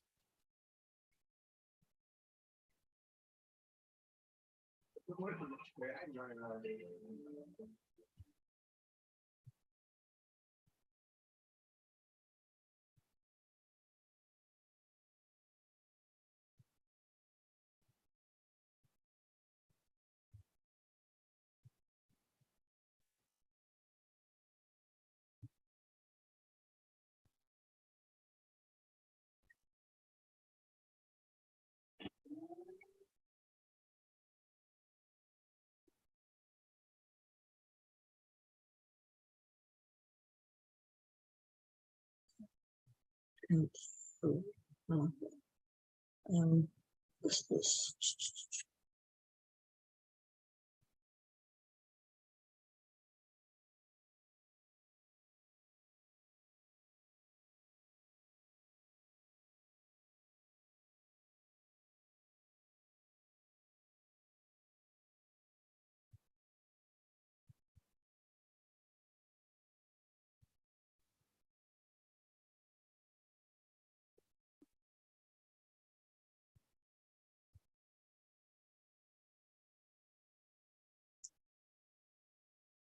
Alright.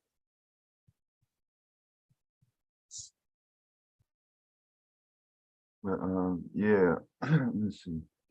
So I see people in I guess they didn't calm down talking about the shooting since after the funeral. They had Tyree Nichols' funeral the other day. I didn't watch it.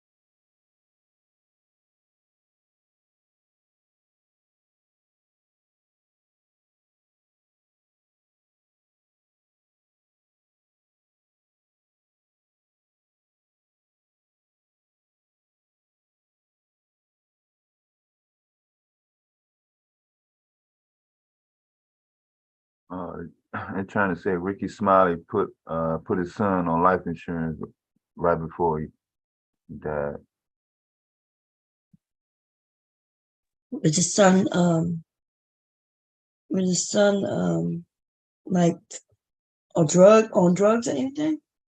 Hard to tell, but like I said, I didn't even, he didn't spotlight him. At least I didn't hear anything about his son.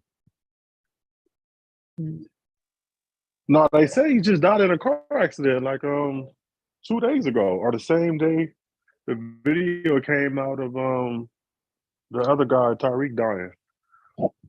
Yeah, it did. He died in a car That same accident. day. Yeah, that same day. Last Friday. Yeah. Right. I don't know. I guess the reason I asked is because like if you family members on drugs, you know what I'm saying? Oh, wait, let's see. If your members on drugs, you will put insurance on them. You know what I mean? Like,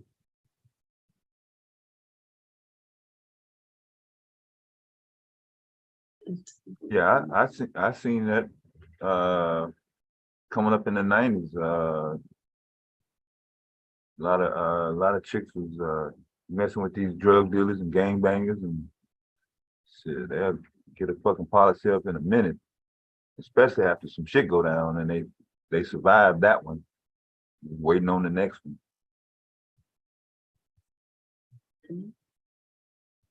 Or just do a flat out fucking sit up shit. I haven't seen that shit go down.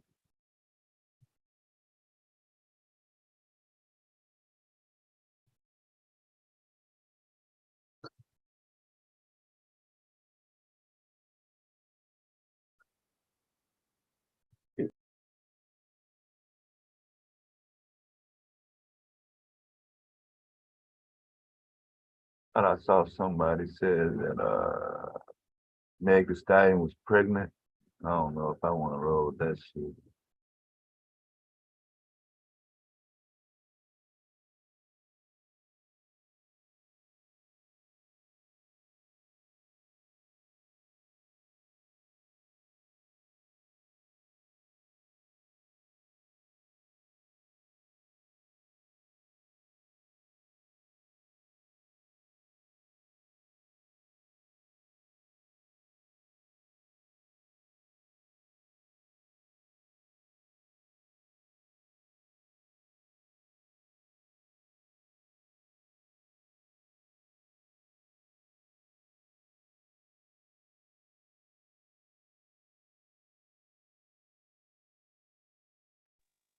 Bob, did you finish playing that video of Dr. Phil show?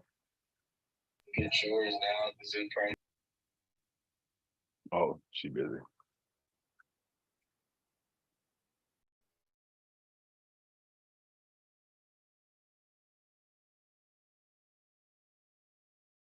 I thought I seen somewhere where this is last season.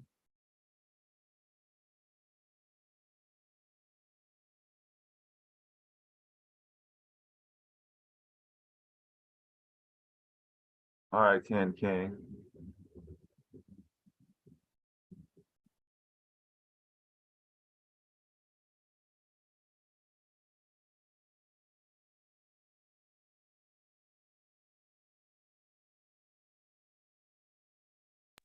Okay, what you was asking me? Sorry, I was on the phone again.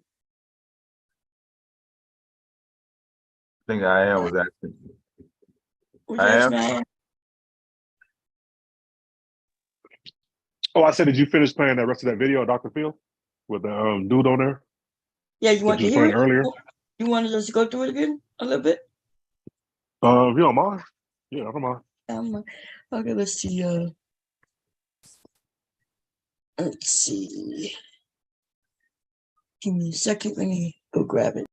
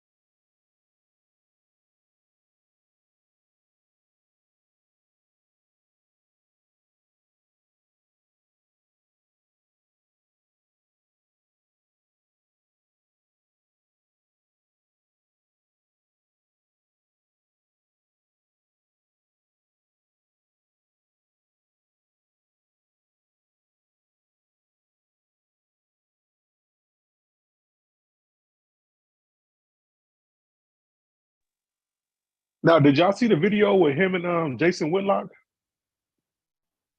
a few days ago? I guess With he was who? addressing what's the dude name? The Anton dude and Jason Whitlock. I guess he was interviewing Jason Whitlock about him saying that that Tyreek shooting was because of single moms. Uh-huh.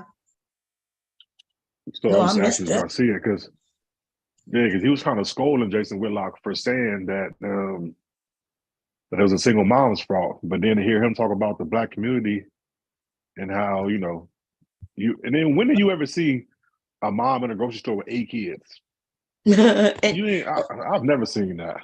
I've never seen that either. You might see a woman there with 2 or 3, but I ain't never seen a woman in there with 8 kids grocery shopping. Like, come on now. That's baby's kids thing, But how is he separated from the Black community though? That's what I never did try to get an understanding of how he not included in none of them examples that you talking about. Well, because he got money, I guess, that's where he. Okay, here we go. Here goes his little verse right here. Okay, y'all ready? Here we go. Fair use, y'all. A certain group of people shouldn't have children at all. Take a look. I don't believe that poor people should be having children. Having children when you don't have money creates more problems for the kids and society at large. And let's be honest, it's the middle class and more importantly, rich people that are now responsible for paying for poor people's children. I know it's an unpopular truth, but I believe that every person should pass a test proving that they're income worthy prior to having kids. It's a false narrative that's being sold to people that you're entitled to have children and you don't need the resources or the money to be able to pay for them or support them. Having kids is way too easy, and the people that's having the most kids tend to be the worst people in society. I think it's irresponsible, and just because you don't like it don't mean that it's not the truth, and you're not entitled to have kids just because you can. Well, okay. What do you feel is an appropriate income for families wanting to have children? Well, it depends on where you live in the United States, right? First. But more importantly, I think that it is important to acknowledge that the people that have the majority of the kids are the ones that shouldn't be having kids. And then that becomes a burden on the people that actually have resources, which we then start to say, take more resources from people that have, and then we become a socialist society where we start to pass out more resources and then we babysit. We make our teachers become overglorified babysitters instead of being able to actually teach. Because if you've grown up in the environments that I've grown up in, even though we had resources, you realize that most of these environments and teachers and these kids become latchkey kids and they don't have the resources. And then you take into consideration that inflation is at an all-time high and it's becoming more and more expensive every single year in order to give a kid the resources that they need in order to be able to thrive. And so when you see that the population is starting to decline, or there's young people that are starting to make more informed decisions and say, hey, we shouldn't have kids, or maybe I should only have one because we only had one, they're taking into consideration what it really takes in order to raise that kid instead of just recklessly having children for the sake of creating a slave culture. Okay, take a breath for a minute here. I'm passionate about this, Doc. Who agrees with that? Raise your hand. Oh, they do. They just don't know it. Who disagrees with that? So that's his first thing. You see how he go on a rampage, but that's that one. And then he gonna go into. Did he ever say how much money? Because he never said how much money the person should have. No, he never said that. He just said that you shouldn't be able to. If you're poor, you shouldn't have children. And then was his parents? Was he born into a rich family? Nope, not based on what he says. And even after that, so that's what I'm saying. It makes no sense, Let's see, he's gonna say a few other things when he goes into the bonnet thing. Let's see if we can find it. Because if we're sitting here saying well, are we gonna take care of the old people if we raise kids that have the ability to bear your cross? There you go. About this, Doc. Who agrees with that? Raise your hand. Oh, they do. They just don't know it. Who disagrees with that? Raise your hand. Yeah, okay. What happens when someone loses their job or they lose their economic sustainability and they already have children? Here's the key, though. One of the arguments that we made earlier in the segment was that we don't have enough young people to take care of old people. Is that our responsibility to bear your cross? Should we take care of you? You said, is it our job, young people's job, to take care of old people? Yeah. Yeah, it is. I think that's a measure of society, is that we take care of our children and our old people. I think that's one measure of society is that we do that. Terry, you wanted to say something. It's not about having like poor people stop having kids, or if we have less kids, like the climate's gonna get better. I think that there should be like really. So he was shocked when he said, "Yeah, that's what we do. We take care of our old people." He was like, "Come back with shit. No comeback, no comeback." And his mouth open, but he's shocked that they don't agree with him, because see, over there on his channel, everybody's agreeing with him. So, and if you don't agree with him, then you get attacked. Okay, so here we go. Strict laws and regulations on who can have kids, but not based on just one thing, not based on like just your education, not based on just like how much you're making. I think they should take in like mental health, income, education, like to an extent the government should get involved in that so we can raise better kids for the future. Because if we're sitting here saying like, well, are we gonna take care of the old people? If we raise kids that have that sense of compassion and that sense of community, then they won't look at it as a burden. They won't look at it as a burden, as like I'm taking care of an old person. They look at it as a responsibility that they should do. So she's against what he's saying also, right? She's like, this nigga, he looking at it like it's something he have to do. And it's a bad thing. She wants people who want to be compassionate. But then he goes on. This dude right here, when he speaks, man, it was good. Let me see, go play it. Okay, Alan, what do you want to say? This is Alan Elrod, by the way. A response to kind of both of those comments. Slowing birth rates, even in rich countries where it's the biggest problem, are going to create some interesting economic challenges for us if they continue, because there's going to be a smaller, it can shrink the economy, and that has effects for everyone. The other thing I would say is it sounds as if some of the comments here are tiptoeing into eugenics. The government has been involved before in who can have children. And I do not think it's a particularly pleasant past.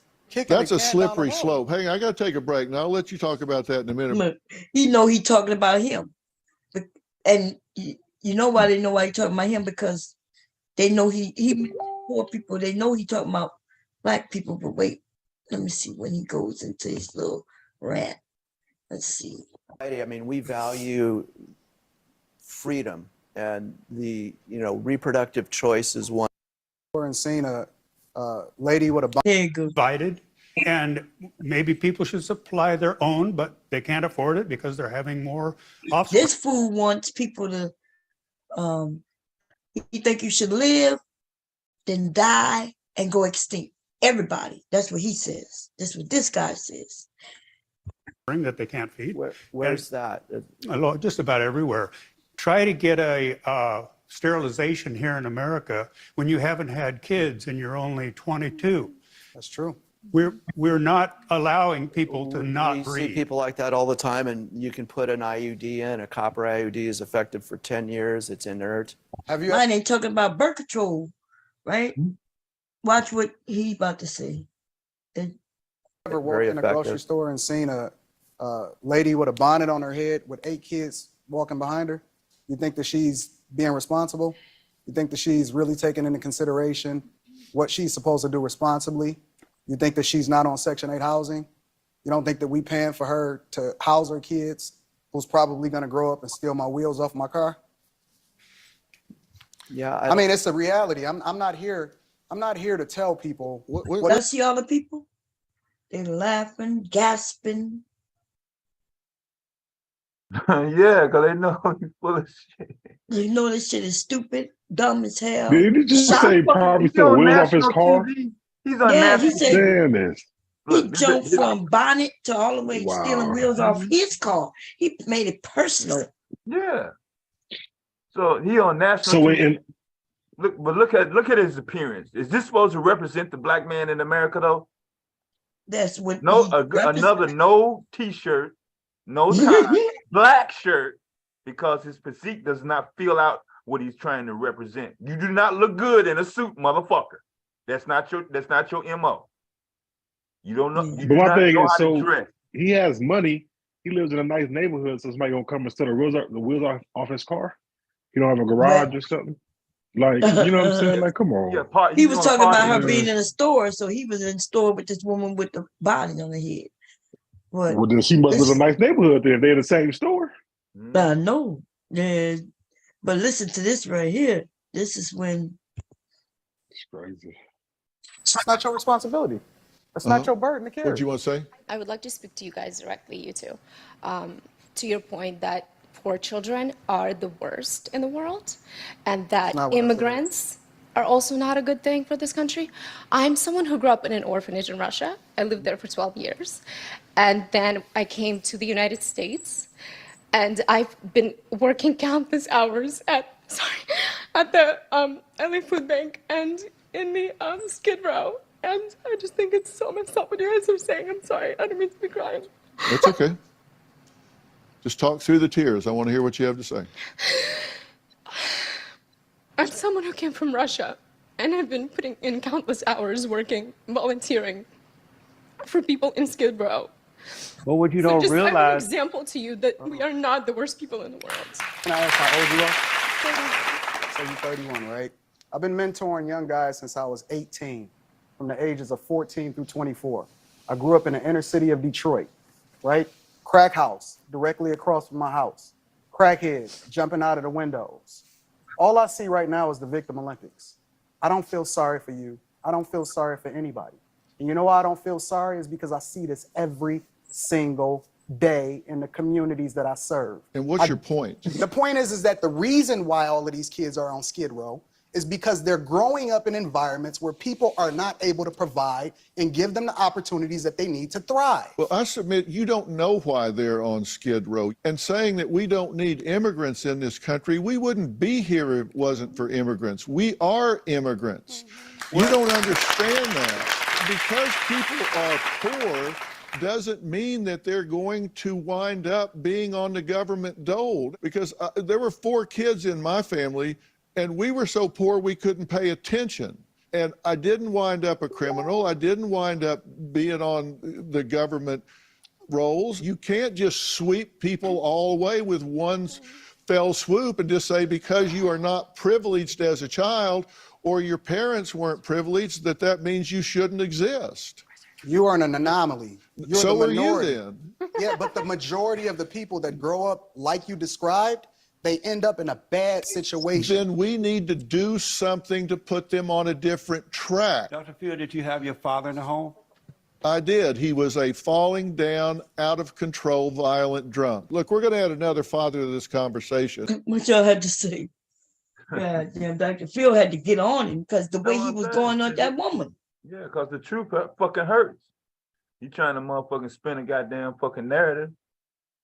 Shit. Motherfuckers don't have the fucking option of growing up when they're a child, even when you have kids. And he knows that. Yeah, he knows he's just that. He's just trying to fucking, you know what he's trying to do.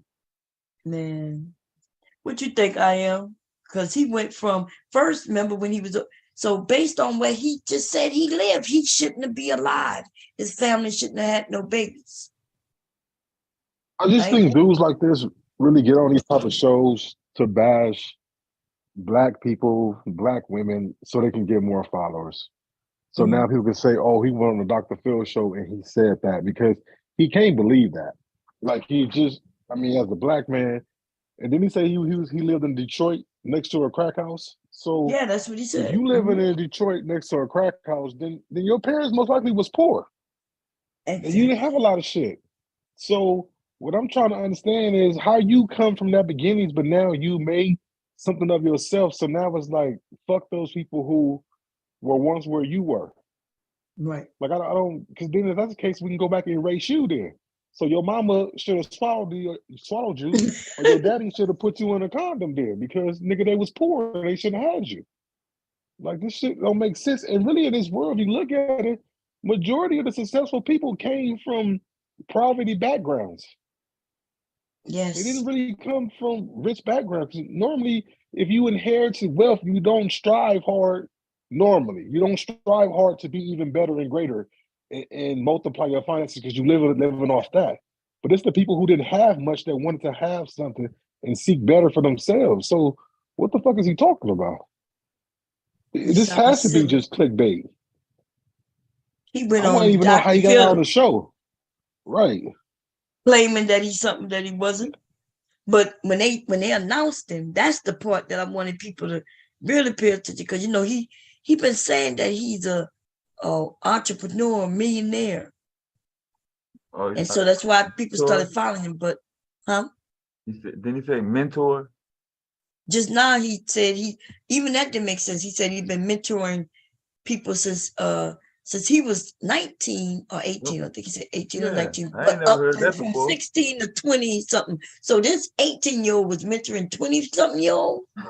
Well, yeah, because I wanted to get on, but I was busy handling some stuff. But yeah, he said he was 18 years old and he was mentoring people from 14 to 24. And now I'm not saying that younger men can't mentor older men or be above older men. But you telling me a 24-year-old man who's been out of high school for 6 years is letting a high school senior mentor him in what?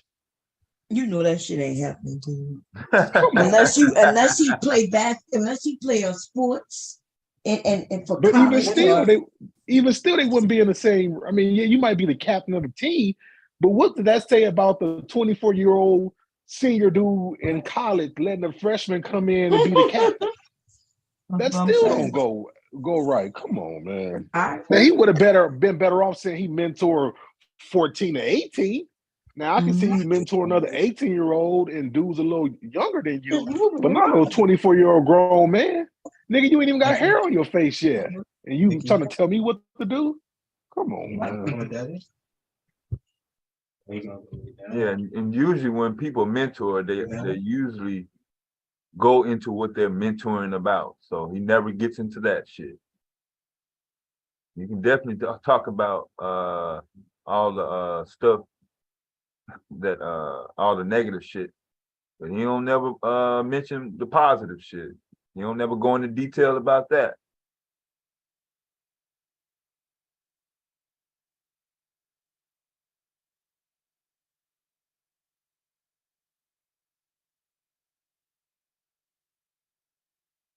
He might be on the phone. Yeah, but shit.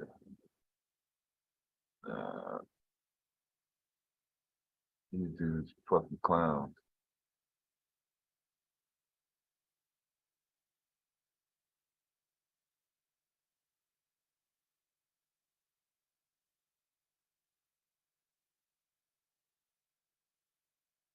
I can't get with the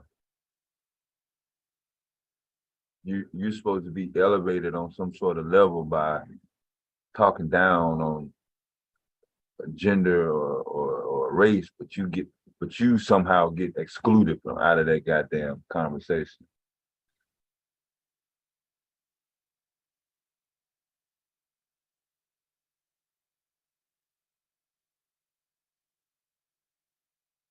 He ain't doing shit to help the community. He doing shit to help himself. He about self. As long as my self is good, he don't give a fuck about the community. That should be fucking obvious. What's up, Creole? No, Miss Taylor, hey, you went to Panera?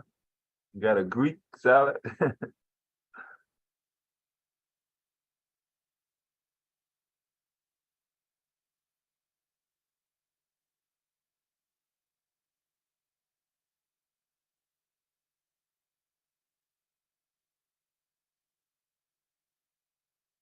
That motherfucker can't mentor me on shit. I definitely wouldn't recommend no person to go to him for shit. Even if it is about making money. Shit.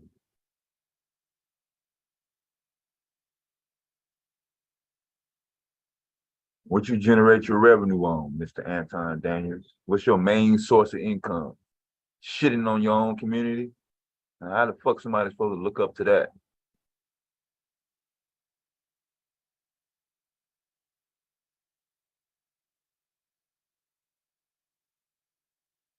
And since when did people with money, wealth, and rich people start becoming in the category of having less problems? especially with relationships and family issues. But also too, I mean, I should just not to say it, but the hard facts is, when do people with money worry about poor people? That's what I'm saying. Worrying about what they're doing, anything. Why are you worrying about poor people having kids, babies? Because it really doesn't affect you. You don't pay no more than taxes. You're not giving your money to them. It's not poor people giving stipends. I mean, not rich people giving stipends to poor people. So if you in that class, why are you worrying about what some poor person doing in a bedroom in a community? You really don't care. Yeah, is You know it what I'm coming saying? out your bank account because of motherfuckers Right. getting some assistance? Yeah. Out of sight, out of mind. But I really think that he used this, he said this. Now I'm thinking a lot of these dudes are just saying this shit for clicking views and bait if they have YouTube channels, because now he can be like, oh yeah, see, I went on Dr. Phil and I said this, or the guy can be like, oh, he went on Dr. Phil and he said that, so he must really be about, what he's saying. But what really is he saying though? Like, what he's saying is, a lot of you niggas who are following him shouldn't have been born, shouldn't be here. Some of the same motherfuckers that's supporting him. Right. Shouldn't have been here at all. Like, shit, a lot of niggas that we seen that got that Manosphere video wouldn't have been here. So, I mean, how can you follow that and say that, oh, he said something, pronoun and shit, which he didn't. And I mean, let's be honest, shit, ain't black people having less babies now? Ain't this more Hispanics and shit? I be seeing these white people be on these shows with goddamn 22 kids and shit. It was a show with a white woman and her husband. She had like 22 kids.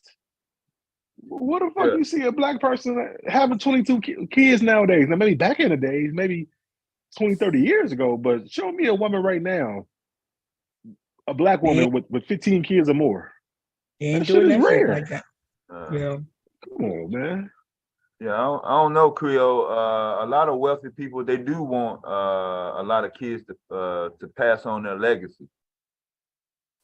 I don't think no more, because kids cost too much.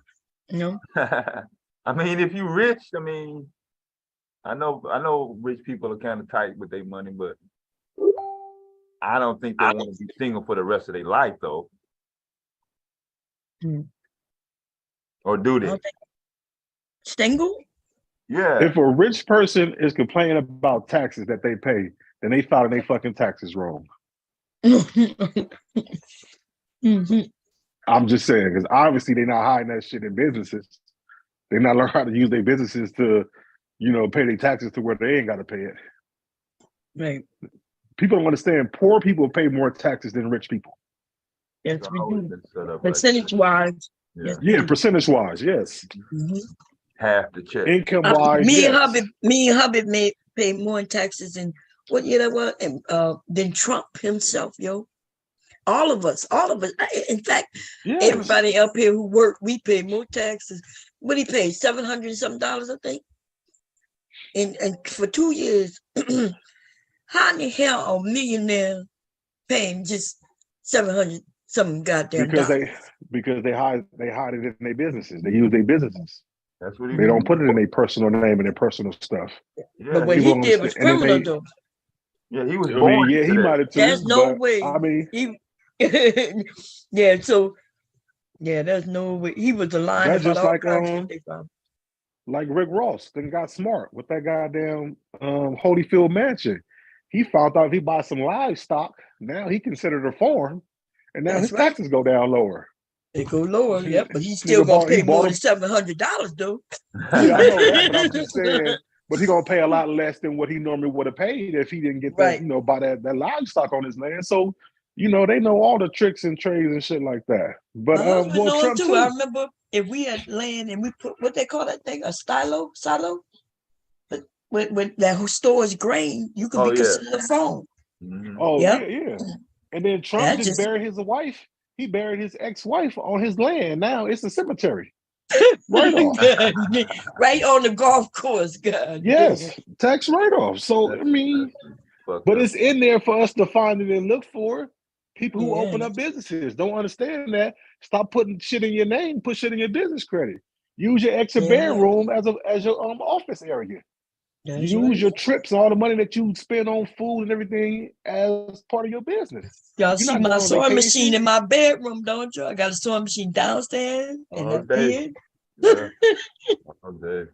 You can just get an LLC without even producing money with a business. You can create your business, get an LLC, and then use that shit for write-offs. Most Yes. LLCs, they don't expect you to make money for the first 5 years. So for the first 5 years, you could be in the negative and still use that as a write-off instead of your personal stuff. But if you don't look and search, like most people, I'm not saying black people, most people don't, most average people don't. So then, yeah, you end up paying, more taxes than the rich people per percentage. Yeah. I got to get on the taxes thing soon. And you gotta go and get you and put your business in an LLC and use one of them rooms, them extra rooms, and call that shit your office. Measure it by the square feet. Now y'all can write off everything in that shit. Yep. That's facts. Anyway, so you want to hear some more of this, or I think that's the last time he scored. And now, what his name says some stupid shit, but of course that's not abnormal. And here it goes. Dr. Field, look at the money we've already spent investing in people. Things have only gotten worse. They have not gotten better. If there is an investment done, it should be encouraging men and women to get married, raise their children, be responsible for them, guide them in the right way to go. So when they do become adults, they see. I kind of agree with that to a degree, right? I think incentives should go to married people who are taking care of their children, because then maybe more people will get married. What y'all think about that? Like if you there's a lot of people not getting married because the incentives, because they get punished almost. The women who may already have kids, she gonna lose the support that she may get from the government. If you as a man come in making good money, now your income with her little income makes her unqualified. You know that the middle class thing don't exist. You either upper middle class or you are below. The people who would be middle class end up being lower class, and the reason that is because they can't get no help, if that makes sense, right? Let's say if I make $4 over a certain amount of money, I can't get help from the government, but at the same time, I still need help from the government because I got children. I may need help with childcare, but because I make this amount of money, I can't get the help with childcare. And so if I'm just $4 over, that means I'm really like, what you mean? I'm $4 from getting help. And that's why people end up quitting their job but not getting married, because his income will put her in that. And so if I'm not married to you, but we dating, we living together, I can still get help from the government. And by the way, the help that I get from the government is tax dollars. I still work. So that means my tax dollars is just going to help me and other people like me. They make it seem like everybody's freeloading. And they not. And but that's what the money is there for. Right. Like the government has this money to help people who are in need. Like if we don't go and get that money, don't you know they find a way to use that shit for themselves? Yes, they do. Look, we got corporations getting billions of dollars of subsidies. Which is called welfare.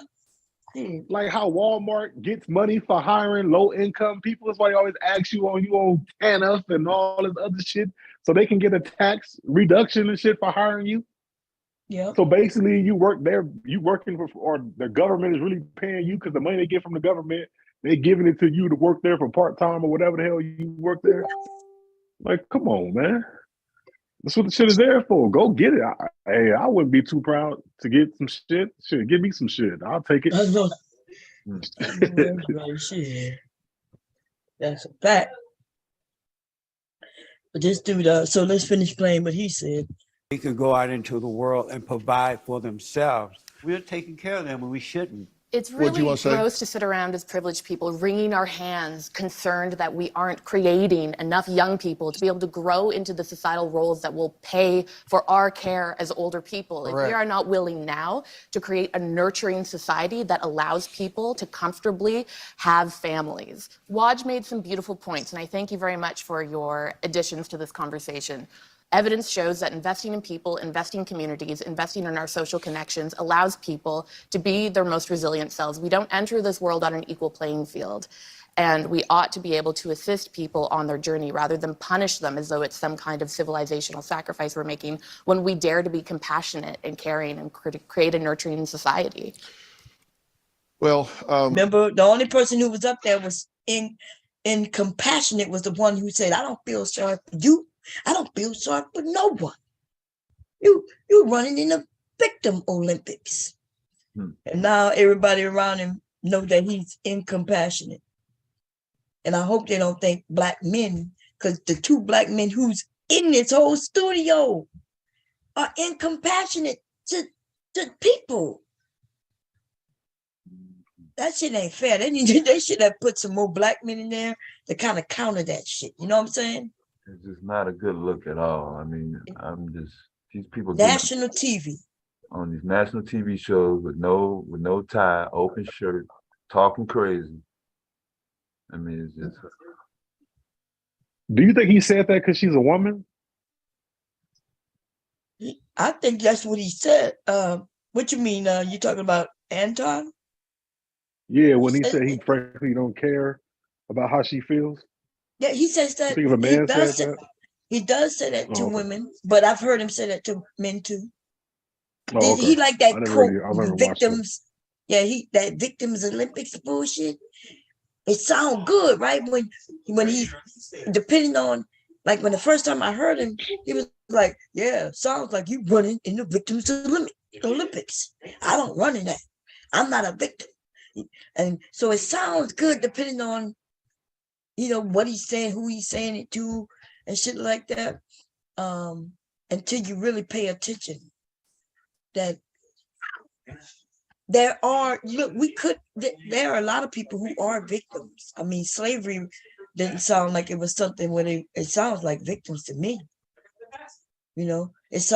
We see and hear, and there's proof now, wide open, that we are being mistreated, and in all ways, right? Economically, we got police brutality. There's all kinds of shit. If we go to buy a home based on our color, they may not even sell us the home, let alone they may not even show us the homes that are for sale because of our color. But he wants to make it seem like that shit not happening. And so when somebody says, yes, this is happening, oh, I don't care. I'm not in the victims Olympics. Well, then what are you? Well, he's a grifter. He wants the people. Huh?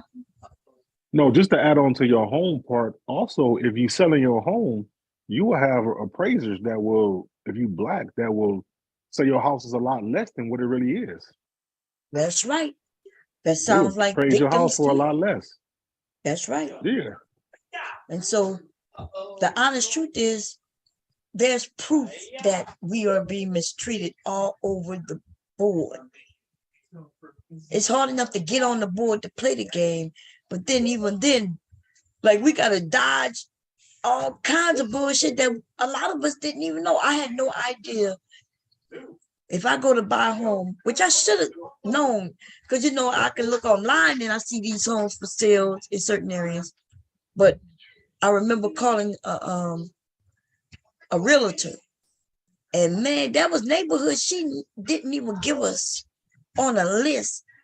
They showed where where a white woman called the realtor, made an appointment with, right? And she was sat in front of her, and she was like, okay, well, I'm looking for this, this, and this, all kinds of shit, right? I'm looking for this amount of home. Okay, she gave her a list, took her around. A black person went and sat in front of her and said, yeah, well, I'm looking for this, this, and this. She wouldn't even take that woman anywhere until she got a pre-approval letter from a bank. She wasn't showing no homes. Yeah. And then they also showed where the people went to the same realtor, one black family, one white family, and they all had the same requirements, same amount of money, same bedroom, same bathroom, same everything. And the white people list was large, long list. The black people list was short. There was lots of homes they didn't even show them. And come to find out, there's a law on the books where certain people in certain communities can say, like if I own this home, right, and I sold it, I could put in the deed that they can't sell it to a black person. Did y'all know that? Yeah, that's a part of a homeowner or a community, like a homeowner association. Well, yeah, that's why it's HOH the home. Yeah, HOH can make you do that too. Yeah. Yeah, that's why HOH was formed. They wanted to keep people out. They wanted to control who moved in there or not. But this is before the HOH. Like I can have a home, just say, yeah, maybe my neighbors said they didn't want black people, but they put it on a deed though. And this may have been done like 50 years ago, 30 years ago, and now we live in a different time, and it's still there. But that law is still there. Yes, it's a lot of laws that we don't know about from the back in that time that are still on those books. Unless you really know and dive deep, you won't even know it. That's right. And you might be looking to buy a home. They can't even sell it to you because of the law. And I just found out about this looking at like, I think it was 2020, and they were doing a special on the home ownership. No. Actually, it was Dr. Phil. I'm going to see if I can find, but there, we all saw, because it's been 20 years ago when they showed this black couple, and they showed that their home wasn't, when they were black, when the house looked like it belonged to someone black, they gave it a very low number. And all they did was switch up some things, and now it worked an additional, I think, $8,000, $800,000. I'm sorry, almost over $500,000 more. But they've been doing this more and more, doing little tests like this all over the place, because there's laws in place that's supposed to stop that, y'all. There's actual laws. The house, I forget what it's called, but it's for black people where they can't do that. But nobody's making them abide by it. Yeah, there's no enforcement. Yeah, so now we got cameras though, we catching them out right and you could sue them. And right now there's a lawsuit, y'all. This shit, I don't know how it's gonna work out, but there's some black people who can prove that they tried to buy homes in Long Island, New York. Is that what it's called? Is that New York? Long Island? Yeah, Long Island is New York, yeah. Yeah. They can prove, and they said back then them homes was only $4,000 and $7,000. Yeah. They can prove that they went there to buy the homes. And they're suing them now, saying, hey, because now those same homes are worth millions. Yep, and they are suing them, saying, boom, when I was black back then, I tried to buy the homes, you wouldn't give it to me. You made my family as a whole lose out on millions. And that's like the brownstones in New York, the brownstone houses in New York, the same way. They stole a lot of people's homes, y'all. I know we like to say, hey, people sold their homes. They stole and even put laws in place to take homes from people. Because black people used to be homeowners. How in the hell did we go from being homeowners? In fact, that wasn't rent like that. Rent wasn't a big thing. That's why look at the freeways. I didn't know in California. Yeah, that apartment shit didn't hit me till after I got out the military.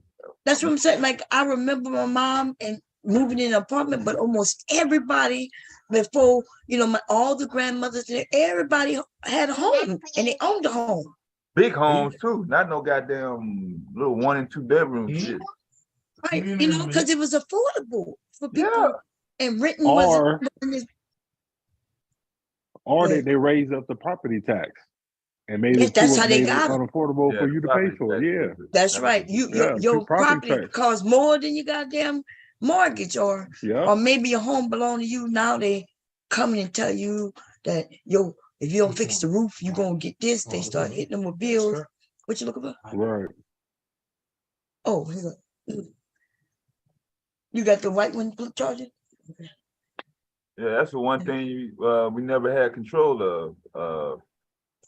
Property tax increase or Nope. And you know where that comes from, right? Where it come from? That comes from them building like restaurants and shopping centers and malls and shit in your area. Oh, and that make your price, it could go up or down depending. But majority of the time it's going up. If they, you know what I'm saying? When they start building that shit in their area, that brings up the property tax. Instead, they start bringing in guns and liquor stores that could bring it down. Right, but normally those are normally in the hood because you don't really see liquor stores in high-end, neighborhoods. You don't see no liquor stores or 7-Elevens or AMPMs, none of that shit. That's why they put it in our neighborhoods. And you notice your house could be worth this. You could buy a house that's worth this, and 2 years later, your house is upside down. You upside down on it. Because now they done value your whole neighborhood is bad. And like they do that shit on purpose. Listen, they start announcing crime. And now, you know, it's bad, y'all. In poor neighborhoods, we pay more bills than everybody. Our car insurance costs more if you live in a certain neighborhood. But how rich people get away, they pay less than us in car insurance. If you live in a poor neighborhood, you pay more. A lot of them don't even pay car insurance. That's right. Because they're able to afford, car insurance, I mean, any insurance really, a lot of the time is a ripoff when it comes to that. It is a ripoff, you know that. Yeah, you're right, because if they got enough money to put in the bank, they don't have their insurance, because as long as they could cover any accidents and shit. Right. That's right. And then you don't need, long as you have, what is it called? Because you can buy personal liability insurance for yourself. So if you get into an accident, that'll just cover the person who you injured. But as far as their car, you don't even have to fix that shit. Okay. So you ain't even got to buy that shit when you go buy a car insurance. All that shit. I mean, fire insurance, huh? No, go ahead. I'm sorry. No, I'm saying even like people who got to buy fire insurance and this and that. If you know your areas don't get fires, or you know you don't get earthquakes like that, or even still, you don't have to go because you spend all this money on that shit, and that if you never use it, that's money that you done lost. You done lost car insurance. If you don't have a car accident, like you paying car insurance on this car, then it break down, so you buy a new car. All the money you put on that car don't go nowhere. It's lost. So then you buy insurance on this car, and it's a scam. That's why it wasn't required until when baby. I know when I was a kid, you didn't have to have any goddamn insurance. It was something that people got because they early 90s. Yeah. Another ripoff too is registration. Why the fuck you got to pay all that money to register your car? Register your car to this city that your car is in here for what? And the newer your car is, the more you got to pay. Like that shit is some bullshit. Oh no, the registration can go up regardless of what type of car it is. It's not based on the type of car. He said newer. Yeah, normally if it's a newer car, you're paying more. If it's an older model I got a 99. My shit increased every time I had to redo my tag. Right, but but he said newer car is gonna be more than your car though. How much are you paying? Every 2 years, $150. Okay, so I just paid $560 to register my car in Arizona. For how long? So that's 4 years of just for 1 year. But I'm saying that's 4 years of what you pay for your car. Damn near. For 1 year. You pay $500 every year? 500. It goes down. It goes down. The value goes down. The car get older. Car get. Oh yeah, my car. You ain't gonna be able to do enough. Yeah, you're not gonna be able to control so the by value. my car being a 2020, I have to pay $507 to register my car in Arizona a year. And they was and see one thing about Arizona, they offer you 2 years, so you can do 2 years. If you play the whole 2 years, they give it to you cheaper. But I'm like, I would have been better off registering my shit in California. It'd been a little cheaper. But shit, what am I paying you $500 for to register my car and get an Arizona tag for? For what? Yeah. This is a ripoff. You ain't fixing no roads. They ain't fixing shit. The roads are fucked up. You know what I'm saying? Floods and shit. So, yeah, that shit is a ripoff too. It's a suburb in Chicago called Oak Brook Terrace. There is no gas stations in that community.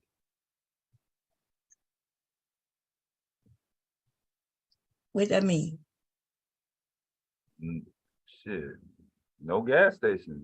Oh, I thought he was talking about registration. Then you said no gas station.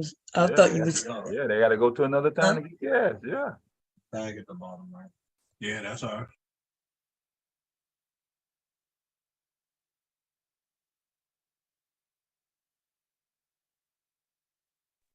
Yeah. So, are they supposed to have gas stations in communities? Oh no, that's a real upper level income. There's a lot of executives and a lot of corporate people stay in that area. So if you black, I mean, you got to be, you really got to be. Huh? Wait, what about the gas stations again? Yeah, they don't build gas stations in that town. Oh, right. So why you mention it? We were talking about registration. Then you said, was you responding to somebody in chat? No. I was saying I was trying to bring it back to areas to live. So yeah, black people have tried to get homes in that area that have money, like you said. They had the income, they qualified financially. Oh, yeah. Man, my head hurt. I was like, he said something. I'm confused. Maybe I need to go to sleep. Look, y'all can't be trying to confusing me. Shit. I was like, wait a minute, what they got to do? What were we talking about? Okay, I got you. Man, be trying to confuse me. He said, there's no gas stations. Then the way you said it. Well, shit, Taylor talking about $500 a year for car insurance ain't shit. Well, shit, can I get a cash donation? Then let me put my wait, what's that thing? $500 for car insurance a year? Yes, he said that ain't shit. So I said, well, shit, let me do a GoFundMe then for my car insurance. I need everybody to donate $1. Shit. No, when you saying insurance, I thought you said registration. No, yeah, I'm talking about registration. She said that ain't shit a year. That's what I mean, car registration. My head is but yeah.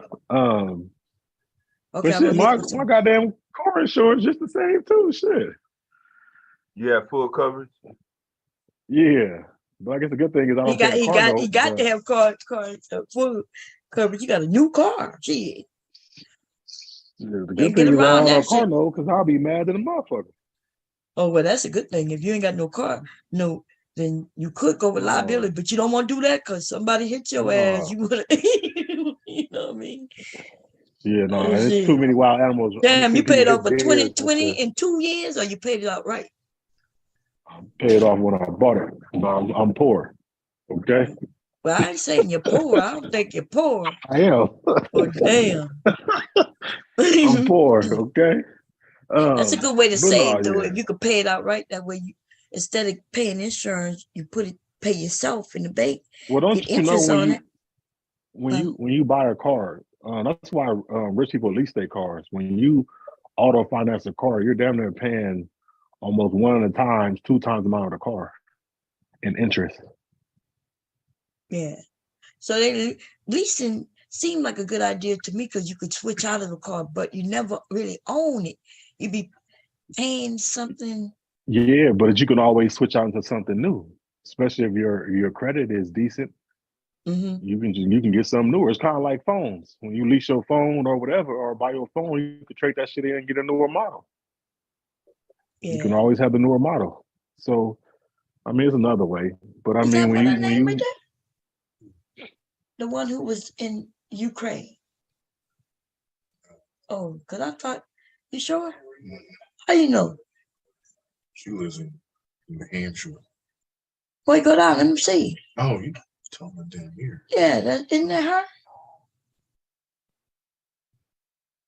I think that's her. I think she got a lot of hair, but you couldn't tell because it's braided. Remember? She looked. I think that is Brittany. Is that?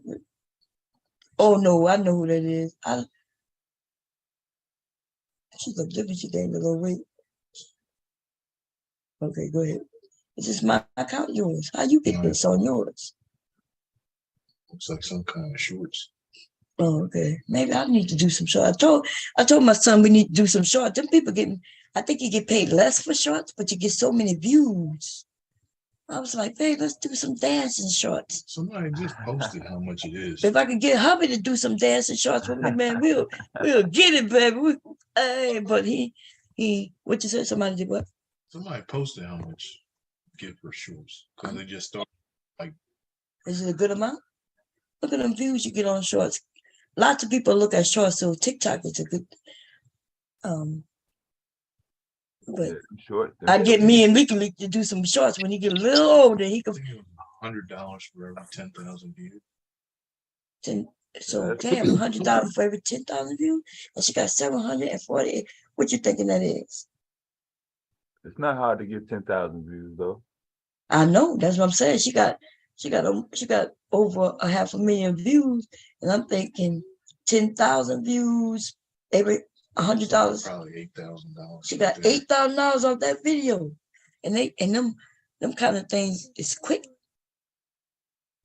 Look, I might have to get me and Leaky to do some dancing and shit. Be like, them shorts is that's the latest trend. That but like shorts is click subscribe and shit on them. It's to watch their channels grow. Yeah, the channels grow with them shorts. Miss Shazay?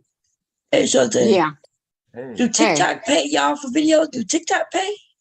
TikTok. Yeah, they do. Yeah, they do. I know Instagram just made me a what you call them over there that where they could pay me, but I was like, what the hell am I gonna put up? Change it. I don't trust it over here though, because they'll be to kick me off. Yeah, we be wondering where we gonna go tomorrow night.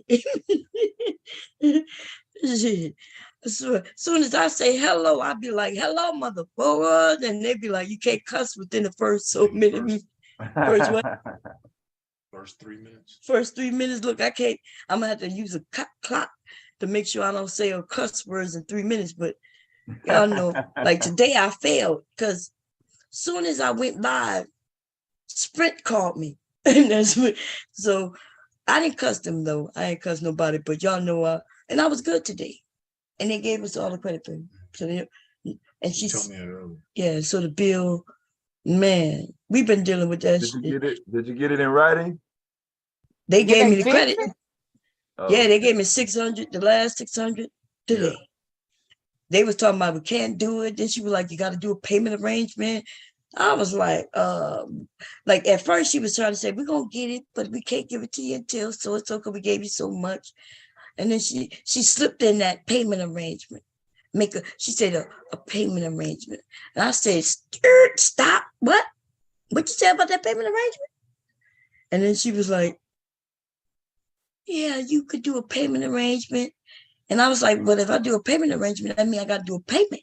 He said, well, and then I was like, yeah, we're not making no more payments until this is straight. And at least she got me to the right people because they were supposed to get this straightened out. Like they had notation when people were gonna call me, it was gonna be done. So they did. That's cool. You finally got that shit squared away. Baby, I was able to see bills way back. And so Sprint got sued. That's probably why they ended up merging or whatever they did. Yeah. Sprint got sued and people won millions. Yeah. Right? Yeah. So when I heard about the lawsuit, I knew we was one of the people, we've been with them since the beginning. I knew we was one of the people who should be getting paid, right? So hubby might remember this, but remember when you download, they told you these apps were free way back. And then they apps. Yeah, they wasn't called apps. They were called like widgets or something. Oh, what they call? Yeah, something like that. And it would be something simple, y'all. It was free. But then they was charging. I see the receipt on the bill. I went into a bill and it shows that they was charging you $9.99 for 3 different things. $30, y'all. But you downloaded it was free to download, and they would show the name of it. You were doing like some daily, you know how you do trivia? 2 of those was that type of thing, and another one was something else where they were free, and then they started charging you $9.99 for each one of them. But not only did they charge your phone, but my phone number too.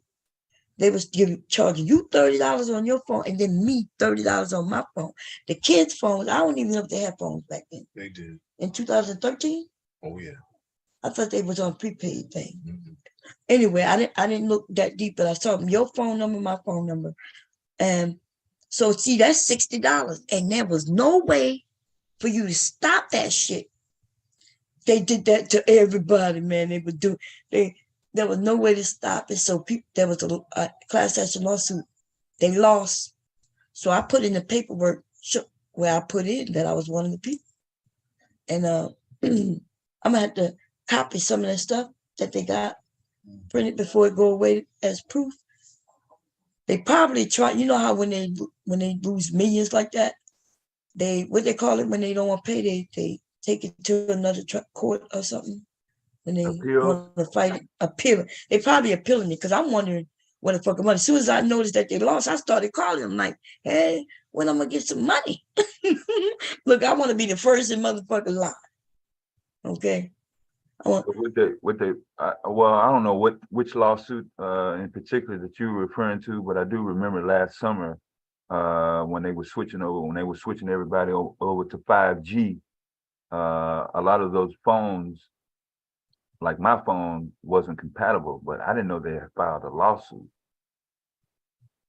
Oh, that's another lawsuit. This lawsuit was about them charging people for apps and shit that they didn't even download or did download, and that you couldn't get it off, and they was taking money. Somebody else was doing that to us. Was it AOL? Somebody else. AOL. Was it AOL? AOL was doing the same type of shit, y'all. This new e-payment, they try to get you to do paperless payment with automatic payment. Don't trust that shit. Auto pay. They'll give you a discount if you do it. No auto pay. Yeah, but what they do also is that they take your money by accident, and you call them and say, "Hey, you took my money." They'll admit that it was an accident. They're not giving you your money back, yo. They ain't giving that shit back to you. They're gonna give you credit. That's right. That's what they're gonna tell you. Oh, well, we're gonna credit the next bill. And you gotta pay all your motherfucking bills. That's why your money was there, so you can pay all your bills. They ain't giving you no money. They're gonna credit that shit to your next bill. That's what they're gonna do. Y'all better stop trusting these people. And if you don't pay the bill, you're not gonna get the fucking credit or the money. You're not. Look, and if you end up like the reason why I made them hurry up and pay me. Remember y'all heard them. They was trying to start giving me $7 credit. Remember? Yeah. They was like, oh, we're gonna start giving you credit now. I was like, we 2 years into this phone, man. The fuck? You already owe me the whole full amount. You owe me the whole full amount. What are you talking about? And then that's not even it. They owe me still for the goddamn watches. Oh, babe, I want to ask you, are you okay if I end your watch service? Okay. Or do you want it? I'm gonna end theirs, or they gonna pay us. But yours, though. Okay. You gotta. Do you use the watch? I mean, you could use. Okay, so the watch service. What is a regular watch? I know, but the watch service is where you could, if you leave your phone at home, you still use watch. Now, your watch still pairs with your phone, but your phone got to be in the vicinity. So it'll still work like that. But with the watch having its own number, though, like I said, one time you did leave your phone here, remember? And you had to watch your watch. I left the watch here. No, you leave your watch sometime. One time you left your phone here. I remember, because I looked, the phone was there, you had to watch them. Do you ever, but you say you don't even use your phone to answer calls. Do you ever do it now? No. But then we could turn that shit off. Look, I told you that. Told you that right there. Yeah, and the boys, they don't really even, I'll ask them what they want to do. But if they want to keep it, they gotta pay. We grown, shit. Unlegally. What y'all think about that, y'all? When your kids, your son, he's still, I know he in school, so it's a little different, right? He college. Of course you're gonna still help him. But when you think the cutoff for that though is? Cutoff for what? His cutoff was when he left and went to school. Oh goddamn you! We're gonna be now. Every now and then, I help him, but you gotta understand, my son gets a stipend every month. Every month right, he because you play gets sports. a certain amount of money, so he don't need my money. And then he just cashed in on 2, small NIL deals for him. But yeah, so he got his own money. I'm But talking yeah, but about the like, cutoff was when he left. so I'm talking about the cell phone. So you made him get his own bill and everything, or do you? Yeah, everything. Dang. The only thing that I paid for him his first year was his car insurance. His first year there. But once he got acclimated and got his own money and learned a budget, I took all that shit off. So I don't pay nothing for him. Now my opinion, you got 2 sons working. All honestly, outside of rent, they should be paying for everything themselves. Yeah. That do make Because I sense. mean, especially if you're not charging them rent. So if you're not charging them rent, Oh yeah, should be they able pay to pay their rent, baby. own They car. pay rent. Oh, okay, but even still, I mean, even still, you know what I'm saying? You gotta pay for your own car insurance, your own, now, and if one of them was going to school, and not working and all that, then yeah, okay, I might pay this and pay that. But if you're working at a job, because then what are you spending your money on if you're not saving it? If you're not doing nothing productive with it, if you just out here, buying what you want, popping bottles, clothes for days, shoes for days, and then I'm over here struggling paying your bills. That don't add up. That don't add up. So, But they look at you like that's what you're supposed to do. Like, well, I'm your son. That's what you're supposed to do. What you mean? No. What you say, Charles? They got a job. I made my sons when they got a job, they pay their own bill. They car note, they car insurance, everything. Oh yeah, our kids pay that too. They pay their car. Well, they don't have car notes. They pay their car insurance. And one son though, he wanted to get him. I remember when he told me he wanted to get that. What's the name of that car? He wanted to drive himself, huh? The Tesla. Yeah, he was on the list to get a Tesla. He was about to get it. But then when I said, well, I asked him something. I can't remember exactly what. He told me he was going to get him another car, and the Tesla was going to be, the other car was for him to go to work. And I was like, wait, what? They wanted, like, we not wealthy like that, y'all. We ain't nowhere near. For real. He wanted to get a Tesla, but he was going to get him another car that he drive back and forth to work. And I asked him, so when you going to drive the Tesla? It was just probably a cash car. Yeah, I had what the hell he was thinking. But they look at TV, they look at these rappers, and even these rappers not living like that. You know what I mean? Like, no, it's when you rent it. Yeah, it be rented. Even though it's dumb because they do be having the money to buy it, but they don't want to get off that money like that. Because if they give off the money, then the money gone, right? They're not being smart. It's too much money in them young men's hands, and when they admitted how much they're going through. The guy, remember I was telling you about the guy, he was interviewed by Tasha K. This dude started making lots of money. Baby, you may have seen the video. He did a video where he walked into Popeyes and he filmed himself going to the back and making his own Boom. Y'all remember that? This had to have been, I don't know, 6, 7 years ago. He was in I think he was in Florida. He was young. He jumped across the counter, filmed himself saying, "This is what you do. This is how you get your own order. Instead of waiting, this is what you do." He slid across and got his own order, and they just watched. I'm quite sure people got fired for that because this nigga put this shit on while the manager was there. They were shocked. It was like as if he worked there. He slid across the thing, filmed himself making his own order. And all them people was black. You know what I mean? And I guess it would be weird because you probably, you know what I mean? Everybody was working and I would see them look at him, but they looked like as if maybe that's where he belonged. But anyway, that guy, he started making videos like that. He actually got in trouble because of those videos. But he was interviewed by Tasha gave us a great interview.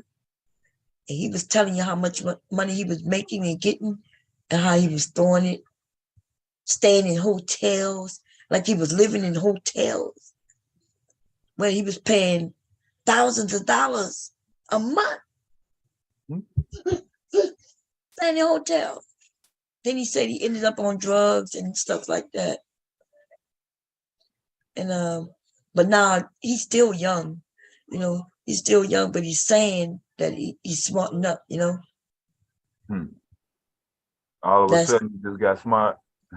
Well, I guess he went through a couple of things, you know, he was on the drugs and stuff, but you're right, you know, he's still gonna make some mistakes and stuff, but hopefully he have some people.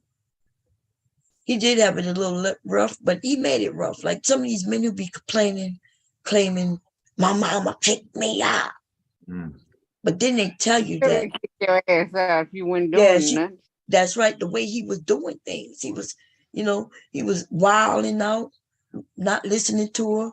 And then the younger son, his brother, was following in his footsteps. You know, his brother almost went to jail by filming him, because while he was doing this shit, he had his brother filming him do it. And then one time they were calling the police, and he left, and the younger brother who was filming got caught. And then so he had to hurry up and admit that it was him, because otherwise his younger brother would have took the hit. And that's when his mom was upset at him, like, "You almost got your brother in jail, da da da." But I think some of these young men, they mad at their moms, talking about, "My mom kicked me out." Yeah, you ain't doing right. You don't want to do your work, you're skipping school or whatever. Why they think they get to beat little men in under other adults' roofs? If my kids was like that, they would have been gone, y'all. We live harmoniously in this house, like for real. Y'all can hear. Y'all don't hear no arguing, no fussing, no disagreement, no loud music. I'm probably the loudest one in the house. But you and Legally. Yep, me and Legally do what the hell we want. Huh, Legally? Got Legally beat. Yep. Legally over there now looking at the iPad. He like learning, so he looking at colors right now. Look at all these colors: red, orange, yellow, green, blue, purple, pink, black, gray. You heard it? Light. He just named like 12 colors. He said yellow, blue, gray, brown, orange, purple. That boy smart.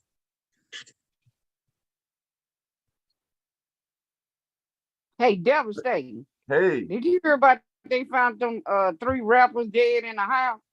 Detroit? Yeah. What happened? It was 3 rappers that was missing, supposed to have been doing some kind of show. They found them dead in a house. All 3 of them.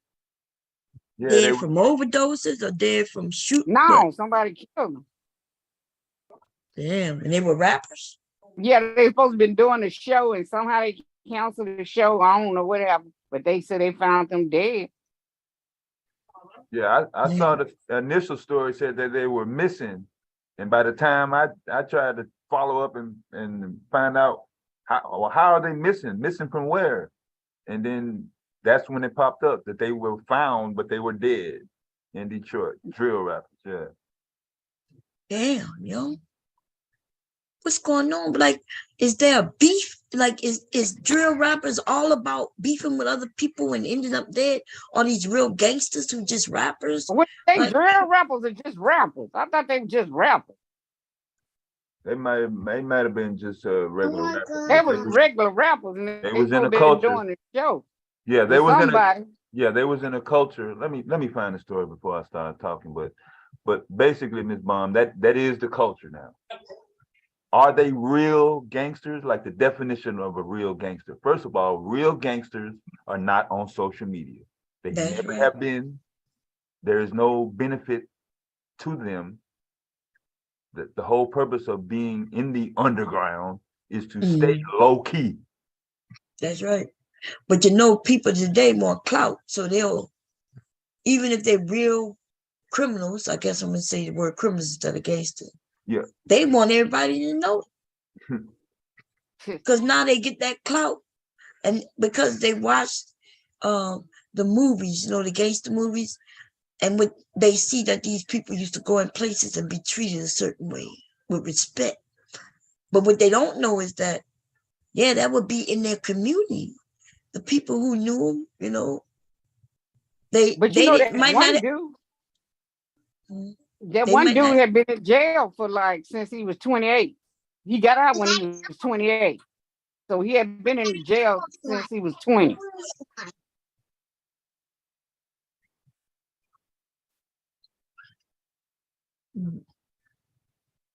And he came out wanting to be a rapper. Yeah, when they start taking on these stage names of gangsters like Capone, Gotti, Scarface, I knew that was not going to lead to something good. That was way back in the 90s. Why would you want to identify yourself with someone like that? But I did not know what the overall long-term objective is to have this image of being a criminal. Have someone fear you, I guess. I don't. Yes, it's so. Yeah, man. Crazy. I don't know what's going on with these young people, but it's all of them.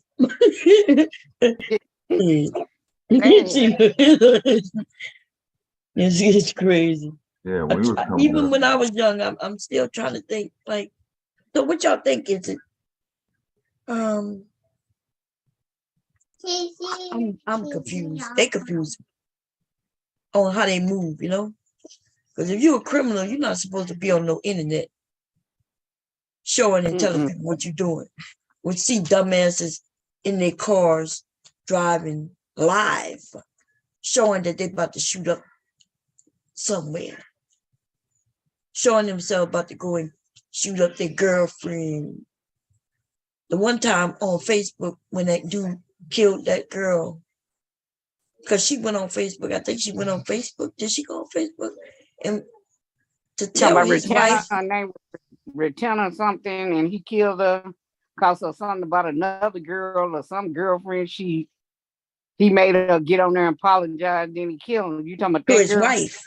Yeah, she was the girl messing with him, but he was married, and so I think she ended up reaching out to the wife. I don't know if it was not live, but I think, you know, on Facebook to say, hey, your man. And then he it's got supposed mad. to have been live where he shot her and killed her. It was Oh, a yeah. live thing. Yeah, it was, I think, her and her brother there. The brother was able to get out. Yeah, and her mama. Yeah. And he killed some crazy shit, man. Oh, okay, yeah. So all those rappers did meet while they were in jail. They did what? They meet when they was in jail? Yeah, when they was locked up. And they were reported missing on January 21st after a show that they were supposed to do. It must have been good enough to. Is there a story you want to share? Because I don't know why I'm sharing this shit still. Got that shit was up. Before you share it, let me check something out. Do I want to see something? Y'all tell me if y'all could see. Let me see if I could.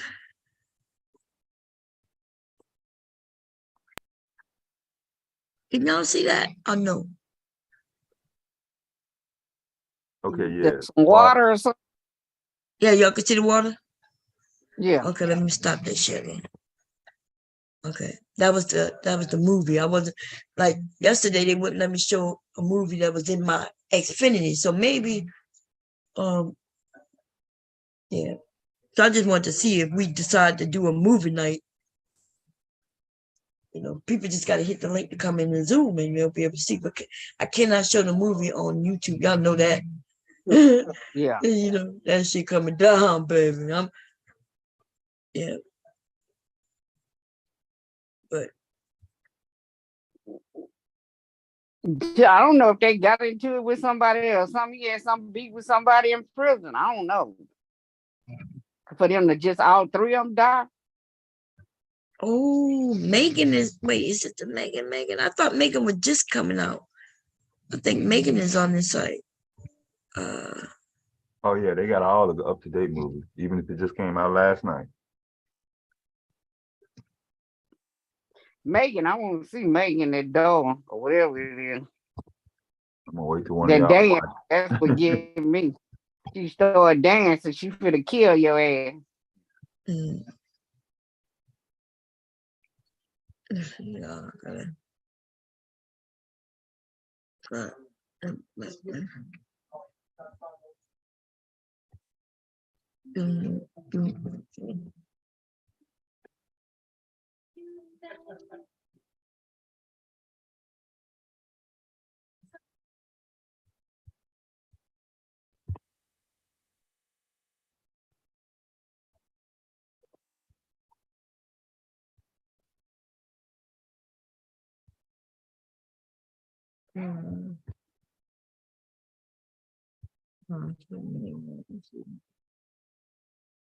Time to go.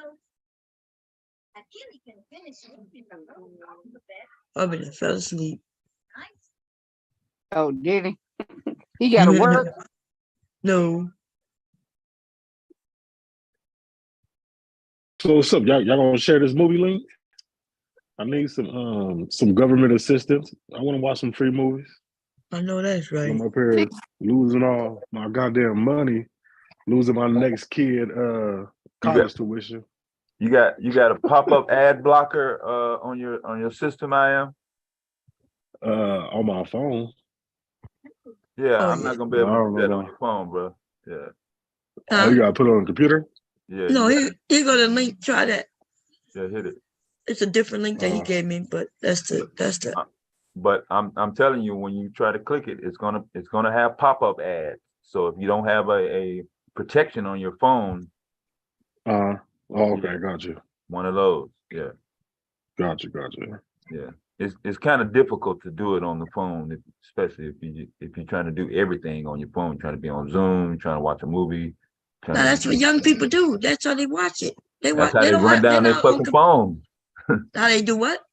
That's how they wear their phones out. Who wearing phones out? Who wearing phones out? Kids not on computers. Our old ass is on computers. Young people are not on computers. I do got a laptop, but yeah, I'm not talking. But most people watch a movie. They're not watching movies on no TV I or use no my phone for computer. everything. Yeah. They watching their phone. Yeah. Yeah, their eyes is better than mine. Then. So you got one of them dinosaur phones, so I'll watch a video. Yeah, I'll watch a video or two, but I'm not gonna sit here and watch no damn movie on my damn phone. Everybody watching movies on young people, they watch your phones. You stream from Hulu and all that shit. All that shit is done on their phone. I understand the technology shift. They're making phones to do whatever. I'm just saying. But you got that dinosaur phone, right? Yeah, I'm not gonna be yeah.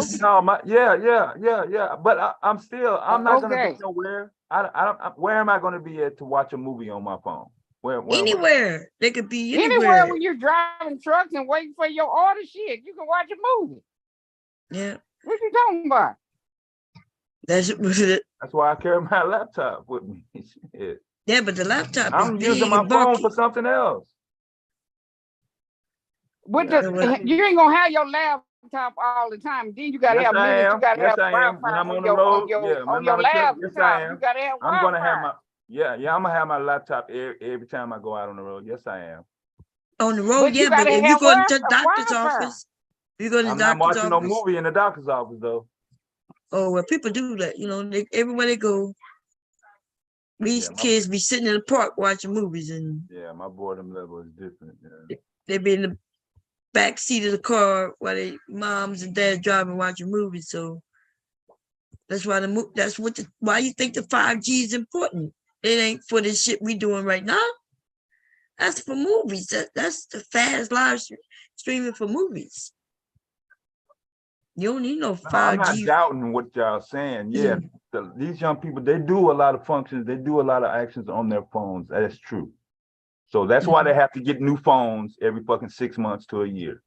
Because I don't. No, nobody get no phone every year or no 6 months. No, you don't. Yeah. They get new phone just because they want the new phone, but phones don't they don't get them for that. They just get them for the new features. Yeah, just to say they got the new phone, you know. Yeah, that's it. I'm gonna put that rapper link in the back too. Oh, you could share it. Did that work? Did it come up for you? I am. Oh no, I didn't try it yet. Let me okay. I didn't try it yet. Yeah, try it. See if it works. Yeah.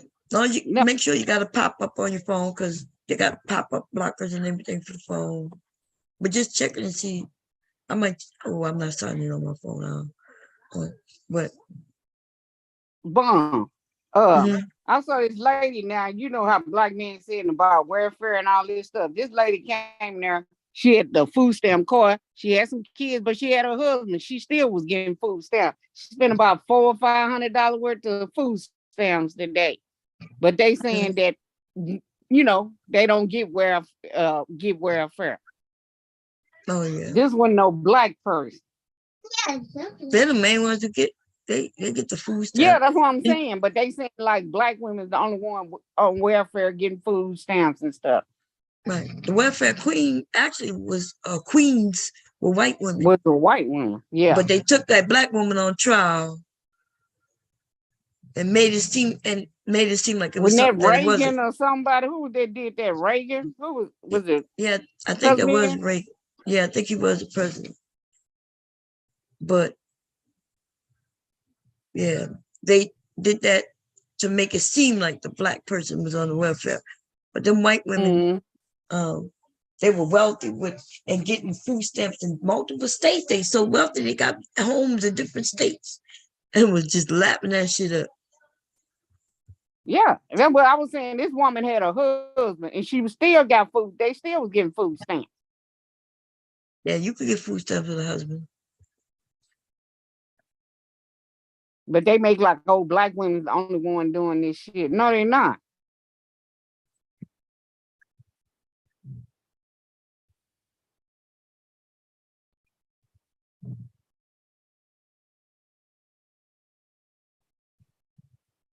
Yeah, I ended up make sure y'all got, if y'all go on this site, make sure you have because my which comes are popping up.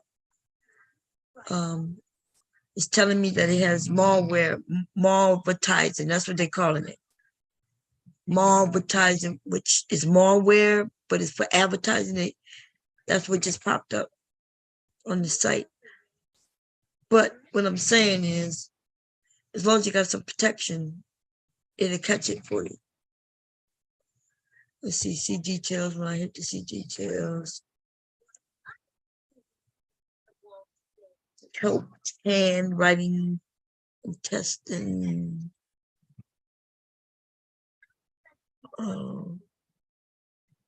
And then, see, I have AVG. If anybody need any free, AVG is a good one. So it took that malware and put it in a sandbox. And then stopped it from connecting, so it didn't pop up for me.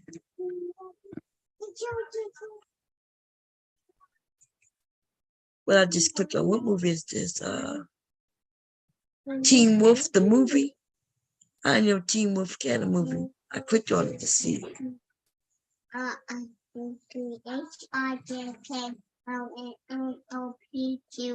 You hear, Licky? Mm-hmm. He's singing his ABC. Get it, Leaky. Leaky. Leaky, say hello, everybody. Say hello, everybody. You're not gonna say hello to people. You are not able.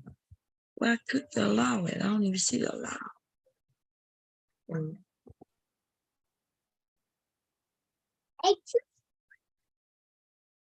Yeah, some shit be popping up, y'all.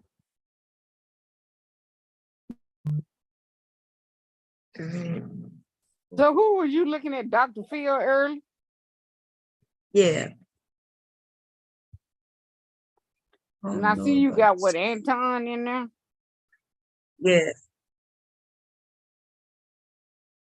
Watch. That wasn't the one with him on it, was it? Yeah, that was when he was in Dr. Phil, Anton. Oh, okay.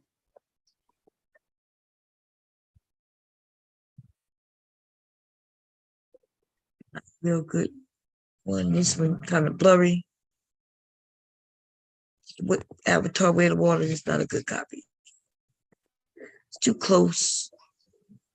It probably when they filmed it, it looked like it was what they call it when it's in 3D. They probably went to the 3D one and recorded it because this shit is way too big.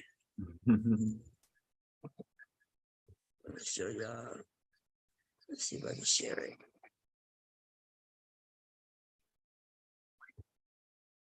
See, it looks big. Oh. Yes. Okay, there you go. You see it? Yeah. Not that clear, but she look like she pregnant. I think she was. I think they got a black look, I want to see this movie. I'm gonna see it eventually, but oh, there's Avatar. Yeah. That's Jessica. Oh, it looks clear though. It looks pretty, but it's just blurry because the way you could tell how they.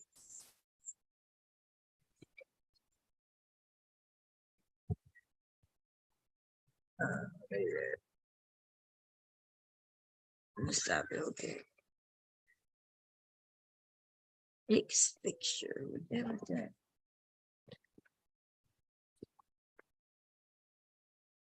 This extension contains malware. You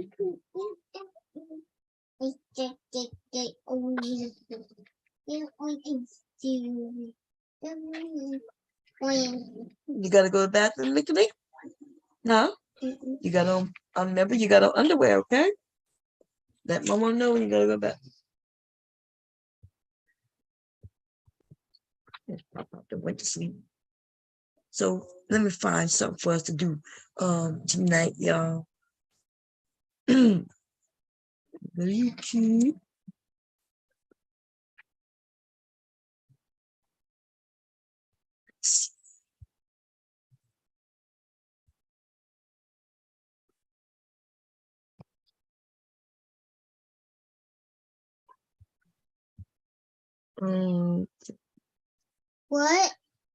What? It's kind of round. Wait, what are they? Let's see. Okay, y'all. What you doing, Nicky? Mommy, no. Did you see the lemonade? You want some lemonade? You don't even drink lemonade. Yeah, I see it. You're not getting no lemonade. Look, how you know this lemonade? How you know that's lemonade, Licky? Lemonade. How you know? Yes. How you know that's lemonade? Cause See, that's a lemonade. He must have saw the lemons on the package, but I don't know how you knew this lemonade. How you know this lemonade? It's open.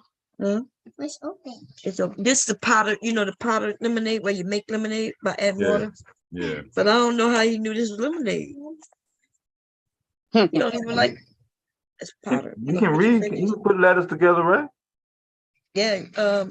He know sounds. We've been working on that, so he can. What starts with B? Okay, that's the little bit you could get. No, that's enough. What you gonna taste it? You ain't gonna like it. Well, put it back then. When we make some, I let you make me some. I'm gonna pour in my hand. Okay, you can pour it in your hand. But pour it in there. Pour it So in your you hand. lick smarter than some of these old dumb ass niggas on here. And he Okay, that's enough, Lee. You're trying to use all my money. Okay, you ain't getting no more. There you go. Now you can taste it if you want. Taste it. Good. It's the pot. Taste it. There's sugar mixed with it. Put that back in there. No, put it in there. No, just put that in there. You want to taste that? Taste it. Taste it with your finger. He want to stir, y'all. He want to bake and shit. Everybody's telling me now he want to. Okay, here we go. We're going to have fun tonight. Okay, everybody, let's get ready. Let's get prepared. Let's get it and let's go. Okay, wait to connect. Okay.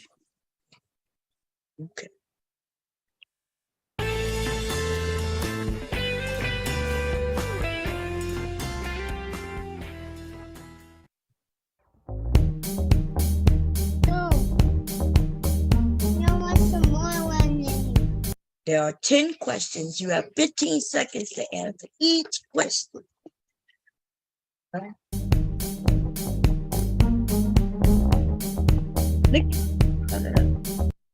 Don't pause the video to get your real result.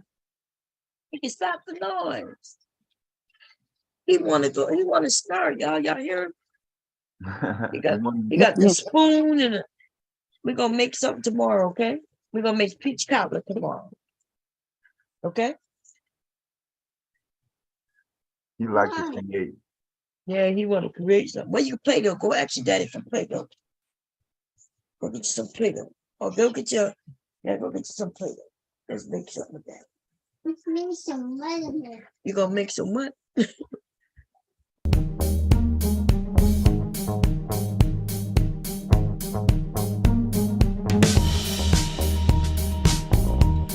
Number 10.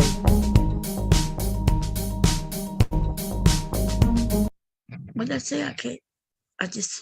What is half of quarter of 8,000?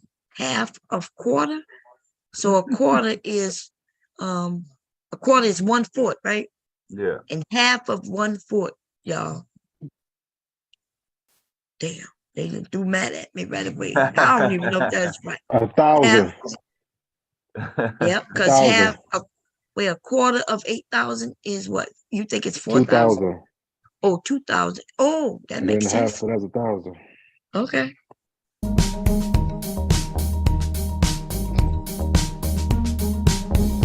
B.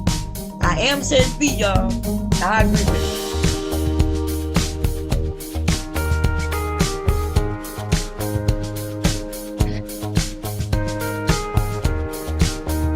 Boom. I am was right. Number 9. Which one is the odd one?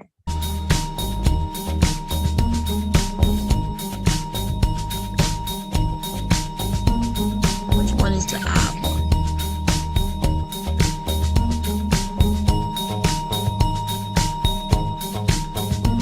What y'all thinking? We're gonna pause it.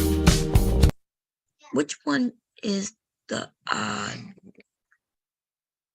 I think the odd one is this second one right here. Wait, let me move this. This one with the square going this way. The third one, the one on the right side. Oh, this one. What, Lee? Daddy, my Play-Doh. All right, let's see. Daddy gave you Play-Doh? Okay. So these two No. That one right there at the bottom. at the bottom, two squares, this here, that there. Oh, because this, okay, so the circle is normally in front of the square, but this one, the circle is behind the square. Is that which one? That's why you think that one? Yeah. I do too. I think that's the odd one. And it's because, wait, this come first. Wait, hold on. Wait. He said, wait. Yeah, wait. No, I think that, well, it looks like it. I mean, but yeah, to me, I Wait, don't but know. this one, the circle come first. This one, circle come first. So you're right. That's the odd one. See how the circle is first before the square? The circle here is before the square. The circle here. Wait, no. The circle not before the square. So is it only one answer or is two answers? One. One of them is odd. So we got to figure out. Well, I'm gonna still go with that bottom one. I see what you're saying, but that bottom one. Wait, something ain't right. Okay, Which one is the odd one? To them.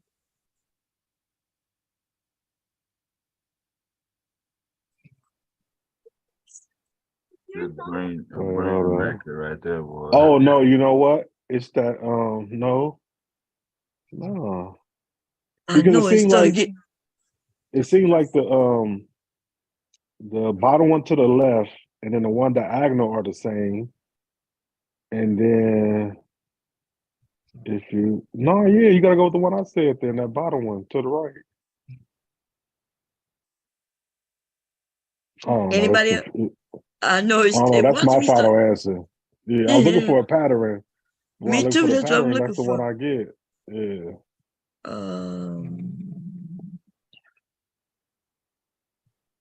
Oh no! You know what? It's my first answer.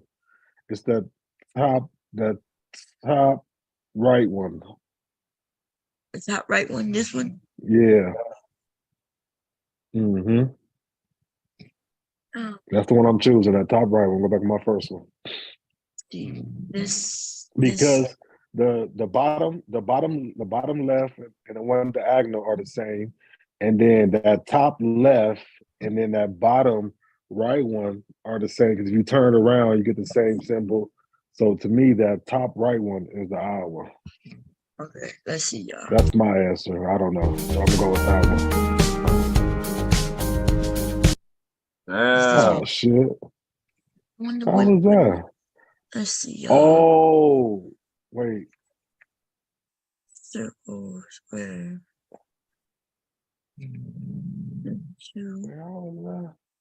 Let's see if they're gonna give us. Oh yeah, you know what? No, you see the arrow? It's the arrow. It's the what arrow. You mean? I didn't see that. You saw the arrow has the square? Yeah. And then that top right one, it doesn't have that. The top right the one. Square is Don't have the a square is going the opposite way. So that square is going from left up to right, and the other square over there is going from right up to left. You see the arrow? Nah, I don't. Maybe they'll give So us the answer. One of the arrows have a circle, and then one of the arrows have a square. And even though those look the same, the arrow is different. One of the arrows going from the square from the left up to the right, and then the other one got the square going from the right up to the left.